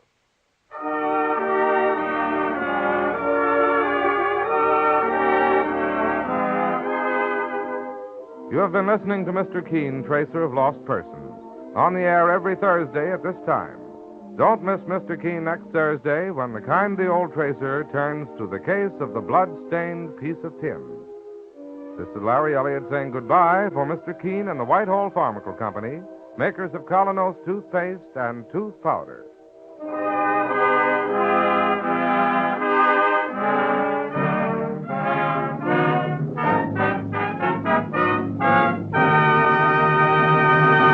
Wax your floors the spread it and forget it way with Old English no rubbing wax. Watch it dry itself to a high, long-lasting luster. Old English saves you all rubbing and back-breaking polishing of linoleum or wood floors.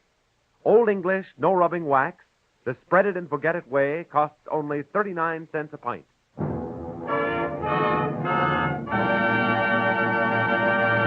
Friends, this is Mr. Keene again. Tonight, I appeal to you to give generously to the Red Cross.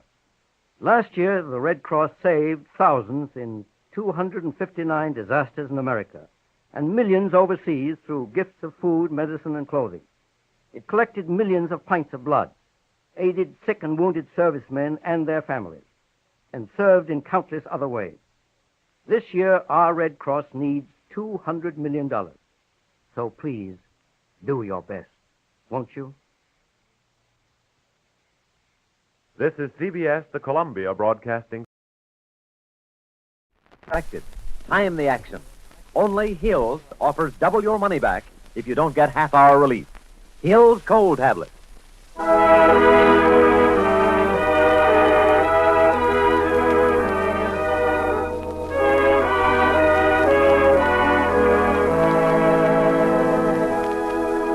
Ladies and gentlemen, Colonos Toothpaste presents Mr. Keene, Tracer of Lost Persons, one of the most famous characters of American fiction and one of radio's most thrilling dramas.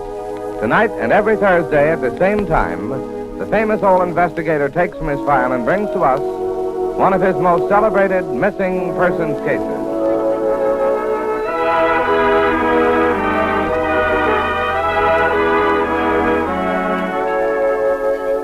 Next time you buy a dentifrice, get high-polishing, high-foaming Colonos toothpaste or tooth powder.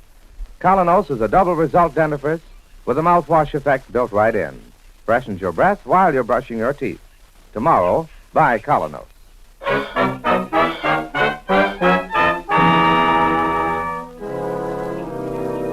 Now for Mr. Keene and the strange case of Charlie Lorimer.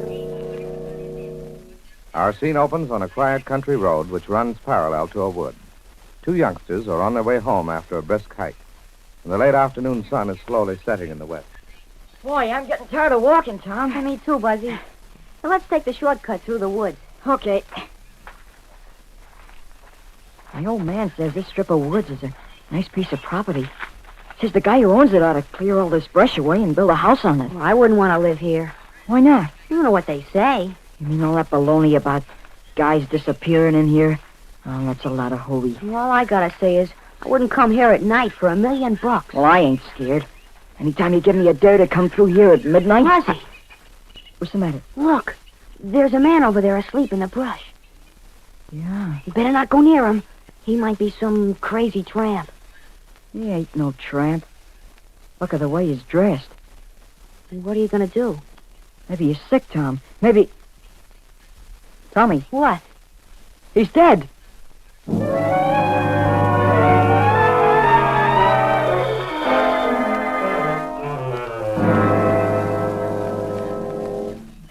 He's up there, officer. Lying under the tree. Yeah, what tree? That big birch. Well, come on, let's have a look.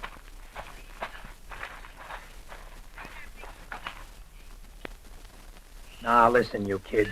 I got more to do than fool around playing games. Buzzy, he's gone. Sure he's gone. You ran into some tramp who was taking a snooze, and you figured you'd make a detective story out of it. But, officer, he was lying right there. Yeah, and he looked like he was dead. Never mind. You got 2 minutes to get out of here before I haul you into jail, the both of you. Come on, Buzzy. Beat it now. Crazy kids.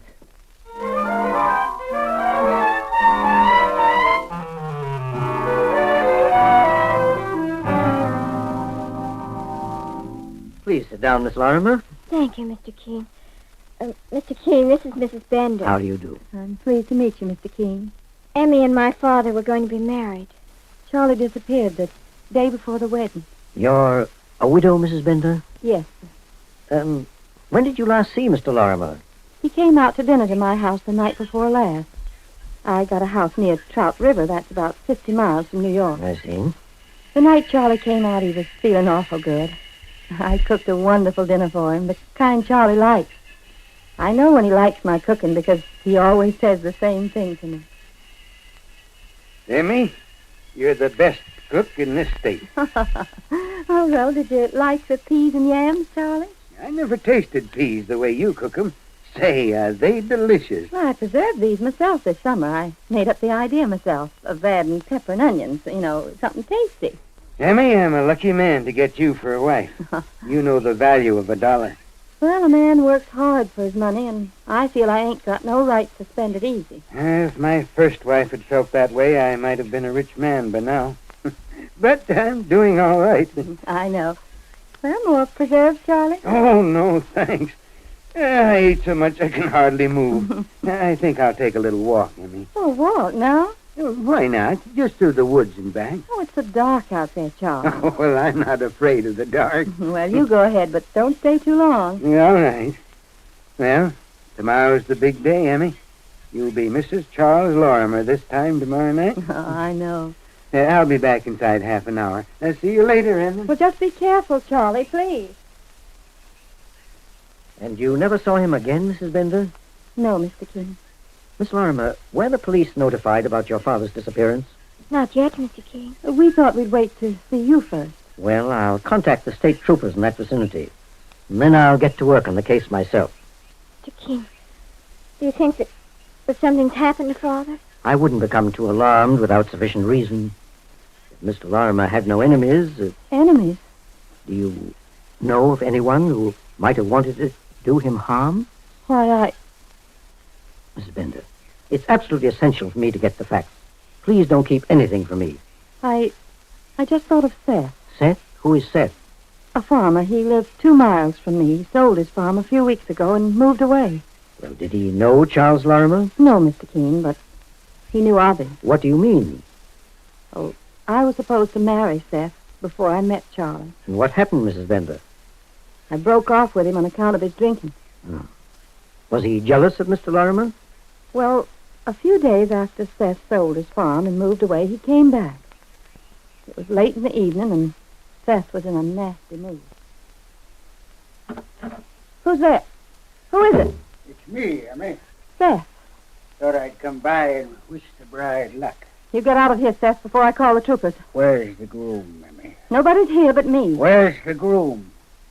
I'd like to lay his skull open with my stick. Seth, you're out of your mind. How does he like your cooking, Emmy? Does he like it just as much as me? Maybe you would have enjoyed a little more of my cooking if you hadn't Never been... mind the lectures, Emmy. Save them for your husband. Well, maybe I'll meet up with the groom before the wedding. He's got no time for the likes of you, Seth. You don't tell me. Well, I got time for him. Lots of time. Seth Kinnery, if you don't hustle out of here fast, I'm calling the state troopers. I'm going, Emmy. I'm going. Remember me to the groom and give him my best wishes. Yep, my best wishes for an early burial. So long, Emmy. Happy wedding day.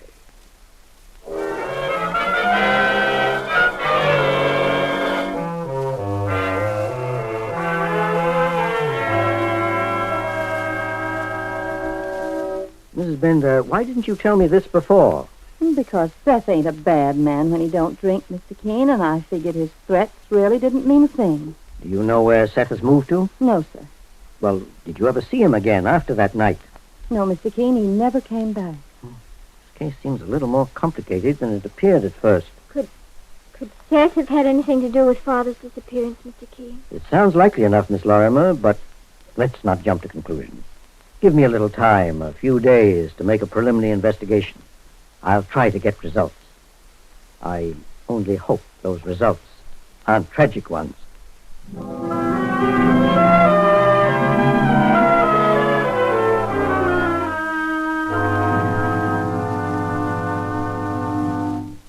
You want to see me, mister? You're Officer Ryan? That's right. Well, I'm Mike Clancy. I work with Mr. Keene. And the two of us are making an investigation here in the neighborhood for a missing man by the name of Lorimer. Mr. Keene sent me out here to make a routine report for the state police. I see. How long has the man been gone, Mr. Clancy? 3 days. He was last known to be walking through that strip of woods near the river. That's funny. What is, officer? Oh, 2 kids told me something about seeing a body lying under a tree just about that time. I went out into the woods with them, but there wasn't a trace of anybody at all. Well, do you think maybe they were playing a practical joke? No, I figured they might have seen some tramp asleep in the woods. Well, where can I get in touch with these kids, officer? I'll give you their addresses. They both live in Trout River. Oh, thanks a lot.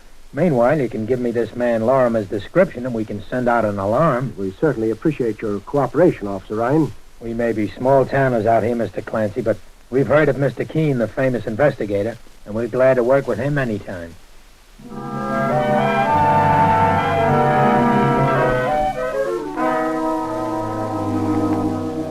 Well, I got in touch with the kids' folks, Mr. Keene. Both boys will meet us at the edge of the woods right after school. Good, Mike.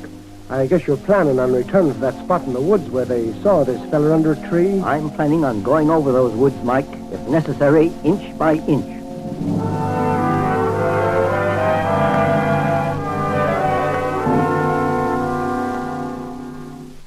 You're Buzzy? Yes, sir. And I'm Tom, Mr. Keene. Are you boys familiar with these woods? We know them like the backs of our hands, Mr. Keene. Well, we've been playing and fishing around here ever since we could walk. And there'd be no question about you taking us back to the exact spot where you saw that man. You leave it to us, Mr. Keene. Gee, it's an honor working with a famous detective like you. We'll take you there. That's the idea. Yeah, it isn't far from here. Just over that ridge. All right, boys. Let's go.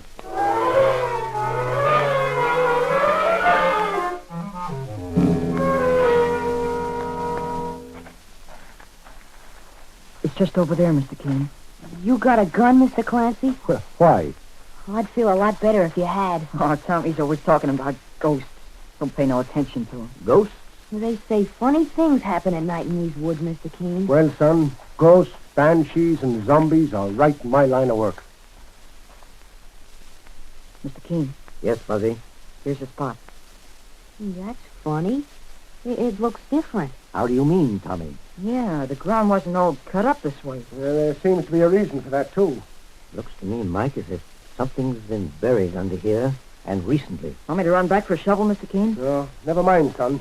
Sure, I can practically shovel this soil away with my hands. That's soft, boss. And let's get to work on it, Mike. Here's an old board, sir. You can use this. Well, thanks, son.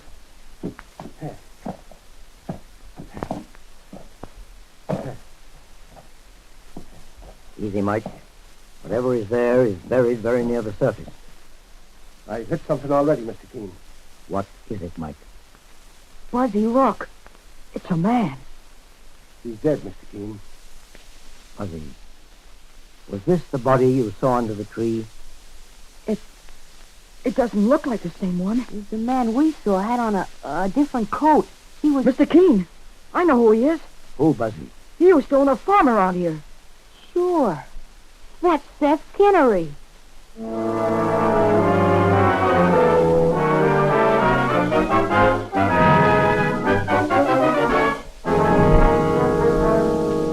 In just a moment, we'll return to Mr. Keene and the astounding case of Charlie Lorimer.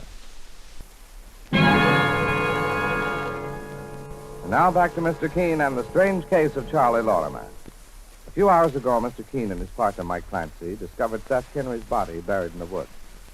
Now, in the small hotel room which Mr. Keene and Mike are occupying while they remain in Trout River. Well, this is the way I see it, Mr. Keene, sir. The night Charlie Lorimer went out for his walk, Seth Kinnery was gunning for him. But Charlie beat Seth to the draw. Then what do you think happened, Mike? Well, Charlie got scared and felt he might not be able to prove self-defense. So he buried Seth as fast as he could and then took it on the lam. Well, that's a very good theory, Mike, if it went for certain other facts. What other facts, sir? First of all, what about the original body under the tree? The one the boys first saw? Well, that may not have been a dead body at all, Mr. Keene. That fellow may have been just a sleeping tramp, just as the state trooper said. But, Mike, how do you account for the fact that Seth Kinnery had been dead for 3 days when we found him? Because that's when Charlie Lorimer killed him. Don't you remember, boss? It was exactly 3 days when... No, wait a minute. Well? If he had been killed in the woods by Lorimer, the state trooper would have discovered it when he first hit the spot. That's right, Mike. Which means that the only way Lorimer could have killed him would have been to do it somewhere else. Hide the body for a day or two, then bring Seth back to where we found him. That sounds like an awful lot of trouble, Mr. Keene. Well, frankly, I don't believe a man who kills in self-defense could be as cagey as all that, Mike.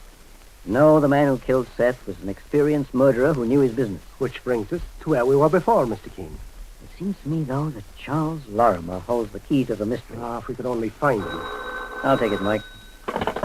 Hello? Mr. Keene? Yes.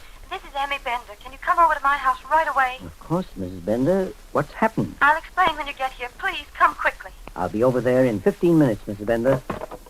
Wait here for me, Mike. The state troopers are going to phone in regard to the autopsy on Seth Kinnery. I want to make sure we get that call. Right, sir.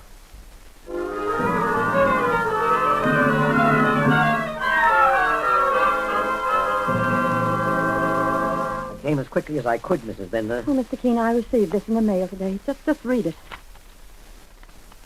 Dear Emmy, I just want to tell you that you're free to do as you like. Don't wait for me to return. I can't, and I never will.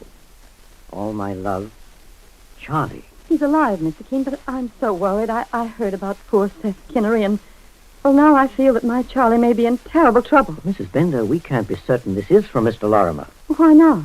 The entire letter is typewritten. It isn't even signed by hand. But Charlie's always used a typing machine. You have? Yes, sir. Let me see the envelope this came in, Mrs. Bender. The envelope? Yes. Well, I don't know what I did with it, Mr. Keene, but that was typewritten, too. I want to see the postmark to find out where he was when he sent this. That is, if Mr. Lorimer did send it. Well, maybe I left it in the kitchen. I was so excited when I got the letter, I didn't know half what I was doing. Have you found the envelope, Mrs. Bender?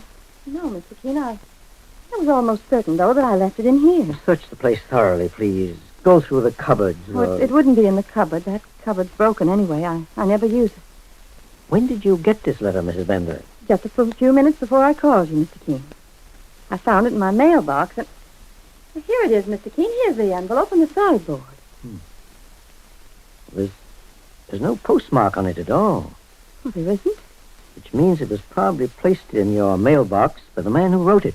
Then Charlie's here and he's alive. I wonder. Oh, Mr. Keene, at least give me something to hope for. Oh, Mrs. Bender, it wouldn't be fair of me to tell you something I didn't believe. Then what do you really think, Mr. Keene? I think Charles Lorimer is dead. Oh, no. I'm sorry, Mrs. Bender. I wish everything didn't point in that direction, but it does. Charlie never hurt anybody in his life. He was such a good man. I may still be wrong. I hope so. In any case, in order to prove the facts, we've got to find the evidence. I'm going to take this letter with me, if you don't mind. Well, would you return it later, Mr. Keene? Of course. It's all I have left to remember Charlie Bott. I'll take good care of it for you, Mrs. Bender. Are you all right? Yes. Yes, I'm all right, Mr. Keene. Then goodbye, Mrs. Bender. You'll hear from me again very soon.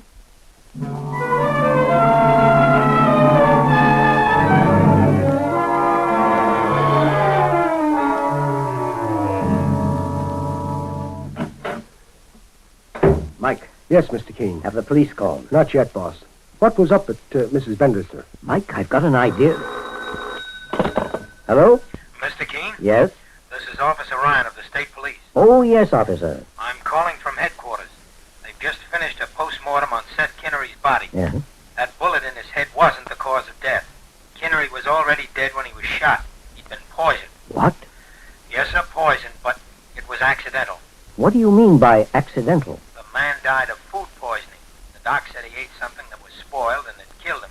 Food poisoning. That's right. We can't account for the bullet wound, though. Can you, Mr. Keene? Offhand, no. But I'll get in touch with you later if I have anything new of interest to you. Right, Mr. Keene. So long. Thanks for calling, officer. Well, Mr. Keene, you mean to say that fella died because of something he ate? Well, that's the coroner's opinion, Mike. But what about the bullet in his head? Mike, I'm going back to New York to talk to Charlie's daughter, Nancy Lorimer, once again. You stay on the job here, and I'll return sometime tonight. Right, sir. This case has taken a decidedly different turn. Yes, I may have a job for you to do when I get back, Mike. A dangerous job. Do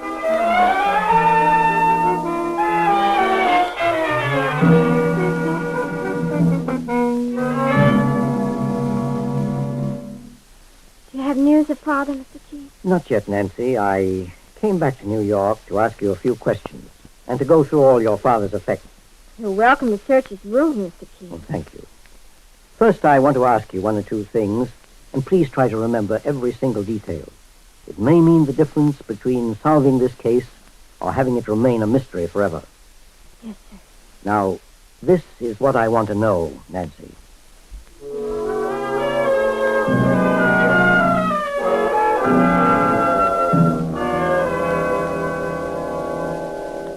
Any new developments, Mr. Keene? Yes, Mike. I think I found the answer to Seth Kinnery's death and Charles Lorimer's disappearance. You have, sir? I want to put an ad in the papers, Mike, the local papers. Have you got your pencil? Yes, sir. I want the ad to run this way. Lonesome bachelor looking for companion. Between ages of 35 and 45. 35, 40. Have you got that? Yes, sir. Well, here's the rest. Correspondent wishes to marry. Can offer $2,000 in cash. $2,000. in exchange for comfortable home. Is there a woman in the world who is lonely too? Anything else, Mr. King? Well, that's all, Mike. You're not going into the marriage broker business by any chance, boss? Only temporarily, Mike. Well, who is the lonesome bachelor you're referring to, Mr. King? You? Me? That's right. Oh, no, I ain't so lonesome I want to hitch myself up to a woman I don't even know. I ain't even lonesome at all, Mr. King. You will be, for the time being. You'll be a suitor, Mike, with $2,000 in cash in one pocket and a gun in the other.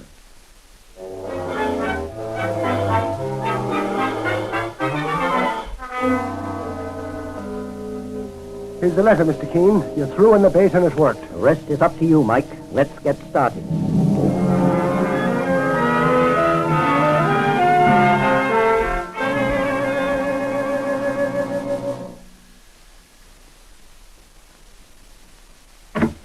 Yes? Mrs. Bender? That's right. Well, I'm the fellow who advertised in the papers. Oh, please, won't you come in? Well, my name is Clancy, ma'am. Mike Clancy. Well, and I'm Emmy Bender. Aye, sure is a nice place you got here. Well, it's a lonesome place without a man around. Well, Emmy, I'm a man of few words. I got marriage in my mind. That's why I'm here.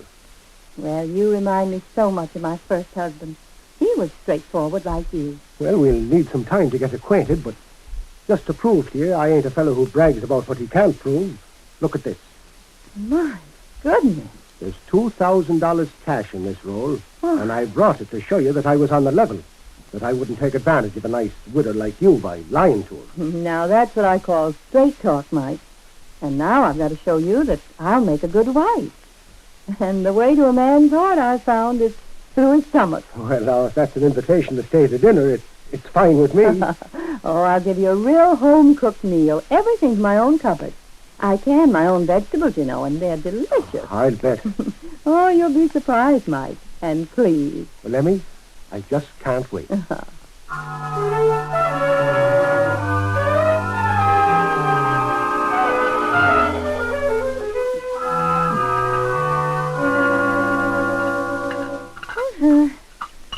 now, everything's ready, Mike.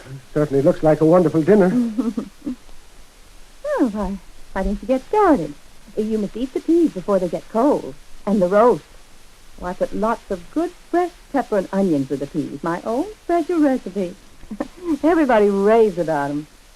Go on, and bake them. Yeah. Say, what are you doing? Collecting Collecting what? the evidence. Emmy, this food is poisoned. What? Just stay where you are, Mrs. Bender. Mr. King. Sorry I started you. I came up by way of the cellar. What is this, a frame-up? You bet your boots, Emmy. You killed Charles Lorimer by poisoning him, Mrs. Bender. What? With your special recipe of highly seasoned peas. He died as he walked through the lonely woods that night. The next morning, you brought his body here to your cellar, where Seth Kinnery was already buried. That's a lie. Later, you decided you could account for Charlie's disappearance by putting a bullet through Seth's head and leaving his body where it could be easily found. And if it hadn't been for you... No, easy, Emmy. We don't want to get rough. You had met your prospective suitors by advertising in the newspapers for a companion, the way Mike advertised yesterday afternoon. You led them on, robbed them, then got rid of them in your own quiet way with your delicious cooking. Sure, you ought to have seen her eyes light up when she saw that roll of bills, Mr. King. Thought I was an easy touch, eh, Emmy? That letter you wrote to yourself wasn't a very clever idea, even though you thought so at the time, Emmy. And the newspaper ads I found in the late Charlie Lorimer's coat, together with his daughter's story of how you met him, was enough evidence for me. And them extra special peas sure worked fine in that dinner you fixed up for me, Emmy. And I wouldn't be surprised if that's the kind of a dinner you dished out to your poor departed husband. Well, what if I did? He was no better than any of the others. Mrs. Bender. Why shouldn't I get something out of him? Why shouldn't I get one with $1 million like them games on Park Avenue do? Why not? Why not? I used any way I could think of to poison him. My husband, yes, the Charlie. I'm clever, I am. I'm smart. They were crazy about my special recipe for peas. Mike, I suggest we escort Mrs. Bender into town. She has a date with another man. Have I, Mr. King? Yes. The chief of police.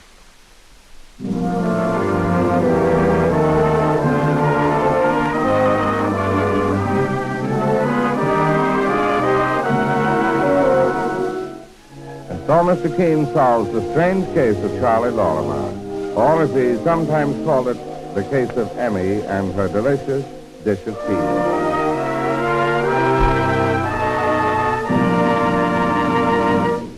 Would you like to smile this very minute and have your teeth reveal their natural brightness? And at the same time, would you like to know how to help get away from the suspicion that unwelcome breath, when caused by improper cleansing, may be holding you back socially and in business? Well, brush your teeth with Colonos toothpaste morning and night, as you would with any other toothpaste, with this one exception. When you finish brushing with Colonos, swish its rich active foam thoroughly through your mouth. For Colonos is one toothpaste with a mouthwash effect built right in. Thus, it fosters a double result. First, Colonos helps your brush remove ugly surface stains from your teeth, and does it with utmost speed. At the same time, it freshens your breath while you're brushing your teeth. Try it, and see for yourself why Colonos toothpaste has been approved by dentists everywhere. If you'd rather have powder, then ask for Colonos tooth powder. It offers the same high-polishing, high-foaming qualities and has a wonderful wintergreen flavor. Get K-O-L-Y-N-O-S, toothpaste or tooth powder. Tomorrow, buy Colonos.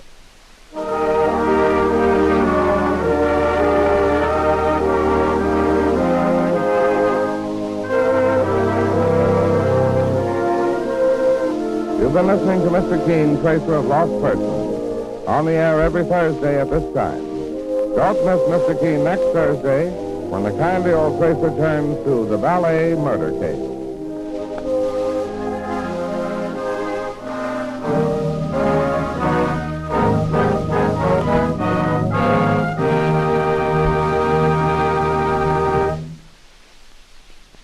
Here's the fast, easy way to have beautifully shining floors. Just use no rubbing Aero Wax. While you watch, it polishes itself to a marvelous luster that eliminates frequent scrubbing. Aero Wax dries in minutes, but lasts for weeks. Get a full pint, costs only 25 cents. Get Aero Wax, A-E-R-O-W-A-X, tomorrow.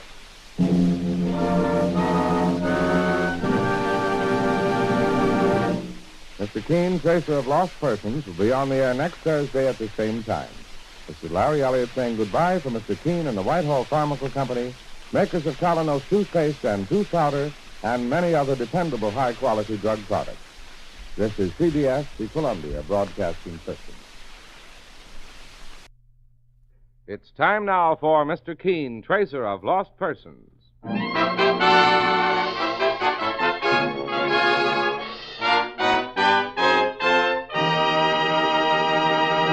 For the pains of a headache, neuritis, or neuralgia, thousands of people take Anacin for incredibly fast relief.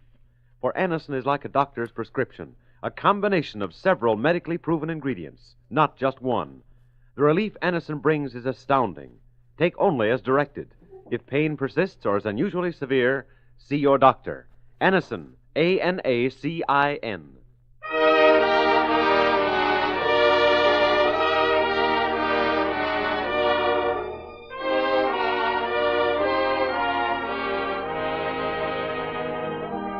Ladies and gentlemen, Colonos Toothpaste presents Mr. Keene, Tracer of Lost Persons, one of the most famous characters of American fiction in one of radio's most thrilling dramas. Tonight and every Thursday at the same time, the famous old investigator takes from his file and brings to us one of his most celebrated missing persons cases.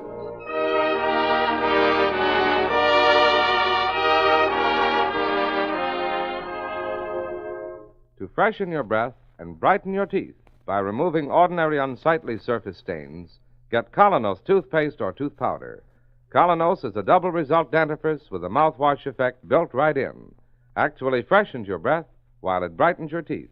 Tomorrow, buy Colonos.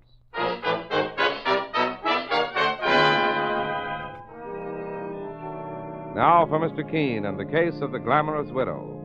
It is late in the afternoon. And as Mr. Keene and his partner, Mike Clancy, prepare to leave their office for the day. What time is it, Mike? It's a little after 5, Mr. Keene. Well, you may as well leave. I doubt if we'll have any more clients today. That almost sounded like a stage cue, Mr. Keene. Come in. Oh, it's only the cleaning woman. May I clean your office now, Mr. Keene? Yes, go right ahead. Thank you, sir. She must be new. The woman who used to clean this office was much older. Oh, well, Mr. Keene, I guess I'll be on my way. I'll see you in the morning, Mike. Yes, sir. Good night. Good night, Mike. Well, I may as well get my hat and... Mr. Keene, sir. Yes?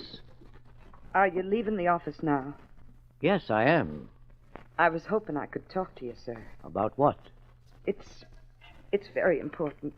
So important that, well, I took this job just to get a chance to tell you my story. You did? Yes, you see, sir, I felt that I wasn't important enough to make an appointment and waste your time, but I thought if I... Here, give me that pail. Now, sit down and try to relax. Sit down, sir? Of course. Right here. You're very kind, Mr. Keene. If you went to all the trouble of taking a job just to get in to see me, your business must be very urgent. Well, sir, the work I usually do is better than this. My name is Thompson, sir. Adelaide Thompson. Almost everybody calls me Addie. What's the trouble, Addie? 3 weeks ago, my mistress, Mrs. Carlyle, was found dead, and... Go on, Addie. I was Mrs. Carlyle's personal maid, and she was so good to me. She always treated me right, Mr. Keene. Gave me nice presents and a decent salary. And you say she was found dead? Yes, from sleeping pills. The police think she took an overdose herself, but I know different.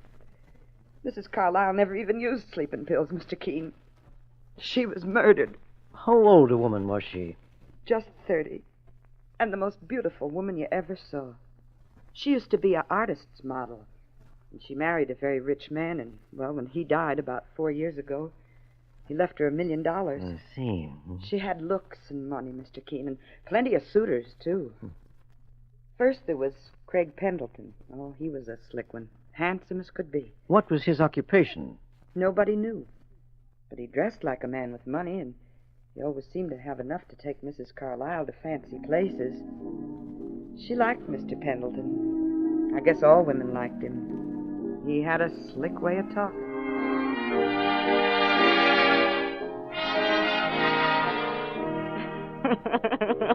I mean it, Doris. You're the only woman I've ever loved. Oh, now, really, Craig. Do you expect me to believe that? It's true. Oh, when I hold you in my arms like this and we dance, I have the feeling that you'll disappear, vanish like something in a dream. Very pretty. Do you think my bank account will vanish with me? Doris, how could you say a thing like that? Well, a rich widow must be cautious. You're beautiful, Doris. You're perfection. Even if I don't believe what you say, I think you're sweet to say it. I would even admit, Craig, that I like to be in your arms. Yes, I like it very much.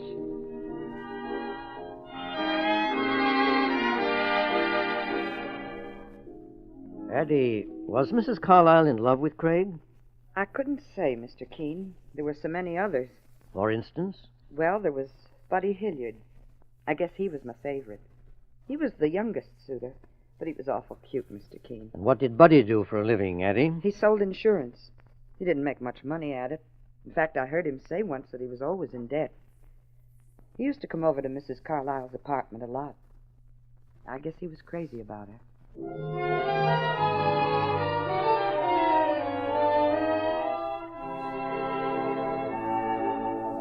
Buddy, Yes, Doris. would you turn off that phonograph, please? I'm making a phone call. Oh, I'm sorry. You can turn it back on now if you like, Buddy. Oh, it isn't important. My gosh. What? You look terrific, Doris. Do you like my gown? Oh, that must have cost a fortune. It's an original model. I paid $300 for it. $300? Mm-hmm. Holy smoke, I don't make that much in a month. Oh, you will, Buddy, when you get a little older. Oh, there you go, talking about my age again. I'm 26. Goodness. And a failure. Oh, now, Buddy. I am, I tell you, Doris. I've no right to even talk to you. I can't afford it. Buddy, are we going to debate about money all evening, or are we going to have fun? Well, where do you want to go? How about the Palladium Room? Holy smoke, that'd break me. Oh, I'm sorry. I shouldn't have mentioned it. All right, Doris, come on. Where to? The Palladium Room. Oh, absolutely not. But you just said you wanted to. I don't care much about dancing tonight. Do you know what we'll do? What? We'll go for a walk in the park and then see a movie. Oh, well, isn't that kind of dull for you? Not at all. Be a good boy now, buddy, and don't fret. We'll have a marvelous time together this evening.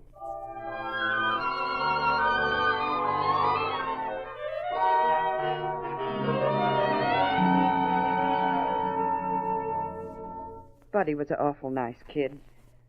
One thing is certain, Mr. Keene. He had nothing to do with Mrs. Carlyle's death. Well, were there any other suitors, Eddie? 2 others, Mr. Keene. Warner Frederick and Joe Spence. Mr. Frederick is an art critic. He's awful smart, and Mrs. Carlyle had a lot of respect for his brains. He used to kid me a lot, but I didn't mind. He meant it all in good fun. You say Mrs. Carlyle will return in a few minutes, Eddie? Yes, Mr. Frederick. She asked for you to wait. Oh, thank you. Well, Eddie, I understand you're becoming interested in art. Well, I like a picture now and then. Oh, there's an exhibition of Picasso in one of the galleries downtown. Would you like to go? What's Picasso? He's a great painter, Eddie. Oh, fancy stuff, Mr. Frederick, huh? Like in the museum? Yes. That ain't the kind of pictures I meant. Oh, you don't care much for that, eh? No. In other words, Eddie, you don't know much about art, but you know what you like. That's right, Mr. Frederick. Mm-hmm. Well, there's one form of art I'm sure we'd both agree on, Eddie. The art of admiring a woman who is truly beautiful. Like Mrs. Carlyle? Like Mrs. Carlyle. I think she's the most desirable woman in the world.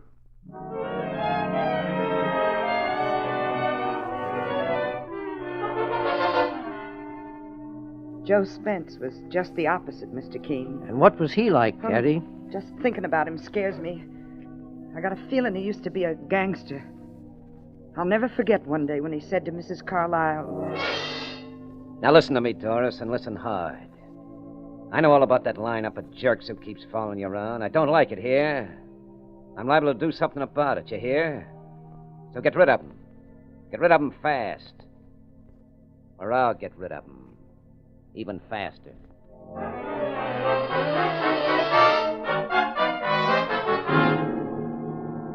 Joe Spence is a killer, Mr. Keene.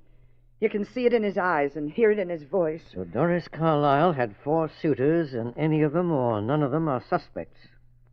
3 weeks ago, I came in late after my day off.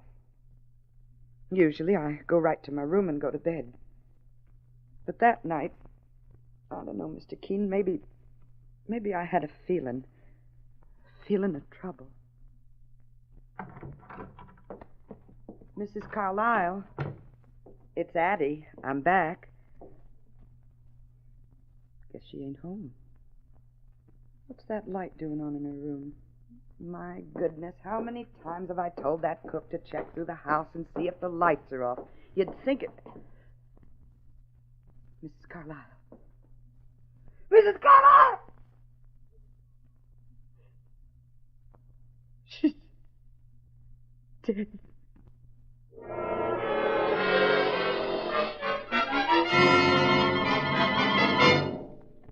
It was horrible, Mr. Keene. Horrible. Eddie, calm yourself, my dear. One of those men killed her, Mr. Keene. I know it. If you find out who killed her, I'll work for you for nothing for the rest of my life. I'll find out, Eddie. I promise.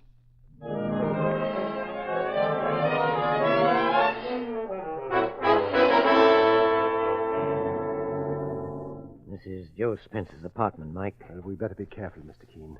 He may be a tough customer. She was the only one of all 4 suitors who actually threatened Mrs. Carlyle that we know about. That's why I've come to see him first.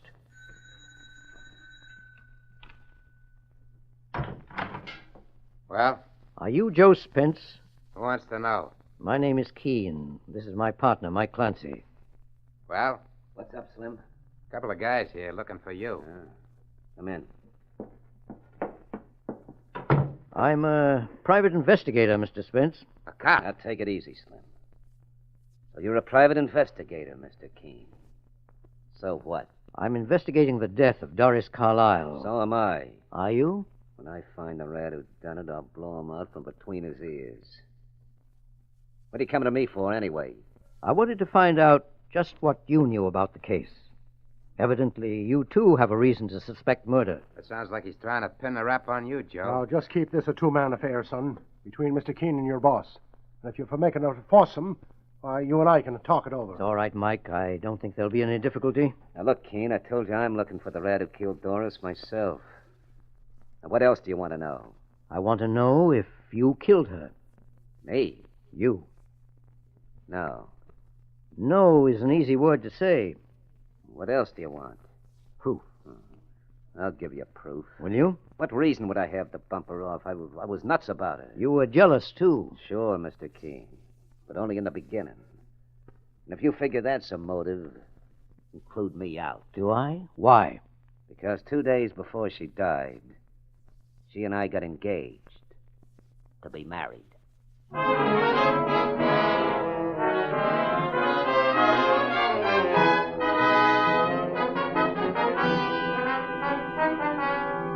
In just a moment, we'll return to Mr. Keene and the case of the glamorous widow. Meanwhile, two handicaps to business and social success are surface-stained teeth and unwelcome breath. To help correct this dental double trouble when due to improper cleansing, try Colonos, a double result toothpaste that actually freshens your breath while it brightens your teeth. Brightens them beautifully by removing ordinary unsightly surface stains. High-polishing, high-foaming Colonos has a mouthwash effect built right in. When you use Colonos, swish its active foam thoroughly through your mouth to get the extra benefit of this added mouthwash effect. Get KolYnos, Colonos toothpaste, or if you prefer, Colonos tooth powder. Now back to Mr. Keene and the case of the glamorous widow. After leaving Joe Spence's apartment, Mr. Keene and his partner, Mike Clancy, pay a visit to the second of beautiful and wealthy Doris Carlyle suitors, Warner Frederick, the art critic. Sit down, Mr. Keene. Mr. Clancy. Thanks. Quite an apartment you have here, Mr. Frederick. Oh, I wish I had more room on my walls for the paintings I like, and the ones I can afford. It seems to me you got enough pictures here already. Yes, you must know quite a bit about paintings, Mr. Frederick. My father was an art dealer. I can recognize a masterpiece merely by glancing at it, if you'll forgive me for being immodest. Well, we've come to you, Mr. Frederick, hoping you might be able to supply us with a few details concerning Doris Carlyle's death. Oh, naturally, I'll do anything I can, Mr. Keene. When did you see her last, Mr. Frederick? 3 hours before she died. Did you tell that to the police? Of course. I have nothing to hide. As a matter of fact, I didn't even know it might have been murder until the police called me. I understand Addie gave them that idea. When you left Mrs. Carlyle that night, did she say anything about having another appointment? No, sir. She said she had a headache, wanted to rest. What did you do? Well, I went to an exhibition. May I ask where? At 749 East 57th Street, for the Claren Galleries. I see. Is there anything you told the police that you haven't told me? Well, no, Mr. Keene. Are you sure?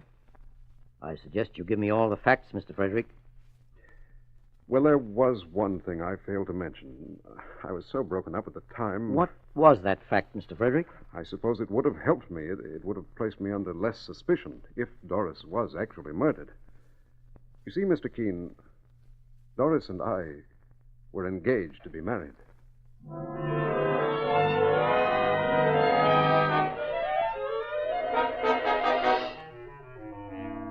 Well, can you beat it, Mr. Keene? What did Mrs. Carlyle figure on? Collecting boyfriends and husbands like a string of polo ponies? Craig Pendleton is the next of our suitors, Mike. His apartment is on Park Avenue. Let's run up there now.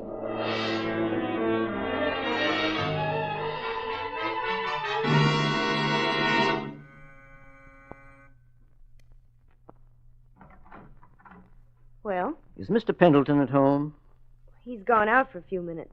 Who wants to see him? The name is Keene. This is Mr. Clancy. We're investigating the death of Doris Carlyle. Come in. Thank you. I'm Gloria Hayden, a friend of Craig. I see. Craig just went out for the newspapers. He'll be right back. Good. My, oh, my. What? Well, I was just admiring that fur coat on the chair. It's sable. Well, what of it? It's very pretty. Is it yours? There's no law against owning a sable coat, is there? None at all. Did you say your name was Miss Hayden? Yes. And how do you happen to be wearing a wedding ring? None of your business. No, take it easy, sister. The lady doesn't want to answer questions, Mike. I won't urge her. She can always answer to the police. Well, I've got nothing to hide. I'm married to Craig. He gave me that coat as a wedding present. You must be rather wealthy. May I ask how long you've been married to Craig Pendleton? Just a week.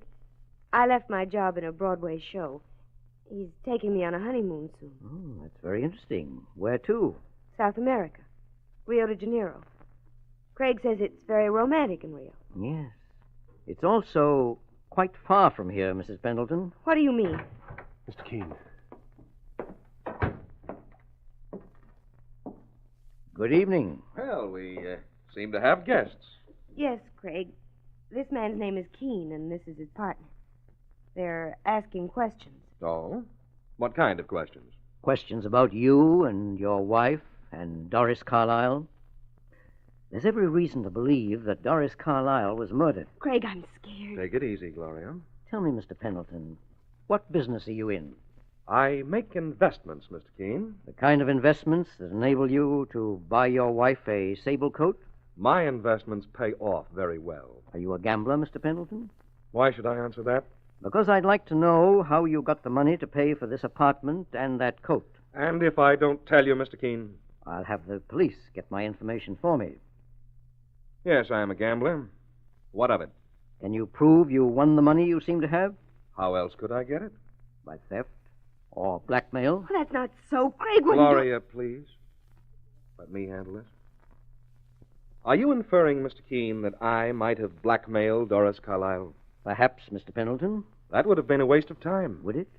I could have gotten her money in another way. Gloria here knew that. I've told her. And just how could you have gotten Mrs. Carlyle's money in another way, Mr. Pendleton? By marrying her. She accepted my proposal the day before she died.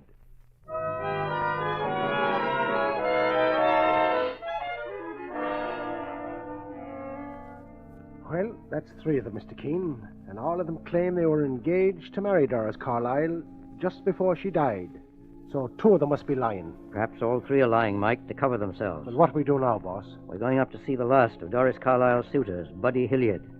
But first, I want to check on a few alibis that were given me tonight.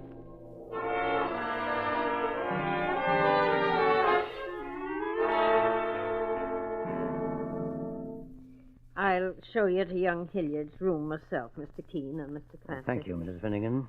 I've been his landlady now for almost a year, and I never saw him act the way he's been acting since that girl of his died. Mrs. Carlyle? Yes, he was in love with her, all right. And since her death, he's hardly stirred from his room. He just sits around grieving, and there's nothing I can do to help him. In a case like that, there usually isn't. Just 3 days before the wedding. Oh, what a shame. Wedding? What wedding? Here we go again. Why, Buddy Hilliard and Mrs. Carlyle were going to get married. Is that what he told you, Mrs. Finnegan? Well, he not only told me, Mr. Keene, but I went downtown with the two of them to get the license, and I was going to be a witness at the wedding. Just a second, Mrs. Finnegan. You mean you actually had proof that Buddy and Mrs. Carlyle took out a license to marry? I saw it myself. Well, that means that the other three are lying, Mr. Keene. Definitely, Mike. Evidently, Buddy was the man she really was engaged to. Well, this is Buddy's room. I know he's in. I didn't see him go out today. Well, if there's no answer. Well, knock again, Mike. That's funny. You have a key to this room, Mrs. Finnegan? Yes, a master key. Here it is. I can't imagine how he could have left that. Oh, Mr. Keene! Yes, I'm afraid we're too late. Boss, is he? He's dead. He's been shot through the head.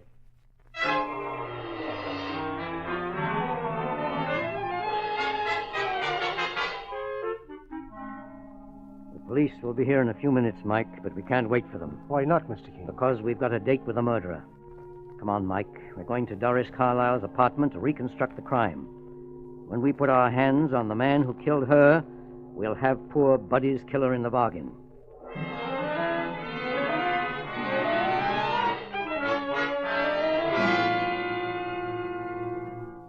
Mrs. Carlyle's body was here, Eddie, on this chair. Yes, Mr. Keene. Was there anything unusual about the room when you found her? The room was just as it is now. Mrs. Carlyle's body was over there in that chair, next to them magazines. Well, it's quite a pile of them. Yes.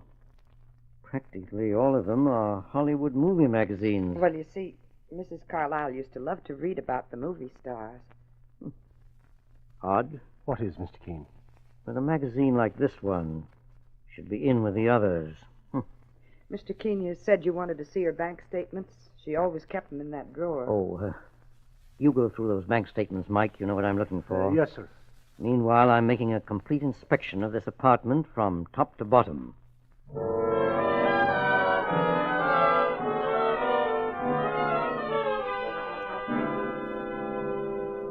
Mr. Keene, I got it, boss. The check I hoped you'd find, Mike? Yes, sir. And saints preserve us, if this is really the guilty man. It is, Mike. I'm certain of that. Because I found a very amazing clue myself. You have, sir? Mike, I think we'll have the murderer pay us a visit here. Let me have that phone, please.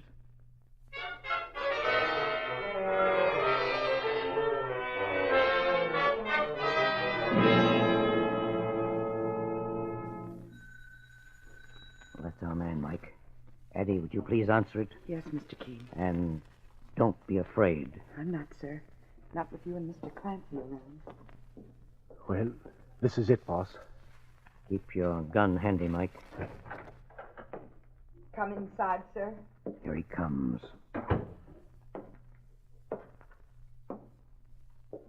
Good evening, Mr. Frederick.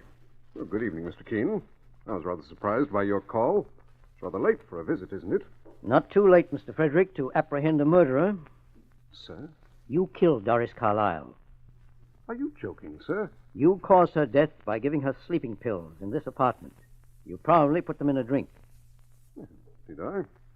And why, may I ask? Because you sold her a bogus painting. As an art critic, you advised her to spend $100,000 on a Rembrandt painting. That one over there on the wall. The painting, however, is not genuine. It's a clever imitation. How do you know I sold it to her? This check was made out to the Claren Galleries, the firm you were working with. Naturally, they were kind enough to back up your alibi when I called. You're very clever, Mr. Keene. And so are you, but you made a few mistakes. The night Mrs. Carlyle was murdered, she quarreled with you. By accident, she'd come across this art magazine, and she discovered that the so-called Rembrandt you sold her was actually in the Louvre in Paris. Rather than face prison and disgrace, you contrived to murder her. That's quite right, Mr. Keene. He admits it. The murderer. He admits it. Eddie, there's no need for that. I'm sorry, Mr. Keene. Frederick, why did you also murder Buddy Hilliard? Was it because he won Doris Carlyle away from you? Or did he also find incriminating evidence of your first killing? The young fool seemed to have found out what you found out. He paid for it. The way you're going to pay, Frederick. Mike? Come on, Frederick. Let's get going. You'll find a police car waiting for you in front of the building. Oh, thank you. That's very convenient, Mr. Keene. Well, Eddie, it appears as if our search is over. I'm so grateful to you, Mr. Keene. I just can't tell you how I feel. You needn't try. I think I understand. Is this a picture of Mrs. Carlyle? Yes, sir. She was very beautiful. The most beautiful woman I ever saw, Mr. Keene. And the kindest. I'm sure she would have been grateful, Eddie, for your loyalty.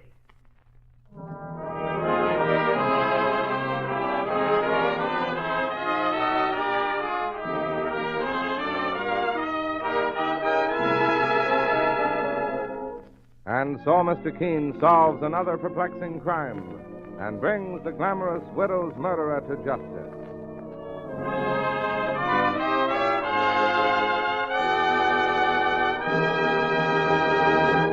There are wallflowers in business, just as there are wallflowers in every social gathering.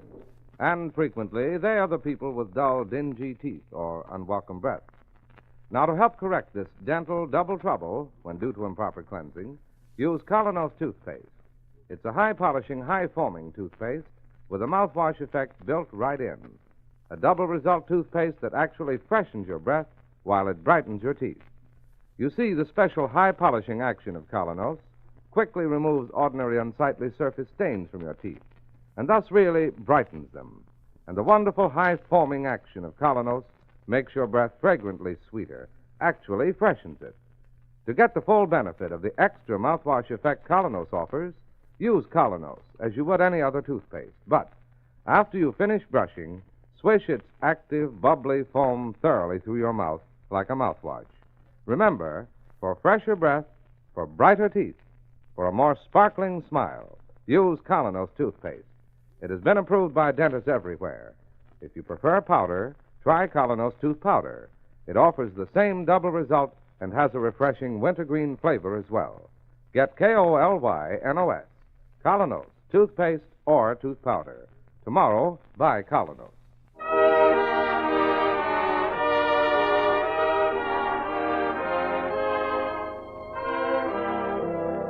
You've been listening to Mr. Keene, Tracer of Lost Persons, on the air every Thursday at this time.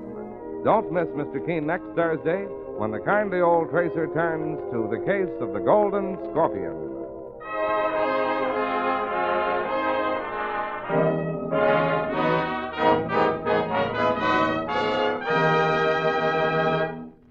Have you discovered improved Old English no-rubbing wax? It's the high-quality wax at the surprisingly low cost of only 39 cents a pint. Made by a carefully controlled process, Old English provides millions of tiny wax particles to make brighter, satin-smooth floors. Self-polishing. Get Old English no-rubbing wax tomorrow.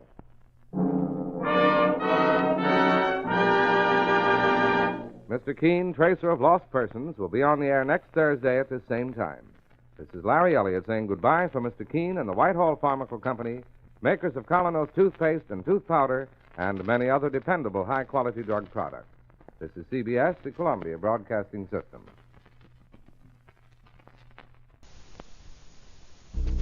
Mr. Keene, Tracer of Lost Persons, Part 2 of 3 parts, October 28, 1948. I'd only no, why? I'd only seen them together on the street. But it's the same girl. With testimony like that, Mr. Keene, I don't think Jane Colwell has a chance. Those are the cases that appeal to me most, Lieutenant. The ones that seem to be what they are. What they are? But I don't We'll get in touch with you when you're needed again, Miss Wilson. Thanks for coming in. Very well, Lieutenant Martin. But you're wasting your time continuing this investigation. You've got Howard's murderer in your hands already, and I hope she goes to the electric chair for what she's done. So Lois Wilson was in love with Lathan. Looks that way to me, Mr. Keene. Are you really serious about investigating this case? Of course. Why do you ask, Lieutenant Martin? Well, I just hate to see you wasting your time. You're too good an investigator. You're pretty certain you've got the guilty party right now, aren't you, Lieutenant? In my opinion, Jane Colwell hasn't got a chance in a million. Well, that's the chance I'll take. But why? What makes you think there's some hope for her? I'm not sure, Lieutenant. But the worst thing that can happen to anyone is to be accused of a crime and convicted when they're innocent. As long as there's a shred of hope for the Colwell girl, I'll devote every minute of my time to unearthing it. Well, I certainly wish you luck, Mr. Keene. And I hope you win out. You know, if we didn't have such terrific evidence, I couldn't believe it about the girl. She's impressed you that much? Well, she seems to be sweet and completely unspoiled. It's just hard to see her with a gun in her hand out for murder. But evidence is evidence, and my job is to base my case on facts, not sentiment. I appreciate that, Lieutenant. Maybe I can supply you with a few additional facts myself. Excuse me. Hello? Lieutenant Martin? Yes? This is Mike Clancy speaking. Oh, how are you, Mike? I'm fine, Lieutenant. Is Mr. Keene there? Yeah, just a minute. Thanks, Lieutenant. Hello? Oh, Mr. Keene, I'm glad I was able to reach you. I've got something important to tell you. What is it, Mike? Well, you remember you asked Iris Caldwell to put her address and phone number on a slip of paper? Well? She took a piece of paper from her handbag and wrote on the back of it. Well, after you left the office, I happened to notice the other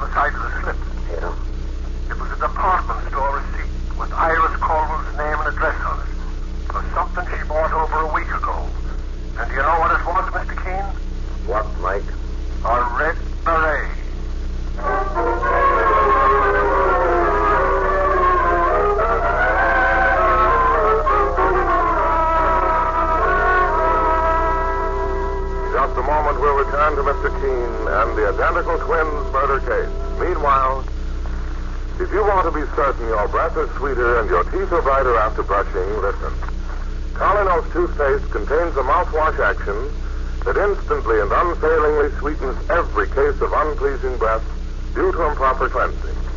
Yes, Colinos mouthwash action actually helps remove food particles between teeth where your toothbrush may fail to reach. That's why Colinos sweetens breath so effectively. At the same time, Colinos brightens teeth beautifully by removing ordinary yellow surface stains. So for sweeter breath, brighter teeth, get K-O-L-Y-N-O-S, Colinos toothpaste or tooth powder tonight. Remember, Colinos mouthwash action instantly and unfailingly sweetens every case of unpleasing breath due to improper cleansing. Remember also that no toothpaste brightens teeth more beautifully than Colinos. Now back to Mr. Keene and the identical twins murder case. Mr. Keene, the eminent private investigator, is in the midst of a baffling investigation involving the murder of Howard Latham, a handsome young man about town who was shot to death while dining in a downtown restaurant. Mike Clancy, Mr. Keene's friend and partner, has just discovered a new and startling clue. And as Mr. Keene returns hurriedly to his office... This is the sales slip I told you about over the telephone, Mr. Keene. I've already called the department store, and they told me the Red Beret has been bought a little over a week ago. That Red Beret was the only clue I had. Complicates things, I guess, Mike. Oh, sure, I thought it'd make it clearer. You mean you feel makes your theory even stronger? Well, I said before, Mr. Keene, and I say it again. The girl who came here for help, Iris Caldwell, was putting on an act. She's the one who murdered Howard Latham, not her twin sister that they put in jail. Mike, I've got a hunch. We know where Iris Caldwell bought her Red Beret. Now I'm going to find out where her sister Jane bought hers. And with luck, it may lead us to where the killer bought the one she was wearing when she murdered Howard Latham.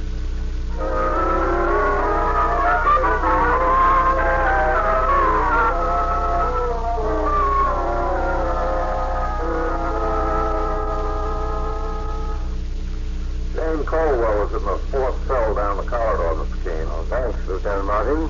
Incidentally, we've already got an indictment against her. She goes to trial in a couple of days. Then I'll have to work fast. Have you got anything yet that might help the poor kid? No, but I haven't given up. Well, see you later, Mr. Keene. Right, Lieutenant.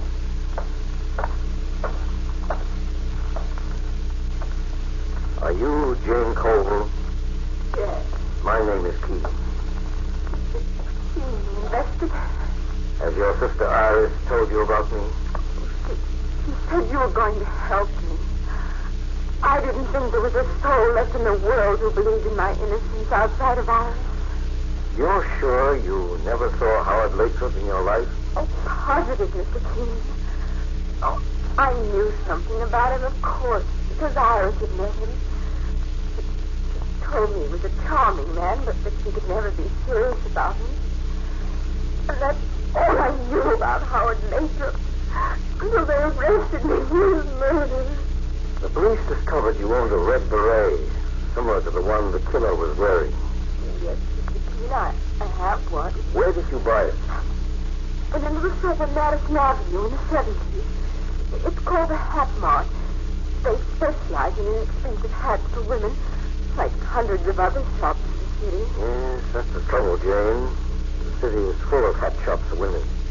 And I'll probably have to check every single one of them. What? I know I'm causing you a great deal of trouble, Mr. Keene, but... If you're innocent, you're causing me no trouble at all, Jane. My business is looking for clues. I only want you to be patient and trust me. You see, I've got to check on virtually every woman who's bought a red beret in New York during the past 6 months, and it won't be easy. Oh, I realize that. But remember this. You've got more than one person on your side. So keep your chin up and your fingers crossed.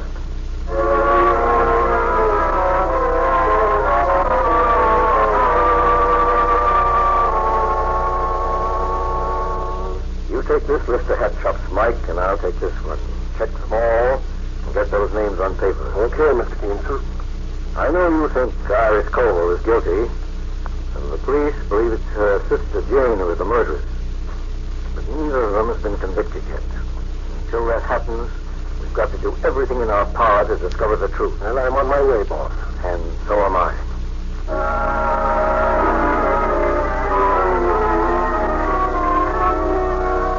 I'm looking for a woman who resembles this photograph, who bought a red beret in your shop sometime during the past few months. This is a criminal investigation.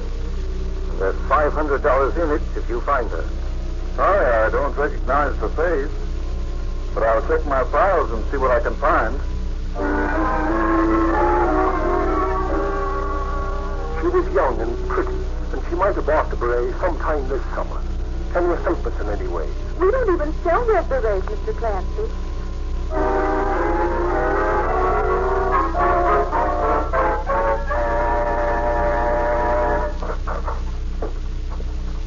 Oh, Mr. Keene, I've been waiting for you. That's right. Oh, I've checked every store on the list, and it seems to me I've talked with every woman who ever bought a red beret in New York, but I got nowhere, boss. Neither did I. Once I thought I'd found something, a girl who bought a red beret about 6 weeks ago, who might have fitted the description. When I checked, I found she'd gone to California long before the murder occurred. Oh, it looks hopeless to me, boss. It was the only clue we had to work on. Nothing develops, I'm afraid that one of those Colville girls is going to suffer. I'll take it, Mike. Hello? Is this Mr. Keene? Yes. This is Mr. Crawford. My wife and I run the hat shop on 60th Street. You visited day before yesterday? Oh, yes. You offered $500 reward if we could lead you to a girl who bought a red beret, and we couldn't help you. But maybe I've got some information for you now. What is it, Mr. Crawford? An attractive young woman came in here this morning and asked to see a beret. She seemed to look something like that photograph you showed me. Did you get her address? No, Mr. Keene, but she's coming back. I told her we didn't have a beret in stock, but we could get one for her. She'll be in for it at 3 this afternoon. Good. It's 1:30 now. I'll be down in half an hour to give you some instructions. Thanks for calling, Mr. Crawford. Not at all, Mr. Keene. Come on, Mike. You mean they found the girl, Mr. Keene? I'm not certain yet, but maybe the hunch I had is paying off at last. In any case, we'll know within 2 hours.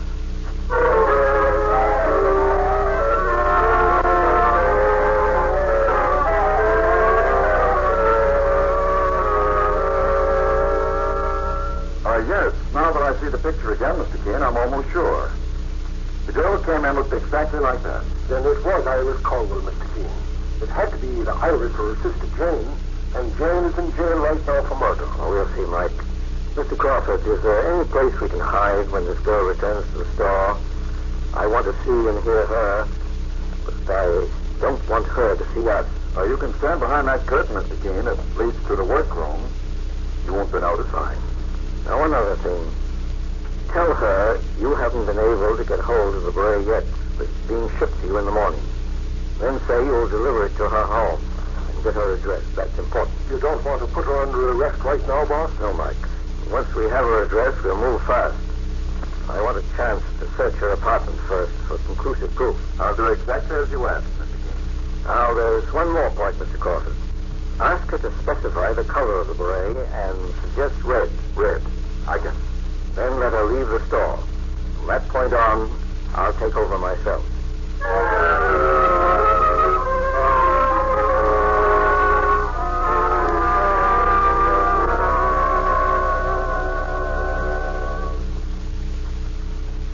It's 3:30, Mr. Keene. I hope she didn't decide to let it go, Mike. This is the last chance we've got. Mike. Someone's entering the shop. Can you see her? Mr. Keene, it's Iris Colville. Let's hear what she has to say. Good afternoon. Did you pick up that beret for me, Mr. Crawford? Not yet, but the factory's sending me a shipment in the morning. Oh, I'm disappointed. I thought you'd have it for me now. But you'll only have to wait one day. And I can't. I'm leaving town tonight. Oh, let her talk, Mike. I'll tell you what I can do. I'll make a special trip downtown to the factory myself and get your beret. What time were you going away? I'm taking an 11 o'clock plane to Mexico City. I'll be at your apartment by 7 tonight. What's the address, please? Maybe I better let it go, Mr. Crawford. But I put in a special order just for you. Well, all right. The address, please? 1119 Coley Avenue, apartment 1C. And the name? Bentley. Vivian Bentley. She's shooting a Navy. I'm not so sure, Mike. Then I'll expect you around 7. You can count on it. By the way, what color beret do you prefer? Would you like something in red, perhaps? I already have one in red. Bring me a blue one, Mr. Crawford. Very good, Miss Bentley. And thank you.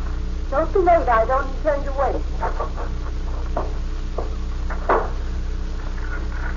She's gone, Mr. Keene. Nice work, Mr. Crawford. I think you won the $500 reward. Mike, call Lieutenant Martin. Ask him to meet me immediately at 1119 Coley Avenue. Say we found a brand new clue to the Colwell case. And he may be in for the surprise of his life.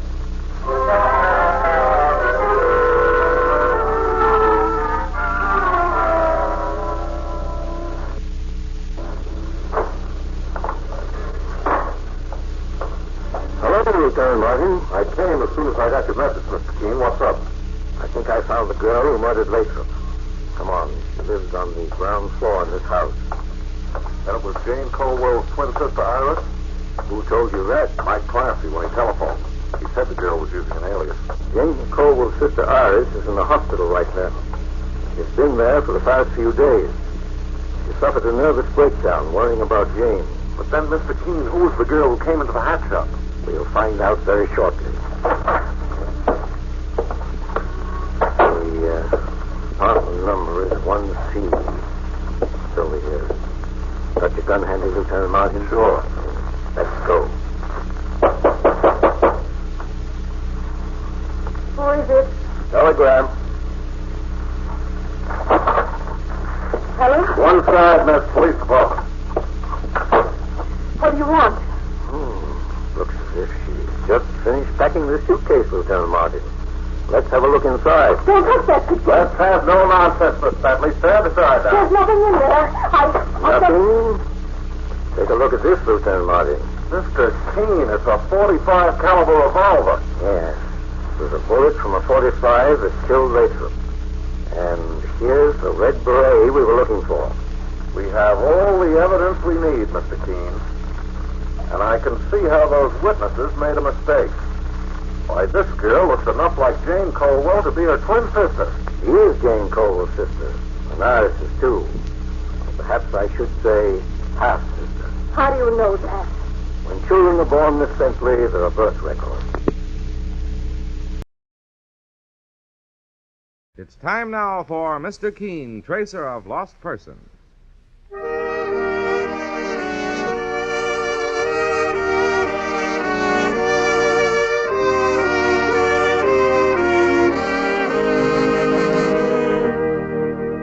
Ladies and gentlemen, Anison and Colinos present Mr. Keene, Tracer of Lost Persons, one of the most famous characters of American fiction in one of radio's most thrilling dramas.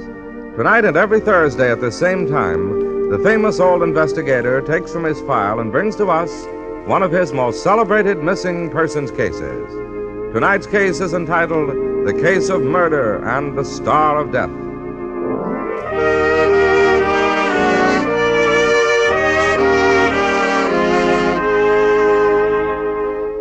Anison is like a doctor's prescription. That is, it contains not just one, but a combination of medically proven active ingredients. That's why Anison gives such incredibly fast, effective relief from headache, neuritis, or neuralgia pain. Many people have been introduced to Anison tablets by their own physicians or dentists. If you haven't tried Anison, then you may be surprised to see how incredibly fast it brings relief from neuralgic, neuritis, or headache pains. For most effective relief, use only as directed. Ask for Anison at any drugstore.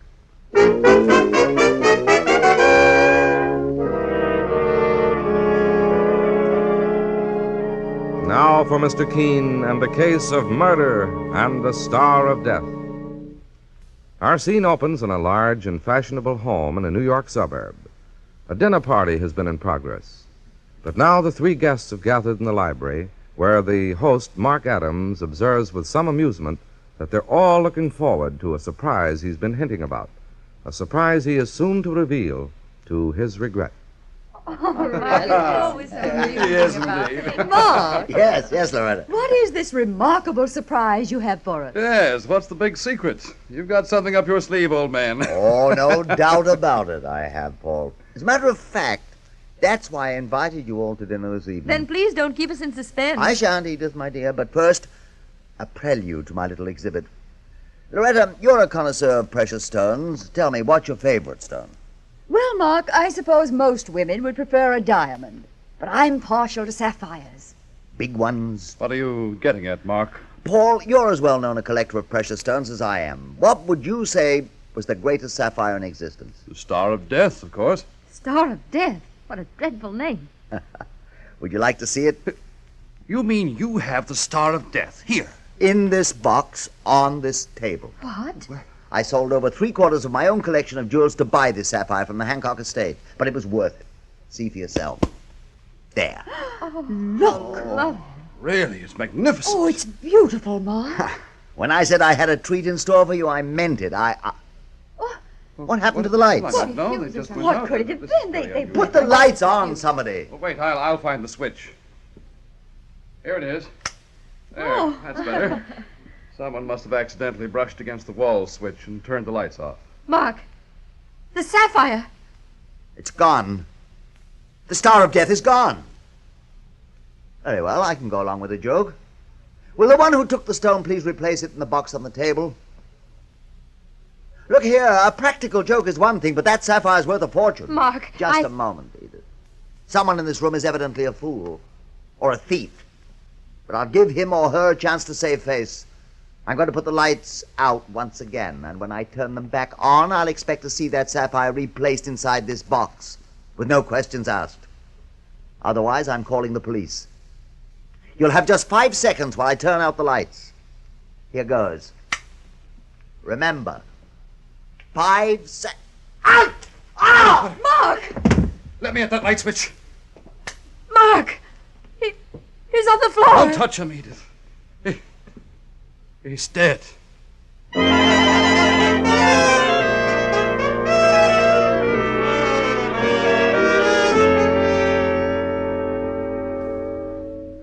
My father had been stabbed to death with a letter opener, Mr. Keene, taken from the desk. He was murdered for that sapphire, the Star of Death. I read about the case this morning, Kay, in the newspapers.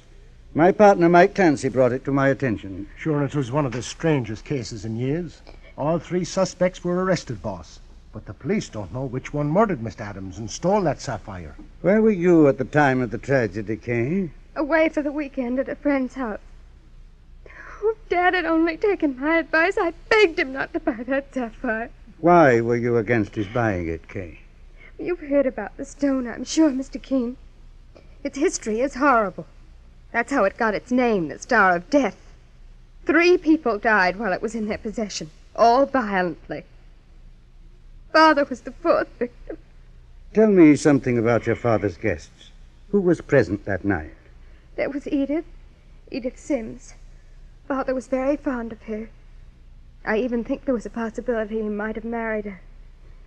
He'd been very lonely since Mother died 2 years ago. And the other guests? Paul Dudley is a jewel importer like Father was. They were close friends. And Mrs. Loretta Waynard is a well-known socialite, a widow. She's very rich, Mr. Keene, and she'd never have any reason to steal. And that was all? Yes, Mr. Keene. The servants had all left for the night. No one else was there but Father and his 3 kids. The jewel, apparently, was never found on any of them. No, Mr. Keene. All 3 persons swear they're innocent. And, well, it's hard for me to believe that any one of them could have done a thing like that. How does it strike you, Mike? Well, it's a puzzler, Mr. Keene. Sure, what happened to the sapphire? It couldn't have just disappeared. No, Mike, and yet I'm sure all 3 suspects were thoroughly searched by the police. Mr. Keene, couldn't it have been someone else? A thief who sneaked into the house? It's possible, Kay, but I doubt it. By the way, who described the details of the murder to the police? All three of Father's guests, And their stories were identical? in every detail. Will you help me, Mr. Keene? I have faith in the police, naturally, but this case is so mysterious. You're the most famous investigator in the country. And if you could work with the police... I'll try my best, Kay. And I'll also try to recover the stolen sapphire for which your father was murdered. Oh, thank you. I suggest you go home now and wait for my call. I'll want to look the house over. But before I do that, I think I've got an idea. What is it, boss? It's rather unusual, but if Lieutenant Hale of the Homicide Squad is willing to cooperate with me, maybe Mark Adams' killer will pay far more for that sapphire than he ever bargained for.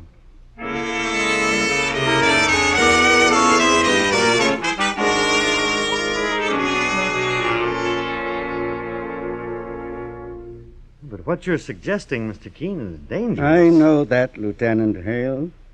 One of your three prisoners is a killer, but I doubt if you'll ever find out which one is guilty unless you release all three. But what good will that do? That sapphire, the Star of Death, hasn't been found yet, has it? No, Mr. Keene. Then it must be hidden somewhere. Obviously. Very well. Your police officers were with the three suspects from the time they left the Adams house, isn't that right? In other words, the sapphire is still inside the house. Exactly. But we've searched the place thoroughly, Mr. Keene. The murderer wouldn't have been foolish enough to stab Mark Adams to death if he or she didn't have an excellent hiding place for the sapphire. Then how will we get the stone? We'll let the killer find it for us and expose himself at the same time. Sounds like a good idea if it works. You can have the three suspects trailed by your plainclothesmen, but I prefer you wouldn't. Any slip-up would make the killer suspicious and spoil my plan. All right. I'll go along with you, Mr. Keene, on one condition. What's that, Lieutenant? I'm going to station a man at all the airports and railway terminals. I don't want my pigeon to fly the coop. I'm sure your pigeon will stay right here, Lieutenant, until he has his hands on that sapphire, the Star of Death. And when he reaches for it again, we'll have our hands on him.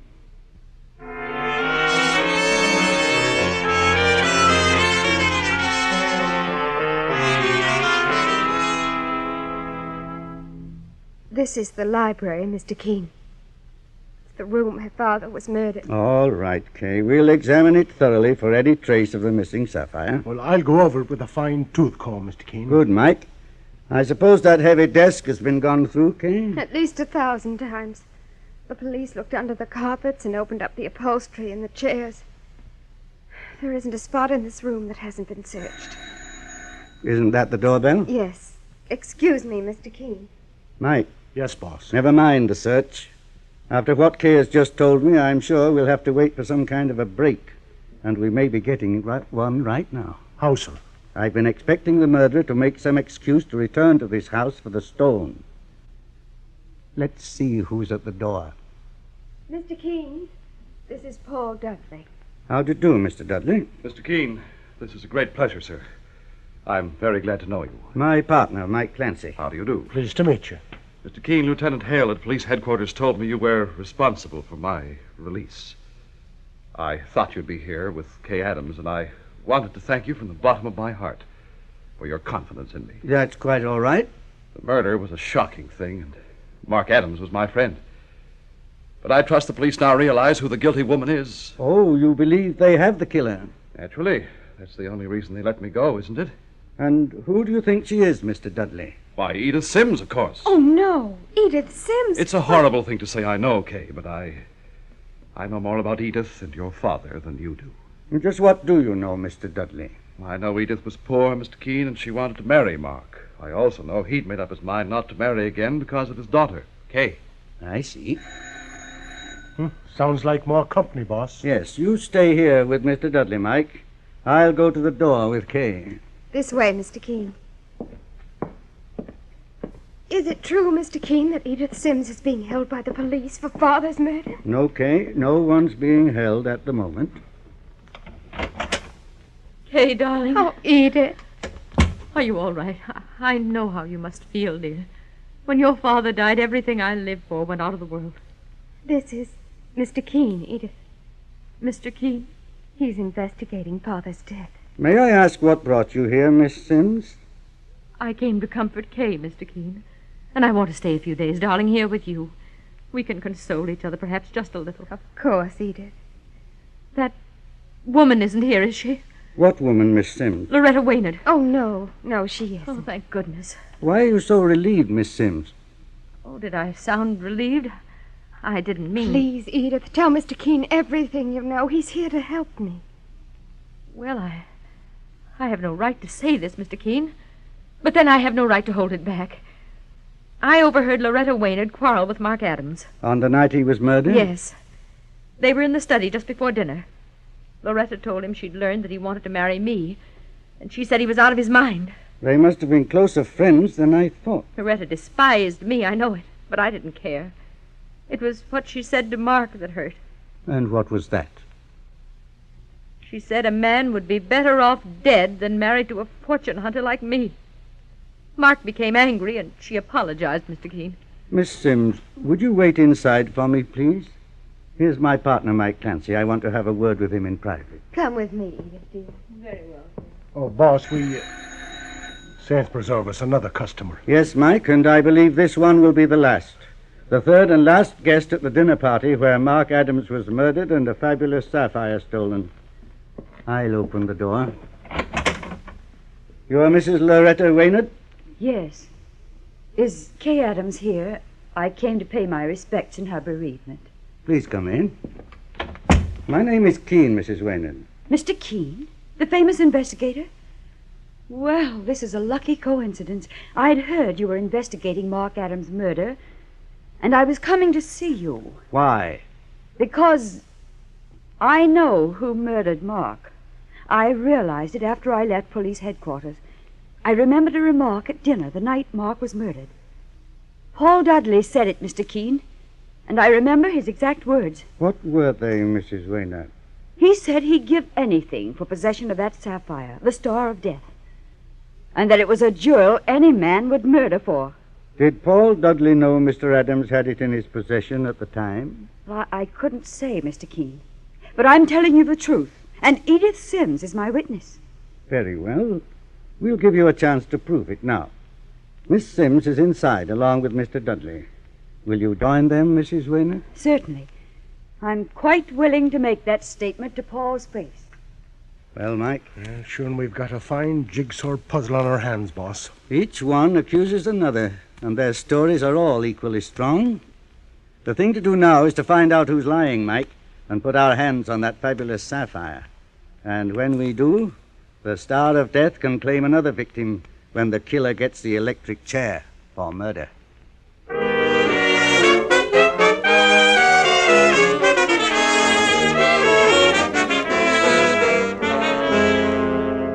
In just a moment, we'll return to Mr. Keene and the case of murder and the Star of Death. Meanwhile, here's a marvelous new scientific discovery that actually helps prevent cavities in your teeth. Yes, actually helps prevent cavities. It's Colinos Anti-Decay Tooth Powder with ammonium ion. Greatest dental discovery since the invention of the toothbrush. Discovered by a great Midwestern university, this scientific ingredient reduces the lactobacilli bacteria in the mouth to help prevent harmful tooth decay. New Colinos is the first world-famous dentifrice to offer ammonium ion and retain its pleasant, minty flavor and popular price. Neither this new Colinos powder nor any other ammonium ion dentifrice is a cure-all, but your dentist will tell you that in most cases, new Colinos, correctly used, reduces tooth decay, reduces the number of cavities. Think what that means to you and your children. Fewer fillings, less pain, less trouble. Above all, healthier teeth. And healthier teeth mean a cleaner mouth, more pleasing breath.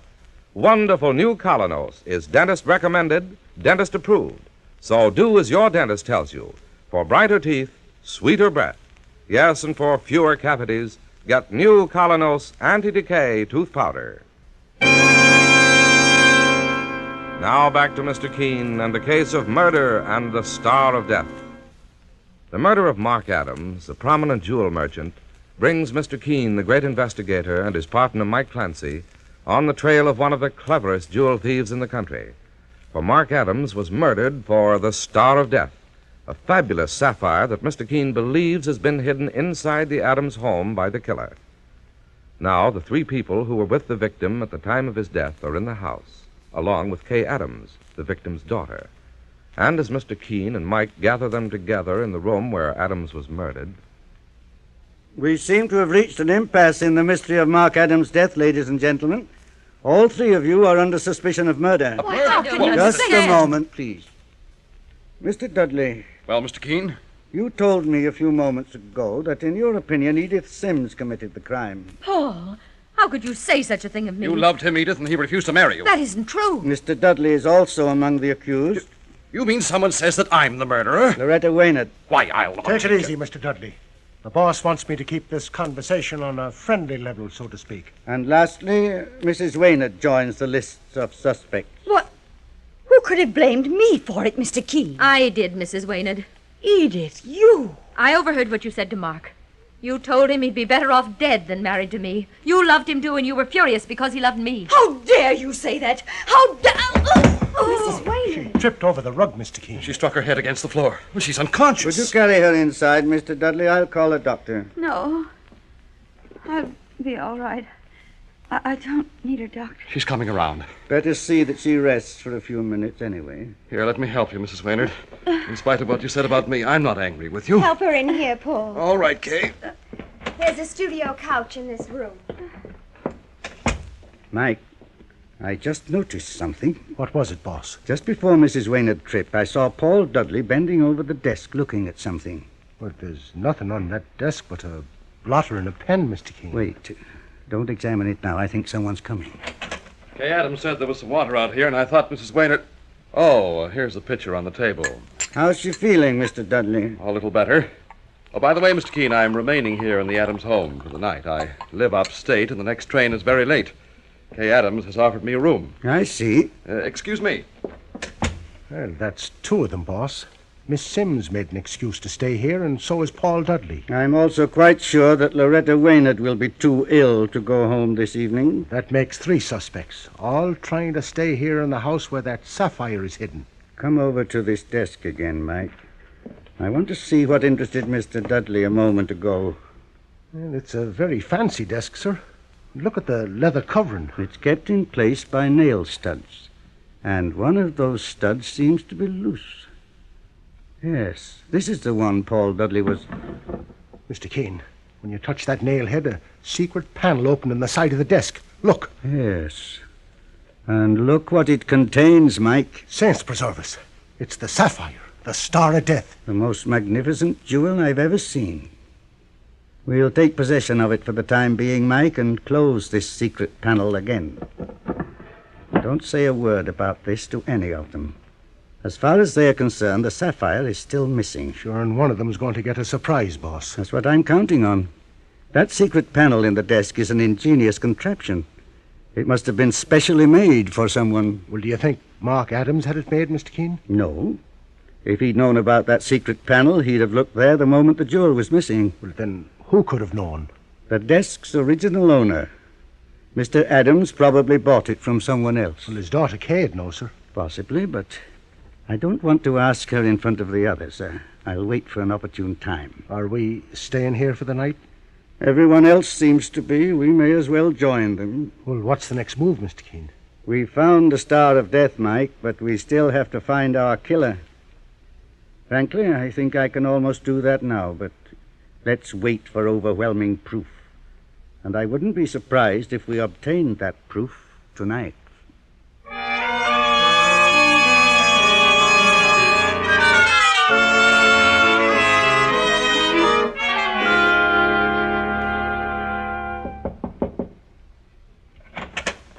Mr. Keene! Shh, not so loud, Kay. I hope I didn't waken you. No, I've been trying to read. Are the others asleep? Apparently, all but Mike, Clancy, and myself. He's in the library waiting for me. What is it you want, Mr. Keene? I didn't get a chance to talk to you alone, otherwise I'd have asked you this before.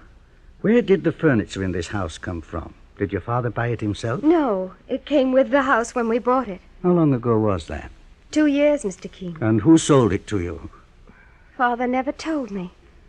I was in school in Switzerland at the time. Where's the deed to the house? That would give the person's name. Why, the deed must be in Father's safe. And where's that? In Father's study.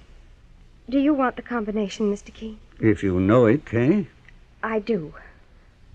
Left 1, right 6, left 4, right 9. I just jot that down. All right, Kay. What are you going to do, Mr. Keene? I'm going to put my hands on your father's murderer.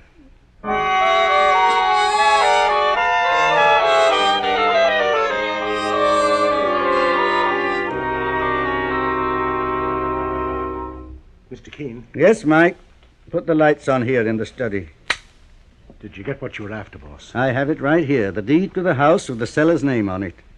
Everything seems to have worked out according to my suspicions, Mike, but there's one more thing we have to do. What's that? It's going to throw a scare into a few innocent people, but it's the only way to get final proof.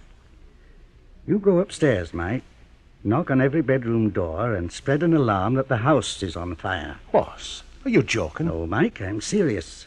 Don't behave as if anyone's life is in danger at the moment. Just say the fire's in the cellar and they have plenty of time to leave. Then tell them that the fire has burned the telephone wires and that I've left to get the fire department. And where will you really be, Mr. Keene? I'll be in the library waiting for the killer to recover that sapphire, the Star of Death.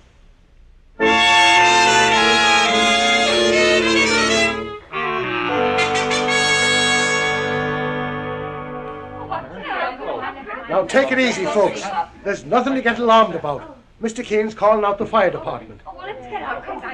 All right, now. Come on, this way out.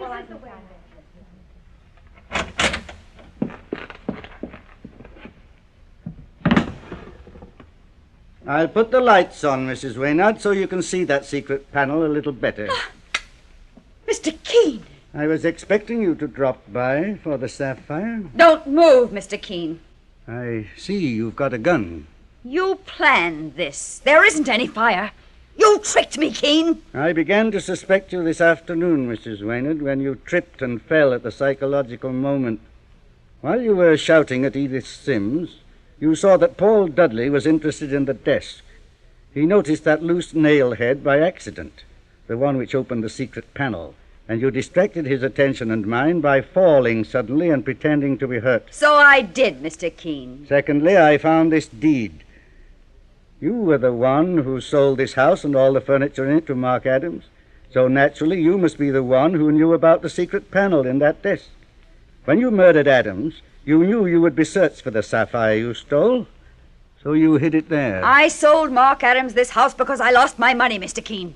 And I'm the kind of a woman who needs lots of it to live. He paid you quite a sum for this house, according to the deed. $150,000. But I'm used to having millions, Mr. Keene.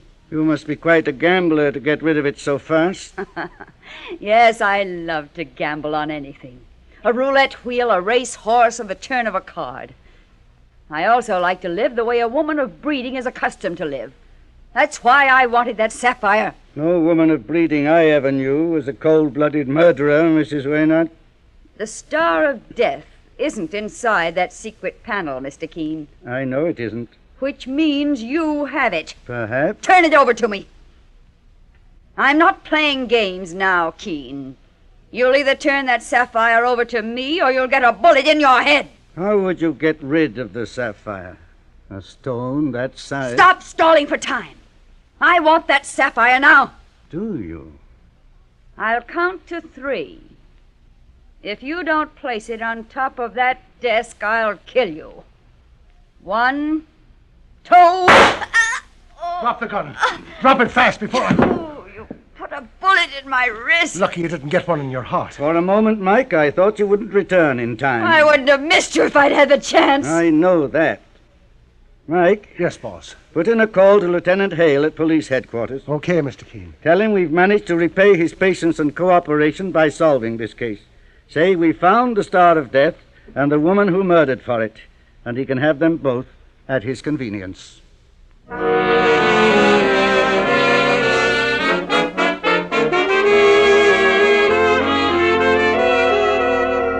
And so Mr. Keene finds the solution to the case of murder and the Star of Death.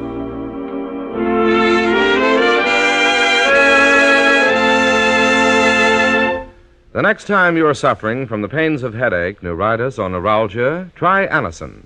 You'll bless the day you heard of this incredibly fast way to relieve these pains. Now, the reason Anacin is so wonderfully fast-acting and effective is this. Anacin is like a doctor's prescription. That is, Anacin contains not just one, but a combination of medically proven active ingredients in easy-to-take tablet form. Thousands of people have received envelopes containing Anacin tablets from their own dentist or physician, and in this way have discovered the incredibly fast relief Anacin brings from pain of headache, neuritis, or neuralgia. So next time such pains strike, take Anacin. For most effective relief, use only as directed. Your druggist has Anacin in handy boxes of 12 and 30, and economical family-size bottles of 50 and 100. The name is Anacin, A-N-A-C-I-N.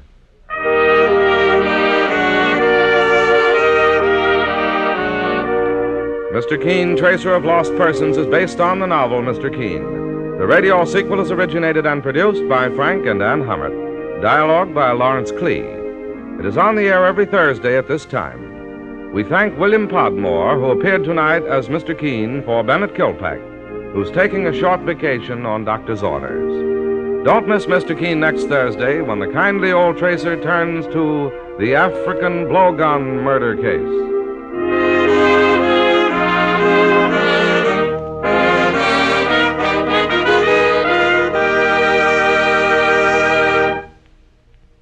Ever suffer heartburn from acid indigestion?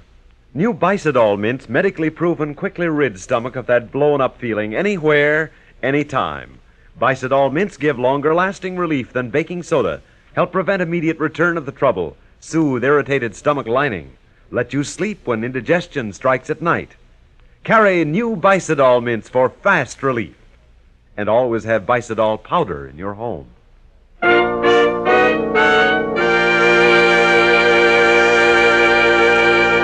Mr. Keene, Tracer of Lost Persons, will be on the air next Thursday at this same time. This is Larry Elliott saying goodbye for Mr. Keene and the Whitehall Pharmaceutical Company, makers of Anacin and Colinos, and many other dependable high-quality drug products. This is CBS, the Columbia Broadcasting System. It's time now for Mr. Keene, Tracer of Lost Persons.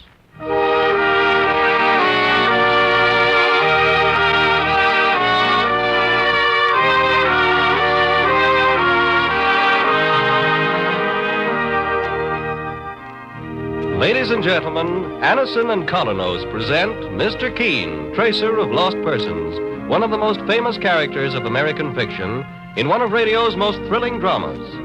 Tonight and every Thursday at this same time, the famous old investigator takes from his file and brings to us one of his most celebrated missing persons cases. Tonight's case is entitled The Case of Murder and the Blood-Stained Necklace.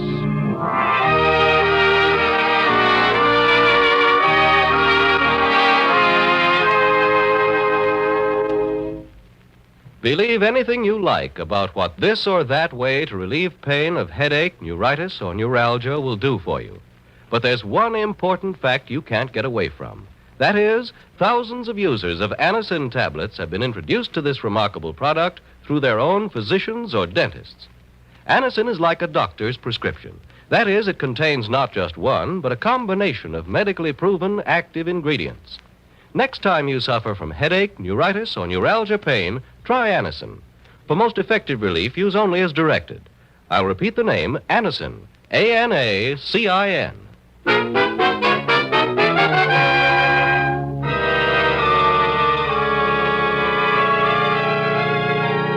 Now for Mr. Keene and the case of murder and the blood-stained necklace.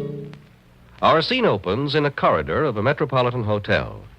A man with a briefcase in his hand has been knocking impatiently at one of the room doors.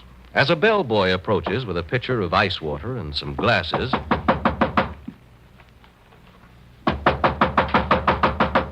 Excuse me, sir. Was that ice water ordered for this room, boy? Oh, yes, sir, for Mrs. Bradley. Well, I don't think she's in. I've been knocking for over 5 minutes.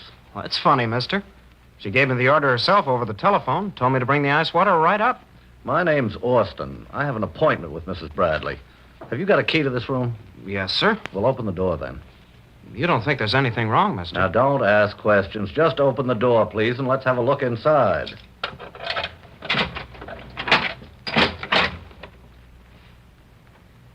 There's nobody here, Mr. Austin. Mrs. Bradley must have gone out right after I talked to her on the phone. Put that tray down and get hold of the police, quickly. Why? What's the matter, Mr. Austin? Look, behind that screen. Holy smoke. It's Mrs. Bradley. Yes, with a bullet through her throat. She's been murdered.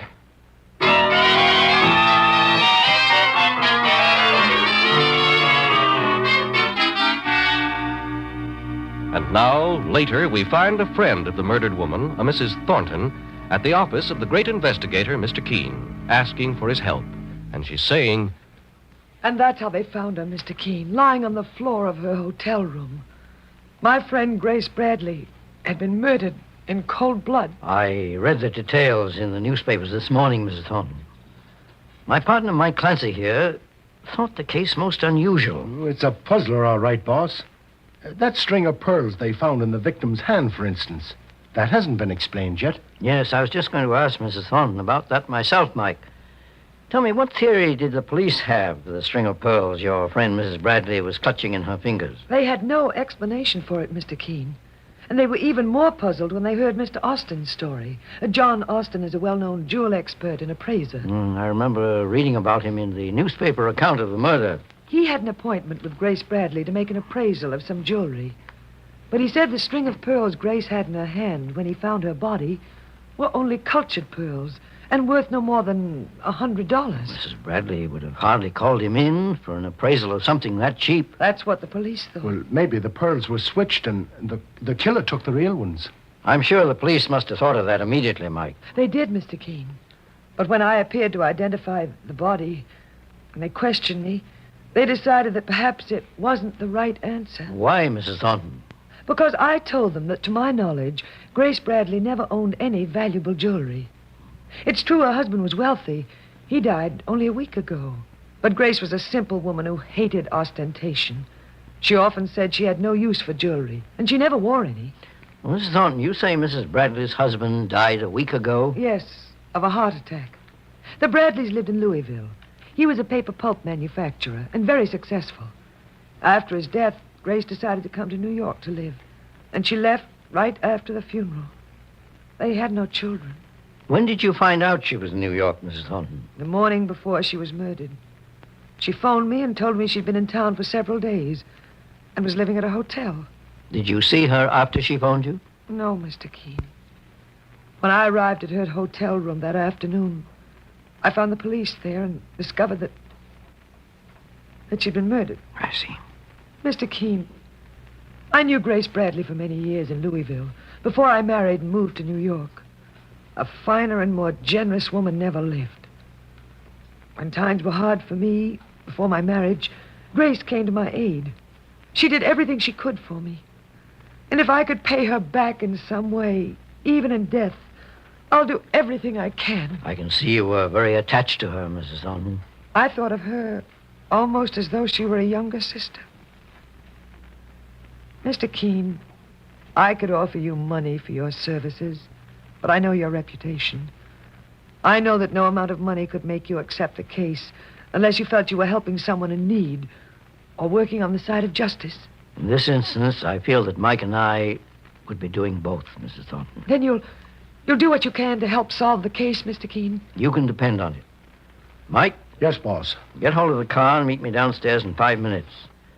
I think our starting point should be at the office of Mr. Austin. His address, Mr. Keene. Good. I'll also need information regarding Mrs. Bradley's friends and acquaintances in Louisville in complete detail. Mike, we got our work cut out for us. And it won't be easy, judging by the circumstances. But we won't rest until we've brought Grace Bradley's murderer to trial.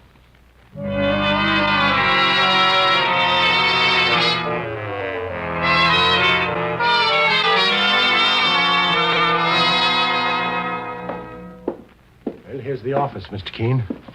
John Austin, jewel importer and appraiser. Now, let's go in, Mike. The ruby is genuine, Mr. Albright, but the ring isn't as expensive as you judged. No? I'd say it was worth no more than $500. Oh. Oh, excuse me for a moment, please. Yes, of course. Yes, gentlemen, what can I do for you? Are you Mr. Austin? At your service. My name is Keene. This is my partner, Mike Clancy. Mr. Keene, the great investigator? I'm very glad to know you, sir. And you, Mr. Clancy. Likewise, Mr. Austin. Perhaps you can guess why we're here, Mr. Austin. I presume it's in regard to the murder of Mrs. Bradley. Yes, I thought perhaps you might be able to supply us with some information, since you were the one who found her body. I only wish I could help you, Mr. Keene. But I've told the police everything I know. I was called on the telephone by Mrs. Bradley and asked to come up to a hotel suite to appraise some jewelry. Did she specify what the jewelry was? No, she didn't. As you undoubtedly know, a string of cultured pearls was found clutched in her hand. But it doesn't seem possible that she'd called me up to appraise them, Mr. Keene. They weren't very valuable, I take it. For cultured pearls, they were good, but they weren't worth more than $100.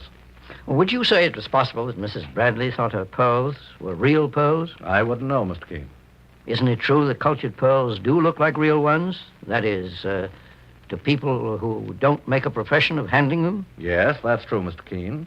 But if Mrs. Bradley originally bought those pearls herself, she certainly would have known their value. There's no question about that. Excuse me, gentlemen, but I couldn't help overhearing your conversation.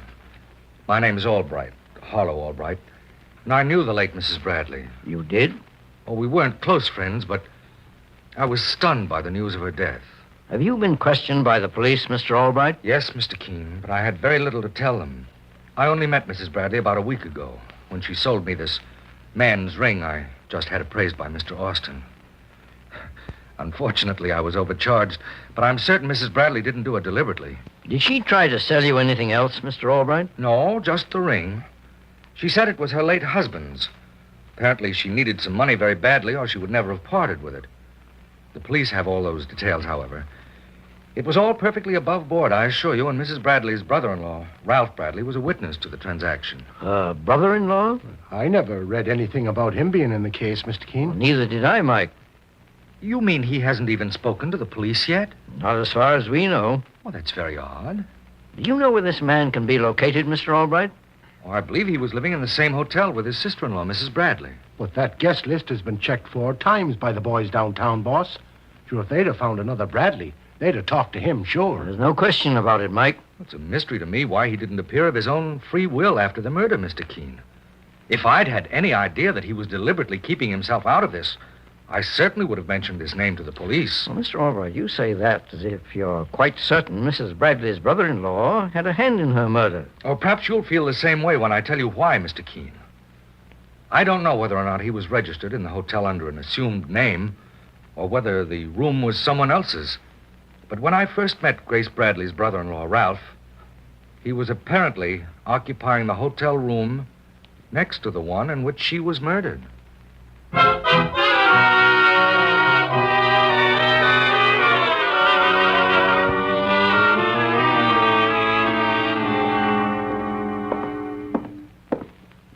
Here's the room Mrs. Bradley had, Mr. Keene and Mr. Clancy. I was the bellboy who found her body, with Mr. Austin. It's a corner suite, I see, with no adjoining room on the left. And according to the register, the room here on the right was rented by a Miss Lola Smith. She's a good looker, too, Mr. Clancy. I've seen her lots of times. Looks like a showgirl. Here, young man, we won't need you any longer. Thanks a lot. Gee, wait till the guys hear I met Mr. Keene, the famous investigator, in person. All right, Mike. Now let's introduce ourselves to Miss Lola Smith, the girl who occupies the room to the right.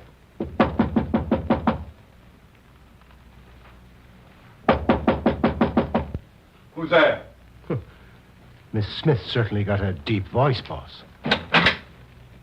Well? I'm looking for Miss Lola Smith. Who wants her? Tell her... Let me talk to him, Ralph. I told you to keep quiet and stay inside. You're acting like a fool. I have nothing to hide. Who are you two? What do you want here? My name is Keene. This is Mike Clancy. Keene? The investigator? Lola, I knew you'd drag the cops into this sooner or later. Okay, do as you like. I'll have no part of it. Just a second, mister. Not so fast. Take your hand off me. Are you Ralph Bradley by any chance? No. Ralph, for heaven's sake. Shut up, Lola. Now, just a moment. Okay, you ask for it. Saints preserve us. He's armed to the teeth. Look at the size of the gun he's toting around, Mr. Keene. Big enough to blow your head off. You stand in my way. Ralph, don't you see you're only making things worse for yourself? If it weren't for you, Lola, I wouldn't be in this fix. But you can shift for yourself now. I'm playing this my own way. And if anyone tries to follow me, I'll shoot to kill. Quick, Mike. The phone. Give me the front desk. This is an emergency. Desk, there's a man on his way down carrying a gun. Get hold of the house detective and alert the policeman on the beat. Make sure he's stopped. I'll be right behind him, boss. He won't get far. Now, be careful, Mike. He's dangerous. Well, I guess Ralph Bradley's in trouble. He's not the only one, Miss Smith, if that happens to be your name, which I doubt very much. You're in this, too. Apparently, we found the first link in the chain surrounding Grace Bradley's murder. And in a very short time, I hope to weld the chain completely around the killer's wrists.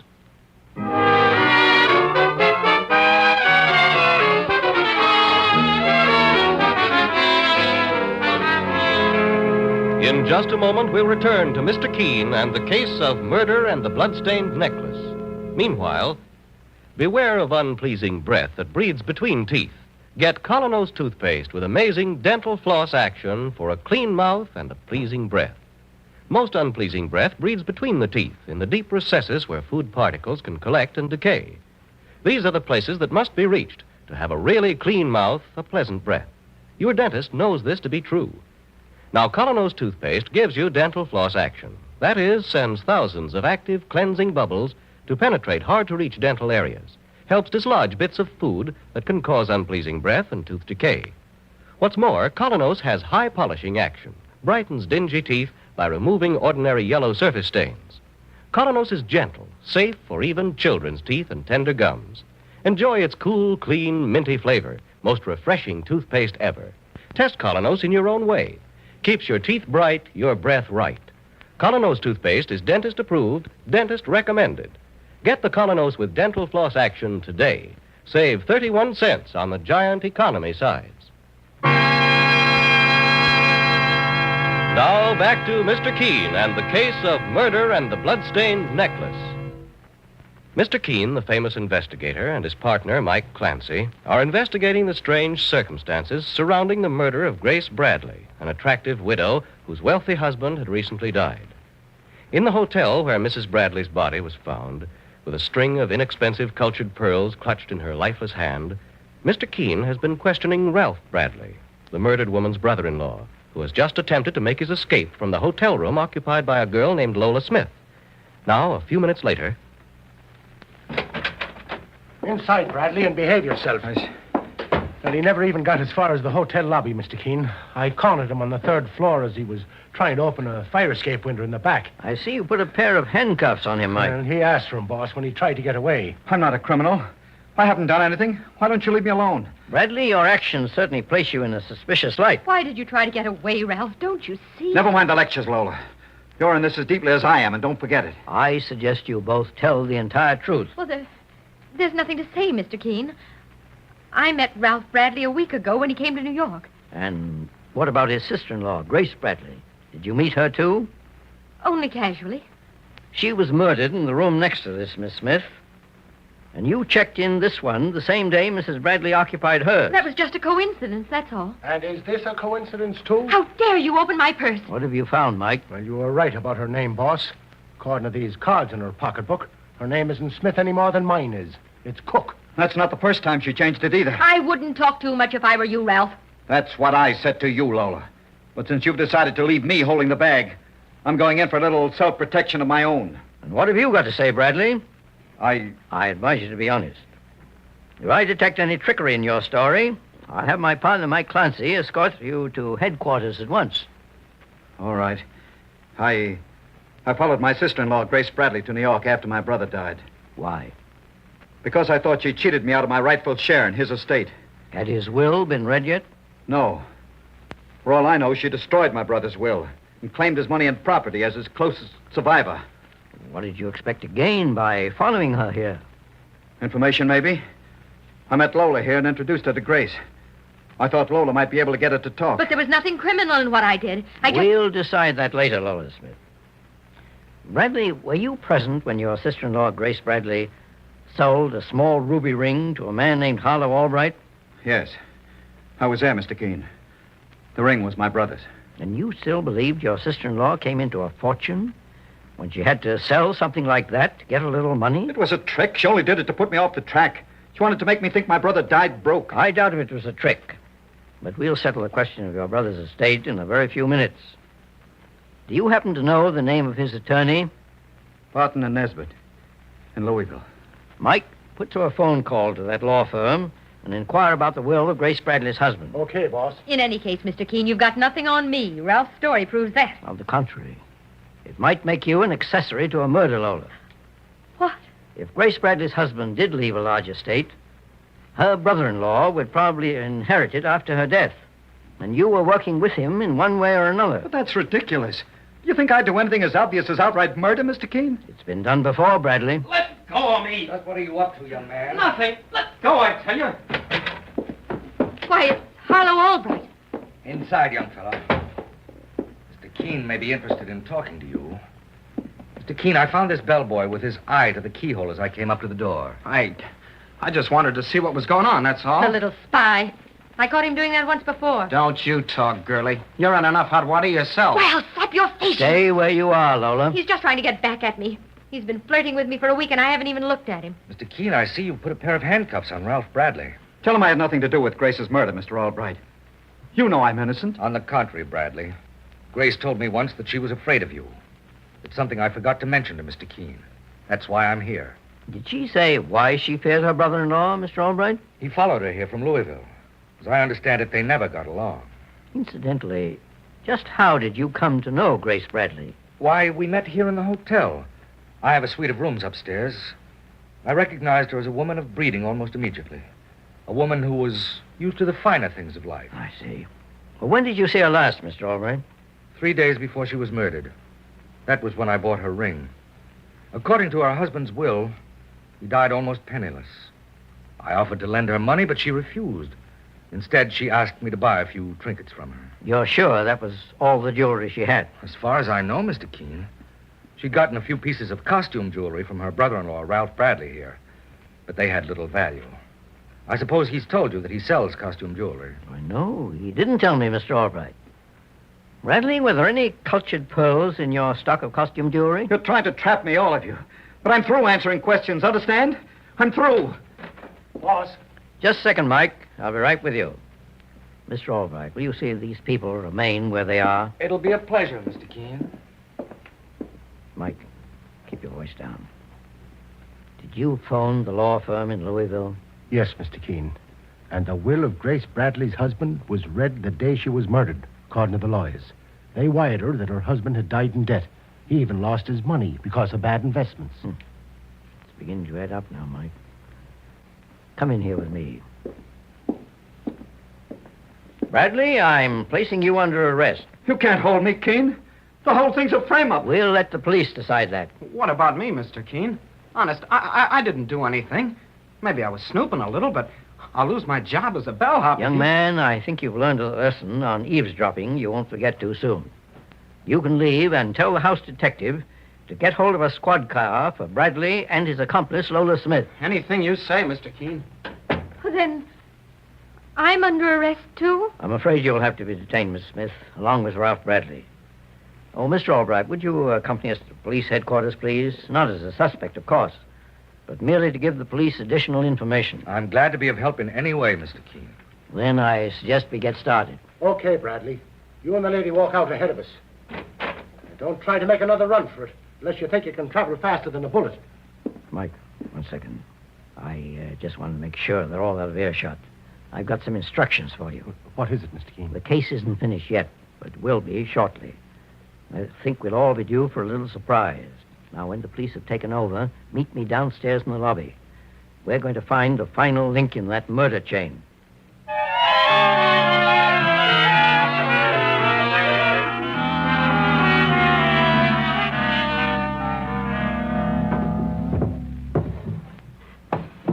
Have you tried that bureau yet, Mike? Yes, Mr. Keene, I went all through it. We've practically gone through the entire suite. There couldn't be any secret drawers, not in a hotel room. And certainly the killer wouldn't carry what we're looking for around with him. Well, let's go back to the living room. Oh, we've gone through everything in the place, Mr. Keene. Looks as though this time we're stymied. Mike. He's coming back, boss. He's opening the door. Yes, I was expecting him.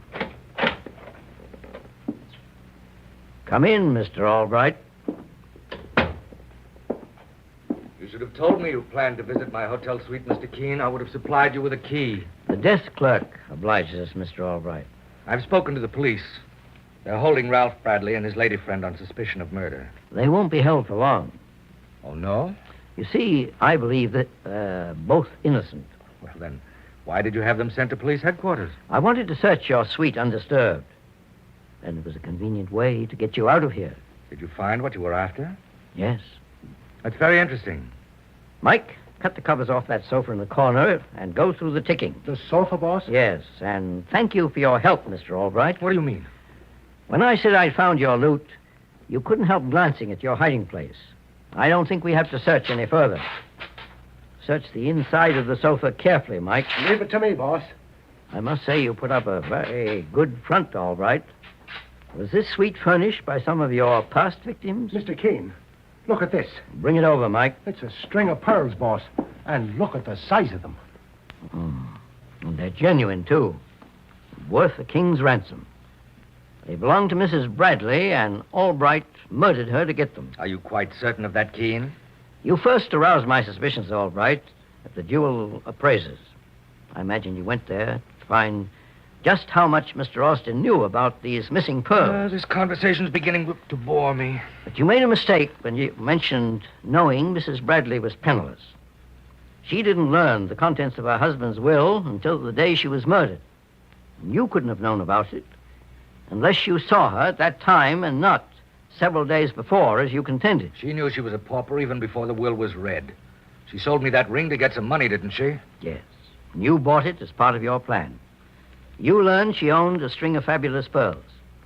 You never had money enough to buy these pearls, so you decided to steal them. You asked to see them once more before Mr. Austin, the appraiser, came, then tried to switch them with a string of inexpensive cultured pearls. But Grace Bradley caught you, and you shot her. So you put the cultured pearls in her hand, hoping it would implicate her brother-in-law. There's one thing you still haven't proven yet, Keene. How do you know these pearls were Grace Bradley's? I may be able to prove that even faster than you think. There. What are you doing? Breaking the string that holds the pearls together. Mike, take a look at this. Why, there's dried blood on parts of that string, boss. Yes. Mrs. Bradley was wearing the pearls when she was shot in the throat. Harlow Albright wiped off the obvious bloodstains from the pearls, but he neglected the bit of string between each pearl. Is that proof enough, Albright? I'll kill you. No, you won't, mister. Not unless you want a taste of what your victim got. Keene, listen to me. Those pearls are priceless. We can share them and both be rich. They were collected in the South Seas in a shark-infested lagoon. Grace Bradley told you that? It was all her husband left her. She never even knew he owned them until the day before he died. He told her he was dying broke, but he'd kept the pearls for just such a time. We can sell them for $1 million, and no one would be the wiser. Where you're going, Albright, even $1 million wouldn't do you any good. Take him away, Mike. From here, Harlow Albright goes to trial for murder.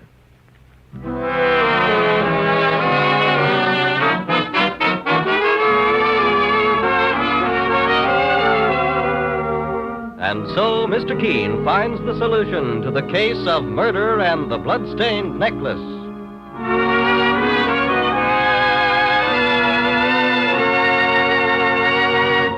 The next time you're suffering from the pains of headache, neuritis, or neuralgia, try Anacin. You'll bless the day you heard of this incredibly fast way to relieve these pains. Now, the reason Anacin is so wonderfully fast-acting and effective is this. Anacin is like a doctor's prescription. That is, Anacin contains not just one, but a combination of medically proven active ingredients in easy-to-take tablet form. Thousands of people have received envelopes containing Anacin tablets from their own dentist or physician, and in this way have discovered the incredibly fast relief Anacin brings from pain of headache, neuritis, or neuralgia. So next time such pains strike, take Anacin. For most effective relief, use only as directed. Your druggist has Anacin in handy boxes of 12 and 30 and economical family-size bottles of 50 and 100. The name is Anacin, A-N-A-C-I-N.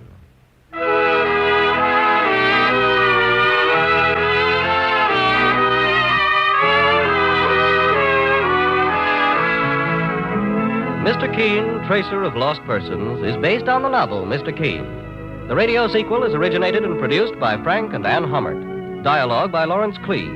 Bennett Kilpack plays Mr. Keene. It is on the air every Thursday at this time.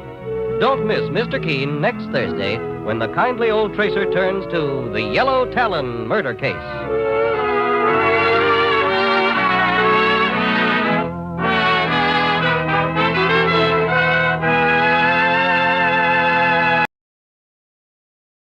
It's time now for Mr. Keene, tracer of lost persons.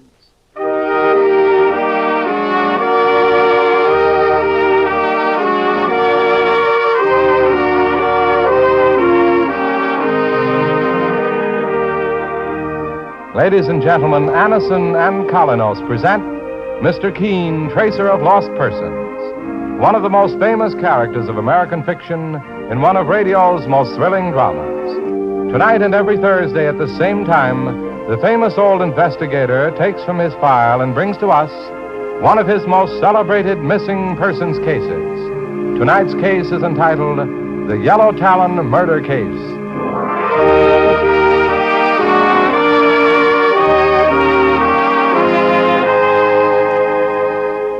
Today, many thousands of people are thankful to their physicians or dentists for first having introduced them to that remarkable preparation called Anison, which brings such incredibly fast and effective relief from the pains of headaches, neuritis, or neuralgia.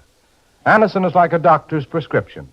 That is, it contains not just one, but a combination of medically proven active ingredients. So ask for easy-to-take Anison tablets at your drug counter next time you suffer pains from headache, neuritis, or neuralgia. For most effective relief, use only as directed. I'll repeat the name for you. Anison. A-N-A-C-I-N.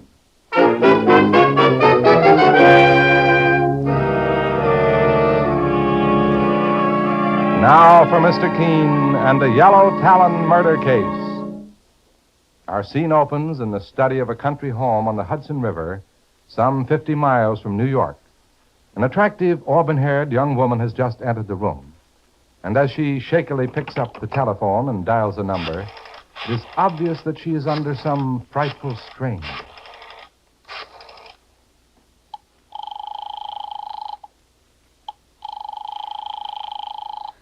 Why don't they answer? Why don't they answer?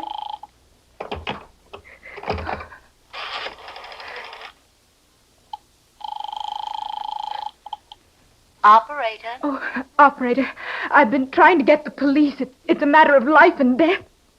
Oh, for heaven's sake. Oh, hello? Hello? Hello? Oh, the phone. The line's been cut. The phone's dead. No. No. Don't kill me. Don't kill me. No. Ah!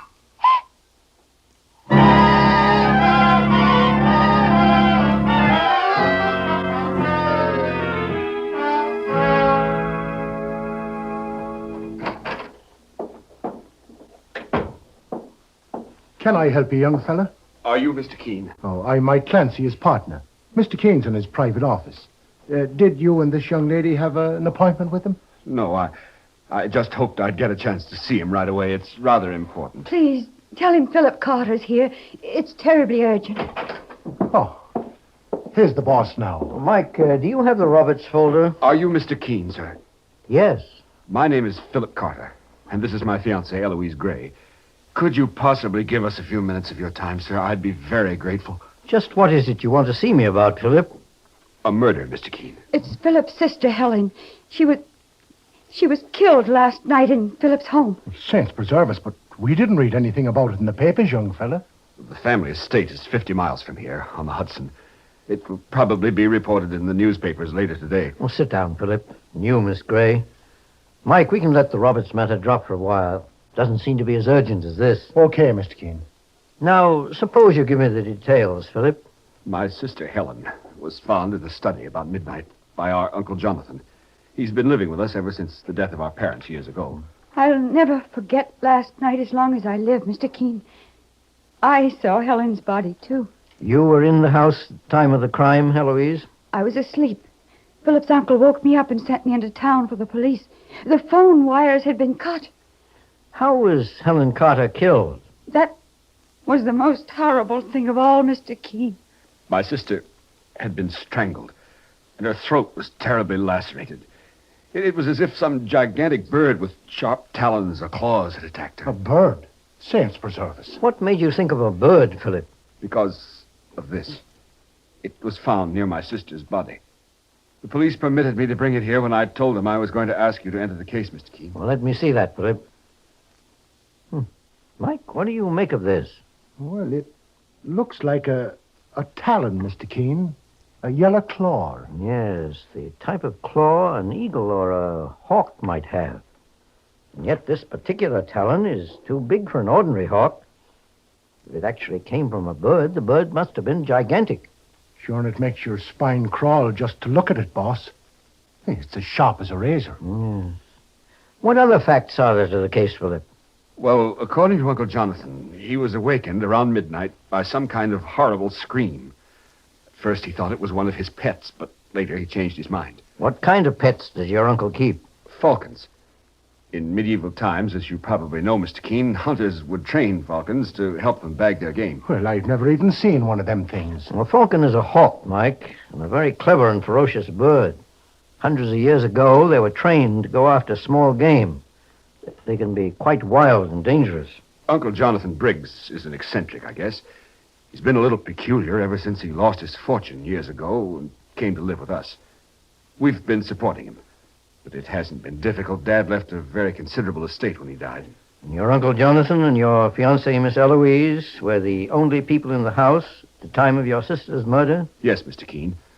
My sister Helen had a personal maid, Amy Parrish, but she had taken the evening off and she didn't return until very late. Philip, I think you also ought to tell Mr. Keene about Kim Bradhurst. And who is Kim Bradhurst? A neighbor. He was in love with my sister, and he used to make a pest of himself. I once had to throw him out of the house bodily because he annoyed her so. Was he questioned by the police? Yes, Mr. Keene, but he had an alibi. He was ill all day yesterday and in bed. He had a doctor visit him about 9 last night. Mr. Keene, Philip's sister Helen was one of my best friends and a wonderful girl. I never thought she made an enemy in her life until now. We were very close, Helen and I. And if I ever get my hands on the killer... Philip, please, don't talk like that. You frighten me. Let Mr. Keene and the police handle the case. There's been enough horror already. Your fiancée is right, Philip. No matter how you feel, the law must take its course. I understand that, sir. Will you come back to the house with us, Mr. Keene? Philip was afraid to leave me there alone after what happened. That's why I came with him to New York. Eloise was spending a few days with Helen while I attended a horse show near here. I've shown a few entries every year, but I only wish I'd never even thought of it this time. Maybe if I'd been at home last night, I'd have been able to save my sister's life. It was something you certainly couldn't foresee, Philip. Mike, suppose we drive out to the Carter estate, along with Philip and Eloise. I'll get the car, Mr. Keene. We're having my sister's funeral at 2 o'clock this afternoon. I guess we'll just have time to make it. And suppose Mike and I go to your house, Philip. You and Miss Eloise can attend the funeral while we make a preliminary investigation. Whatever you say, Mr. Keene. This yellow talon is most strange, to say the least. Certainly it couldn't have been some monstrous bird. It's dreadful. It makes me shudder just to look at it. When I think of poor Helen, I know, it's shocking. But I promise you, Philip, I'll see this case through to the end, no matter how great the risk.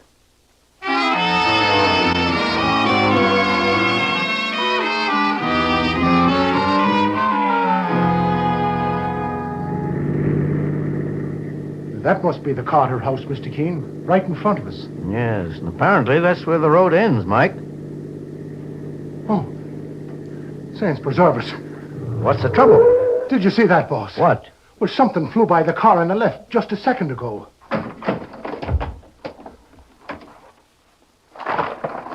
Mr. Keene, look out. It's some kind of a hawk. Yes, Mike, it's a falcon. One of Uncle Jonathan's, I imagine. Why, it's flying back to the house. Try to see where it lands, Mike.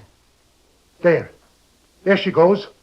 Up behind them gables on the roof. And she's a beauty, isn't she? Mr. Keene, who's that fella? Good afternoon, gentlemen. Good afternoon. By any chance, are you Philip Carter's uncle? Why, yes, I'm Jonathan Briggs. Who may you be? My name is Keene. This is my partner, Mike Clancy. Keene, the eminent investigator. You've come to look into the death of my niece, Helen. At your nephew Philip's request. I imagined you'd be at your niece's funeral, Mr. Briggs. I don't like funerals, Mr. Keene. I never attend them. Well, would you mind showing us to the house? Not at all.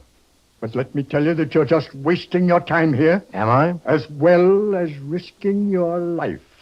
The house is no good. It's cursed with bad luck. Well, we'll risk it, Mr. Briggs. Suit yourself. But just remember that I warned you. This way, Mr. Keene.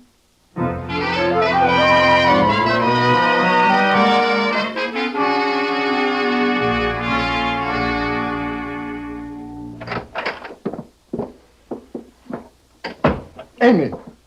Amy, where are you? Fool maid's never around when you want her. Make yourself at home, Mr. Keene and Mr. Clancy. Well, thank you, Mr. Briggs. It certainly is a big house. Must be 20 or 30 rooms in this place. Yes, it's big. Big and cold. You don't seem to like it very much, Mr. Briggs. I don't. And why do you stay? Because I can't go anywhere else. Besides, Sir Richard and Lady Sharp would miss the woods. And who are Sir Richard and Lady Sharp? My birds, my falcons. You saw Sir Richard a moment ago when he flew past your car. He's as fast as lightning, that one is. I've spent 3 years training him how to kill. Not a very cheerful hobby you've got, Mr. Briggs. He attacks only field mice and small animals, Mr. Clancy. Would that falcon be capable of attacking a human being? I knew you'd come to that, Mr. Keene. They want to blame my niece Helen's death on one of my birds. Well, it's ridiculous. Why, those falcons are as harmless as 2 pigeons. There's Preservus. What was that? Sounded like Amy the maid. Get him out of here. Keep him away. Amy, control yourself. Why are you carrying on? It's one of your falcons. He flew in through the window and almost blinded me. Stop acting like a child. It's probably Sir Richard. I'll find him. Calm yourself, Amy. You're not in any danger. My name is Keene. Mr. Keene, the great investigator? Oh, I was hoping Mr. Carter would call you in, sir. The most terrible things have been going on in this house. So I've heard. It's those birds. Well, you'd think they were human the way Mr. Briggs talks to them. One of them killed Miss Helen, I know it. And I'll be next. Now, take it easy, Amy. No one's going to do any killing while we're around. Tell me something about Miss Helen Carter. Was she on good terms with her Uncle Jonathan? As far as I know, sir. I guess he's a harmless one himself, though he acts like a loon sometimes. But it's those vicious birds, those falcons. I can't stand them. I don't think Helen Carter was murdered by a bird, Amy. No? In fact, I'm sure of it. But, Mr. Keene, I've heard of eagles and hawks attacking people sometimes and even killing them. That's true. A bird the size of a hawk might possibly attack a man or a woman if it was provoked. But it certainly wouldn't bother to cut a telephone wire before doing it. Well, I never thought of that, boss. Sir Richard! Sir Richard, come back here! Come back! Don't shoot me! Faith, and now what's going on in this place? It was a shotgun blast, Mike. Sounds as if it came from outside the house. Come along with me. Mr. Keene, look. Who are you? I was just going to ask you the same question. Tim Bradhurst, my name. Where's Jonathan? I've got a little present for him. You've killed him. You've killed Sir Richard. I'll say I have. I was glad to blast his ugly head off. You'll find him out there in the woods, Jonathan. If that other bird of yours starts going after my chickens, she'll get the same dose. You murderous! Steady, Mr. Briggs. Take him inside the house, Mike. Come along. He killed my falcon. I'll square accounts. I'll square accounts if it's the last thing that I do. What did you say your name was, mister? I didn't say, but it happens to be Keene. Oh, famous investigator, huh?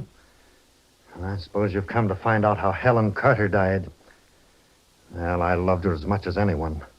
If you find the killer, I'll be happy to help you take care of him. I won't need any help on that score, Mr. Bradhurst. But I assure you I intend to find him or her, no matter how dangerous the task it may be. Helen Carter was murdered by a human being, not a bird. Although it appears her killer had talons. And I'm going to see that those talons are clipped for good.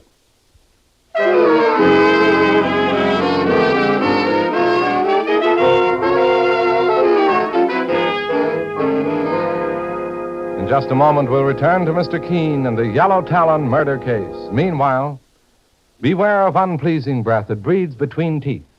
Get Colinos toothpaste with amazing dental floss action for a clean mouth and a pleasing breath. Most unpleasing breath breeds between the teeth, in the deep recesses where food particles can collect and decay. These are the places that must be reached to have a really clean mouth, a pleasant breath. Your dentist knows this to be true. Now, Colinos toothpaste gives you dental floss action. That is, sends thousands of active cleansing bubbles to penetrate hard-to-reach dental areas. Helps dislodge bits of food that can cause unpleasing breath and tooth decay. What's more, Colinos has high polishing action. Brightens dingy teeth by removing ordinary yellow surface stains. Colinos is gentle, safe for even children's teeth and tender gums. Enjoy its cool, clean, minty flavor. Most refreshing toothpaste ever. Test Colinos in your own way. Keeps your teeth bright, your breath right. Colinos toothpaste is dentist approved, dentist recommended. Get the Colinos with dental floss action today. Save 31 cents on the giant economy size. Now, back to Mr. Keene and the Yellow Talon murder case.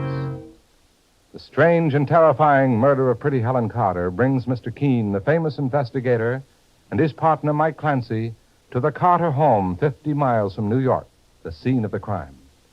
The victim appeared to have been attacked by some gigantic bird, and the only clue discovered so far is a large, broken yellow talon, as sharp as a knife. Now it's shortly after midnight, and in the room Mr. Keene and Mike have been given, Mike is suddenly awakened from his sleep by the sound of someone moving about. Quietly, Mike reaches under his pillow for his revolver, and then raises himself on one elbow and prepares for action. Don't move. Whoever you are, mister, don't move or I'll shoot. It's me, Mike. Everything's all right. Mr. Keene, what are you doing, sir? I heard someone moving about the house. Don't put the lights on, Mike. Just slip into your robe and slippers and follow me. I'll be right with you, boss. Just 1 second. Ready, Mike? Yes, sir. Then follow me. This way, down the hall. This house seems to be as quiet as a tomb. I'm sure there's a prowler about, though. Boss, look.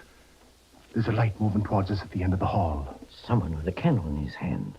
Stand back against the wall until he reaches us. He hasn't seen us yet. Boss, it's... Yes, Mike. It's Philip Carter's uncle, Jonathan Briggs. Looking for something, Mr. Briggs?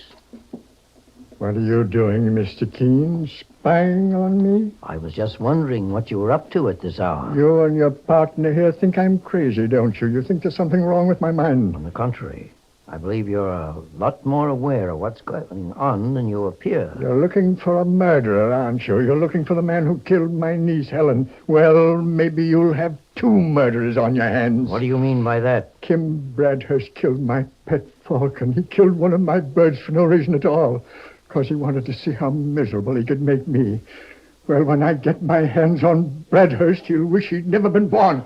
Mr. Briggs, maybe you ought to go back to your room. Don't touch me. I can take care of myself. I'm not as old and decrepit as my nephew seems to think.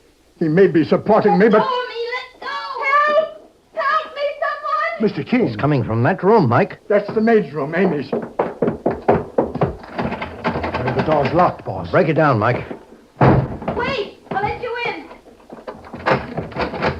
What's going on Why, here? it's Eloise, my nephew's fiancée. What's the trouble, Eloise? This maid, Amy, is a thief. She's got a room full of things that belong to Helen Carter. I heard her prowling around the house, and I followed her here to her room. I caught her with my purse. I left it downstairs on the table by mistake before I went to bed. Is that true, Amy? Well, I guess there's no point in saying no. You have the evidence. What's the trouble, Mr. Keene? What's going on here? I'm afraid your housemaid Amy is in a very difficult situation, Philip. She's evidently a thief. Look, Philip. The closet door's open. There's a pair of shoes that belong to your sister Helen. She even stole her clothes. Miss Eloise, what's happened to your hand? Why, you've got a cut on the palm, young lady. Amy scratched me when I tried to take my bag away from her. She fought like a wildcat. Well, what'd you expect me to do? Smile at you when you grabbed me? Anyway, I didn't take much. It isn't as bad as all that. I'm afraid it's a lot more serious than you imagine, Amy. You not only face a charge of larceny, but also one of murder in the first degree. Murder? Oh, no. No, I didn't kill Helen Carter. I swear I didn't, Mr. Keene. You can defend yourself in court, Amy.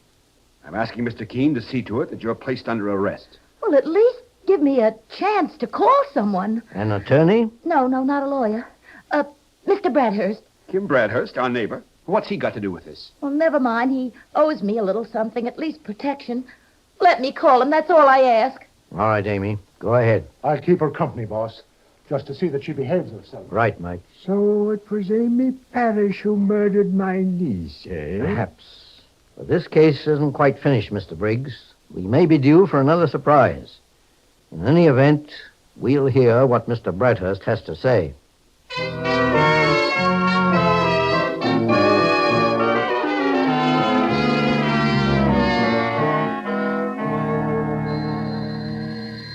That must be Kim Bradhurst now. Philip. Yes, Mr. Keene? I suggest you take your uncle to his room. There may be trouble between the two. Very well, Mr. Keene. Come on, Uncle Jonathan. All right. I'll go. Can't stand looking at him anyway. Here's Kim Bradhurst, Mr. Keene. Still carrying his shotgun, I notice. Maybe I like to carry it around, Mr. Clancy. Well, now, Amy, what is it you want to say to Mr. Bradhurst? Mr. Keene's accusing me of murder, Mr. Bradhurst. They all say I killed Miss Helen. That's ridiculous. We found Amy the maid with stolen goods a little while ago. And she admitted taking most of it from the murdered girl, Helen Carter. I don't know anything about stolen goods, Mr. Keene, but I'll stake my reputation on the fact that Amy didn't murder Helen. What makes you so sure, Mr. Bradhurst? Because she was Helen's confidant, as well as her personal maid. And she's a friend of mine. Amy's done me many a favor, making things easier for me when Helen was alive. I'll return those favors by backing her to the limit. In what way did Amy help you, Mr. Bradhurst? I can tell you that, Mr. Keene. Well, Miss Eloise, do you know? Amy used to inform Kim Bradhurst when Helen's brother Philip was out of the house, so he could try to see her on the sly. It used to frighten me. I knew that Philip disliked Kim, and I thought one day it would lead to trouble. Do you know why he carries that gun around with him all the time? I don't mind admitting it. Your sweetheart Philip's a big man, Eloise, and stronger than I am. I made up my mind to take care of him the next time he put a hand on me. Mike, ask Philip Carter to bring his Uncle Jonathan back to the room. And ask Jonathan to bring his pet falcon along. Okay, boss. No, I'm afraid of that bird. I don't want to see it. Don't worry, Amy. I got rid of one of those falcons with this shotgun. I can do the same for the second. I advise you to be careful, Mr. Bradhurst, and keep that gun lowered. But why bring the falcon in, Mr. Keene? You'll see in just a moment, Miss Eloise. Please, just call me Eloise. I feel as though we've known each other for a long time, Mr. Keene. That's odd. I feel the same way, Eloise. Just step inside, Mr. Briggs. What do you want with me? My bird, Mr. Keene. I just wanted to make a test, Mr. Briggs. Look at that bird. It's horrible. Do you also think the falcon is horrible, Eloise? No. I think it's a beautiful bird, Mr. Keene. Yes, Eloise always liked my falcons. She understands them. Perhaps even more than you imagine, Mr. Briggs. What? Just what are you getting at, Mr. Keene? I'm afraid I have some shocking news for you, Philip. In my opinion, your fiancée, Eloise Gray, is a murderess. She murdered your sister, Helen. What's that you say? Eloise? Mr. Keene, are you joking? A few minutes ago, Eloise claimed that she followed Amy to her room and caught her with her purse. Well, Amy admitted it, didn't she? Yes, she admitted it, Eloise, and she did steal your purse. But you didn't follow her or see her take it. You were waiting for Amy in her room. And may I ask how you know? The door was locked. If you had followed a thief to her room, you certainly wouldn't have locked the door yourself. It would have put you in a dangerous position. No, it was Amy who locked her own door when she entered, thinking she was alone. And you were waiting there to kill her, the way you killed Helen Carter. That's a lie, Mr. Keene. No, it's not a lie, Eloise. And I have further proof. You said Amy scratched your hand when you struggled with her for the purse. I noticed that Amy bites her fingernails. They aren't long enough to scratch anyone. Then, Mr. Keene, how did Eloise get that cut on her palm? She inflicted it on herself by accident, Philip. She was wearing sharp talons, yellow talons, to use on Amy as she did on your sister. Look at her, Mr. Keene. Yes, I killed her. She hated me. She wanted to break up my engagement to Philip. But that isn't true, Eloise. She loved you. Loved me. Wasn't she trying to call the police? Yes, and you cut the phone wire. In some way, Helen found out what you wear, Eloise, and she tried to protect herself. Boss, look what she's putting on her hands. The talons, the sharp claws. She wears them like gloves. You hate me too, Keene. And you'll get what she got. Now! Mr. Keene, look out! Saints preserve us, but I was almost too paralyzed to move. Did you see how she acted, boss? Why, she waved her arms like she was some kind of a hawk and went for your throat, Mr. Keene. Yes, Mike. Mr. Bradhurst, I'm sorry you used your gun. Mike would have been able to subdue her. I couldn't help it, Mr. Keene. When I saw the insane look on her face, watched her reach for your neck with her talons, I tried to protect you instinctively. Well, I suppose she's better off. She was undoubtedly insane. Mr. Keene, I can't believe it. How could anyone change so? I'm sorry, Philip.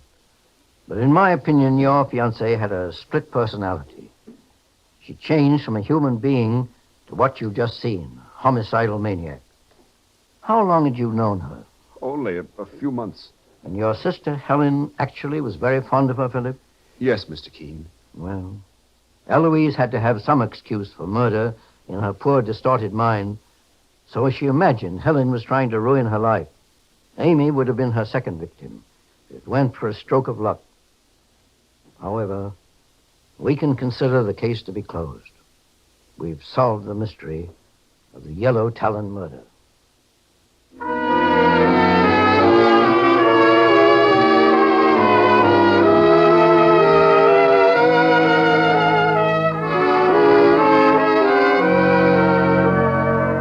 And so Mr. Keene finds the solution to the Yellow Talon murder case.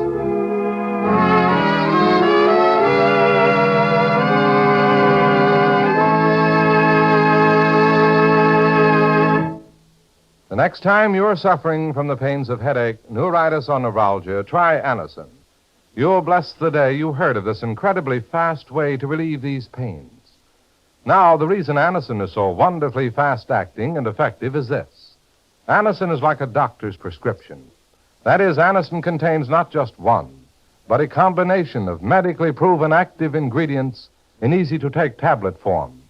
Thousands of people have received envelopes containing Anacin tablets from their own dentist or physician, and in this way have discovered the incredibly fast relief Anacin brings from pain of headache, neuritis, or neuralgia. So next time such pains strike, take Anacin. For most effective relief, use only as directed. Your druggist has Anacin in handy boxes of 12 and 30, and economical family-sized bottles of 50 and 100. The name is Anacin, A-N-A-C-I-N.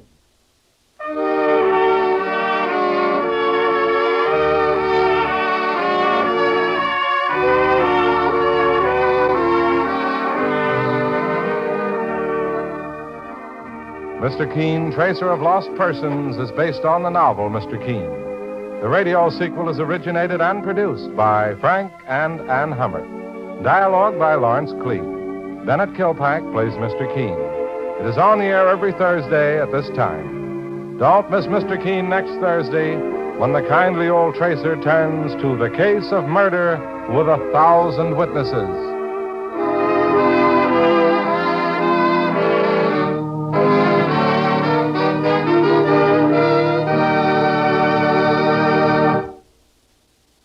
Ever suffer heartburn from acid indigestion? New Bicidol mints, medically proven, quickly rid stomach of that blown-up feeling anywhere, anytime. Bicidol mints give longer-lasting relief than baking soda, help prevent immediate return of the trouble, soothe irritated stomach lining, let you sleep when indigestion strikes at night. Carry new Bicidol mints for fast relief. And always have Bicidol powder in your home. Mr. Keene, Tracer of Lost Persons, will be on the air next Thursday at the same time. This is Larry Elliott saying goodbye for Mr. Keene and the Whitehall Pharmacal Company, makers of Anacin and Colinos, and many other dependable, high-quality drug products. This is CBS, the Columbia Broadcasting System. It's time now for Mr. Keene, tracer of lost persons.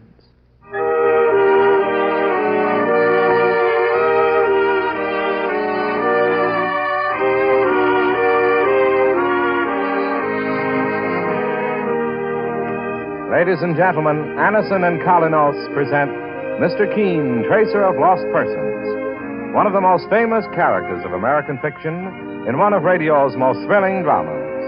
Tonight and every Thursday at the same time, the famous old investigator takes from his file and brings to us one of his most celebrated missing persons cases. Tonight's case is entitled The Case of Murder with 1,000 Witnesses.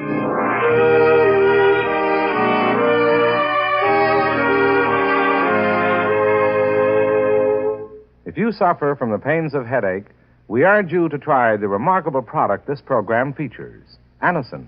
Anison is like a doctor's prescription. That is, it contains not just one, but a combination of medically proven active ingredients. That's why the relief it brings is often incredibly fast.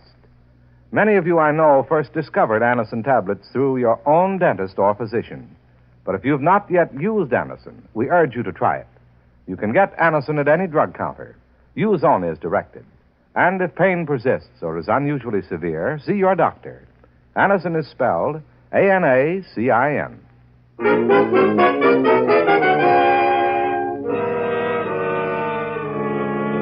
Now for Mr. Keene and the case of murder with 1,000 witnesses.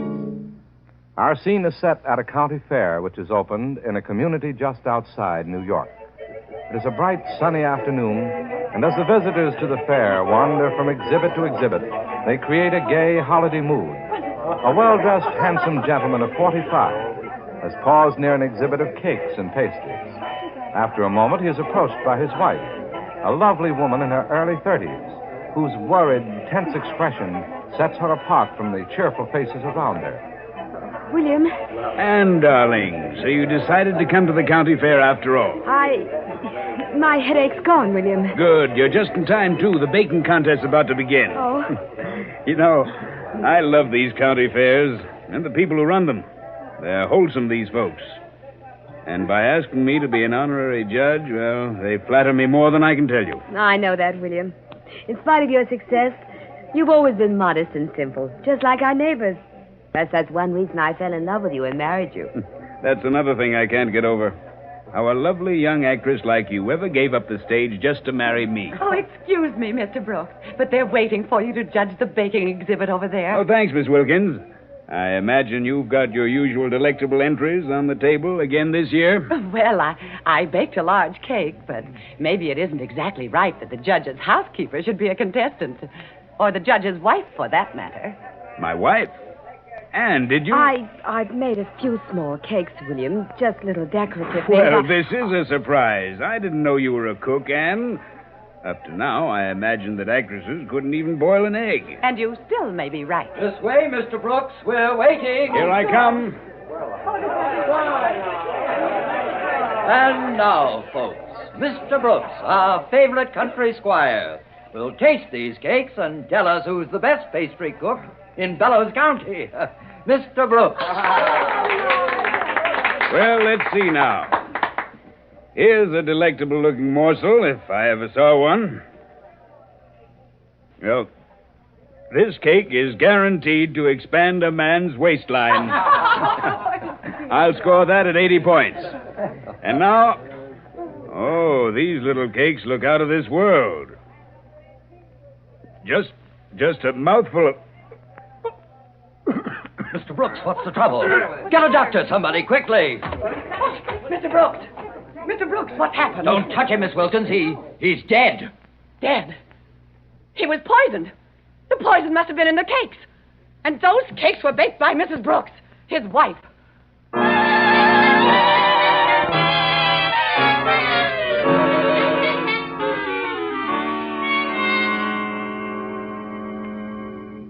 Then what happened, Miss Wilkins?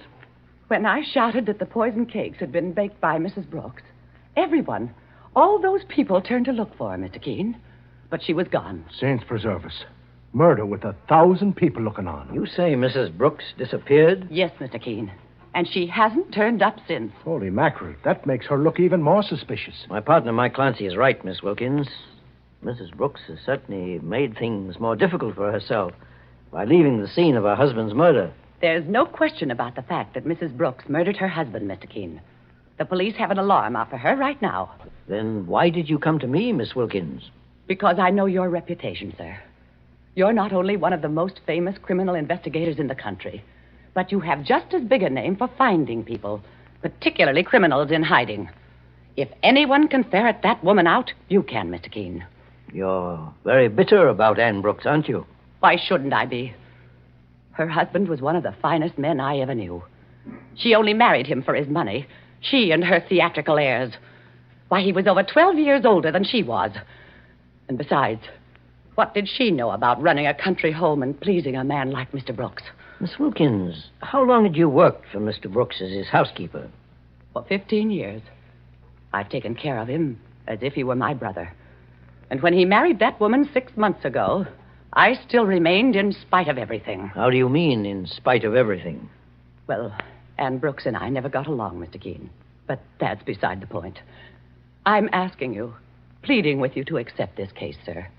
A man's been murdered, a good man, and I know that you'll want to see that justice is done. I most certainly do, Miss Wilkins, and I intend to see that justice is done. Thank you, Mr. Keene. Now, I have the address of Brooks's home. You'll hear from me very shortly. Well, just one thing more before I go, Mr. Keene. In regard to her brother... Anne Brooks's brother? Yes. He's been living with them ever since the marriage. I see. And frankly, I think that man is worthless. He's been sponging on Mr. Brooks' generosity. Of course, I don't believe he had anything to do with the murder. But there is a chance that he may know where his sister is hiding. Well, in that case, I'll have a talk with him. You can expect my partner and me at the Brooks' home this afternoon. Very well, Mr. Keene. And thank you again for your help. Goodbye, sir. Goodbye, Mr. Clancy. Goodbye, Miss Wilkins. So long. Well, what's on your mind, Mike? Sir? I noticed how you stared at Miss Wilkins as she talked. What were you thinking about? You want me to come right out with it, boss? Well, you usually do. In my opinion, the killer just walked out of this office. And how did you reach that conclusion? Why, sure, and jealousy was written all over her face. She kept house for the man, Mr. Brooks, for years. And then he marries a younger, prettier woman, an actress. And when the baking contest comes up at the county fair, the housekeeper slips some poison into the wife's cakes, so the wife would get the blame for his murder. Well, Mike, that's not a bad theory. Yeah, and look how anxious she is to nab the wife. Why, she can't even wait until the police grab her. And she's got to come to you and ask for help. I'm glad she did. This is a strange case and an interesting one. We'll drive out to the Brooks' home this afternoon, Mike. Mr. Brooks' murder is certainly worth looking into.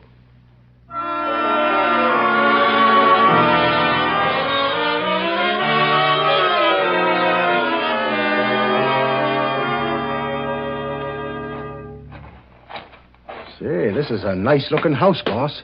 Yes, Mike, it is. Mr. Brooks must have been a man of taste as well as wealth.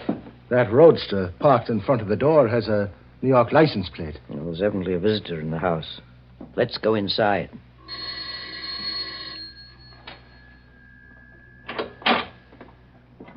Mr. Keene and Mr. Clancy, please come in. Thank you.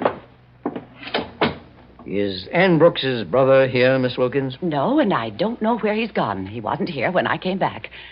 But Mr. Hilton's here, sir. Mr. Hilton? Lawrence Hilton. He's in the living room.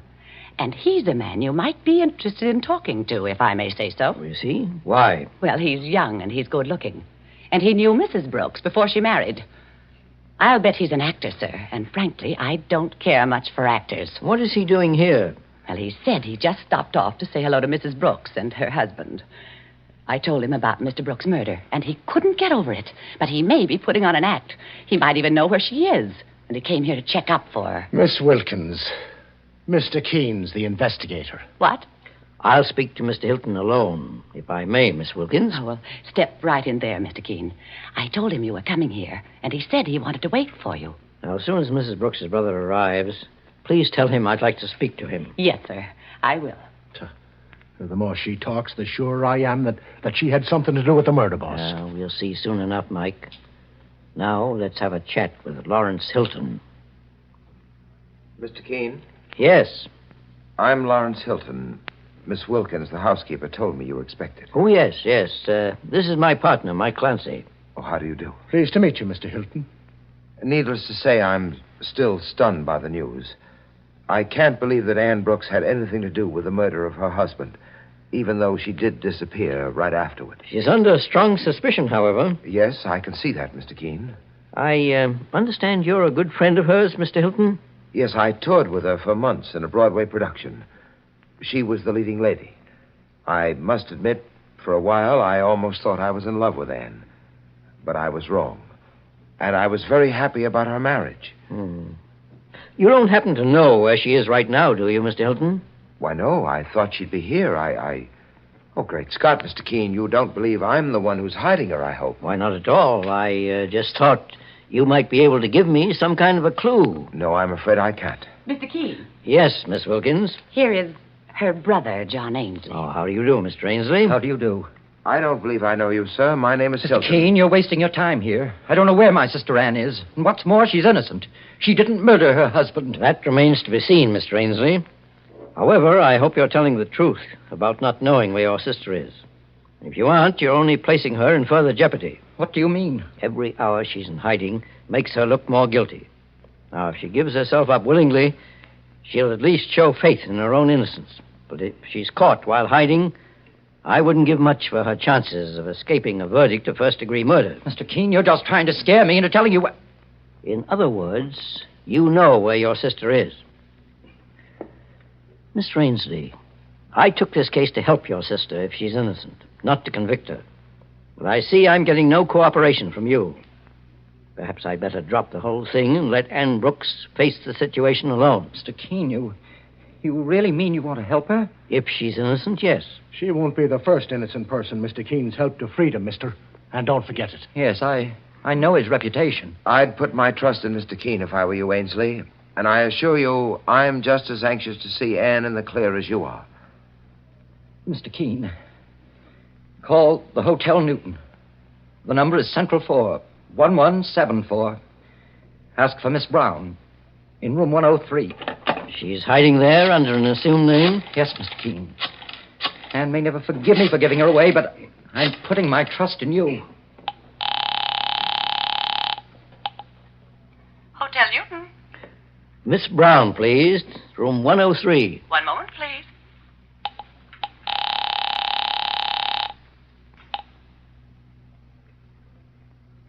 Yes? Is this Ann Brooks? Who are you? My name is Keene. I'm investigating the murder of your husband. I never heard of Ann Brooks. There's no one here by that name. I'm only trying to help you, Mrs. Brooks. If you'll just trust Keep me. away from me. I warn you, keep away. You're not going to take me. If you try to do it, I won't be responsible for what happens. Hello? Hello? My sister hung up on you, Mr. Keene? Yes, Mr. Ainsley, with a threat.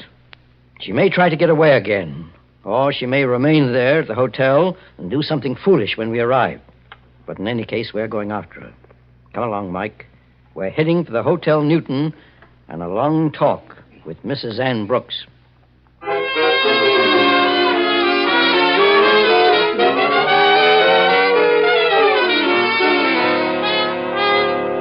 In just a moment, we'll return to Mr. Keene and the case of murder with 1,000 witnesses. Meanwhile, beware of unpleasing breath that breeds between teeth.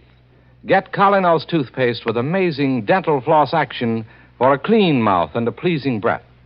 Most unpleasing breath breeds between the teeth, in the deep recesses where food particles can collect and decay. These are the places that must be reached to have a really clean mouth, a pleasant breath. Your dentist knows this to be true. Now Colinos toothpaste gives you dental floss action. That is, sends thousands of active cleansing bubbles to penetrate hard-to-reach dental areas.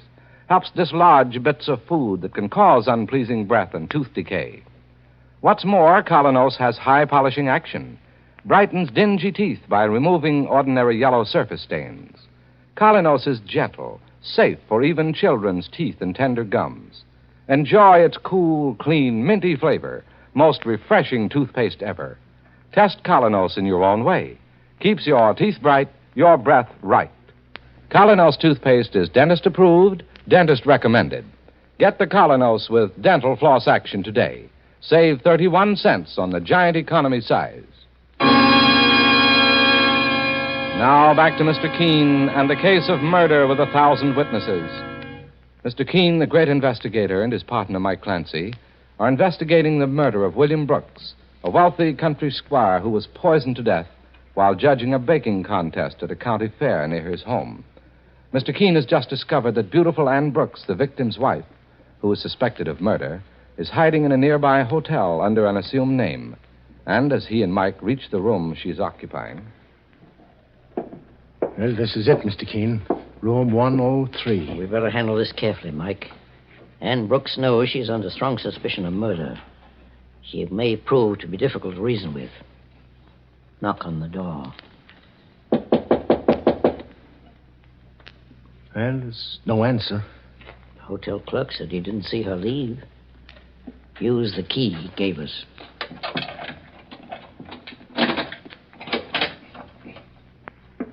Boss, look. She's sitting in a chair over there, just staring out of the window. Yes. I think she's been weeping, Mike. Mrs. Brooks. Yes.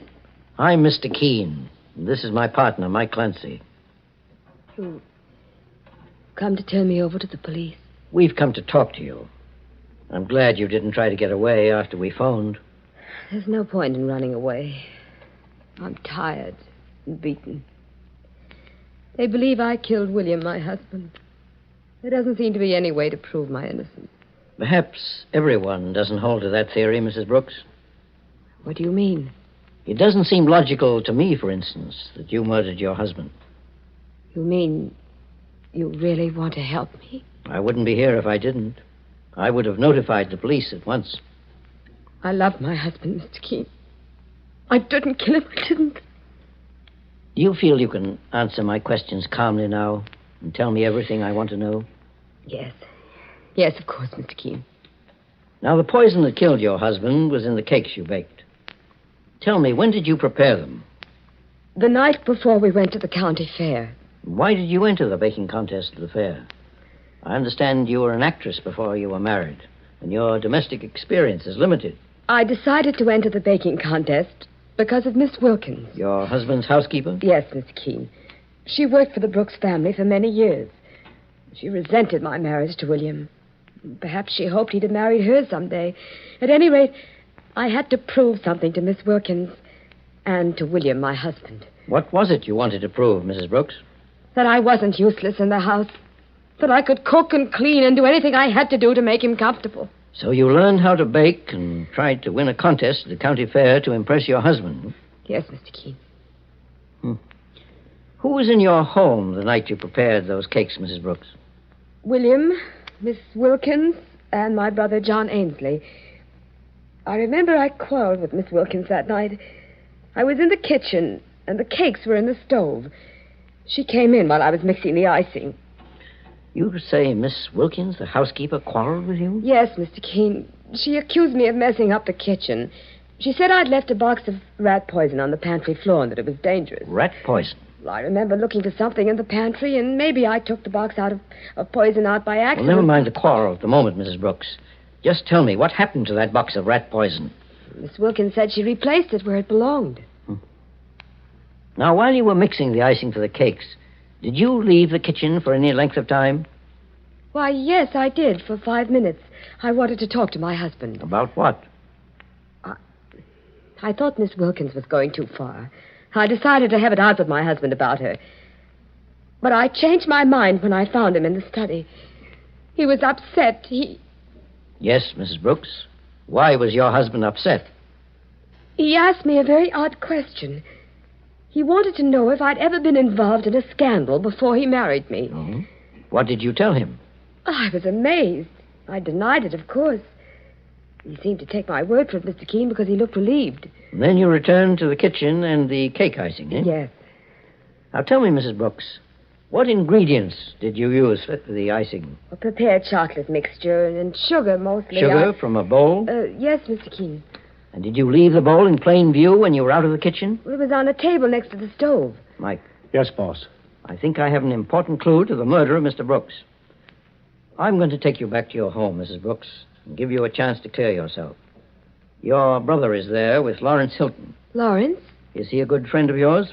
Why, yes. He's an actor, and we toured in the same theatrical company. I haven't seen him in quite a while. I asked them both to wait at your home. Oh, just one thing more, Mrs. Brooks. Can we get inside the house and into the kitchen without being seen by anyone in the living room? Why, yes, there's a service entrance, Mr. Keene. Good. I think we'd better get started. Incidentally, can you brew a good pot of coffee, Mrs. Brooks? Yes, Mr. Keene. But what's coffee got to do with all this? It may enable you to go free and point an accusing finger at your husband's murderer.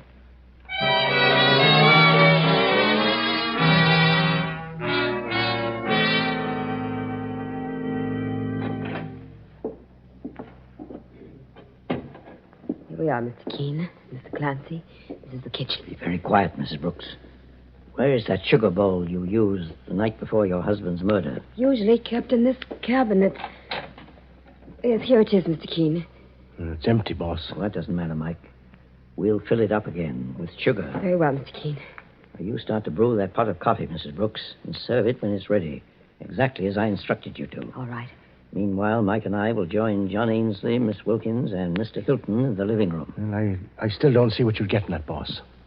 You may find out, Mike, that a murderer can be caught with a bowl of sugar.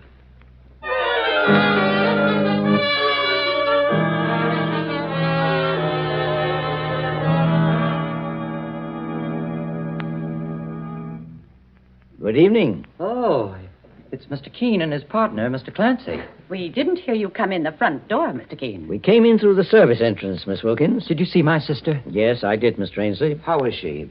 Anne hasn't done anything foolish, I hope. On the contrary, Mr. Hilton. Mrs. Brooks is in the kitchen right now preparing some coffee for us. Coffee? At a time like this, Mr. Keene? As good a time as any, Miss Wilkins. And that means Anne's been cleared of suspicion. She's free? Not quite. She must turn herself over to the police tonight. But what? Anne. Good evening. Here, let me help you with that tray, Mrs. Brooks. Oh, thank you, Mr. Clancy. I think everyone can use a cup of coffee. It's going to be a strenuous night, I'm afraid. Would you serve, Mrs. Brooks? Of course, Mr. Keene. This is crazy. We're sitting here drinking coffee as if nothing... Sugar, Mr. Ainsley? Oh, I don't care. Either way. Give your brother 2 teaspoons of sugar, Mrs. Brooks. How about you, Miss Wilkins? Yes, I'll have some coffee. Sugar? Please. And now, Mr. Hilton? I don't care for coffee, thank you. You don't, Lawrence? Why, I remember how fond of it you used to be when we were on the road together with the play. Was I? All right, I'll have some, but no sugar. I already put sugar in it just a moment ago. I also remember how you liked your coffee. Very sweet. I'll have a cup, Mike. And take one for yourself. It certainly smells good. Oh, you're not drinking your coffee, Mr. Hilton. I don't feel very well, Mr. Keene. I believe I'll leave. Not until you had that coffee. What? You heard what the boss said. You either drink up, Mr. Hilton, or I'll take you over my knee and feed it to you. That's not a bad idea, Mike. No! Let go of me! No! That's all I wanted to know. Put the handcuffs on him, Mike. Get out of my way! Never lead with your right, mister. No! Will you have a little more of the same, or will you behave yourself? I think you'll be quiet now, Mike. Well, these bracelets will make sure of that, boss. I don't understand. What's it all about, Mr. Keene? Lawrence Hilton murdered your brother-in-law, Mr. Ainsley, and tried to place the blame on your sister Anne. But how could he have done it? I think I can reconstruct the story now, Miss Wilkins. Hilton was hiding outside the kitchen window when you and Anne Brooks quarreled about that rat poison. When you both left the kitchen, he placed some of the deadly poison in the sugar bowl. And when Mrs. Brooks returned, she innocently mixed it in with the cake icing. That's why Hilton refused to drink the coffee just now. He thought the poison was still in the sugar bowl. And that's how I hoped to trap him. But why, Mr. Keene? Why should he want to murder Mr. Brooks? Well, from what Mrs. Brooks has told me, perhaps I can guess that, too. William Brooks asked his wife if she had ever been in a scandal before she married him. Obviously, someone had told him she had and tried to blackmail him. Am I right, Hilton? You may as well talk, mister. You don't have a chance to get away with it anymore. All right. Brooks said he was going to turn me over to the police for blackmail. He threw me out of the house. I killed him to protect myself. In other words, after you saw William Brooks, you hid outside on the grounds, trying to find a way to strike back at him. And then when you overheard his wife's conversation in the kitchen, you thought you had your perfect opportunity. I wanted to marry her once. She refused. Who did she think she was, a goddess? You didn't love me, Lawrence. You only wanted to marry me because I was the star of the show and a good friend of the producers.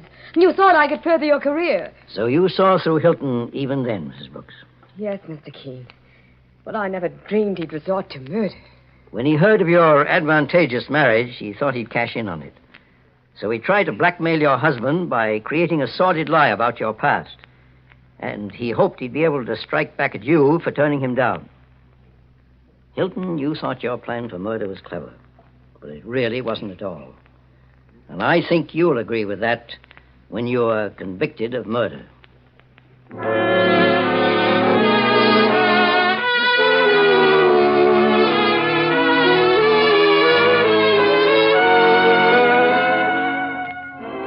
And so Mr. Keene finds the solution to the case of murder with 1,000 witnesses.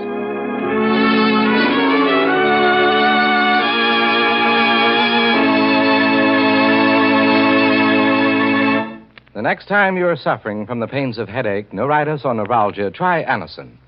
You'll bless the day you heard of this incredibly fast way to relieve these pains. Now, the reason Anacin is so wonderfully fast-acting and effective is this. Anacin is like a doctor's prescription. That is, Anacin contains not just one, but a combination of medically proven active ingredients in easy-to-take tablet form. Thousands of people have received envelopes containing Anacin tablets from their own dentist or physician, and in this way have discovered the incredibly fast relief Anacin brings from pain of headache, neuritis, or neuralgia. So next time such pains strike, take Anacin. For most effective relief, use only as directed. Your druggist has Anacin in handy boxes of 12 and 30, and economical family-size bottles of 50 and 100. The name is Anacin, A-N-A-C-I-N.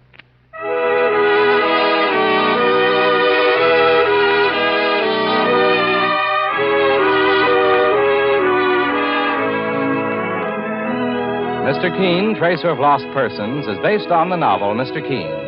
The radio sequel is originated and produced by Frank and Ann Hummert. Dialogue by Lawrence Clee. Bennett Kilpack plays Mr. Keene. It is on the air every Thursday at this time. Don't miss Mr. Keene next Thursday when the kindly old tracer turns to the case of the man who invented death.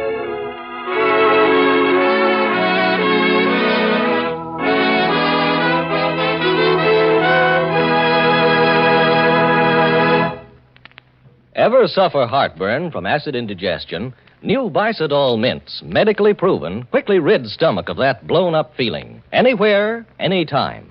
Bicidol mints give longer-lasting relief than baking soda, help prevent immediate return of the trouble, soothe irritated stomach lining, let you sleep when indigestion strikes at night. Carry new Bicidol mints for fast relief. And always have Bicidol powder in your home. Mr. Keene, Tracer of Lost Persons, will be on the air next Thursday at the same time. This is Larry Elliott saying goodbye for Mr. Keene and the Whitehall Pharmaceutical Company, makers of Anacin and Colinos, and many other dependable high-quality drug products. This is CBS, the Columbia Broadcasting. It's time now for Mr. Keene, Tracer of Lost Persons.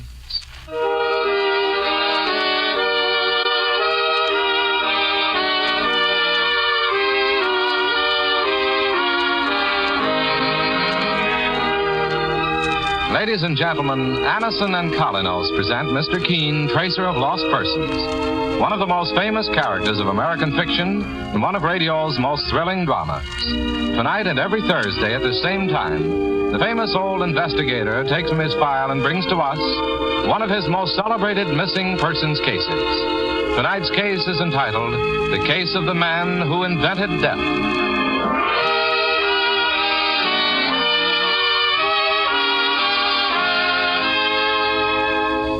If you want incredibly fast relief from the pain of headaches, neuritis, or neuralgia, try Anacin. Anacin is like a doctor's prescription. That is, it contains not just one, but a combination of medically proven active ingredients that give effective relief. If you've not been introduced to Anacin by your own physician or dentist, let me urge you to try it yourself. You can get Anacin tablets at any drug counter. For most effective relief, use only as directed. I'll repeat the name for you. Anacin, A-N-A-C-I-N.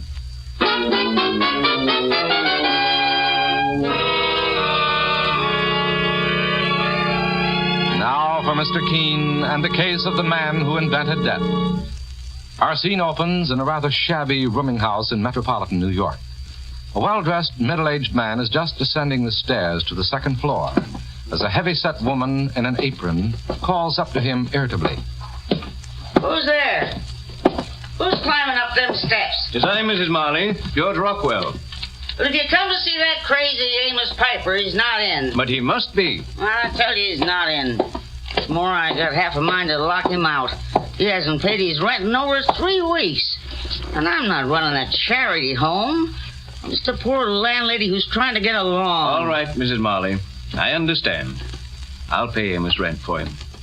Well, that's more like it. But I'm sure he must be in. I had a very important appointment with him at this hour. I know he wouldn't break it without letting me know. Did you see him go out, Mrs. Marley? No. It's just that I haven't heard him tinkering around with his fool inventions all morning. Anyway, what with the electricity going bad, I've had more trouble this morning. The electricity has gone off? Oh, I called for the service man, but he hasn't come. Mrs. Marley, do you smell smoke? Well, sure I do. It is smoke. It's coming from under Amos Piper's door. Quick, open it up with your key. All right, I will. Oh, but the place is on fire. There's smoke. It's just a burned electric wire. Mrs. Marley, look. Oh, it's Amos Piper. He's lying on the floor. Don't touch him. Call the police. Amos has been electrocuted. He's dead.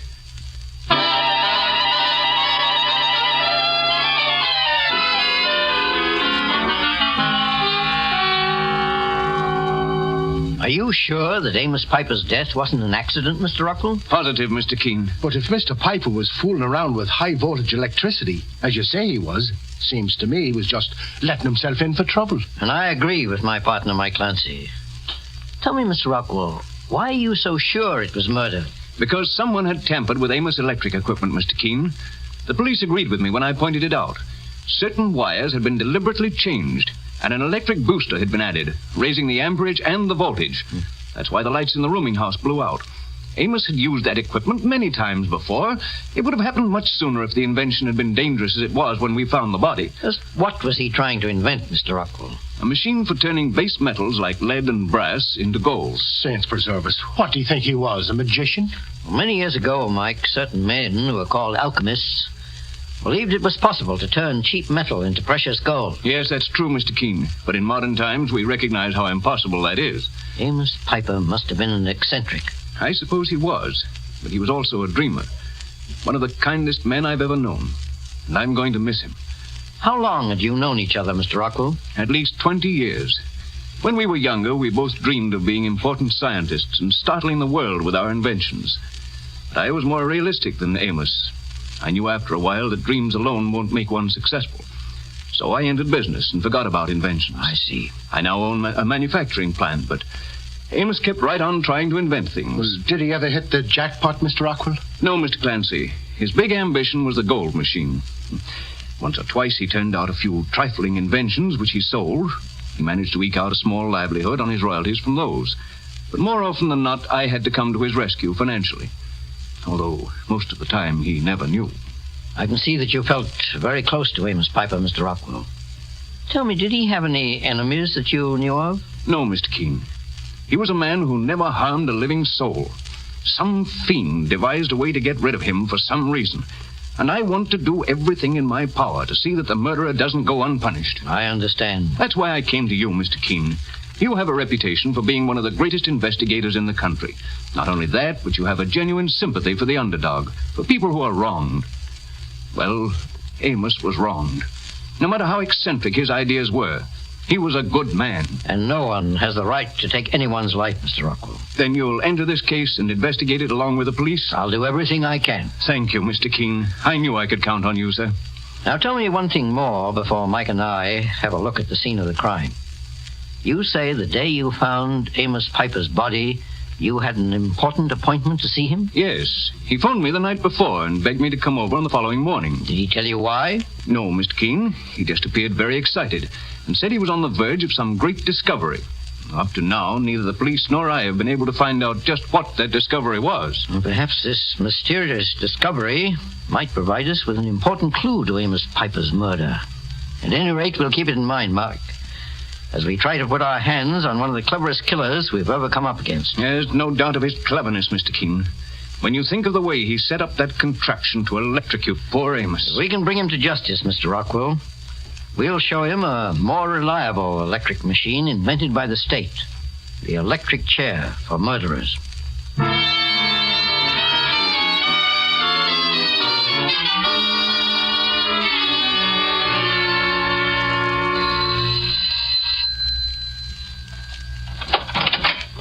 Yes? Are you Mrs. Marley, the landlady? I am. My name is Keene. This is my partner, Mike Clancy. Mr. Keene, the famous investigator? Well, please come in, sir. Oh, thank you. What can I do for you, Mr. Keene? I'd like to look at the room where Amos Piper lived before he was murdered. Oh, why, of course. Come this way, please. It's on the second floor front. Seems everybody wants to look at that room. First the police, and Mr. Decker, and now you. And who is Mr. Decker? Oh, he's quite a gentleman. He comes here lots of times to see Amos Piper. He's in some kind of business, office equipment, I think. He's in the room right now. There's the room, Mr. Keene, right in front of you. Well, thank you. I just want you to know that I was a friend of Mr. Piper's, a good friend, and the murder was a terrible shock to me. If I can help you in any way... I'll be certain to let you know, Mrs. Marley. Oh, very well, Mr. Keene. She was certainly anxious to prove what a pal of Amos Piper she was, if you ask me, boss. Yes, I noticed that too, Mike. Well, let's go in. Oh, excuse me. That's quite all right. I was just leaving. Are you Mr. Decker? Norris Decker, yes. And you are? Mr. Keene. This is Mr. Clancy, my partner. Oh, yes, of course, the great investigator. I presume you're here to look into the death of Amos Piper? Yes. Is there anything you can tell us about it, Mr. Decker? You can find out all I know, or the police for that matter, by examining that apparatus in the corner. That's what killed Amos. I'll have a look at it, boss. Do that, Mike. It was an unfortunate affair, to say the least. When I first heard about it, I was sure it was an accident. But after talking to the police, I realized now it was premeditated murder. What made you think it was an accident at first, Mr. Decker? Because of Amos Piper's idiotic scheme to turn lead into gold. For a while, he almost had me believing it, too. You're a close friend of his? No, I was interested in his work in a business way. I'm an investor, Mr. Keene. I use my money to back inventions that are worthwhile, particularly ideas in new business equipment. And is that what you were seeing Amos Piper about, Mr. Decker? Yes. He told me of an invention he had for a new type of carbon paper, thin enough and strong enough to make over 50 copies at once. I see. Well, it seemed like a saleable idea, and I thought we could both make a bit of money out of it. But then he was killed, and the invention has disappeared. And that's why I came here today. I wanted to see if I could find the sample. That's some contraption, boss. It's set up like some kind of an electric oven. That was another of Piper's ideas for turning base metals into gold. He was an extraordinary man, but a bit on the eccentric side. And his private life seemed to be even more peculiar. How do you mean, Mr. Decker? Well, once I walked in here, Mr. Keene, and found him in an argument with a lovely young girl, at least 30 years younger than he. She wore a mink coat and was fashionably dressed. As I came in, I noticed her motor car and chauffeur in front of the door. Who was the girl? I don't know. She left when I walked in, and the landlady told me later that the girl had come once before and had had a terrible row with Piper. I see. Did she know why? No, and neither of us knew how a man as simple and as poor as Piper could have any relationship with a woman who was obviously very wealthy and Well, young enough to be his daughter. She couldn't have been his daughter. I'm told that Piper never married. Well, whoever she was, Someone inside in the room now, miss. The police? Well, there's Mr. Keene, the famous investigator. I'll come back some other time, Mrs. Martin. Mr. Keene, that sounds like the voice of the girl I was just telling you about. Don't say anything about my being here, please. Boss, look at the car parked in front of the door. It looks like one of them fancy foreign makes. Mike, come along. I don't want that car to get out of our sight. We'll follow it and find out a bit more about this mysterious girl and her connection with Amos Piper.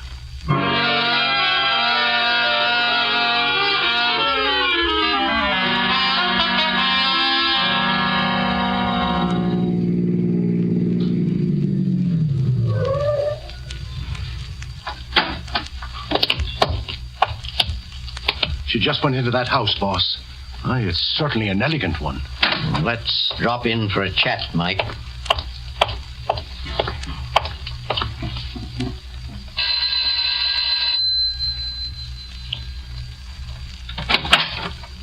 Well?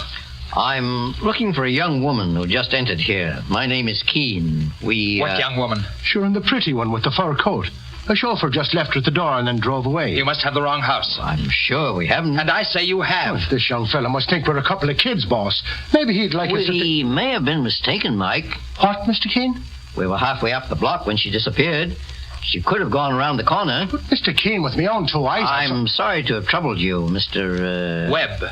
The name is on the door. Oh, yes, yes, of course. Good day. Mr. Keene, you don't really think we made a mistake, do you? Of course not, Mike.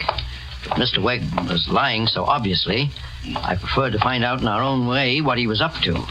What time is it now? It's a little after 6. It'll be dark soon, and we can enter the house through the rear. Perhaps we can get a little more information from Mr. Webb and the young woman we followed when they least expect it. Information that might lead us to Amos Piper's killer.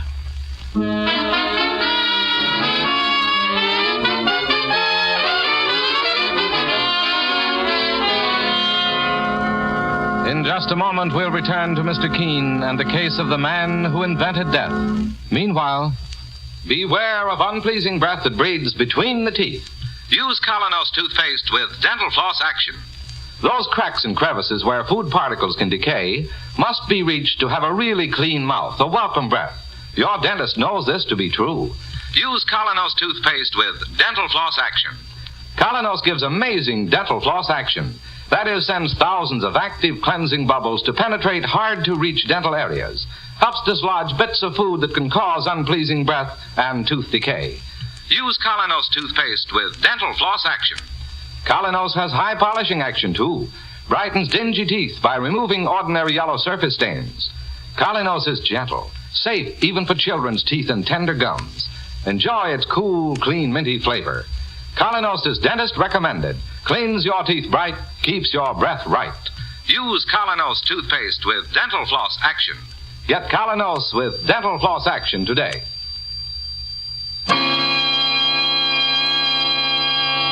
Now back to Mr. Keene and the case of the man who invented death. Mr. Keene, the famous investigator, and his partner Mike Clancy are investigating the strange murder of Amos Piper, an eccentric inventor who was electrocuted when one of his inventions was cleverly tampered with by the murderer. Now Mr. Keene has followed a strange young woman to a well-to-do house in the suburbs. A woman who Mr. Keene believes may have a strong bearing on the case. At the door, however, Mr. Keene and Mike were blocked by a rather belligerent young man. Now, a short time later, the two investigators decide to enter the house through a rear entrance. There's a light in the room right in front of us, Mike. Let's see who's inside. Right, boss. I'm leaving the house, Elliot. Wait, Mike. And I say you're staying here. Do you want to be picked up by Mr. Keene? I have nothing to hide. And maybe I can help him solve Uncle Amos' murder. Now, you listen to me, Lorna. I've got a reputation to think about. You want to ruin me in business? Doesn't my Uncle Amos mean anything at all to you? No. Besides, he's dead now, and there's nothing anyone can do about it. That's where we disagree, Mr. Webb. Elliot, who are these men? How did you get in here, Keene? My partner and I decided to enter without an invitation, Mr. Webb.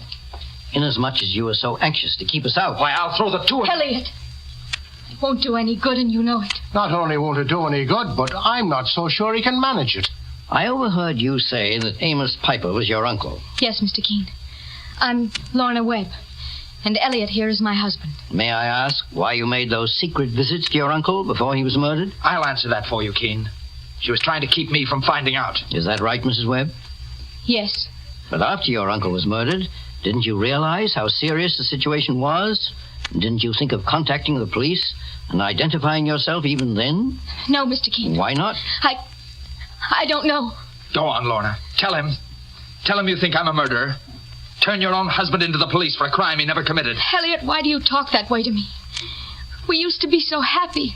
That was before I found out you were seeing Amos again, in spite of what you promised. What was your objection to Amos Piper, Mr. Webb? He was nothing but a lazy sponger, Mr. Keene.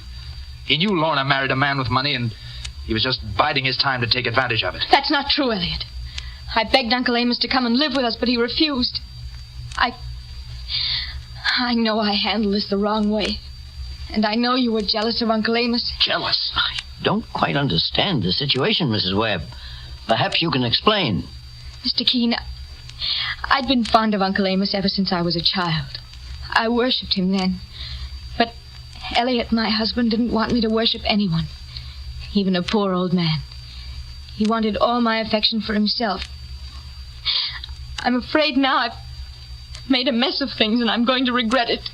Mr. Webb, does that explain your attitude? Mr. Keene, I admit I didn't like Amos Piper, but I wasn't jealous enough to kill him. That's ridiculous, and there's no basis for believing it. Is that what you believe, Mrs. Webb? No, Mr. Keene. Of course I didn't believe my own husband killed my uncle. If I did, I wouldn't be here now. We followed you here from the rooming house where your uncle lived, Mrs. Webb. Why did you return there today?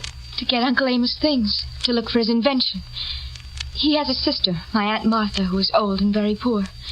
Whatever Amos had should go to her as his closest survivor. Exactly what invention were you looking for?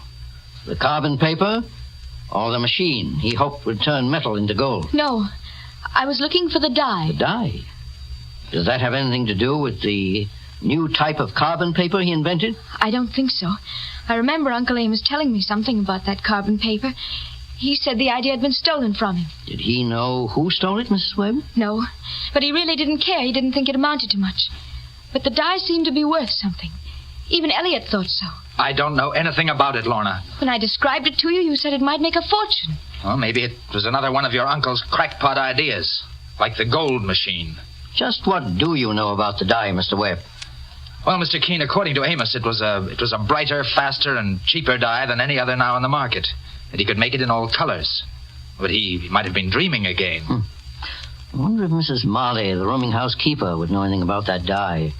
Or the carbon paper, for that matter. Mrs. Webb, would you get your coat? What for? I want your wife to accompany me back to Mrs. Marley's rooming house, Mr. Webb. You've got nothing on Lorna. I won't let you involve her in that murder. Then you do care what happens to me after all, Elliot. Do you think I ever really stopped caring? Oh, then we have nothing to be afraid of. You come too. Let's do everything we can to help Mr. Keene and Mr. Clancy. Is it okay if I go along, Mr. Keene? Of course, Mr. Webb. As a matter of fact, I want everyone involved in this case to be present when we discover the solution to Amos Piper's murder.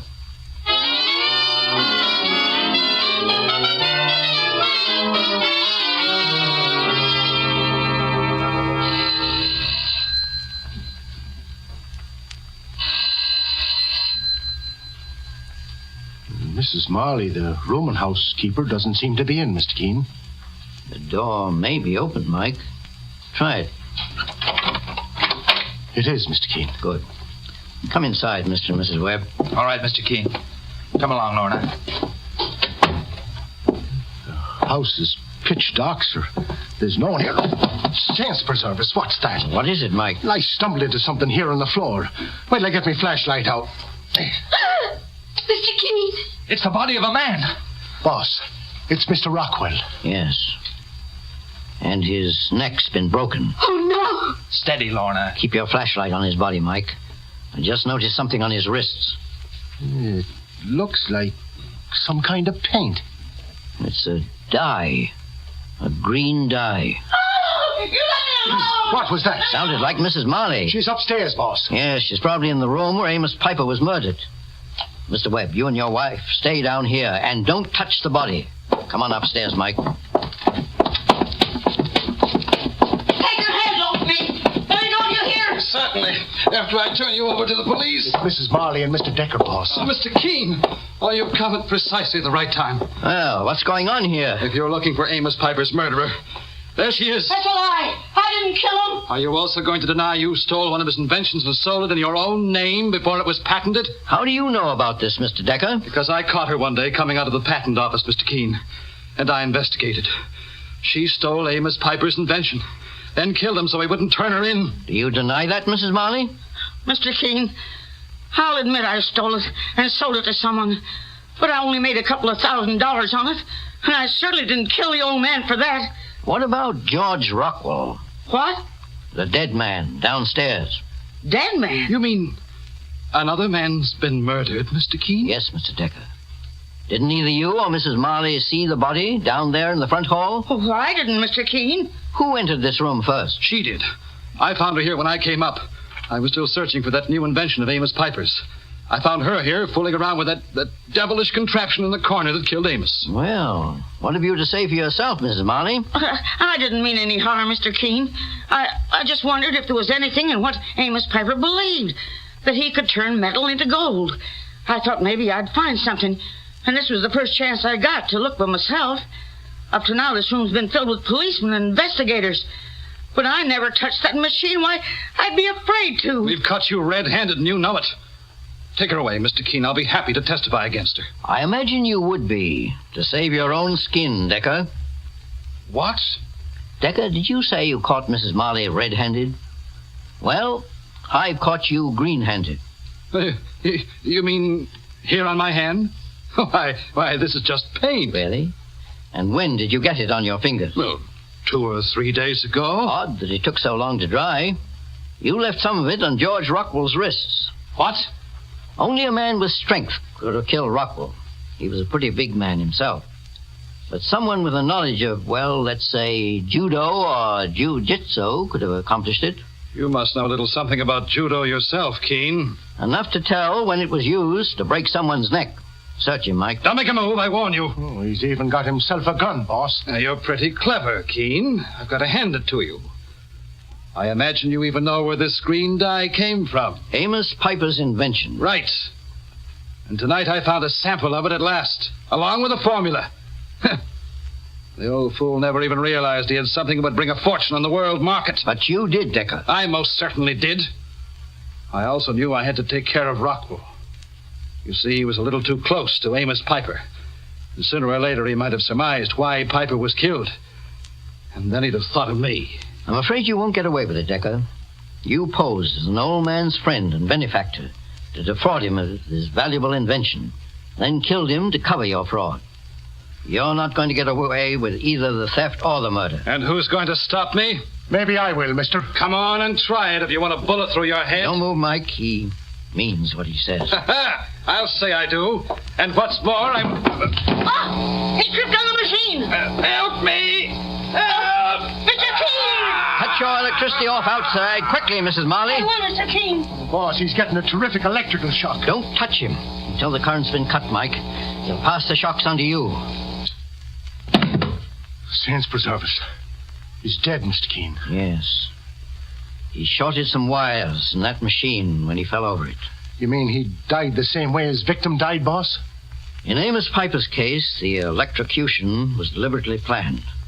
Decker's was caused by a short circuit as he tripped over the machine. In any event, Mike, the result was a form of poetic justice.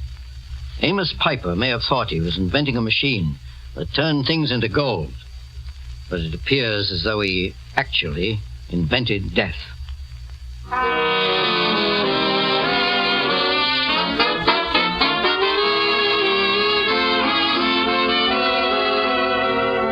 And so Mr. Keene finds the solution to the case of the man who invented death.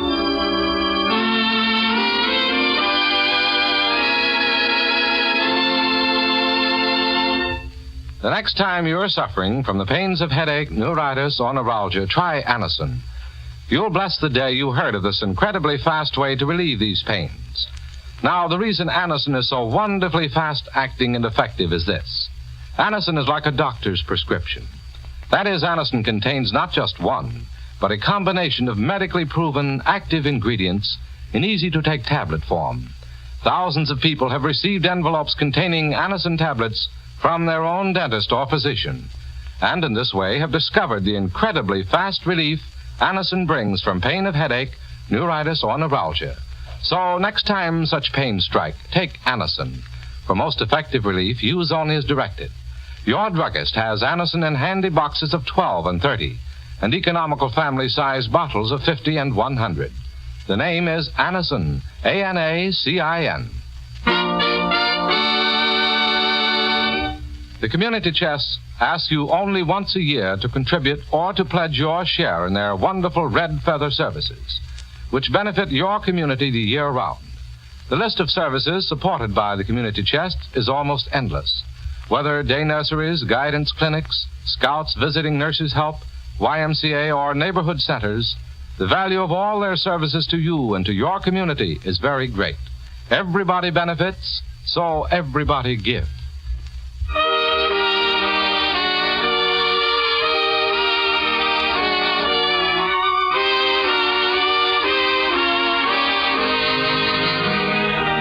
Mr. Keene, Tracer of Lost Persons, is based on the novel Mr. Keene. The radio sequel is originated and produced by Frank and Ann Hummert. Dialogue by Lawrence Cleve. Bennett Kilpack plays Mr. Keene. It is on the air every Thursday at this time. Don't miss Mr. Keene next Thursday when the kindly old Tracer turns to the Silver Dagger murder case.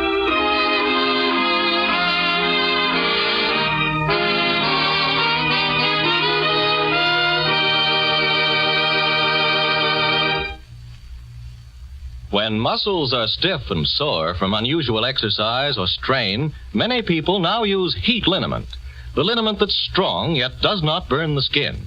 Wonderful relief from muscular soreness comes as comforting heat quickly starts to penetrate. Just brush it on the sore place with the applicator.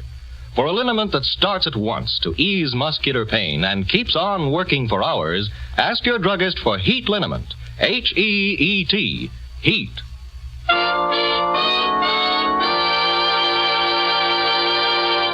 Mr. Keene, Tracer of Lost Persons, will be on the air next Thursday at the same time. This is Larry Elliott saying goodbye for Mr. Keene and the Whitehall Pharmaceutical Company, makers of Anacin and Colinos and many other dependable high-quality drug products. This is CBS, the Columbia Broadcasting System. It's time now for Mr. Keene, Tracer of Lost Persons.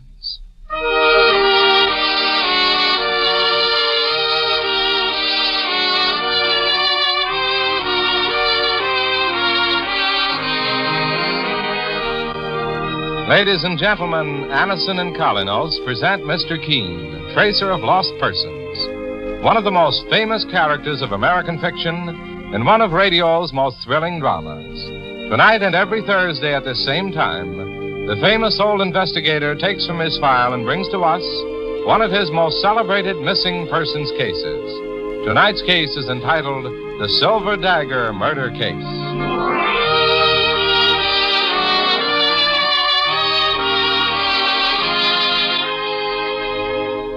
When you think of a headache, think of Anacin.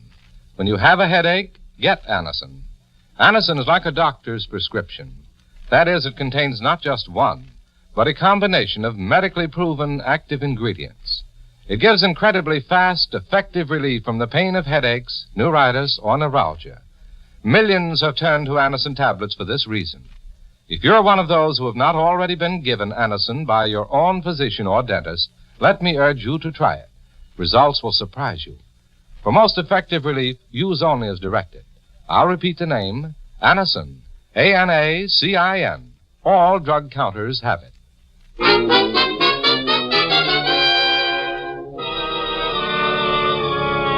Now for Mr. Keene and the Silver Dagger murder case. Our scene opens in a 3-story, privately owned white stone house in metropolitan New York. On the first floor, in a handsomely furnished study, decorated with curios from many parts of the world, a beautiful woman sits at her desk, deeply engrossed in writing a letter, unaware that death is lurking just outside her door. And this is to tell you that we must not see each other again. Apparently, you misjudged my motives and made a grave mistake. I am not in love with you, and I never was. Good luck, and the best of everything. Edna. Who's there?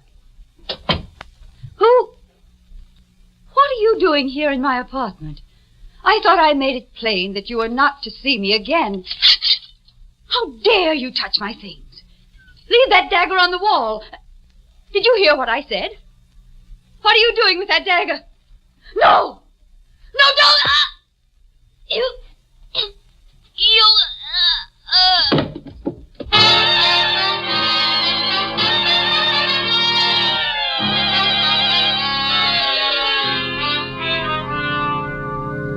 Sorry to disturb you, Mr. Keene. Oh, that's quite all right, Mike. There's a strange-looking feller in the outer office. He wants to see you. A strange-looking man? He's got a French accent, but he's wearing an outfit like a moving picture extra. Says his name is Lafarge, and it's a matter of life and death. I'll see him at once, Mike. Right, sir. And wait till you get a look at his makeup, boss. Sure, all he needs is a camel, and he'd be set for a trip across the desert. You wanted to see me? You are Monsieur Keene? Yes. My name is Lafarge, Monsieur Jean Lafarge. I am grateful that you consent to see me, Monsieur Keene. The situation cannot wait. Please sit down, Mr. Lafarge. You've met my partner, Mike Clancy. Yes, of course. Can I ask you one question, mister, before you tell the boss what's on your mind? But naturally, Monsieur Clancy. Where did you get that outfit? I am a North African, monsieur. My home is in French Morocco. Part of this costume is Arabian. Oh. You don't mind my saying so, Mr. Lafarge. You don't look Arabian to me. I am French, Monsieur Keene. My parents left France and moved to North Africa, to Casablanca, when I was a child. What was it you wanted to see me about, Mr. Lafarge? Murder, monsieur. Saints preserve us. What's going on? Last night, a woman named Edna Coring was killed in her home here in New York. Edna Coring? Seems to me I've heard that name before. She was a very wealthy and beautiful woman, Monsieur Keene. Much in the news. I didn't read about a murder in the papers this morning. It was kept from the papers, Monsieur Clancy. The police believe they will have a better chance to catch the killer if there is no publicity at the moment. Then how did you learn about it, Mr. Lafarge? I had an appointment with Edna, Miss Coring, last night. When I reached the house, the police were there investigating her murder. The man who found her body, a servant, told me what happened. And you spoke to the police? No, monsieur, I did not. I left immediately without going upstairs. I see. But please, let me explain everything first. Very well, Mr. Lafarge. I first met Miss Coring in North Africa 3 years ago.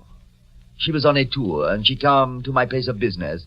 I am an exporter of African curios, Monsieur Keene, and she was fond of collecting odd souvenirs on her travels. What sort of odd souvenirs? Oh, masks, silverware, and knives. It was a solid silver knife that I sold her, a dagger.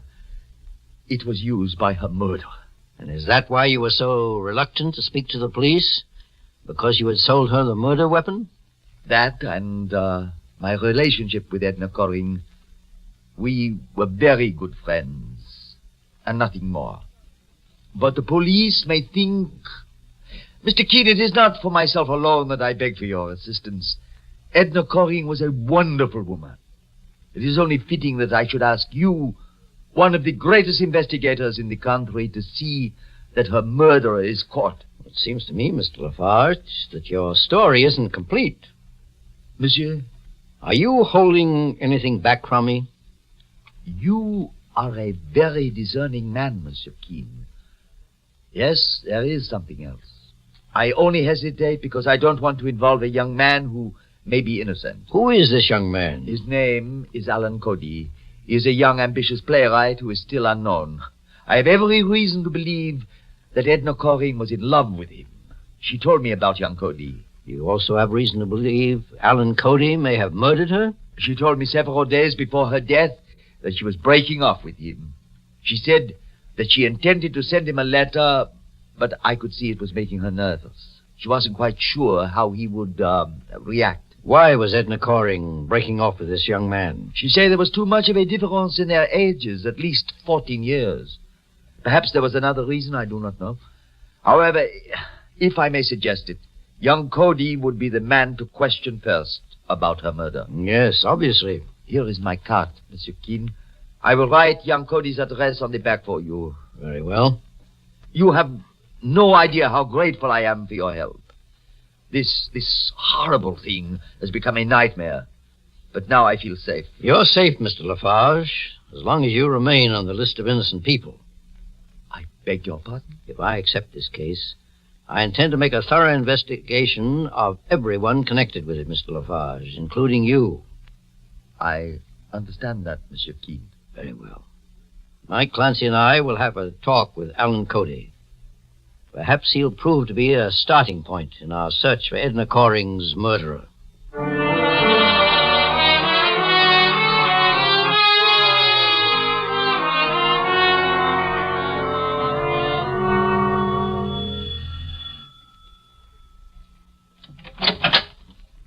Yes?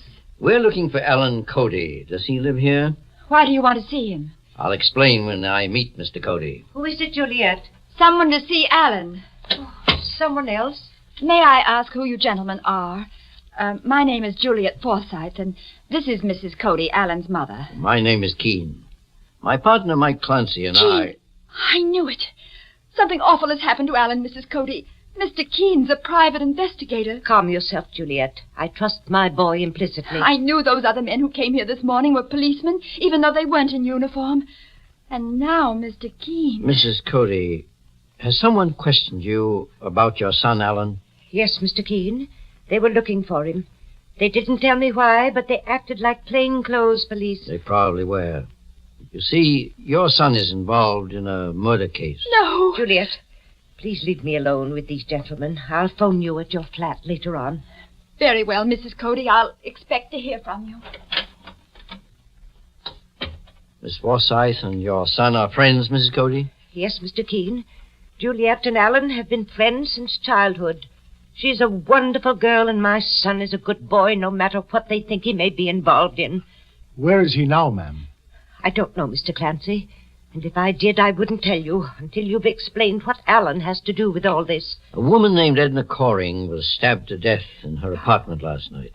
Edna Corring? You knew her, Mrs. Cody? Yes, and so did Alan. That's why we want to question him. But if you think my son had anything to do with it, Mr. Keene... I understand your son was in love with a murdered woman. That's not true. Then what was his relationship with her? Well, it was purely business. He's just finished writing a play, and Edna Corring was interested in helping him get it produced. She had money and... I know that. However, my information links your son with Mr. Corring in more than a business way. Then your information is wrong, Mr. Keene. Mrs. Cody, please don't think I've come here believing your son had a part in Miss Corring's death. All I'm looking for are facts, and I thought he might be able to help me. I haven't seen Alan in 3 days, Mr. Keene. Does he live here with you? Most of the time, but he also has a small studio where he often works when he wants privacy. Where is that studio, Mrs. Cody? I don't know. You mean you won't tell me?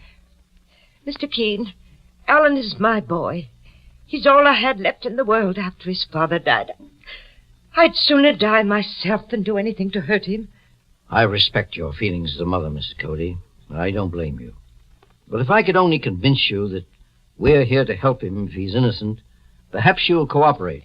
I don't want to be rude, but I've said all I'm going to say. Very well, Mrs. Cody.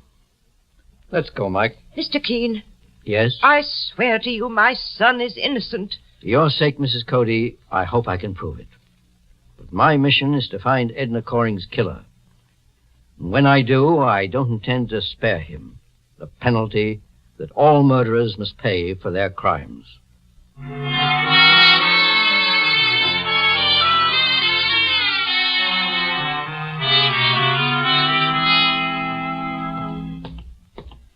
Well, this is Edna Coring's house, Mr. Keene. She evidently owned this entire white stone building. Well, perhaps there's someone inside.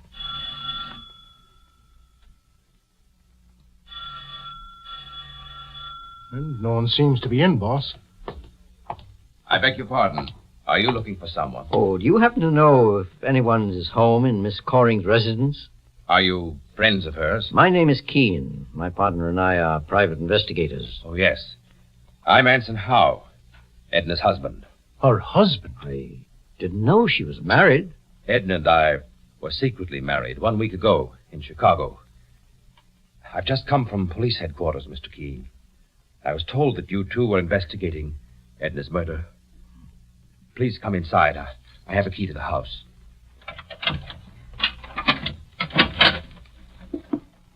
I only found out about Edna this morning when I arrived from Chicago. I'm not able to control my emotions completely as yet, so please forgive me. I understand, Mr. Howe. But perhaps you can tell me...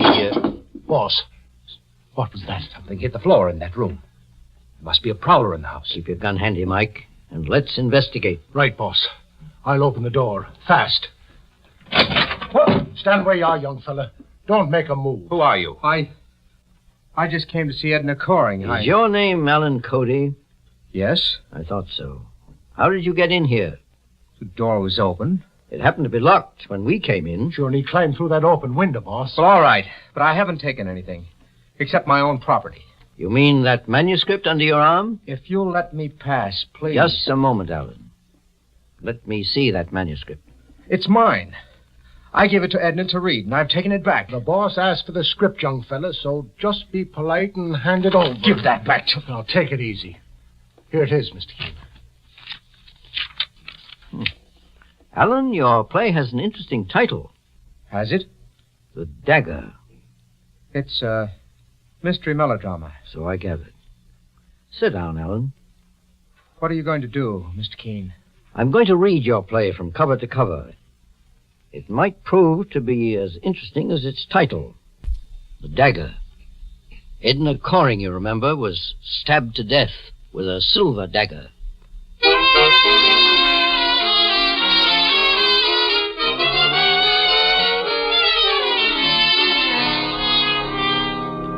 In just a moment, we'll return to Mr. Keene and the Silver Dagger murder case.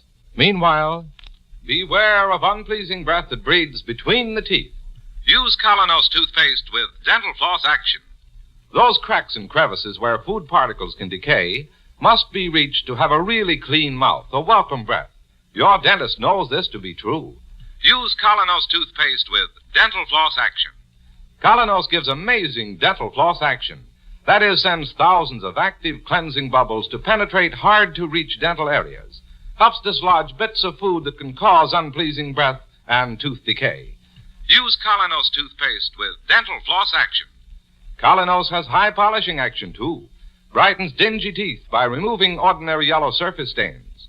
Colonos is gentle, safe even for children's teeth and tender gums. Enjoy its cool, clean, minty flavor. Colonos is dentist recommended. Cleans your teeth bright, keeps your breath right. Use Colonos toothpaste with dental floss action. Get Colonos with dental floss action today. Now back to Mr. Keene and the Silver Dagger murder case. The murder of beautiful, wealthy Edna Coring brings Mr. Keene, the famous investigator, and his partner Mike Clancy to the scene of the crime, Miss Coring's New York residence. There, Mr. Keene discovers that the victim had been secretly married to a man named Anson Howe, and had apparently also had a close relationship with Alan Cody, a young playwright. Mr. Keene has surprised young Cody in the study, attempting to get hold of a copy of his latest play, which the murdered woman had had in her possession. Now, as Mr. Keene reads the manuscript of the play, which is titled The Dagger... When did you finish this play, Alan? 4 weeks ago, Mr. Keene. Have you read it, Mr. Howe? Yes. My wife showed it to me. Edna said she was interested in producing it to help this young man, Alan Cody. I'd never met him, but I know who he is. You mean you were married to Edna Coring? Yes. Mr. Howe and Edna were secretly married last week, Alan. By the way, Mr. Howe, why did you and your wife keep your marriage a secret? We only kept it a secret so there wouldn't be too much newspaper publicity, Mr. Keene. And I thought she loved me. Edna told me all about you. She said she befriended you because she thought you were talented, but that you became infatuated with her. Apparently that's the theme of this play of Alan. A young man falls in love with an older woman, then stabs her to death. Mr. Keene. Yes, Mike? Will you just look at the walls of this room? I noticed them before, Mike. Edna Coring had some odd souvenirs. My wife collected these masks and weapons as a hobby, Mr. Keene. The silver dagger that was used to kill her was taken from the empty space on that wall over there. Mr. Howe, do you know a man named Lafarge? Jean Lafarge, the French Moroccan? Yes, he was also in love with my wife before I married her. But he was a sensible man, Mr. Keene. Alan Cody here was different. What do you mean? I mean that I think you had something to do with my wife's murder. You have anything to offer as proof, Mr. Howe? You've just read his play, haven't you, Mr. Keene? Yes, but that's not proof of murder. It might have been a coincidence. The money he filched from my wife was no coincidence. Why, you lying. Just stay put, young fella. What money are you referring to, Mr. Howe? Edna gave Alan Cody $15,000. You'll find 3 canceled checks in her bank statements for $5,000 each, endorsed by Alan Cody. I don't know a thing about that money. Mike, look through that desk and see if you can find those bank statements. I'll find them for you. They're right here in this drawer. You'll find them in this bundle of checks, Mr. Keene. For all I know, Cody tried to squeeze more money out of Edna. She refused, so he killed her. And if it's the last thing I do, I'll make certain he pays for it. Alan, Mr. Howe is telling the truth. Here are those checks, totaling $15,000 and endorsed by you. But that isn't my handwriting, Mr. Keene. It's a forgery. Write your name on this sheet of paper, quickly. Write my name? Yes. Here's a pen. There you are, Mr. Keene. Look at this, Mike.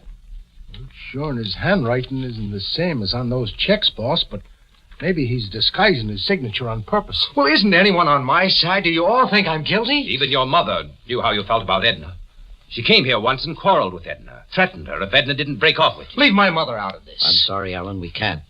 In view of what Mr. Howe just said about threats, please phone your mother now. Look, Mr. Keene, arrest me if you want to, but leave her alone. I've caused her enough unhappiness already. Alan, will you phone your mother, or must I? All right. I'll do it.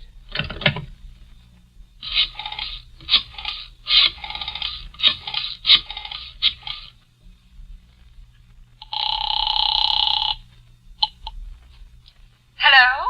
Juliet? Yes? Is this Alan? Yes. Let me speak to Mother, please. She's ill, Alan. She's in bed. The doctor just left. What's the matter with her? The strain was too much for her. Worrying about you. You'd better come home right away. I'll be right over. Mr. Keene, my mother's been taken ill. I've got to see her. Please give me a break. I won't try to run away. You'll find me there with my mother when you want me. On my word of honor. Your word of honor isn't enough in this case, Cody. Keep out of this, Howe. I think we can trust him, Mr. Howe. Go on, Alan. But don't leave your mother's flat until you hear from me. Thank you, Mr. Keene. How could you let him go, Mr. Keene? Suppose he... Alan Cody didn't murder your wife, Mr. Howe. At least, he never endorsed these checks that were made out to him. Tell me, did your wife make these out herself? Is this her handwriting? Yes, of course. She told me she'd sent money to Alan to help him produce his play.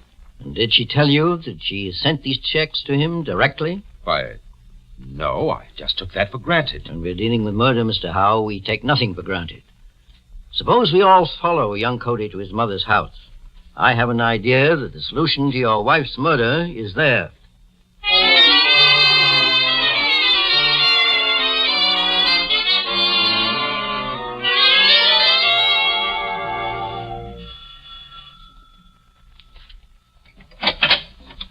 Mr. Keene, please come in. Thank you. Juliet, you know my partner, Mike Clancy, and this is Mr. Howe, Miss Juliet Forsythe. How do you do? How do you do? How is Mrs. Cody? A little better. May we see her? Of course. She's in the bedroom with Alan. Please come with me. Mike, let me have that statement I made out before we left Edna Coring's study. Here it is, boss. I still don't understand why you typed that thing out, Mr. Keene. You have complete authority to investigate the case. You don't need a statement to that effect from anyone. I prefer it this way, Mr. Howe, for my own reasons. Please come in, Mr. Keene. Mr. Keene, How do you feel, Mrs. Cody? a little better, thank you. The doctor said Mother would be all right, providing she wasn't subject to any more strain.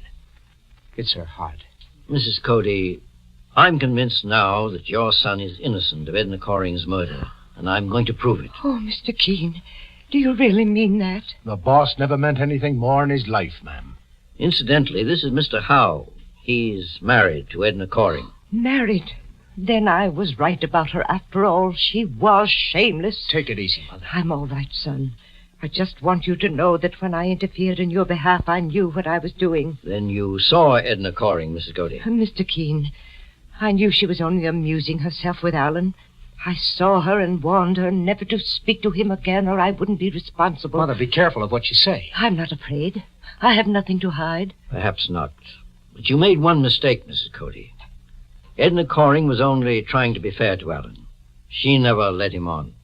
Is that right, Alan? Yes, but if you think my mother's quarrel with Edna had anything to do with her murder... Alan, right now, all I want is complete authority to investigate this case thoroughly. But you already have that, Mr. Keene. I need it in writing, Mrs. Cody.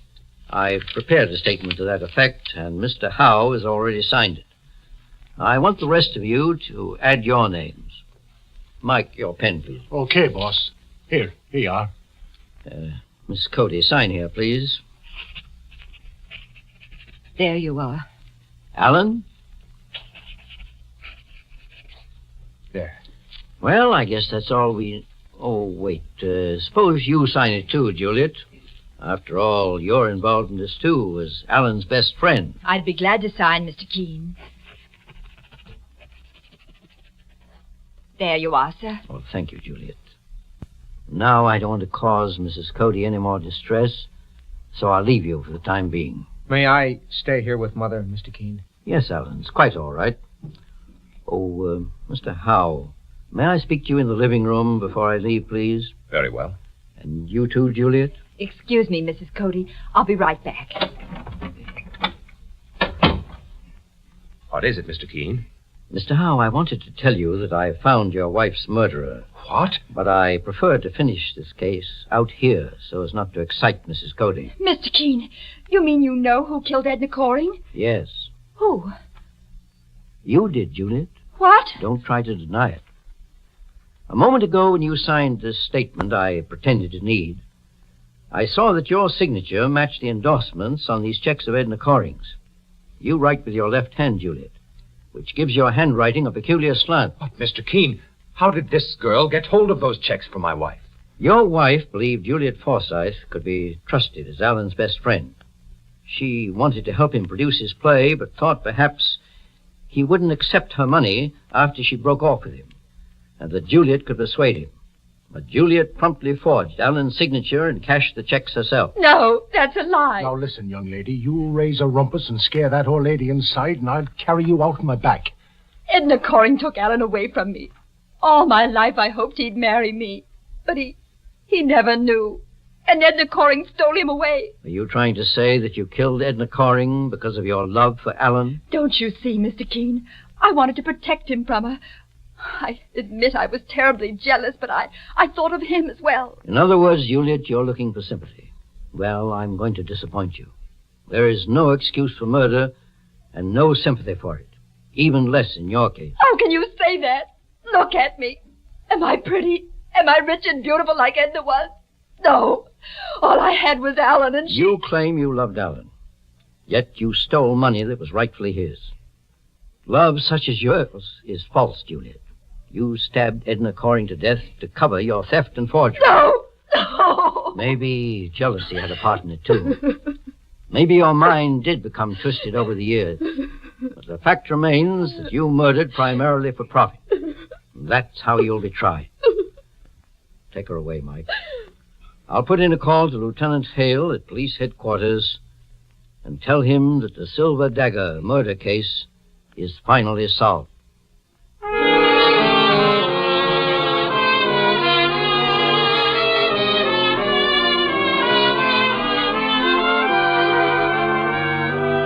And so Mr. Keene finds the solution to the Silver Dagger murder case.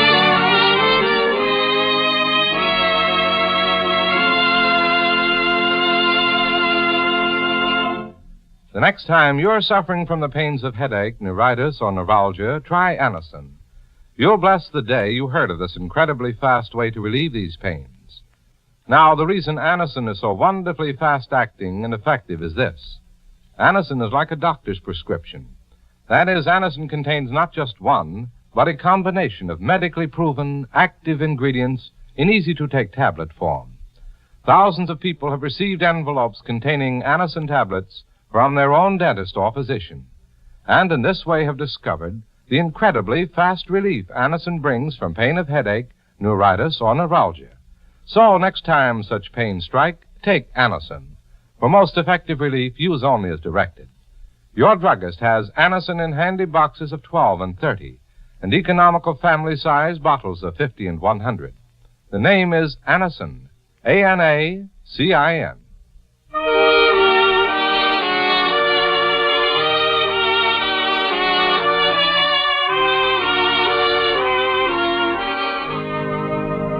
Mr. Keene, Tracer of Lost Persons, is based on the novel Mr. Keene. The radio sequel is originated and produced by Frank and Ann Hummert. Dialogue by Lawrence Cleve. Bennett Kilpack plays Mr. Keene. It is on the air every Thursday at this time. Don't miss Mr. Keene next Thursday when the kindly old Tracer turns to the Martin Street murder case.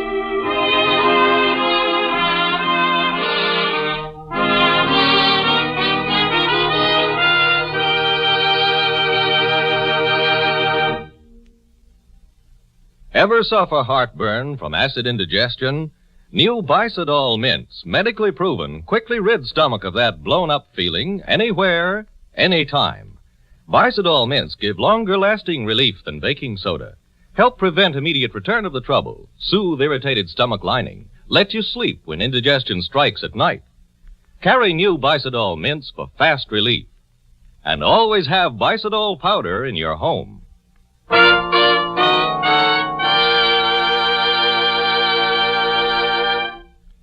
Mr. Keene, Tracer of Lost Persons, will be on the air next Thursday at this same time. This is Larry Elliott saying goodbye for Mr. Keene and the Whitehall Pharmaceutical Company, makers of Anacin and Colonos, and many other dependable, high-quality drug products. This is CBS, the Columbia Broadcasting System. It's time now for Mr. Keene, Tracer of Lost Persons.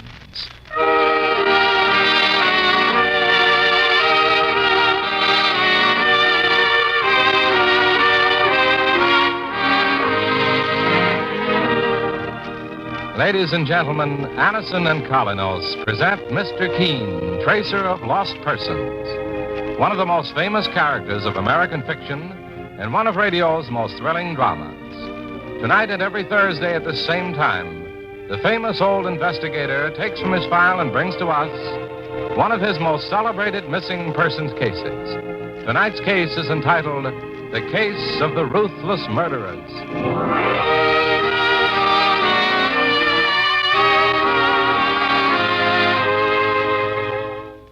People appreciate Anacin most when they want quick relief from sudden pain of headaches, neuritis, or neuralgia.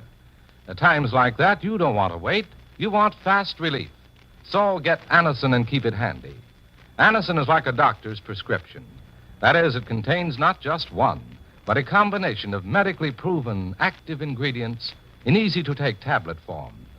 Many people have been first given Anacin tablets by their own physician or dentist. So, for your own sake, let me urge you to try Anacin. For most effective relief, use only as directed. You can get Anacin, A-N-A-C-I-N, at any drug counter.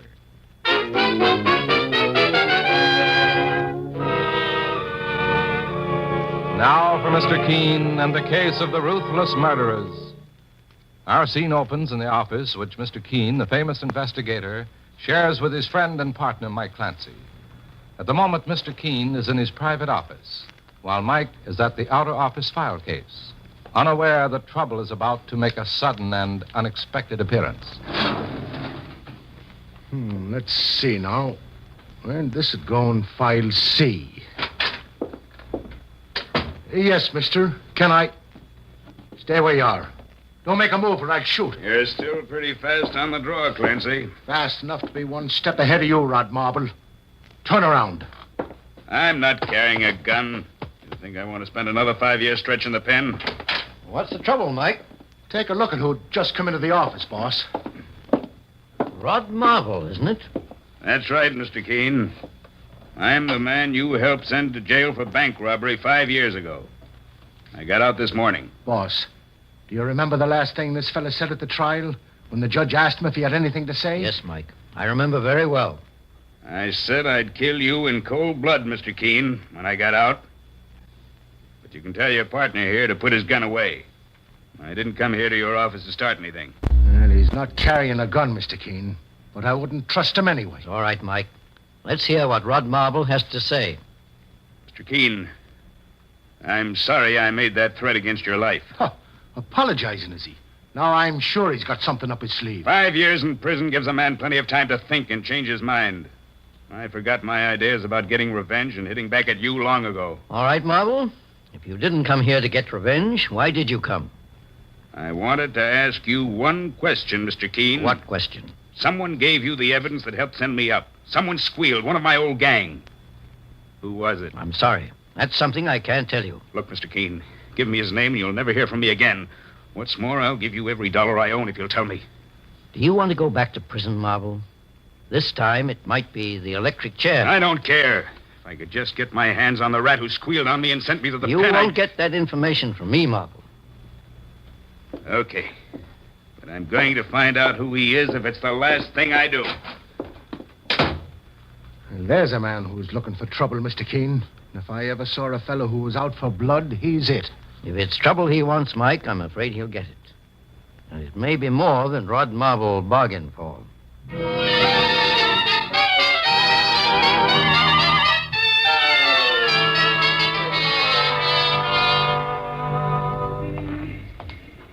The car's parked on the corner, Mr. Keene. This way, sir. It's a special edition of the afternoon papers, Mike. I wonder what the extra is. I'll get a copy from that newsboy, boss. Extra businessman murder. Extra paper, mister. Yeah, here you are, boy. Read all about it. Extra businessman murder. Look at the headline, Mr. Keene. Prominent businessman found murdered. His name is Neil Justin. Neil Justin? Let me see that paper, Mike. Sure, and he's some kind of a big manufacturer, isn't he, Mr. Keene? Yes. Was found with 3 bullets in his body in a phone booth downtown. There were no witnesses to the crime, the paper says. And it took place at about 4 this afternoon. Well, that was just an hour ago.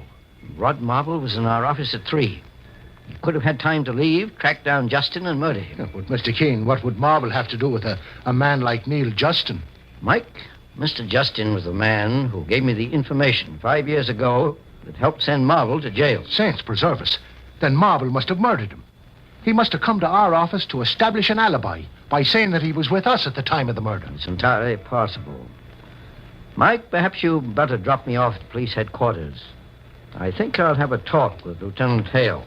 Okay, Mr. Keene. Well, looks as if someone made a mistake. A mistake, Mike? Yeah, there's a woman sitting in our car, boss. So I notice. Excuse me, ma'am. Don't you have the wrong car? Are you Mr. Keene, sir? No, I'm Mike Clancy, his partner. Mr. Keene's right here. Oh, one of the elevator boys in your office building pointed your car out to me, Mr. Keene. My name is Rena Soffer. I just had to see you. Why didn't you come up to my office? I didn't have an appointment, and I thought someone in your office might not let me see you. Mr. Keene, you've got to help me. They've arrested my husband, Tom, and he's innocent. Arrested him for what, Mrs. Soffer? The murder of Neil Justin. I know how you've helped people, sir. Everybody's heard how kind you are and how fair. And Tom's innocent. He didn't kill Neil Justin. If your husband is innocent, I'm sure the police will give him every chance to prove it, Mrs. Soffer. But you don't understand. Tom has a record. A criminal record. Now I remember his name, Mr. Keene. Tom Soffer's been under suspicion at police headquarters. They think he's a gang killer. No, that's not true, Mr. Clancy. My husband's weak, I know. I've tried to keep him away from his bad companions, but he's not a murderer. He'll get a chance to prove that, Mrs. Soffer. Mr. Keene, please just go down to the jail and talk to Tom. That's all I ask. And if he doesn't convince you that he's innocent, I won't bother you again. Very well, Mrs. Soffer. There's a phone booth in that cigar store, Mike. We'll call Lieutenant Hale and ask if we can see Tom Soffer. Oh, thank you, Mr. Keene. I'll never forget your kindness as long as I live. I'll go back now and tell Tom you're coming. All right. But I warn you, if your husband is guilty, I may have to help convict him. I'll take that chance. Goodbye, Mr. Keene. Goodbye. Let's make that phone call to police headquarters, Mike. Right, boss.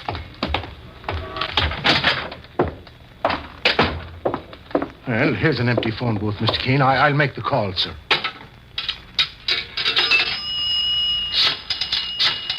You know, Mike, this case isn't as obvious as it appears. It may prove a lot more difficult to solve than we imagine. Hello? Police headquarters? Lieutenant Hale, homicide squad, please. Lieutenant, Mike Clancy. I'm calling for Mr. Keene. We hear you've just picked up a man named Tom Soffer for the Justin murder. Huh? What's that, Lieutenant? Just a second. Mr. Keene. Yes, Mike? Tom Soffer broke away from his arresting officer. He's loose. Well, let me talk to the Lieutenant, Mike. Lieutenant Hale, it's Mr. Keene. I suppose you sent out a general alarm for Tom Soffer. Well, I suggest you send out another alarm for Rod Marble. That's right. Marble was just released from the state penitentiary. Yes, I'll explain when I reach your office in 15 minutes. Goodbye, Lieutenant. Sure, now it's beginning to look as if this fellow Soffer may be just as guilty as Marble, Mr. Keene. Well, they both didn't kill Neil Justin, Mike. And there's always a chance that someone new may enter this case. In any event, I'm going to the lieutenant's office and then home. Get in touch with me there if you learn anything new of importance. I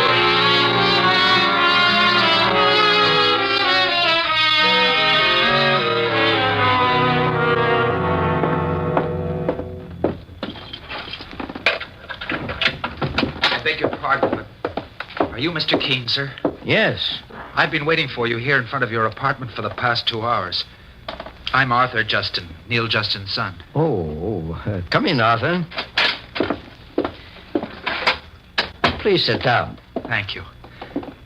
Mr. Keene, you've read about my father's murder. I've come here to ask you to help solve the case. I'll be glad to help you, Arthur. I happen to be working on the case already. You are? Yes, a criminal named Rod Marble is involved in it. Have you ever heard his name mentioned? No, sir. But if you think he murdered Dad, you're wrong. What makes you so sure, Arthur? Because I think I know who the killer is, although I need some evidence. That's why I want your help, sir. Who is the suspect you have in mind? A man named Luke Homer. My father was very worried for weeks before his death. He said someone was shadowing him. Dad was in fear of his life. Oh. What did this man Homer have against your father? Well, I don't know, Mr. Keene. And I never knew why Dad didn't go to the police either. But I did something about it. What did you do? I trailed Homer. I spotted him outside the house a few days before Dad's murder, and I followed him from then on. I found out his name and occupation. He's a mechanic. I can point him out to you, Mr. Keene, and you can do the rest. Where is he? He gets home from work about 9 every night, and this is his address. If you meet me on this corner at 5 of 9 this evening, sir, you'll be able to put a pair of handcuffs on my father's murderer. Well, we can certainly question this man, Luke Homer. Very well, Arthur, I'll meet you. Perhaps I ought to come alone, however, without my partner or the police. If Homer sees his house is being watched, he may not show up. All right, Mr. Keene. Then I'll see you on that street corner tonight at 9, and we'll proceed from there.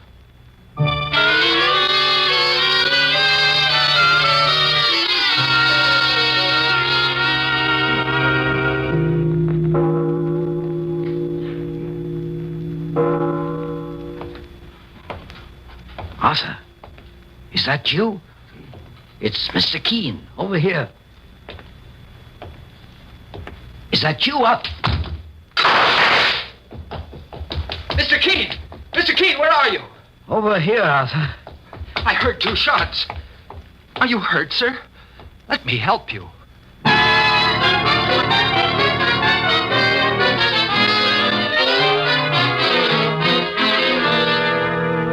In just a moment, we'll return to Mr. Keene and the case of the ruthless murderers. Meanwhile, beware of unpleasing breath that breathes between the teeth. Use Colonos toothpaste with dental floss action.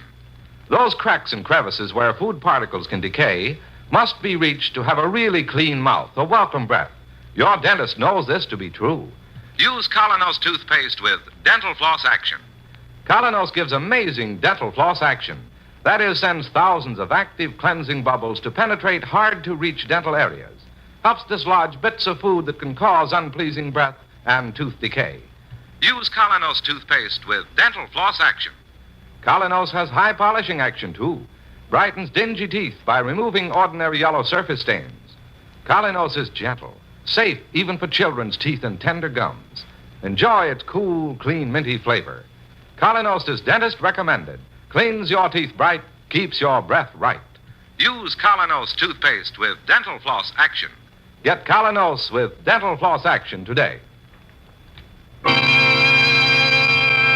Now back to Mr. Keene and the case of the ruthless murderers. Mr. Keene, the great investigator, and his partner, Mike Clancy, have been investigating the murder of Neil Justin, a well-known businessman. Although Mr. Keene already has two suspects, Rod Marble and Tom Soffer, both men with criminal records, Neil Justin's son, Arthur, has come to Mr. Keene accusing still a third, a man named Luke Homer. Arthur Justin has told Mr. Keene where Homer lives and made an appointment with the famous investigator to meet nearby at 9 in the evening. Now, as Mr. Keene keeps his appointment and waits for Arthur Justin, he's suddenly ambushed. Mr. Keene! Mr. Keene, where are you? Over here, Arthur. I heard 2 shots. Are you hurt, sir? Well, let me help you. It was only a miracle that saved me. Some instinct made me drop to the pavement just before he fired. Did you see who he was? No, I'm afraid I could never identify him. Please forgive me. It was my fault. If I hadn't been a few minutes late for our appointment, I would... It doesn't matter, Arthur. It's quite possible if you had been here, you'd have been killed yourself. Mr. Keene, the man who tried to kill you was the murderer of my father. It was Luke Homer. It must have been. Well, there's no point waiting around here any longer. You'll never come back. I'm going to return to my office, Arthur. At this hour of night, Mr. Keene? I have a complete file of every known criminal in the country. And perhaps I'll find Luke Homer's name in it. We've sent out a general alarm for 2 other suspects involved in your father's murder, Rod Marble and Tom Soffer. Now we'll add this man, Luke Homer, to the list.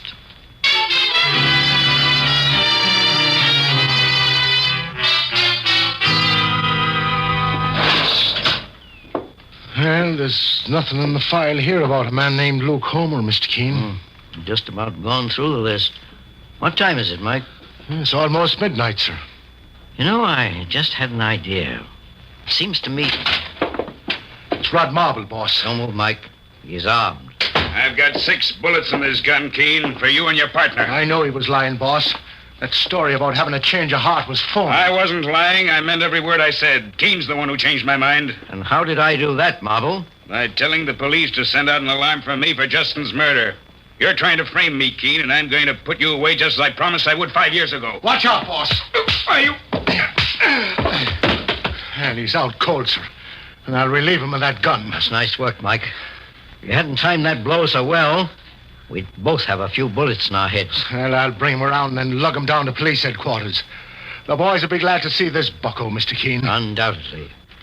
But I'm not so sure he's the man they want for Neil Justin's murder. After all this, and after what you told me about being ambushed? That's just it. Mike, I think I have an important clue to follow up. A clue that may prove to be an amazing revelation. Take Rod Marble to headquarters, then get a good night's sleep. We'll both need all our energy when we return to this affair tomorrow morning.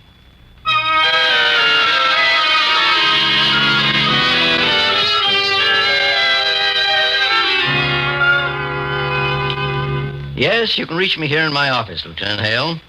I'm still working with Neil Justin's son, Arthur, on the Luke Homer angle. But so far, Homer seems to have completely disappeared. However, I have an idea of my own that I've been working on for the past 2 days. Yes, of course, Lieutenant. I'll keep in touch with you. Goodbye. Mr. Keene. Oh, hello, Arthur. Has there been anything new, sir? Any clues to my father's murder? No, nothing yet. Oh, I want you to meet my wife, Alicia, sir. How do you do, Mrs. Justin? I'm very glad to know you.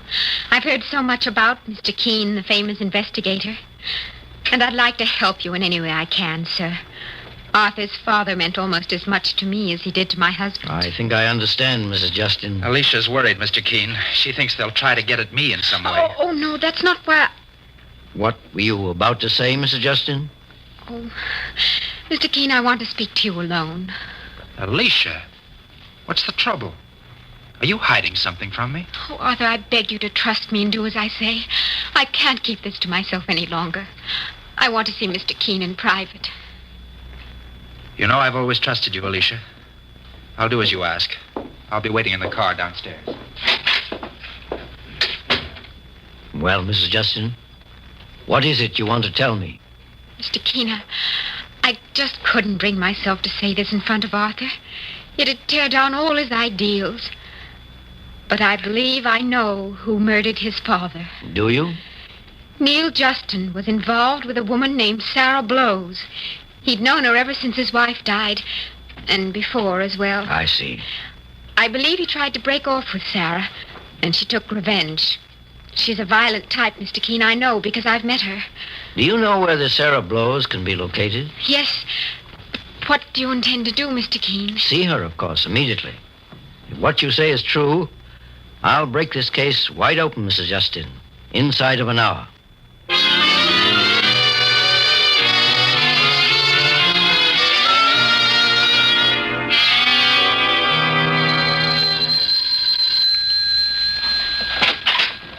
Yes? Are you Sarah Blows? That's right. My name is Keene. Mr. Keene, the famous investigator? I'd like to talk to you about a man named Neil Justin, who was murdered a few days ago. Neil, please, come in, Mr. Keene. Looks smart enough to trail a giraffe. Stop being a comedian, Tracy. Get rid of him and get it over with. Okay, take it easy, sir. Pete. Yeah? We better tie him up in the garage. It's way in the back. If we stay here, somebody on the street might hear us. Get moving, Keene. Somebody might hear you do what? Put a bullet behind your ear, Keene.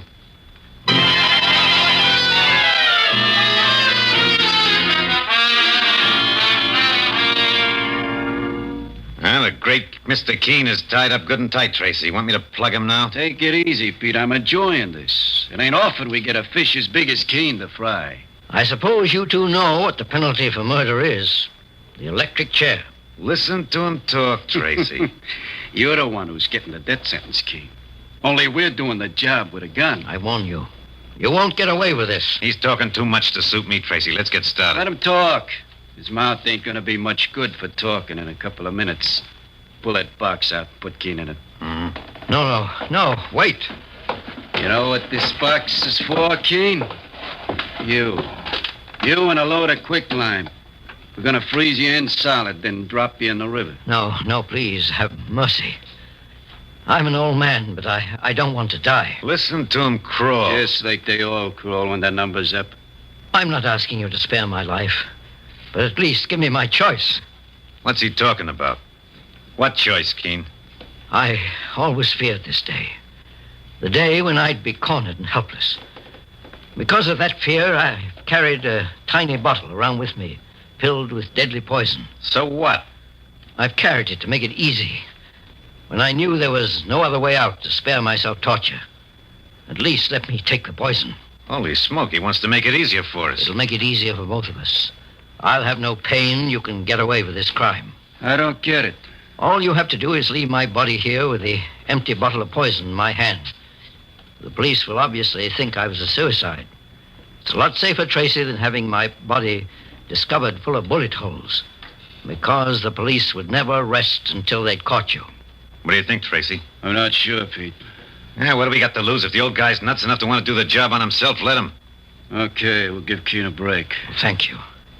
The poison is in a small bottle in my vest pocket. Look, I'm not taking them ropes off you, Keene. You can just open your mouth and we'll pour the stuff in. Anything you say. Just open the bottle and let me drink the poison. Here's a bottle, Tracy. Open it. Gas! The bottle's filled with it. I can't see. I'm blind, Tracy. The door! Where's the door? Come out with your hands up and no funny business. Mike! Mr. Keene, boss. Are you all right, sir? Here, I'll help carry out. Just hang on. I got your message just in time, sir. Oh, that's good work, Mike. And there's a squad of plainclothesmen outside, sir. We got the others, too. Here's the door, boss. Easy now. I'm all right. Let me cut them ropes, Mr. Keene. Thank you, Mike. That invention of mine, the condensed bottle of tear gas, saved my life. I had to put on quite an act to get them to open it. But when they did, the results were perfect. Sure, and that was one of the slickest inventions I've ever seen, boss. Tear gas condensed in a tiny bottle. Everything okay in there, Clancy? Everything's under control, Casey. Send in the other two. They're putting Sarah Blows and them two murderers into the patrol wagon, boss. But here are two more I know you're looking forward to seeing. I put the handcuffs on them 15 minutes ago and brought them here. Well, Arthur and Alicia, what have you got to say for yourselves? All I've got to say, Keene, is that if I didn't have these handcuffs on, take your medicine like a man, Arthur. Keene was too smart for you. I've had my eye on you a lot longer than you think, Arthur. Did you? There was no such man as Luke Homer. You made up the name just to lure me into an ambush. And the boss saw right through that Sarah Blows story, mister, and tipped off the police. Then he told me to nab you and keep you under arrest until he located the rest of your outfit. You and your wife were responsible for the murder of your father, Arthur. And it was a horrible crime. And maybe I can tell you why they killed him, Mr. Keene. It's Rod Marble. Yes. The man who was a member of your ring of criminals 5 years ago, before he was sent to prison. I didn't know it before, Mr. Keene, but you saved my life when you had me picked up on suspicion.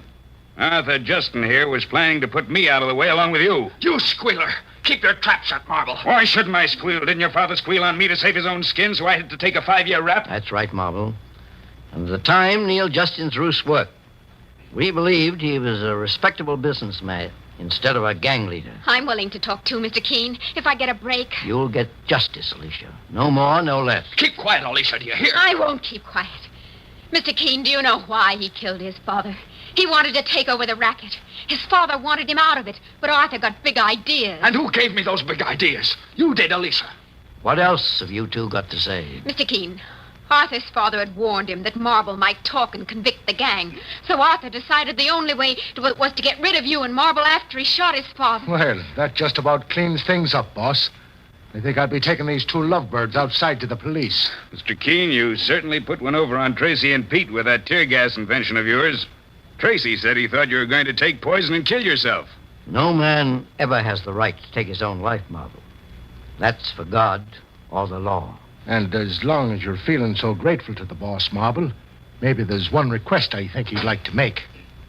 Mr. Keene would appreciate it if you said nothing about that trick bottle of tear gas. Yes, Mike, it might help me in the future.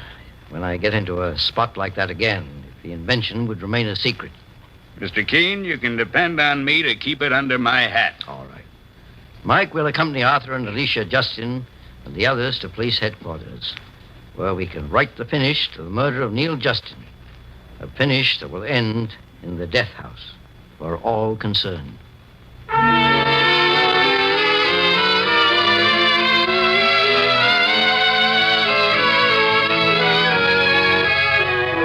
And so Mr. Keene finds a solution to the case of the ruthless murderers.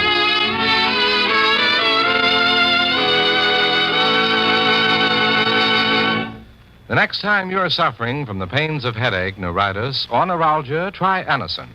You'll bless the day you heard of this incredibly fast way to relieve these pains.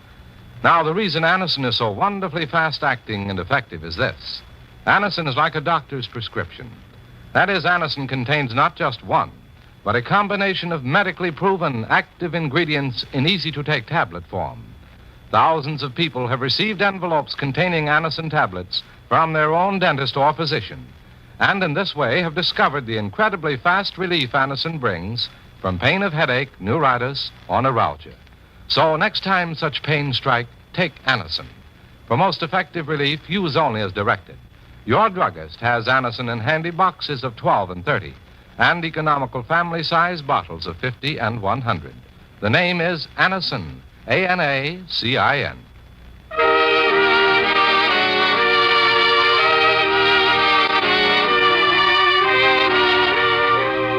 Mr. Keene, Tracer of Lost Persons, is based on the novel Mr. Keene. The radio sequel is originated and produced by Frank and Ann Hummert. Dialogue by Lawrence Clee.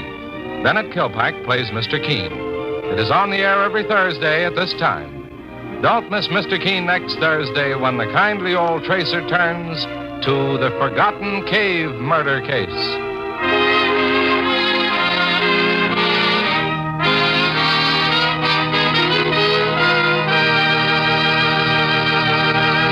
It's time now for Mr. Keene, Tracer of Lost Persons.